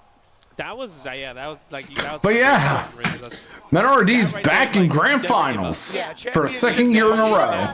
You know about that, Justin. You never give up. I matched that team super, but he never gave up though. That's the. And earlier in Tekken 8, Nee won Tech Yeah, exactly. EVO Japan for that And game. most of the time, let's say if you didn't get punished, you would have got hit to the wall. Yes, And you would exactly. have got the combo. Because you would have just been surrendered. You thought you would have been punished. You just block in, and then that happens, right? Nah, not when it comes to Meta RD. And that's why he is a world champion, right? 2-time Capcom Cup champion, reigning defending EVO Japan champion. Yep, the hopeful defending EVO Japan champion, Meta RD. Be his specialty going forward. Can he go the back-to-backs? Yeah, we see the Zangief right here. Look at that. He was looking so. Ryukichi was so confident that that was gonna work too. Yeah. Ugh. 50%. Oh, yeah, of course. That's Zangief, bro. But yeah, I really do hope we get to see how Kyo, K-Dash, Look, you see Ken's head? Bro. Yeah, you see his head, bro? Morgan, etc. look on the RE engine. The head is gone. But like, this is how you know Ryukichi is such a great player, because he started feeling it out. You started seeing more fireballs, because we were talking about how Ryukichi didn't throw any fireballs in the first game. But the backdash usage, I think that was immaculate. Like, for the random places that he chooses to do the backdash too, because it was on Wake, it was after block strings. He just had perfect spacing, waiting to get the whip punish on I think meta. so. Yeah, I think so. I mean, you're completely right. Even this one, backdash right here, he knew. I think it's a little bit of an underutilized move when it comes to how he's using it, right? Where, like, if you feel like you want to call out your opponent using those big buttons or those forward advancing buttons, if you have a good read on when it's like... If there's anything I will say, though... And he could display that time and time again in this winner's finals. Man, that hurt box, though, on Zangief's crouch jab, that was so far when he got the punish counter on the crouch strong from Ken. Oh, yeah.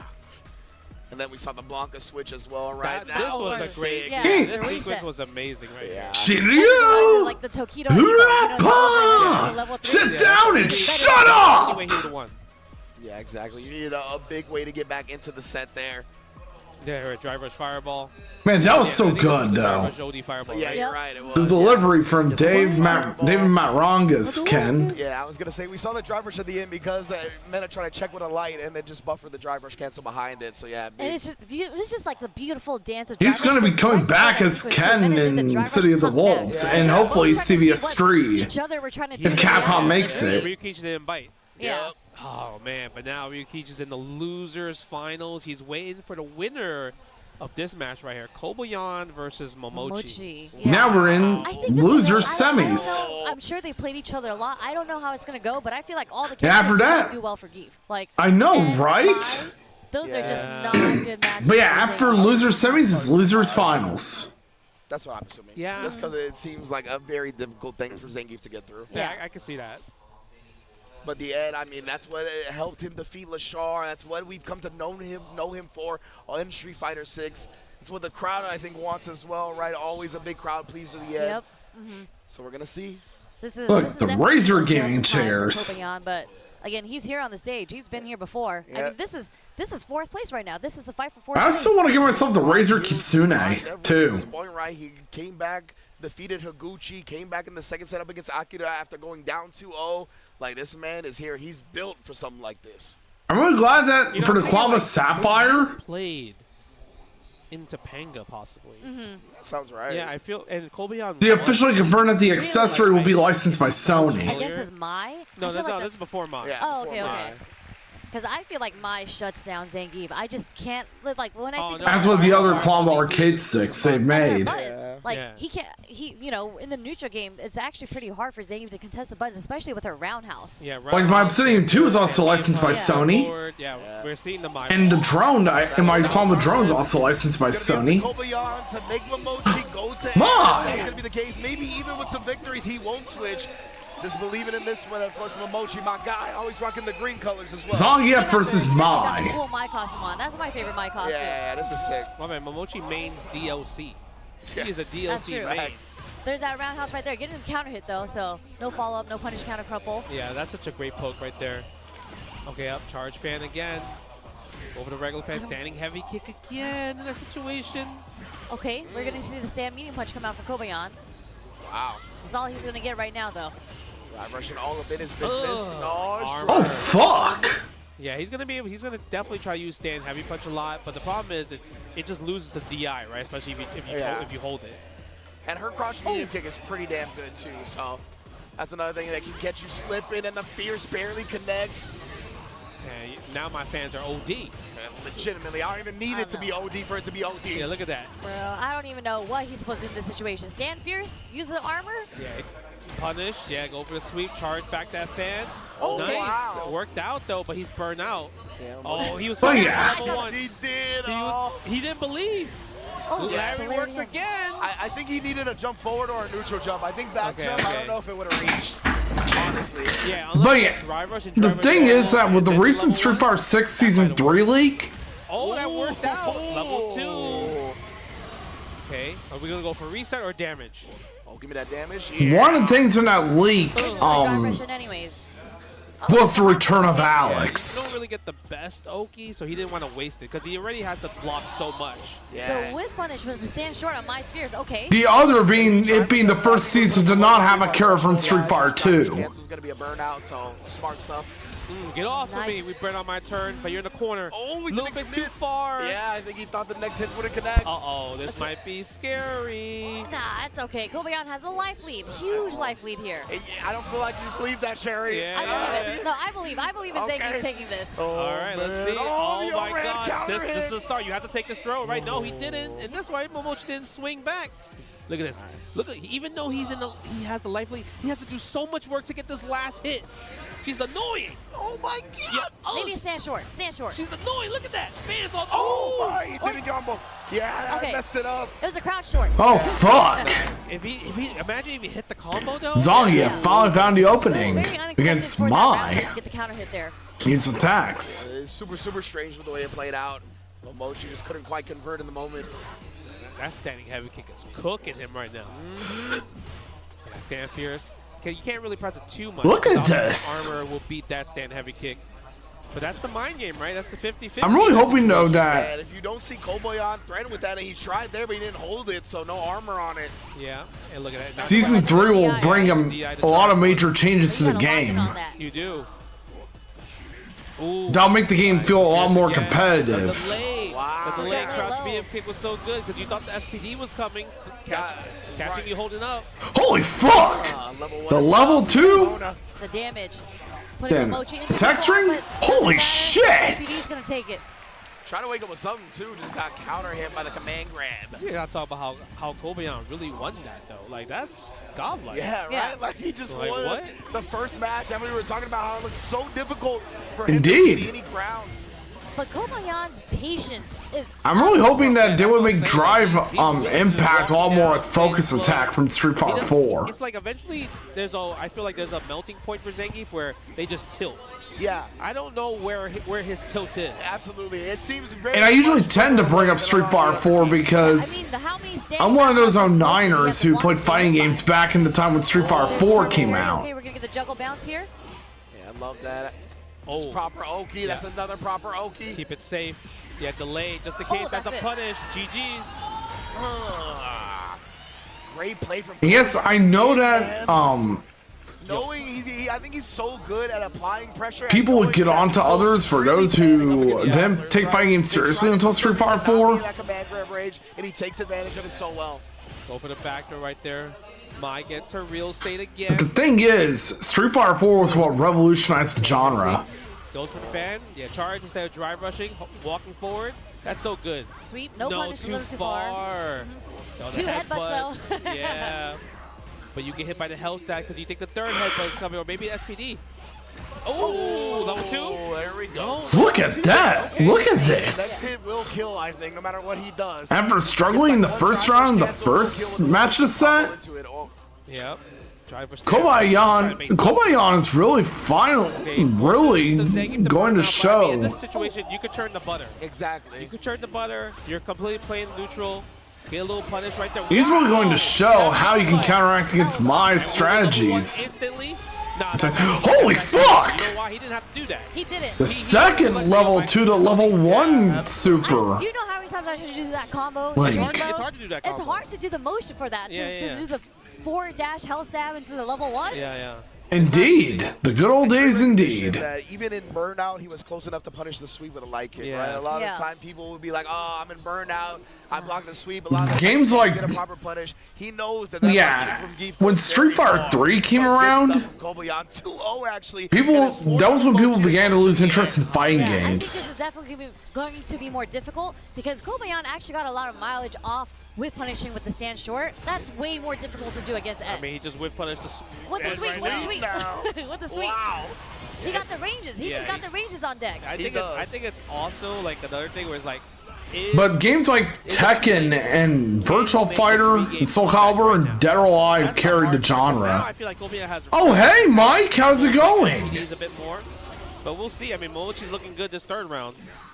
Yeah, absolutely, and that's the thing with Momochi. It's been a while since I last saw you on board. Quickly, so Kobion feels uncomfortable, so he doesn't get chances to gather intel himself, but that's what he's doing now. I'm telling you, he could get a combo. Oh! How have you been? That would have killed. Yeah, he did it too early. Yeah, exactly. He did try to go for the resort, It's yeah. because it was punish counter instead of counter hit and regular hit. Yeah, he got more frames on that because of that. He had to delay the SPD just a little bit longer. Look at Zangief. I mean, these sneaky little Zangiefs trying to get their resets in. Yeah, man, that is the name of the game. And I've you been doing already good know what too. this name is. It's a dream combo coming at you, but big bodies, a little bit tougher to juggle properly. Bro, that dream woke up short. That's what happened.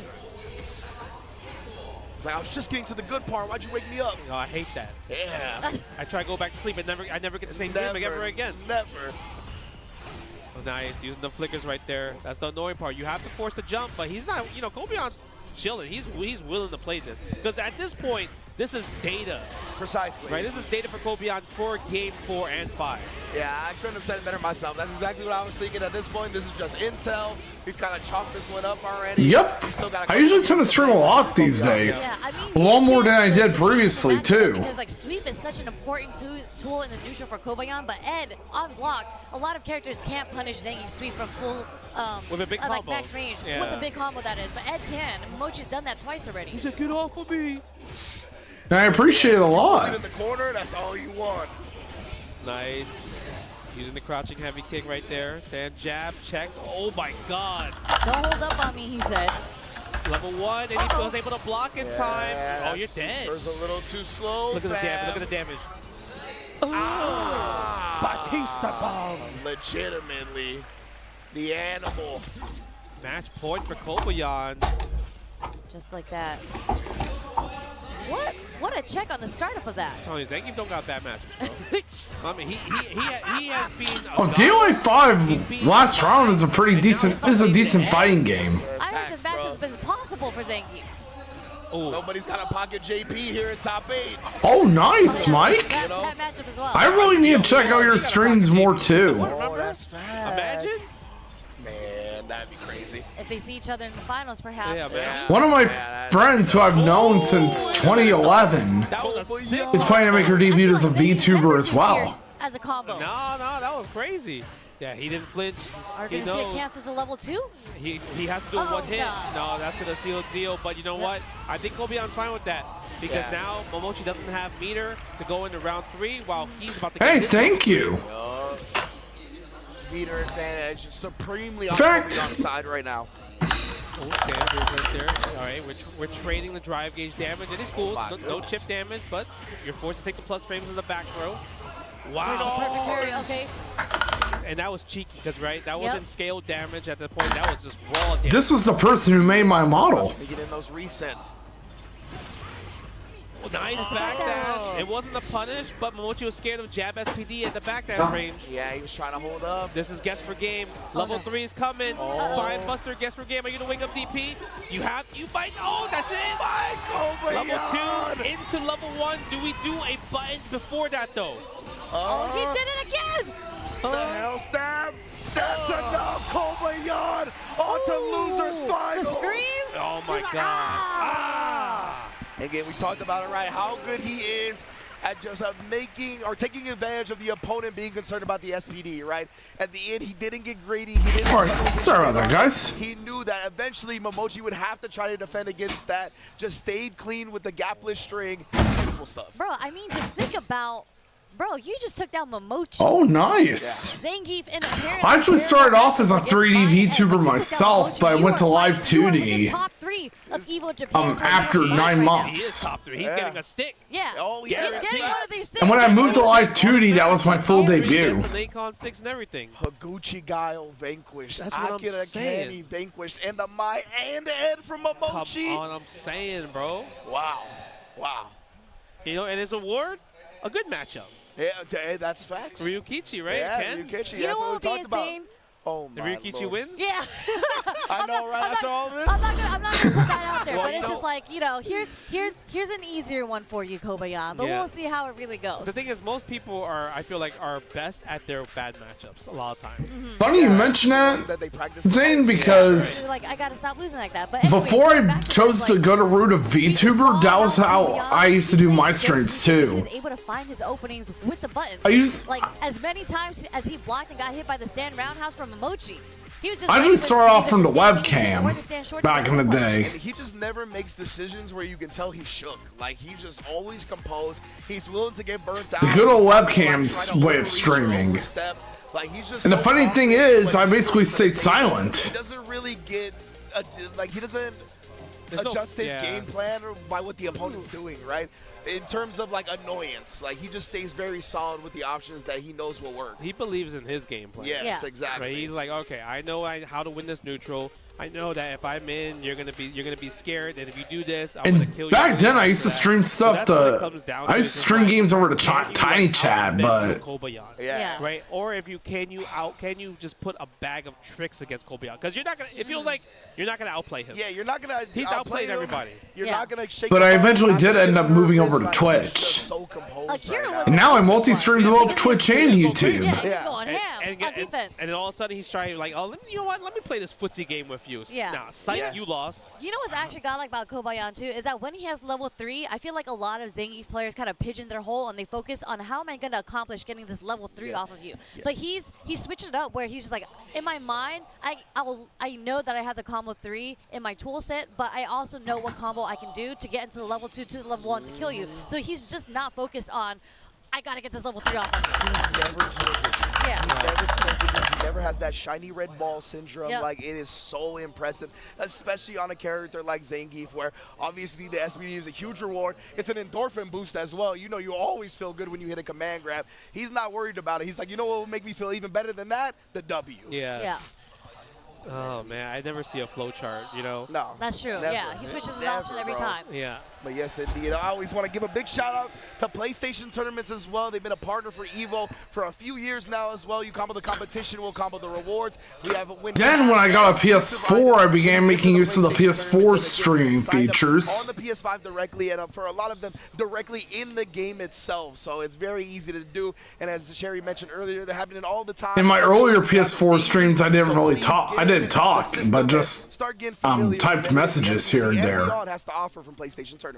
I mean, because this just starts now. There's so many tours that started from this tournament at EVO Yes. Japan. Like there was CPT, Arc World Tours. This But in was their first 2019, I event as well. began I'm not using sure if World Tour, if this was their began first having a event, mic but It's possible. Yeah. for my I streams. wouldn't But be the surprised. thing was, Yeah, I wouldn't be. was that I would usually have my mic close to my mouth because I was using a headset. Precisely, man. Yeah, big ups to PlayStation. Yeah.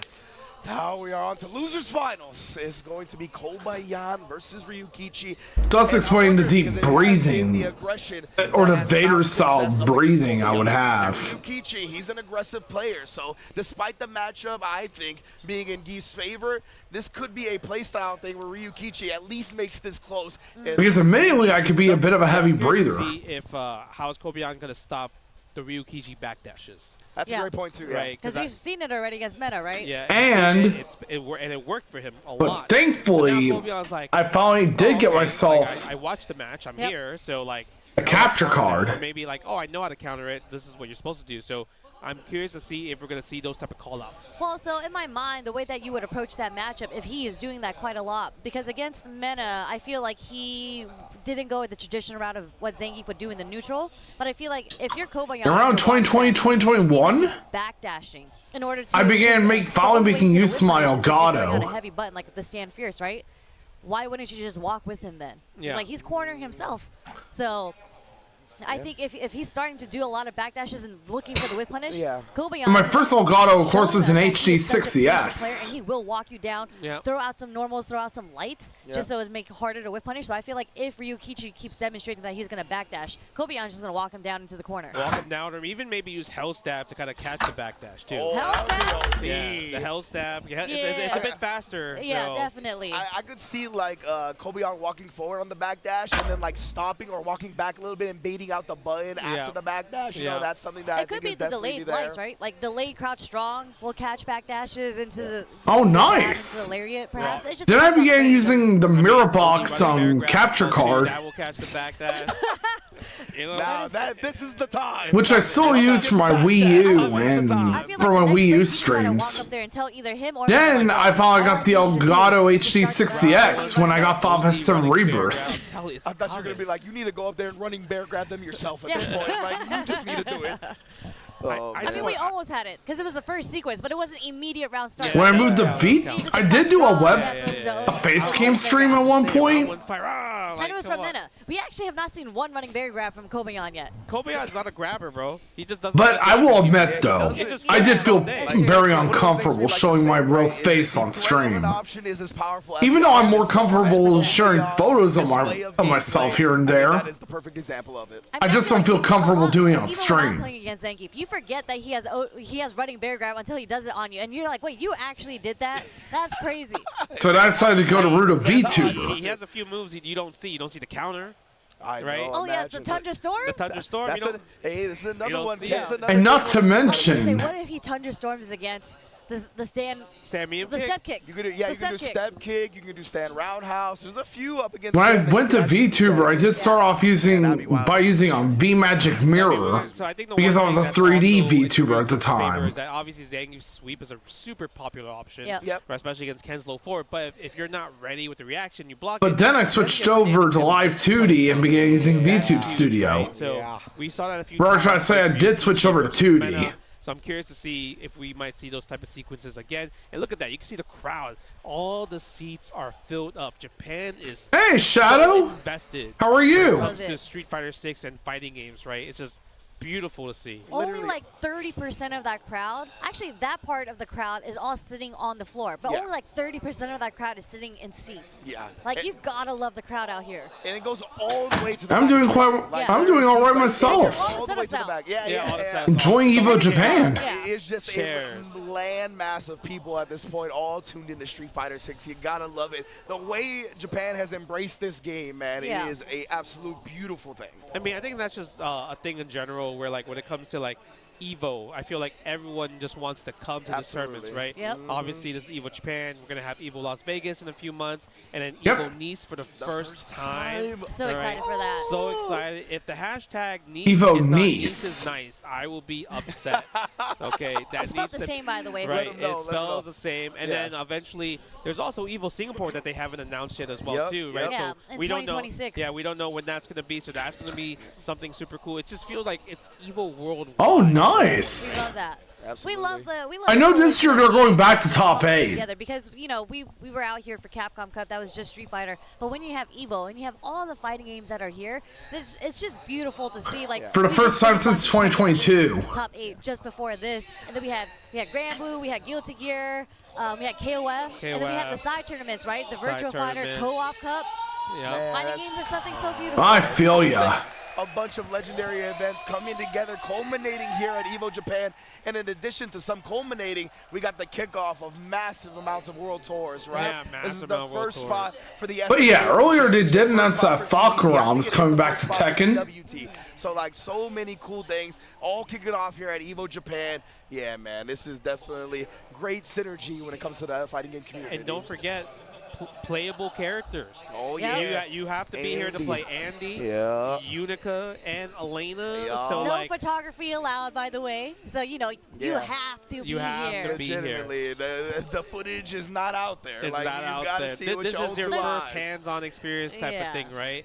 And so it's like it's a really cool thing to see that the publishers are also on board. Yep. They want to show off like some of their cool stuff, their merch, because like a lot of times you don't really get to buy merch Yep. in Yeah, general. you don't. Oh, I Like, feel ya. obviously The Side Games booth. They also I was have expecting it was going to be late, but I was shocked when I saw that it was going to be Falcaram. Yes, as well, so sir. you can all get that here. So it's just a cool fighting game experience, especially if you're a fighting game fan and you want to get some cool stuff. Absolutely, yeah. There's so much to do at EVO specifically beyond just the tournament itself, right? Definitely things you'll get exposed to here and nowhere else, straight up. Yeah, and it's really cool because back in my day. Same for you guys. I mean, you guys are all, I think we've all been here for a very long time, right? Like, it's cool to see the growth of how EVO's gone, but even like the Fight Stick collection. I mean, we've talked about it many times throughout the stream, throughout the weekend, right? We have like the arcade stick collection back there. Yeah, it's Markman's collection. And like the evolution of arcade sticks, the hitboxes, buttonless, and all that.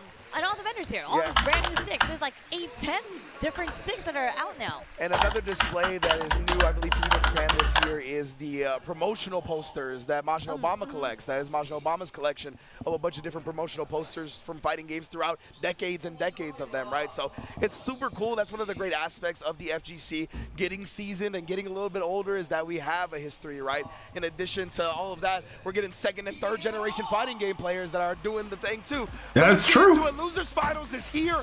Ryukichi. Okay, Losers Finals, everyone. Kobayan on the Zangief, all for a shot at Mena. If anything, I'm still hoping that we get we got some character specialists here. some more fighting game announcements from Capcom at Summer's Games Fest. That's true. I'm a little biased. I want to see it. He's got to get through Ryukichi first, though. Get off of me, right? Immediate drive reversal from the get-go? Yeah, three Zangief be like, hey, get the fuck away from me by kicking Ken. Walk him down. SPD off the standing. Heavy plunger minus, baby. Yeah, exactly. -2. I'll take that all day, but Ryukichi's still pressing. Nice. He didn't bite. Ooh, punish counter SPD there. Spitting. Yeah, that's the SPD. Not a good tool up against Zangief, man. Even if you go for that low, if they block it out, you get an SPD guaranteed every time. It's -5, the low, right? Yes. Yeah, and that is the 5-frame command grab. Yeah, 5-frame command through. Oh my god. One of my friends IRL. And guess what? I get the Oki. Look at that. I'm +10 at least right there. Because the meaty headbutt +4.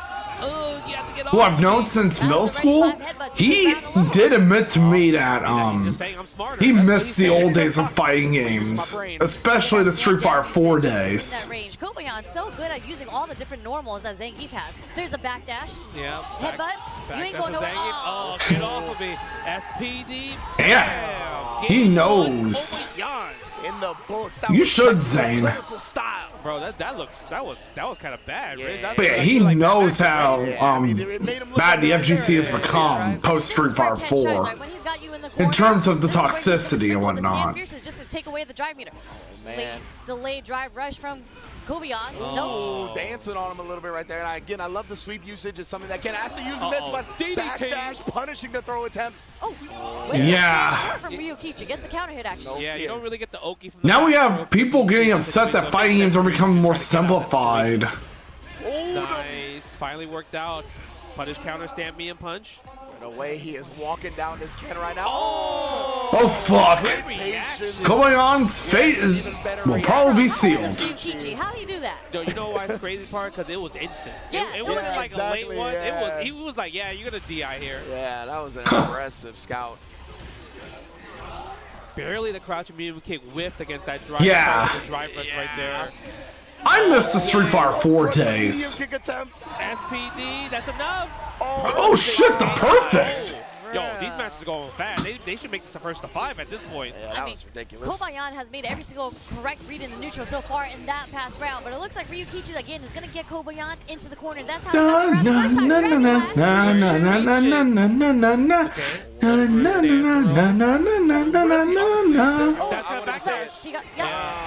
Another clean bait out this time for Ryukichi. Optimal starter. Oh my god, back-to-back perfect. That's going to be more than enough to tie up this set. Send it with the level 2. Save our time in addition to everything else. Yeah, that's when you know you play rank match too much. Yeah. Right, That's so true. I want to get to the next Exactly. match. Because I know everyone and their mother hated Street Fighter 5. They're speed running through these games right now. We're already 1-1. Yes, indeed. And again, this is the second to last set of the entire tournament. But nowadays, when they look back at it and compare it to Street Fighter 6, some actually do have some newfound respect for Street Fighter 5. Finally did try it. I mean, the one time he did it, Ryukichi was ready for the up back in that situation. That means the Tundra Storm is coming. Oh wow. Imagine.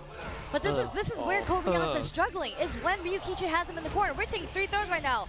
I'm saying that's where Zangief is weak. You need It's to crazy, I know, but like, oh, he's a grappler. I need to zone him out. That's so true. String him up is the answer for Zangief. That's what we saw when Akira was successful, right? It was the all-out aggression.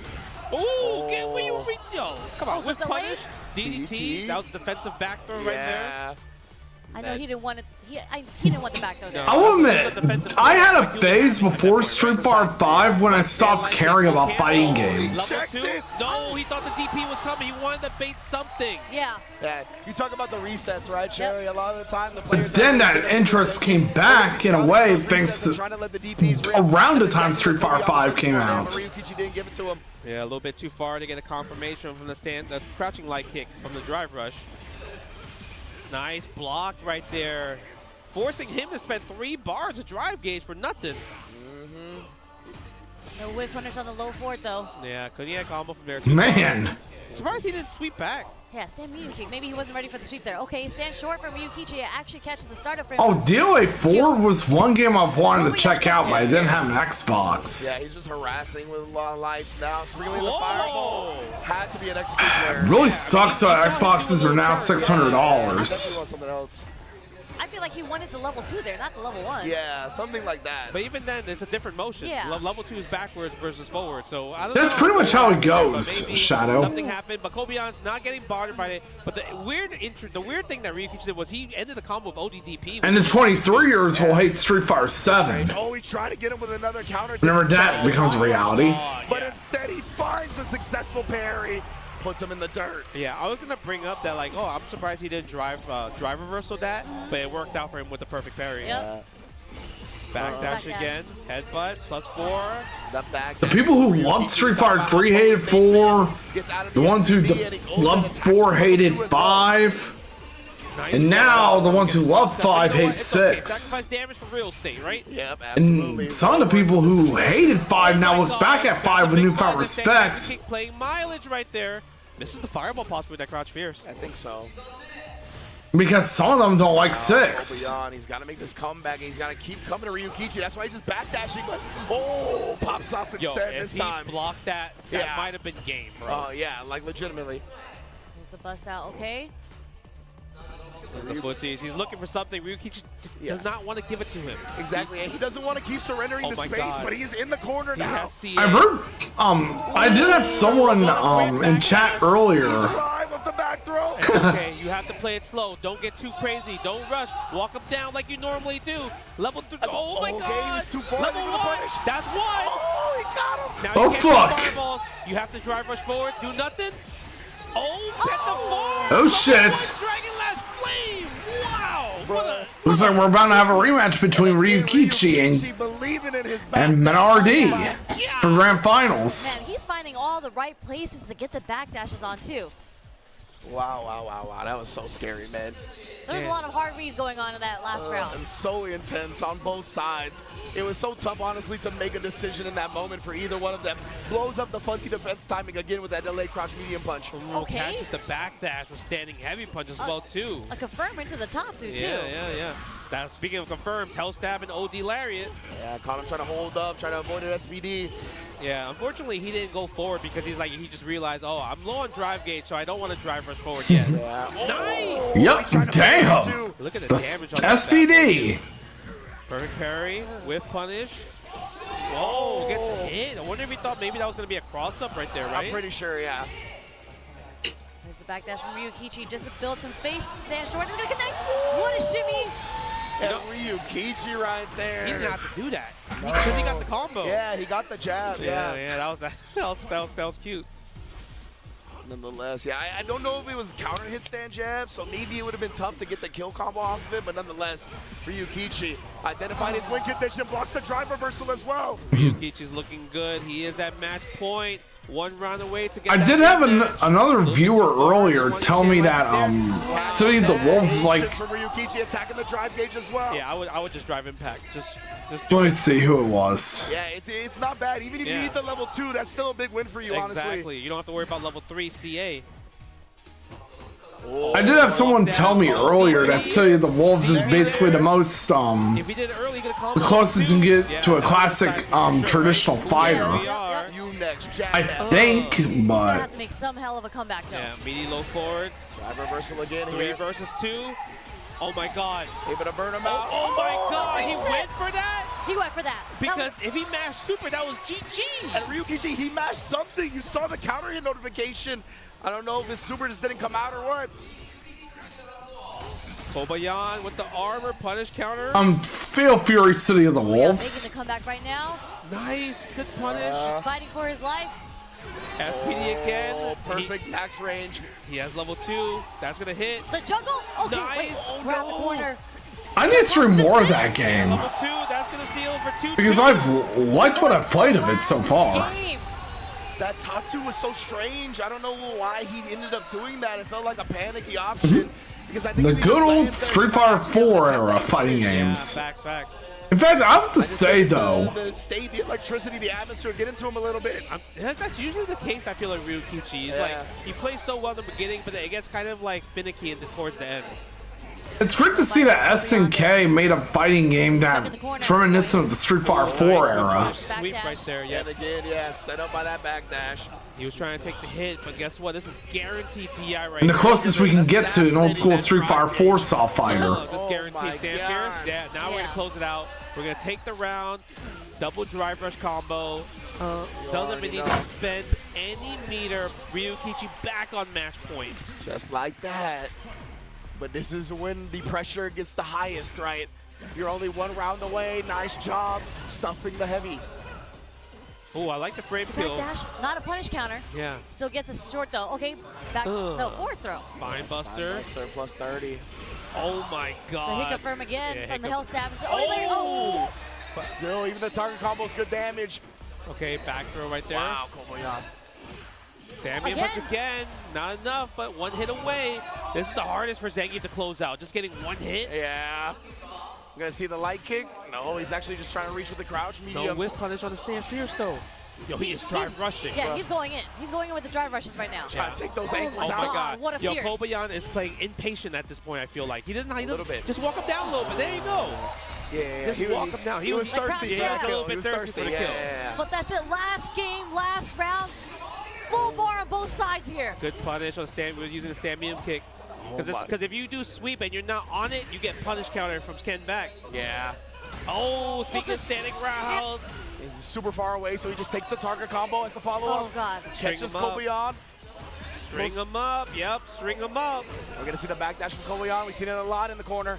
He does have level 3, but is he going to use the threat, though? Oh, man, it's so scary. The heavy punch through the fireball. Oh, my God. Oh, he's too far to combo. Okay. You're so close. No, yeah, no lariat. Oh, the falling button catches him trying to walk him down. Yeah, doesn't fall for the shimmy from Ryukichi. He just needs one confirmed level 3, one stand light kick as well, too. Kobayan doesn't want to give it to him. And he kept that string tight, right? The 3 jabs to push him out of level 3 range. Yes. Very smart. Oh my god, Kobayan. You know Ryukichi's not going to give you the level 3 just from a drive rush, so you have to somehow land it from a jump or from a combo. Oh, and Ryukichi catches the whip punch. Holy shit! Mendoom, he's gonna And with get that, the revenge match Ryukichi's against back in Grand Finals.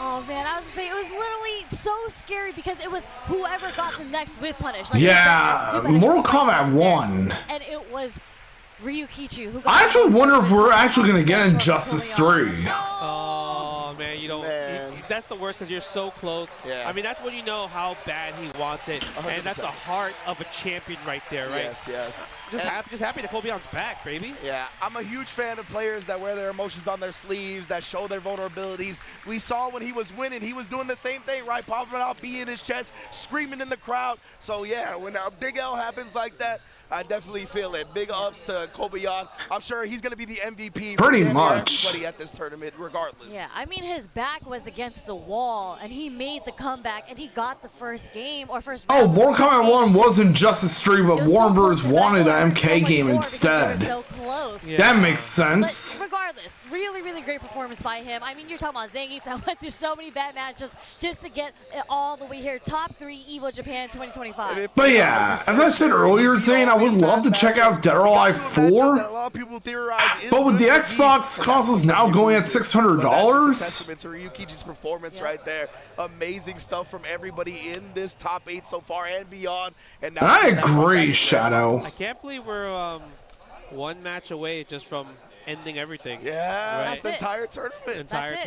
tournament. Three They should have games made of Injustice just 3 first, then fighting games, MK1. right? Fighting games, everybody just coming, buying merch and everything, and now one more match, right? Like 6,800 players. Do you That's know how insane. many players that is? They were running like 20-minute pools. Yeah, 20-minute rounds like to get all even the way digital only here. Series This X, is which the was last once set of the night of 450, the is now weekend of 550 or Speaking of something. sets, look at this, man. Kobayan, I feel like Kobayan was like playing so well too. The crazy part is we didn't see too many like backdashes from Ryukichi in neutral. He just like kind of fought. Yeah, he did. Right? He just kind of fought, and it worked out. Most He actually Exactly. did a lot defensively, so he actually punished Kobayan quite a couple times. And also, if Capcom were to make a CVS 3, call things out in the neutral. When it was neutral, he was willing. I'm to worried sit there, that people stand would basically fierce, call the stand game like Street kids, Fighter stand 6 with SNK a lot of these things carriers. where he was confident in beating Zangief to the punch. And I tell you what, that takes some cojones, bro. Yeah. Like, it is very scary to just play it in the neutral with Zangief as Ken. Like this last sequence too, just the backdash. Oh, that was so good. Oh my goodness. Yeah, I felt like it was a But little then again, we already have SNK carriers in Street Fighter 6 with Terry and Mai. Ken has a reversal. He didn't do drive rush, delay crouch medium kick a lot against Ryukichi. Man.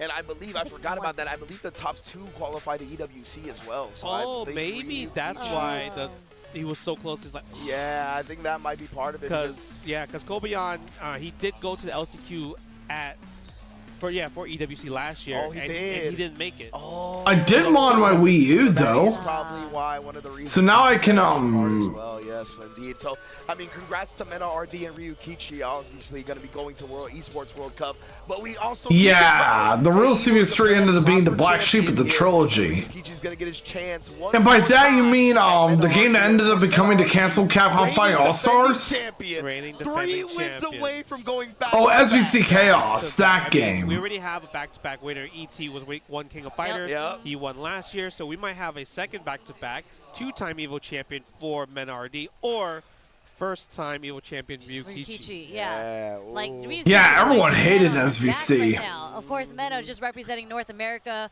This would be incredible to see, and even their winner set was pretty close. And we saw the Zangief come out from Mena, then we saw the. But I did. Blanca, I actually welcomed the re-release with open So I'm wondering arms. how it's gonna go here because Mena Especially is the winner since to the Grand Final. So I'm sure he's not feeling like Pressure.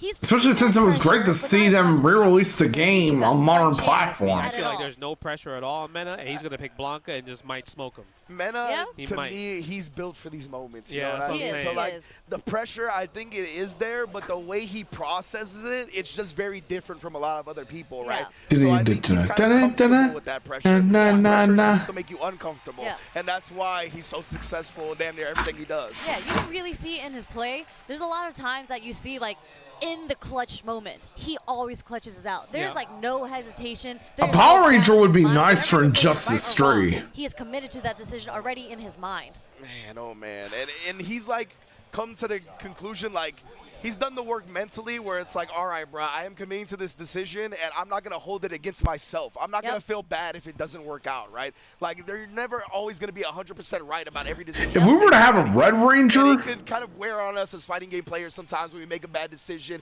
We harp on it in our minds a little bit. That's not the case for Mena at all, right? He has that short-term I would like for it to be, oh, Jason. If something happens wrong, it's all right because that's just opening the door for something to go right. I just want the winner to snatch that trophy Yeah. once they won. Like frame one. The just way give he me did that. it last year. Give me that trophy. He running bear grabbed it last Yeah, year. he actually did, yeah. Both hands. He like did, yeah. ran to the trophy and grabbed it with both hands. And the trophy is sitting right there. And again, we are one set, potentially 2 sets away from crowning the new champion of EVO Japan. Wow, man, wow. And you can see the sea of people awaiting the grand finals. It's gonna be. I think the it's gonna be a the Red fight. Samurai I Ranger do think was it's a Blanca Jaden. pick just because of how it turned down the winner's side. Yep. But now it's like, does Ryukichi have an answer to kind of like some of I the think stuff that Zane. was doing? Well, yeah, Zane was referring to the original Mighty Morphin Red Ranger, which was Jason. NRD was cooking with that. Yeah. And the crazy part is, if you do crouching lights into drive rush from far, it automatically comes out. But for some reason, the way he was doing it, it just never came out. When it whiffed, it never came out. Only when it comes on hit or block. So it's just like I would love is he that hyper locked if in? we were to pick a red, if I were to pick a Red Ranger, I would like to see in a fighting game. Or is he just really I would say I would like to see I really think it's like a the Red Zeo Ranger get added. You know, Tommy. For whatever reason, and he wasn't like 100% right in that. Especially in memory of Jason David Frank. Or two here where it quite doesn't work out, but it feels like more often than not, Mena's mind beliefs are just always right. I believe he's locked in. Yeah. Yeah, I think he's locked in. Yeah. But not actually reacting to the lights, though, right? Yep, Yeah. Tommy Oliver. You think he's like a hit confirming a light? Well, so it's more so. I feel like it's more so of a situation where you're watching when you would do it. Yeah, it's like a. You went from being the Green Ranger. So it's not necessarily reactions, but kind of just knowing the space Yeah. where the person's gonna end up blocking it. Yeah. That's what we were Then the red, then the White Ranger, and then the Red Ranger, medium kick level 1 super, right? Like we can see those moments happen. and then he ended up becoming the Black Ranger. People either standing up in a moment or moving forward and whatnot, and it's like Akira did it, and Mena RD is really good at doing it too, where he can even confirm. I have to say, I really loved it when Tommy became when Tommy regained his Ranger powers. Let's get it! When gained new Ranger powers and became the Black Ranger. Oh my God, I can't believe I said Tommy. Overhead though? That's how he's feeling, bro. You talked about it. No pressure. Probably what I get for talking too fast. Oh, he tried to crouch fears. You saw the crouch fears there. He's planning something.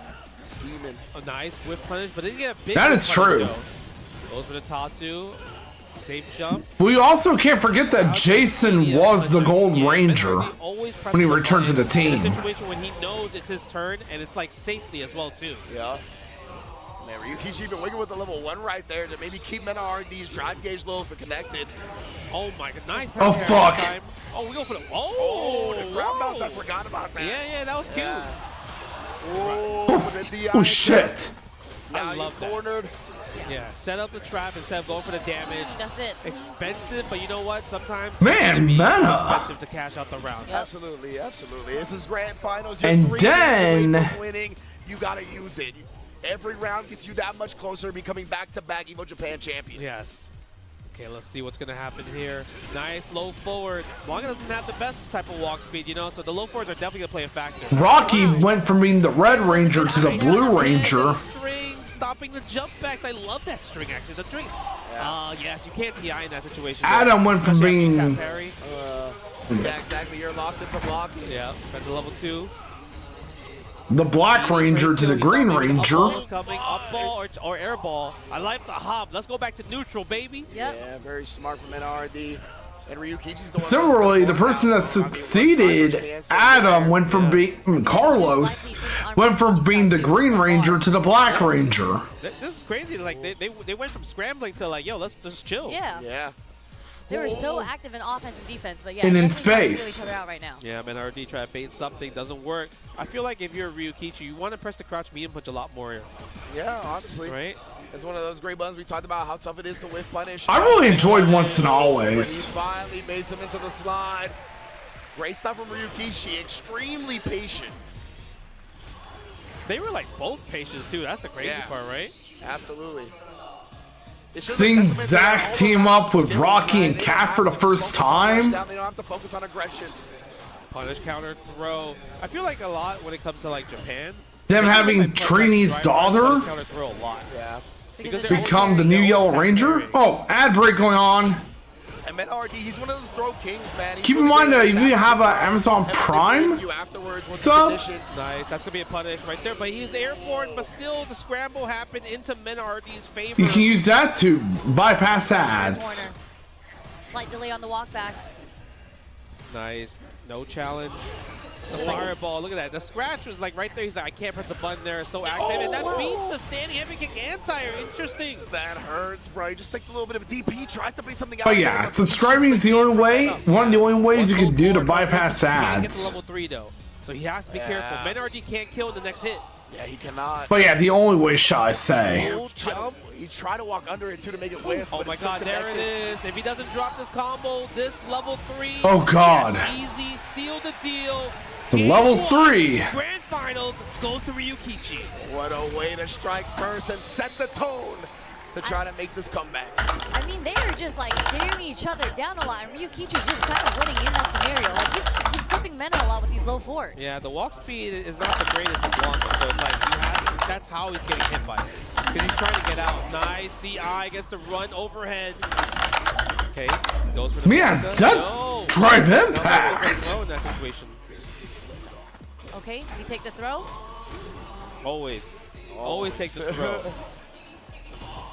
Oh no, anti-air attempt that time from Meta. I think he's dissuaded from the last round, Yeah. jumping fierce, beating the roundhouse. So he tried to parry that time instead. Yeah, that's true. Doesn't spend electricity. I think he was a little bit too greedy there. Yeah. Maybe if he didn't know the electricity, it could have definitely helped his offense, especially because since he's so close to closing this round out. Nice. Whoa, that in combo. I love that from Ryukichi. Again, we talked about staying locked in, but yeah, now he drops a combo. Yeah. I wonder if he dropped it on purpose, possibly. Who knows? Maybe. I'm not sure. Yeah, it's still tough to call on that one. Yeah, it is tough to call. Oh, nice. what a whip punch. The crouching jab. I'm telling you. Is this like a new block attack? Look at Mena go. Yeah. Scratch. It hit a mile away. Yeah, it is quite good, honestly. I think it got outshined a lot by a lot of his other tools in Season 1, but that is a potent button for sure. But yeah, when I Okay, stand fierce. do end up continuing Cold Steel 3, Hard to guess right I'm doing it off stream. Right, but speaking of it, Mena already guesses right there. Yes, he saw Ryukichi had just been harassing with that a little bit too much. Not gonna let him do it for free. Nice block on the overhead, but still plus. You gotta eat the plus frames on the mix, left or right. Same with Zero. Firm with the jab there. But usually he I will but in this do a situation, second separate playthrough of Zero in the future. So I don't want to do it. Yeah, absolutely. If he can get a big hit here, hopefully save some of the meter for round 3. That's definitely what he's looking for. Oh yeah, I do apologize for ads, by the way. Drive rush, Dragon Lash. That is meant to thwart people trying to check drive rushes and Mena RD counters. Thankfully, the ad break is over, and we're back. Right here. No, we're blocking that for sure. 100% we're blocking that. Give me that punish counter. Take a bite out of Cron. Mena RD, one up. Yeah, like, We'll make it 1-1. look at Mena go. Man, this is competitive. Now sets 1-1. Tap parry, but we get the whip punish though of the forward medium kick. Will Mena take it all and reclaim the title of EVO Japan champion Yeah, side switches him back too. for a second year in a row? Ryukichi actually has not gotten hit by any of those up, back. Or Ryukichi being the new champion for Street Fighter I 6? stand block more of those situations just so he could be in plus frames and keep his turn. Because if you're crouching, it's Blanca's turn. So I want to see more stand blocks. See, Ryukichi feels like he just doesn't want to stick his hand in the blender more often than not. Nice. Holy fuck, the punish! NRD. Counter throw. Oh, yes, using the OD electricity. He's so close to building level 2. And he does the jit right, and now he's definitely Oh, going to shit. so he might spend it. Perfect parry. Next sequence right here. See, is Mena going to be willing to put the DI out? He's going to threaten with it. He's just going to let the doll loom in the shadows. Look at this. Oh, the cross. Holy crap. Back to the original Sako. One more. Awesome Blanca chant setup from Yeah, Mena. Mena was just like, you ain't blocking this. If you remember the winners final set, he got hit by all the hop cross-ups from Yeah. Look at Ranger, this. those situations in particular. Mena goes to show how he became, why he is the EVO Japan champion for last year in Street Fighter 6. Yo, he tried would've been godlike. something. He wanted a right hard combo right there. Yeah. Yeah, that juggle would have been Nice sick. Okay. DP. That was so close, too. Stand like But yeah, side year switch 2 marked the suspended. first time Street Fighter had Good. guest Like, sometimes killers. drive gauge. Get some time to breathe and think about some of the decisions, what we want to do next. Yeah, put your opponent low, get yourself back in the green. With Terry Bogard and my Shiranui. Oh my The perfect god. parry. Oh no, no punish though. No. Nice, goes for the throw right there. Wake up something. No, not yet. Oh my god, no whip punish on the sweep though. We can afford that. We can afford a drive rush cancel. Oh, Come on. Right. He wanted the DP on the You got other this, side. Mena. We got a parry though. Yes, we're spending all the cash on the drive gauge right here. No meter spent. We're seeing something so Oh, similar to shit. what happened when there's so many perfect parries that are happening right now. Even in the Match point for both players. Are locked in, man. Like him trying to like walk under and get that DP on the other side of the rainbow ball was Yeah. very impressive. He didn't get it, but I saw him. Okay, level 2 right here.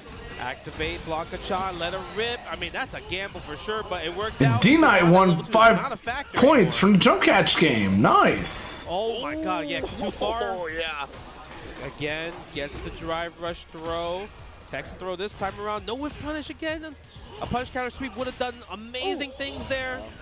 Yeah. Stand jab, getting the punish counter there. And Mena was so low on drive, he didn't want to just buffer the driver's cancel behind it, right? It would have put him on like a pixel of drive left.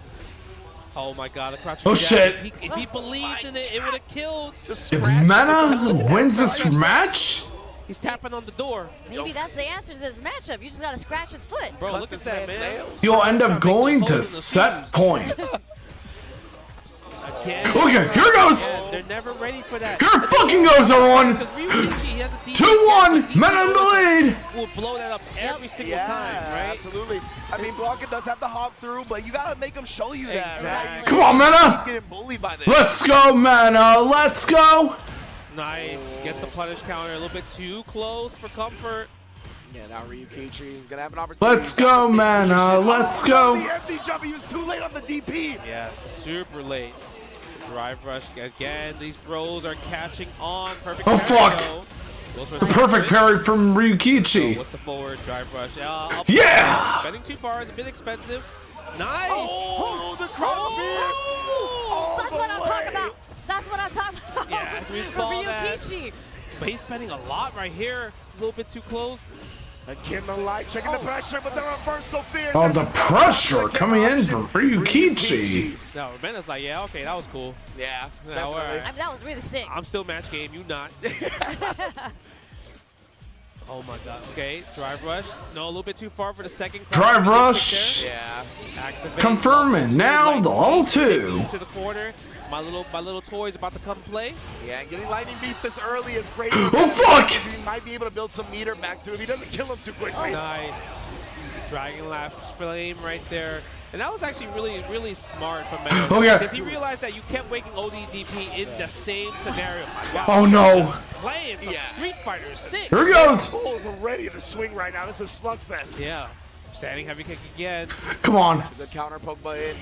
Oh, my. Oh, the perfect parry from Ryukichi. I'm Nice. surprised he did the step kick instead of Oh, no, forward Mena. carry. Oh, Nice. he jumps out, but he gets the answer anyway. Nemesis at some point. Trying to reach Mena RD on championship point. Oh my god. Is Mena RD going to be your Come on, Mena. back? EVO Japan 2025 Street Fighter 6 champion. There it is. DPOS. Finally, the first one in the set. Called for it, Justin.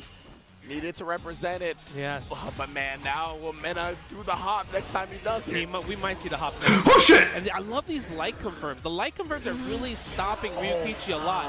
There's a crouch strong confirm there into the drive rush. Yeah. Mena's confirms are really good. We're going to get a next situation. This is a guess for game, everybody. You In better this guess right. scenario, this install, he has to survive this level 2 install. If he doesn't, it is game over for Ryukichi. Legitimately here. And again, he's trying to bait something out. He's not even using the Lightning Beast follow-ups. Oh, he got hit into the air. Takes the hit. Oh, fuck. He didn't spend the bar yet. Yeah, tries to bait something, but Mena RD doesn't need to. He can afford to take a throw there. Okay, Mena, you got this. He's trying to scratch. Ryukichi needs to somehow land this CA right here, though. I love that fireball, too, because it was Oh, shit. his meter was running out. But Push counter throw. Get away. Mena won! 2 consecutive years! Back-to-back EVO Japan Street Fighter 6 Yes! champion. You did it, Mena! Kama just came out of You earned this win! on the screen on stage with him. Bro, he's like, where's my hat? Yeah, for real. He's like, yo. He's like, yo, get my hat, get my hat.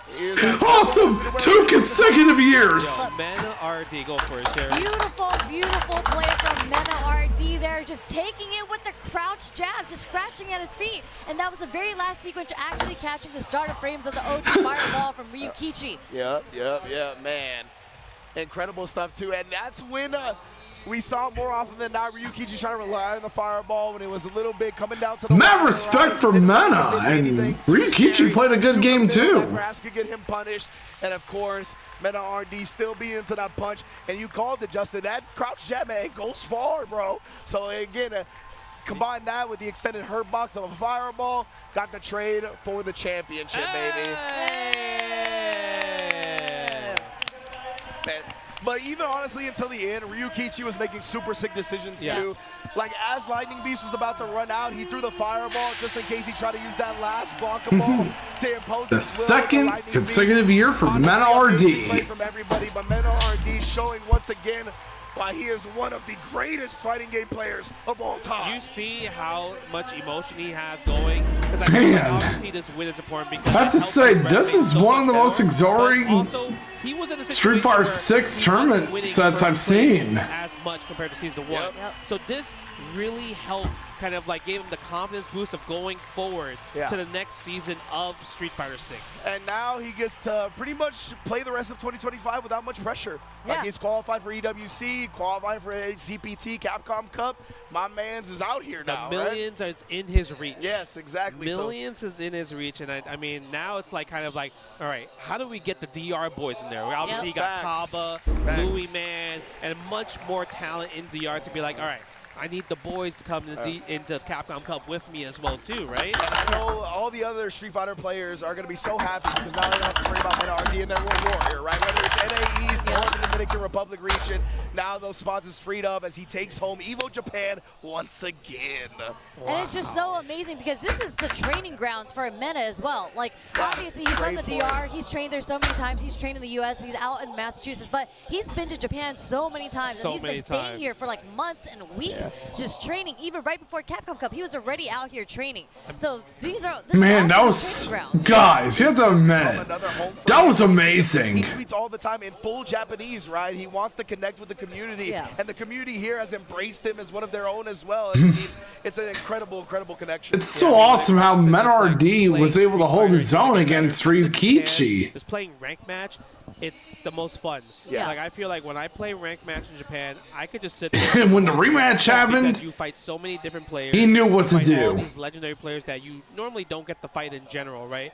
It's amazing. And look at that. Look at Kaba supporting the boy right here. Yeah, I want to see when he bursts on the stage. Yeah! Oh, Nah, he got it. What the bro hug? The hot buffs, the DR flag. Once again, back to back. Where's my beanie? Where's the beanie, bro? Get the beanie. You know what the crazy part was? He started like rubbing his hands like, yo, where is it from mad long? Like he's like, it's somewhere over here. I gotta fix it. Oh man, you know all the adrenaline. I'm definitely looking forward to stream more Street Fighter 6 tournaments this year. EVO America and EVO Vegas. Your homies hop on stage with you just to celebrate your win with you because we know Kaba was grinding through the trenches too. He was awesome in this tournament. I think he got top 16. Yeah, he got like 17th, I believe. Yeah. He was also doing really good. One of the best players in the world. I mean, he's also an SFL world champion, right, with Team Bandits. So I'm just curious to see what Mena's gonna do next. Yeah, like, I mean, we know Bandits. I mean, not Bandits. We have Blink Respawn coming up, so that is a tournament DR. I'm sure he's going to focus on that. But I feel like at this point, Mena can be like, I'm just going to stay in Japan for like 3 more months to train. Why not? I was going to say he's going to continue his tour of the Major League Baseball parks, bro. That's on his mind now. That's true. You don't even got to worry about qualifying for the major events. I mean, if he wanted to, he can just kind of just go to other premieres Man. and other people's days. Absolutely. So guys, what do you think of EVO Japan? Not that he's going to do that, right? I definitely think he's going to show up, and maybe not at every single one of them, but a majority, I'd say. Yeah, but I wouldn't necessarily say it's a gatekeep. Obviously, is what's going to happen. But, you know, we don't want one of those situations where you qualify already, and then you're just like, I'm good for the rest of the year. And you don't practice. Like, you kind of chill, take a back seat until it gets closer to Capcom Cup, and you start grinding. Mena's just not that type of player. Absolutely like, he is 100% a competitive player. He's still going to be going out to these tournaments. You want to make sure you stay warm, especially with the Season 3 update coming out with Elena. I'm pretty sure he's switching to Elena. That is one of his favorite characters of all time. That was his main in 4. Yeah, I guess that's where his head is at, right? Whatever Season 3 is going to bring, he's going to try to master that as quickly as possible and stay in pristine shape for the World Championships coming up. Yeah, because usually it's going to be a shake-up when it comes to a new season. Yeah. Right? Obviously, characters will get these changes. We don't know how strong they are. It might be massive changes. Seems like there's like stipulation where there's going to be system changes where people are already reporting. Who knows? It could be copium. Who knows? Yeah. So we just have to wait from Capcom to see what's going to happen. And right? that's all coming out on June 5th. June Maybe 5th. maybe we'll get some info before then, but that is when everything will be live, right? Alina, the balance patch. That's all true. that. Man. And the World Warrior Japan starts on June 6th, right 6th. after that, right? Because we saw that slide earlier. We did see that. Oh, slide. That's yikes. so good for Meta because now Sucks he there doesn't were have to more worry about PS5 how he's gonna issues adapt this to year Season than 3 changes because he's before. good. He can take his time. Yeah, exactly. He can take his time, precisely. Yeah, and to be fair, that is also there is one more spot, one more big tournament coming up on this. Because I know that Breaker, right? in EVO Vegas, there were a lot of issues with the PS5s there. Season 3. 2 weeks. Back in 2023 and Shanghai- probably what's it called? 2024. ACL. ACL. Yeah, that's that is for a EWC, EWC correct? qualifier. Yep, that's next week in Shanghai. I believe Punk is going out I know to that. Punk's going. I'm not sure if Meta RD is That going. is true. Who else is Nephew's going. Oh, okay. Oh, Yeah. cool. I mean, usually I think if you're a foreigner, you're probably going to be like, all right, I'm going to go Japan to Shanghai. Yep. Yeah, It's right. so close. And right? they're already saying that the Switch 2 version of Street Fighter 6 is the best version in terms of latency. Go to over to China, so it's an easy trip. Easy trip. It makes sense, right? Obviously, the importance of trying to get these qualifiers because it's not just like Capcom Cup anymore. It's EWC as Yeah. well Yep. too, right? Absolutely. Both tournaments are life-changing money. Yeah. Yeah. So you have to enter these tournaments and just like go to them and try your best to qualify. That's the Exactly, most yeah. important part. And it's a point system, so you might as well just go to as many tournaments as you can. Yep. Hopefully you win, so you get the auto qualifier into Capcom Cup, or you can just go to as many and get as many top 16s as you can to gain all those points, and make it into the top 6 players that have the most points. Yeah, consistency is rewarded this season for the CBT with the point system being back, so that's a beautiful Yep. thing. All these players now that come out to these tournaments and come up just short. That of is a first known place, we'll fact, probably for see sure. them in Capcom Cup, which is a great I thing. just look at how Epic isn't able to Memory of EVO permanent, Japan it's how this year. to Like, properly what's that optimize the year? Unreal Like, oh, Engine this is the for coolest thing I done or seen or whatever. a Sony Yeah, so, console. brother, do you have an answer already or no? I mean, I think it's just really cool because I love seeing everybody. I feel like that's every tournament, but EVO Japan That's something I can brings out never so many people from understand. everywhere, and you get to see a lot more players come out that you wouldn't see because we go to all the North American tournaments, but when you're in Japan, a lot of Asia comes out. So it's really cool to see like. You have the sponsored players that come out to all the tournaments, but you have the unsponsored players from Asia that come out to this as well. yeah, so I love seeing everybody saying hi to everyone, especially the Australians. ROF is out here. Yeah.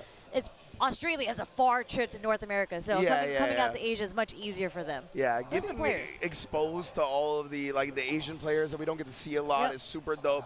And also it's a little bit biased just from my position, but I love It's the already culture, a shame you know that what I'm people saying? are jumping on Nintendo over to Yeah, Switch it's really 2. dope. So I always have a great fun time with that as well. I think for me, it's definitely being part of the couch. I was obviously doing the live reporting Yes, and stuff. yes. But when Friday night, special guest came through. Yeah, oh, that was Ganache, bro. that was Like, I get it. On one hand, people are jumping on the console because of $80 games. because the fact that he didn't even say Rob, he said Garcia. Yeah. And I was like, oh, okay, bro. He got the government. Yeah. It looks like we're going to the stage now for our award ceremony. Especially Mario. Let's get it popping. Look at this, man.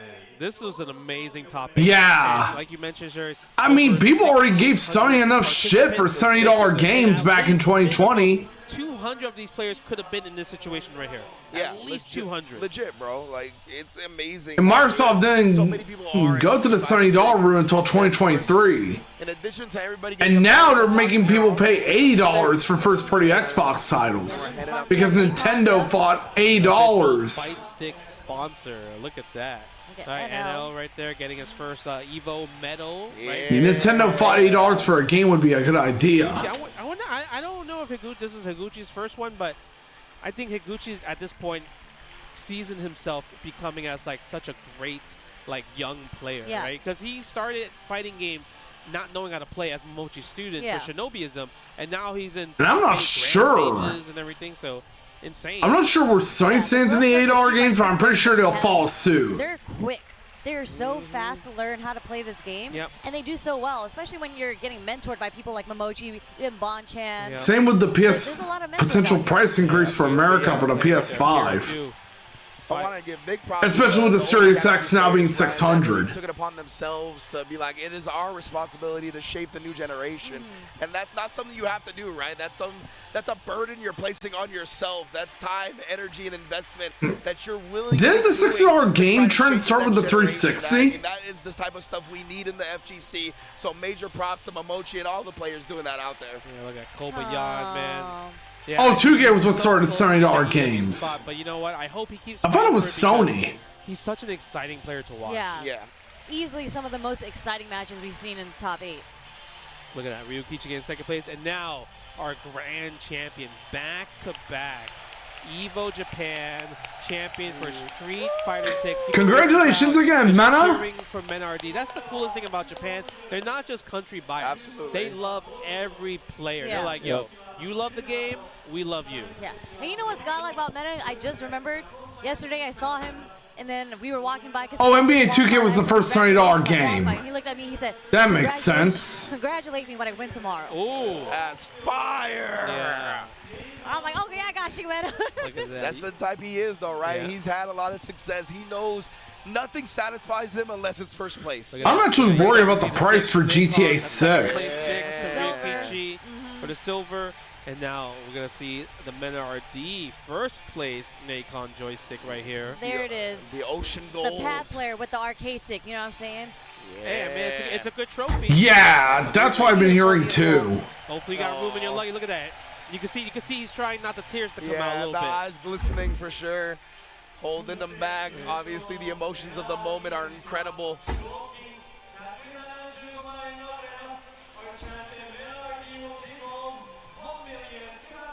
Grab that. Ooh, grab give that me trophy. that check. Grab that trophy. No, we're getting oh, the no, check. it's a check. Oh, Let's go, the big check. 1,750,000 yen. Holy shit! Great number. There we go. Mena RD. Mena with the 1.7 million check. Qualifying into EWC, qualifying into Capcom Cup, and of course becoming 1.7 million yen check. EVO Japan Street Fighter champion. To be exact. Yeah, let's get that trophy. There we go. Rise it up. And I want to hear what you got to say. And Mena with his second Street Fighter 6 EVO Japan trophy.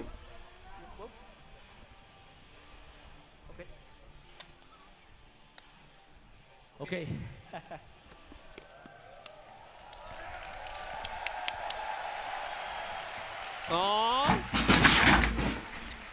I want to thank everybody that's here. Thanks to God, my team, EVO, Red Bull, and everybody that came to this tournament. Everyone knows that this was a very difficult season for me. Blanca was not as strong, and I lost Luke. So I had a pretty rough year. But something that I learned this year is that you never have to stop believing in yourself. I think we all need a little bit of delusion in this impossible life. Yep. Whoa! Well said, Mena!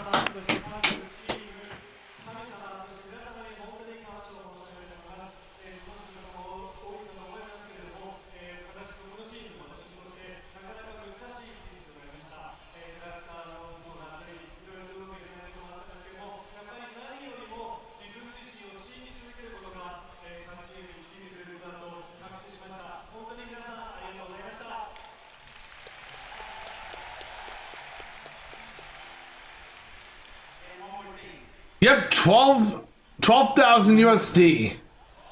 Oh! You want that Please first to tell 10. me when. I'm waiting for you. Thank you. He wants that first to 10. Yeah, boy.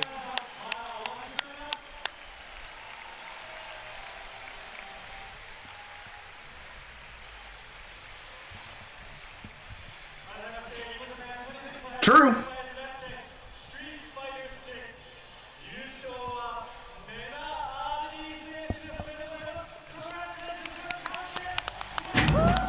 Whoa, Mena!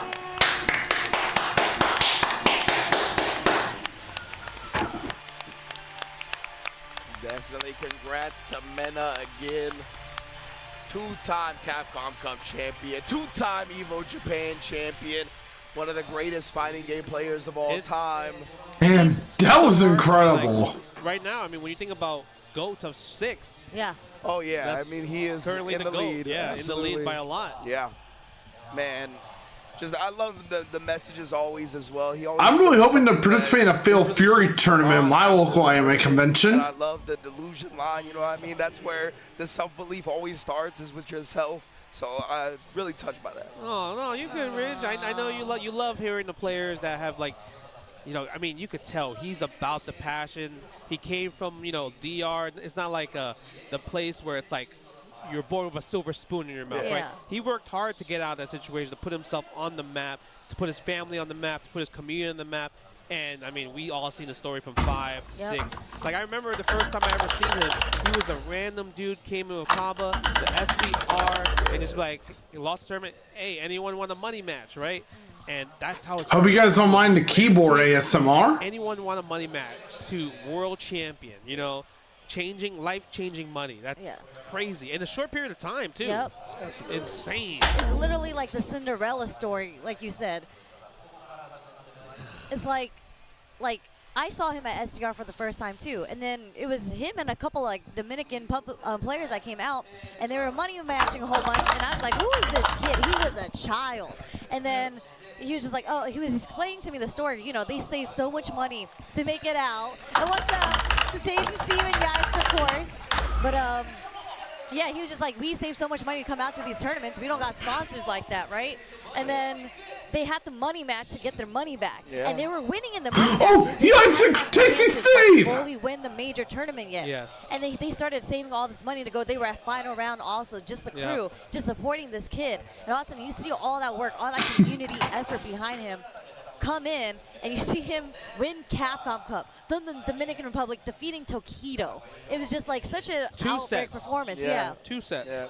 And then what did he do with that Capcom Cup winning? He invested it back into his scene, right? He invested it back into the DR to make sure everybody else get risen up. I don't even know what I'm saying right now, but, you know, rise the community up along with him. And then it goes even beyond that, right? Where last year he placed himself into one of the hardest regions in the world for World Warrior in NA East, just to free up another spot from his home country, right? I mean, the dude is a consummate professional. I think a great role model for anybody in the FGC.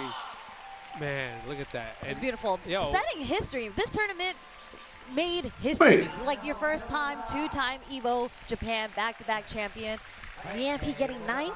That was such a sick performance. But I believe we're about to have a presentation. Oh, presentation? I mean, this guy, he won the Canon Award last year from EVO Japan.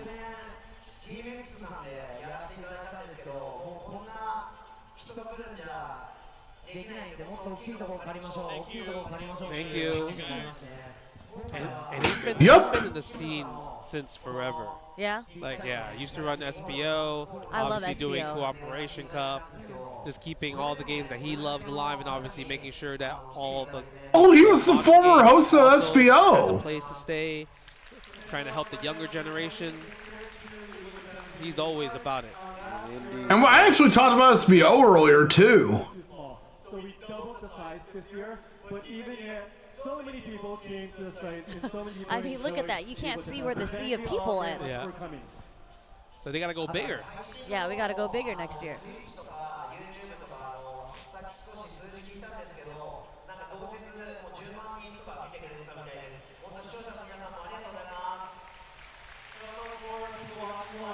I was looking at the figures for Twitch and YouTube, and there's about more than 100,000 people watching. So everybody watching at home, thank you very much as well.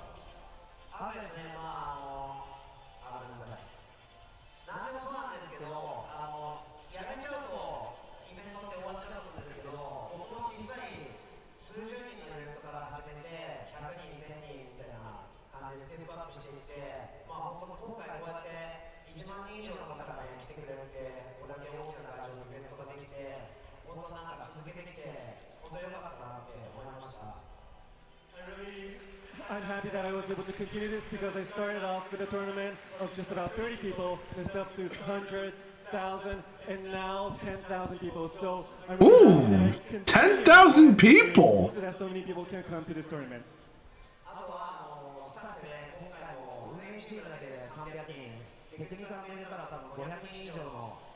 フがこのEVOジャパンを一緒に作ってくれたんですけど、連日連夜ね、長時間の稼働、本当にスタッフの皆さんお疲れ様でした。And also I'd like to thank the staff for the operating team. There's about 300 members, and the technical team about 500 members, and they've been working so hard night and day. So I'd like to express my gratitude to the staff members as well. はい、またね、皆さんに会える日を楽しみにしています。ありがとうございました。さよなら。I'll be looking forward to seeing you again soon. Thank you very much.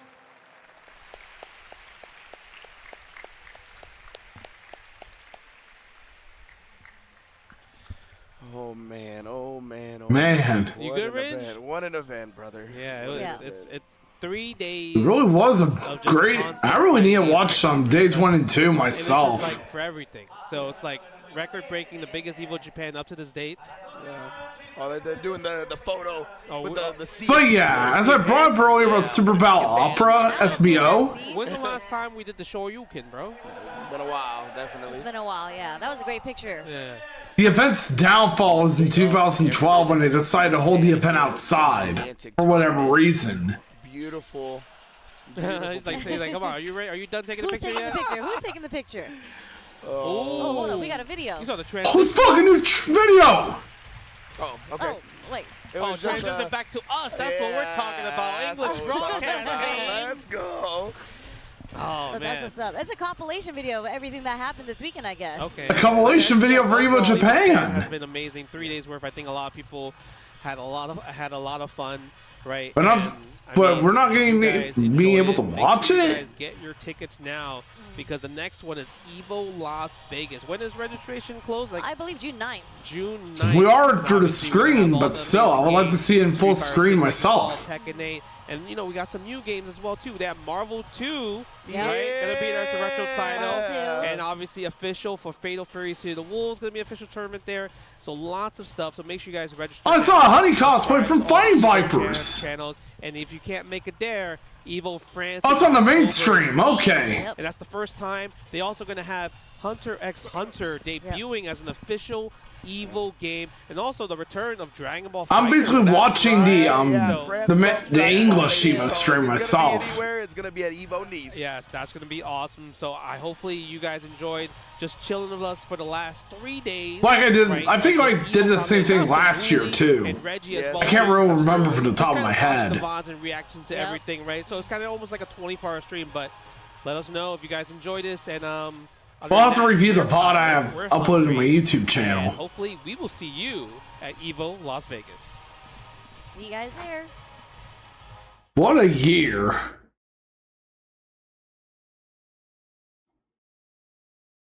For EVO Japan.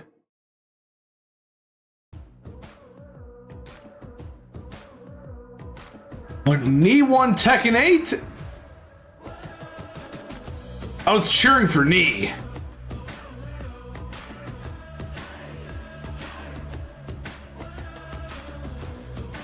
And when Meta won Street Fighter for a second year in a row. Thank you all for stopping by, everyone.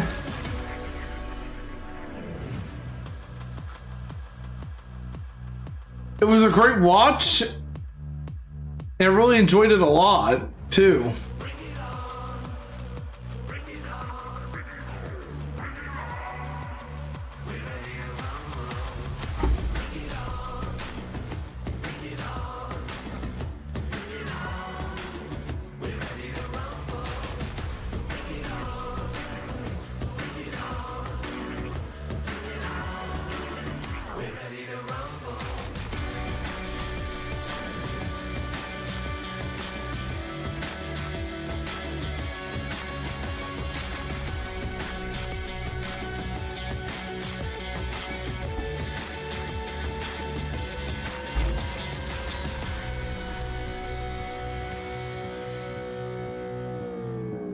Man,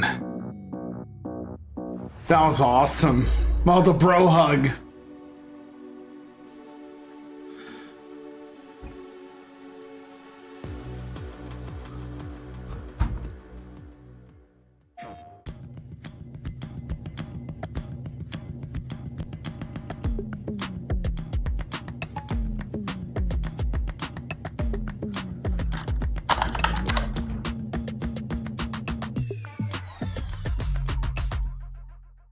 We're gonna find someone to raid out to tonight.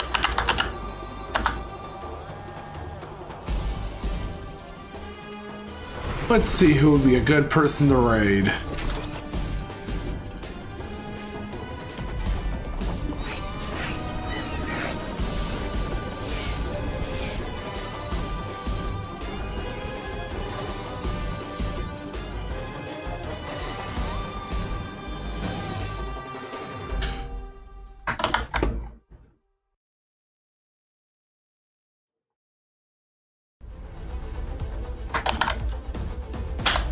Oh.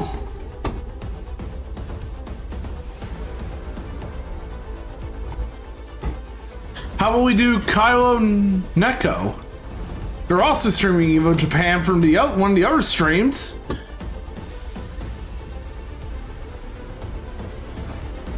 We're doing Street Fighter 3. So with that being said, I'll see you all there and thank you all for stopping by again. And here's the raid message for followers. And the one for subscribers is raid 2.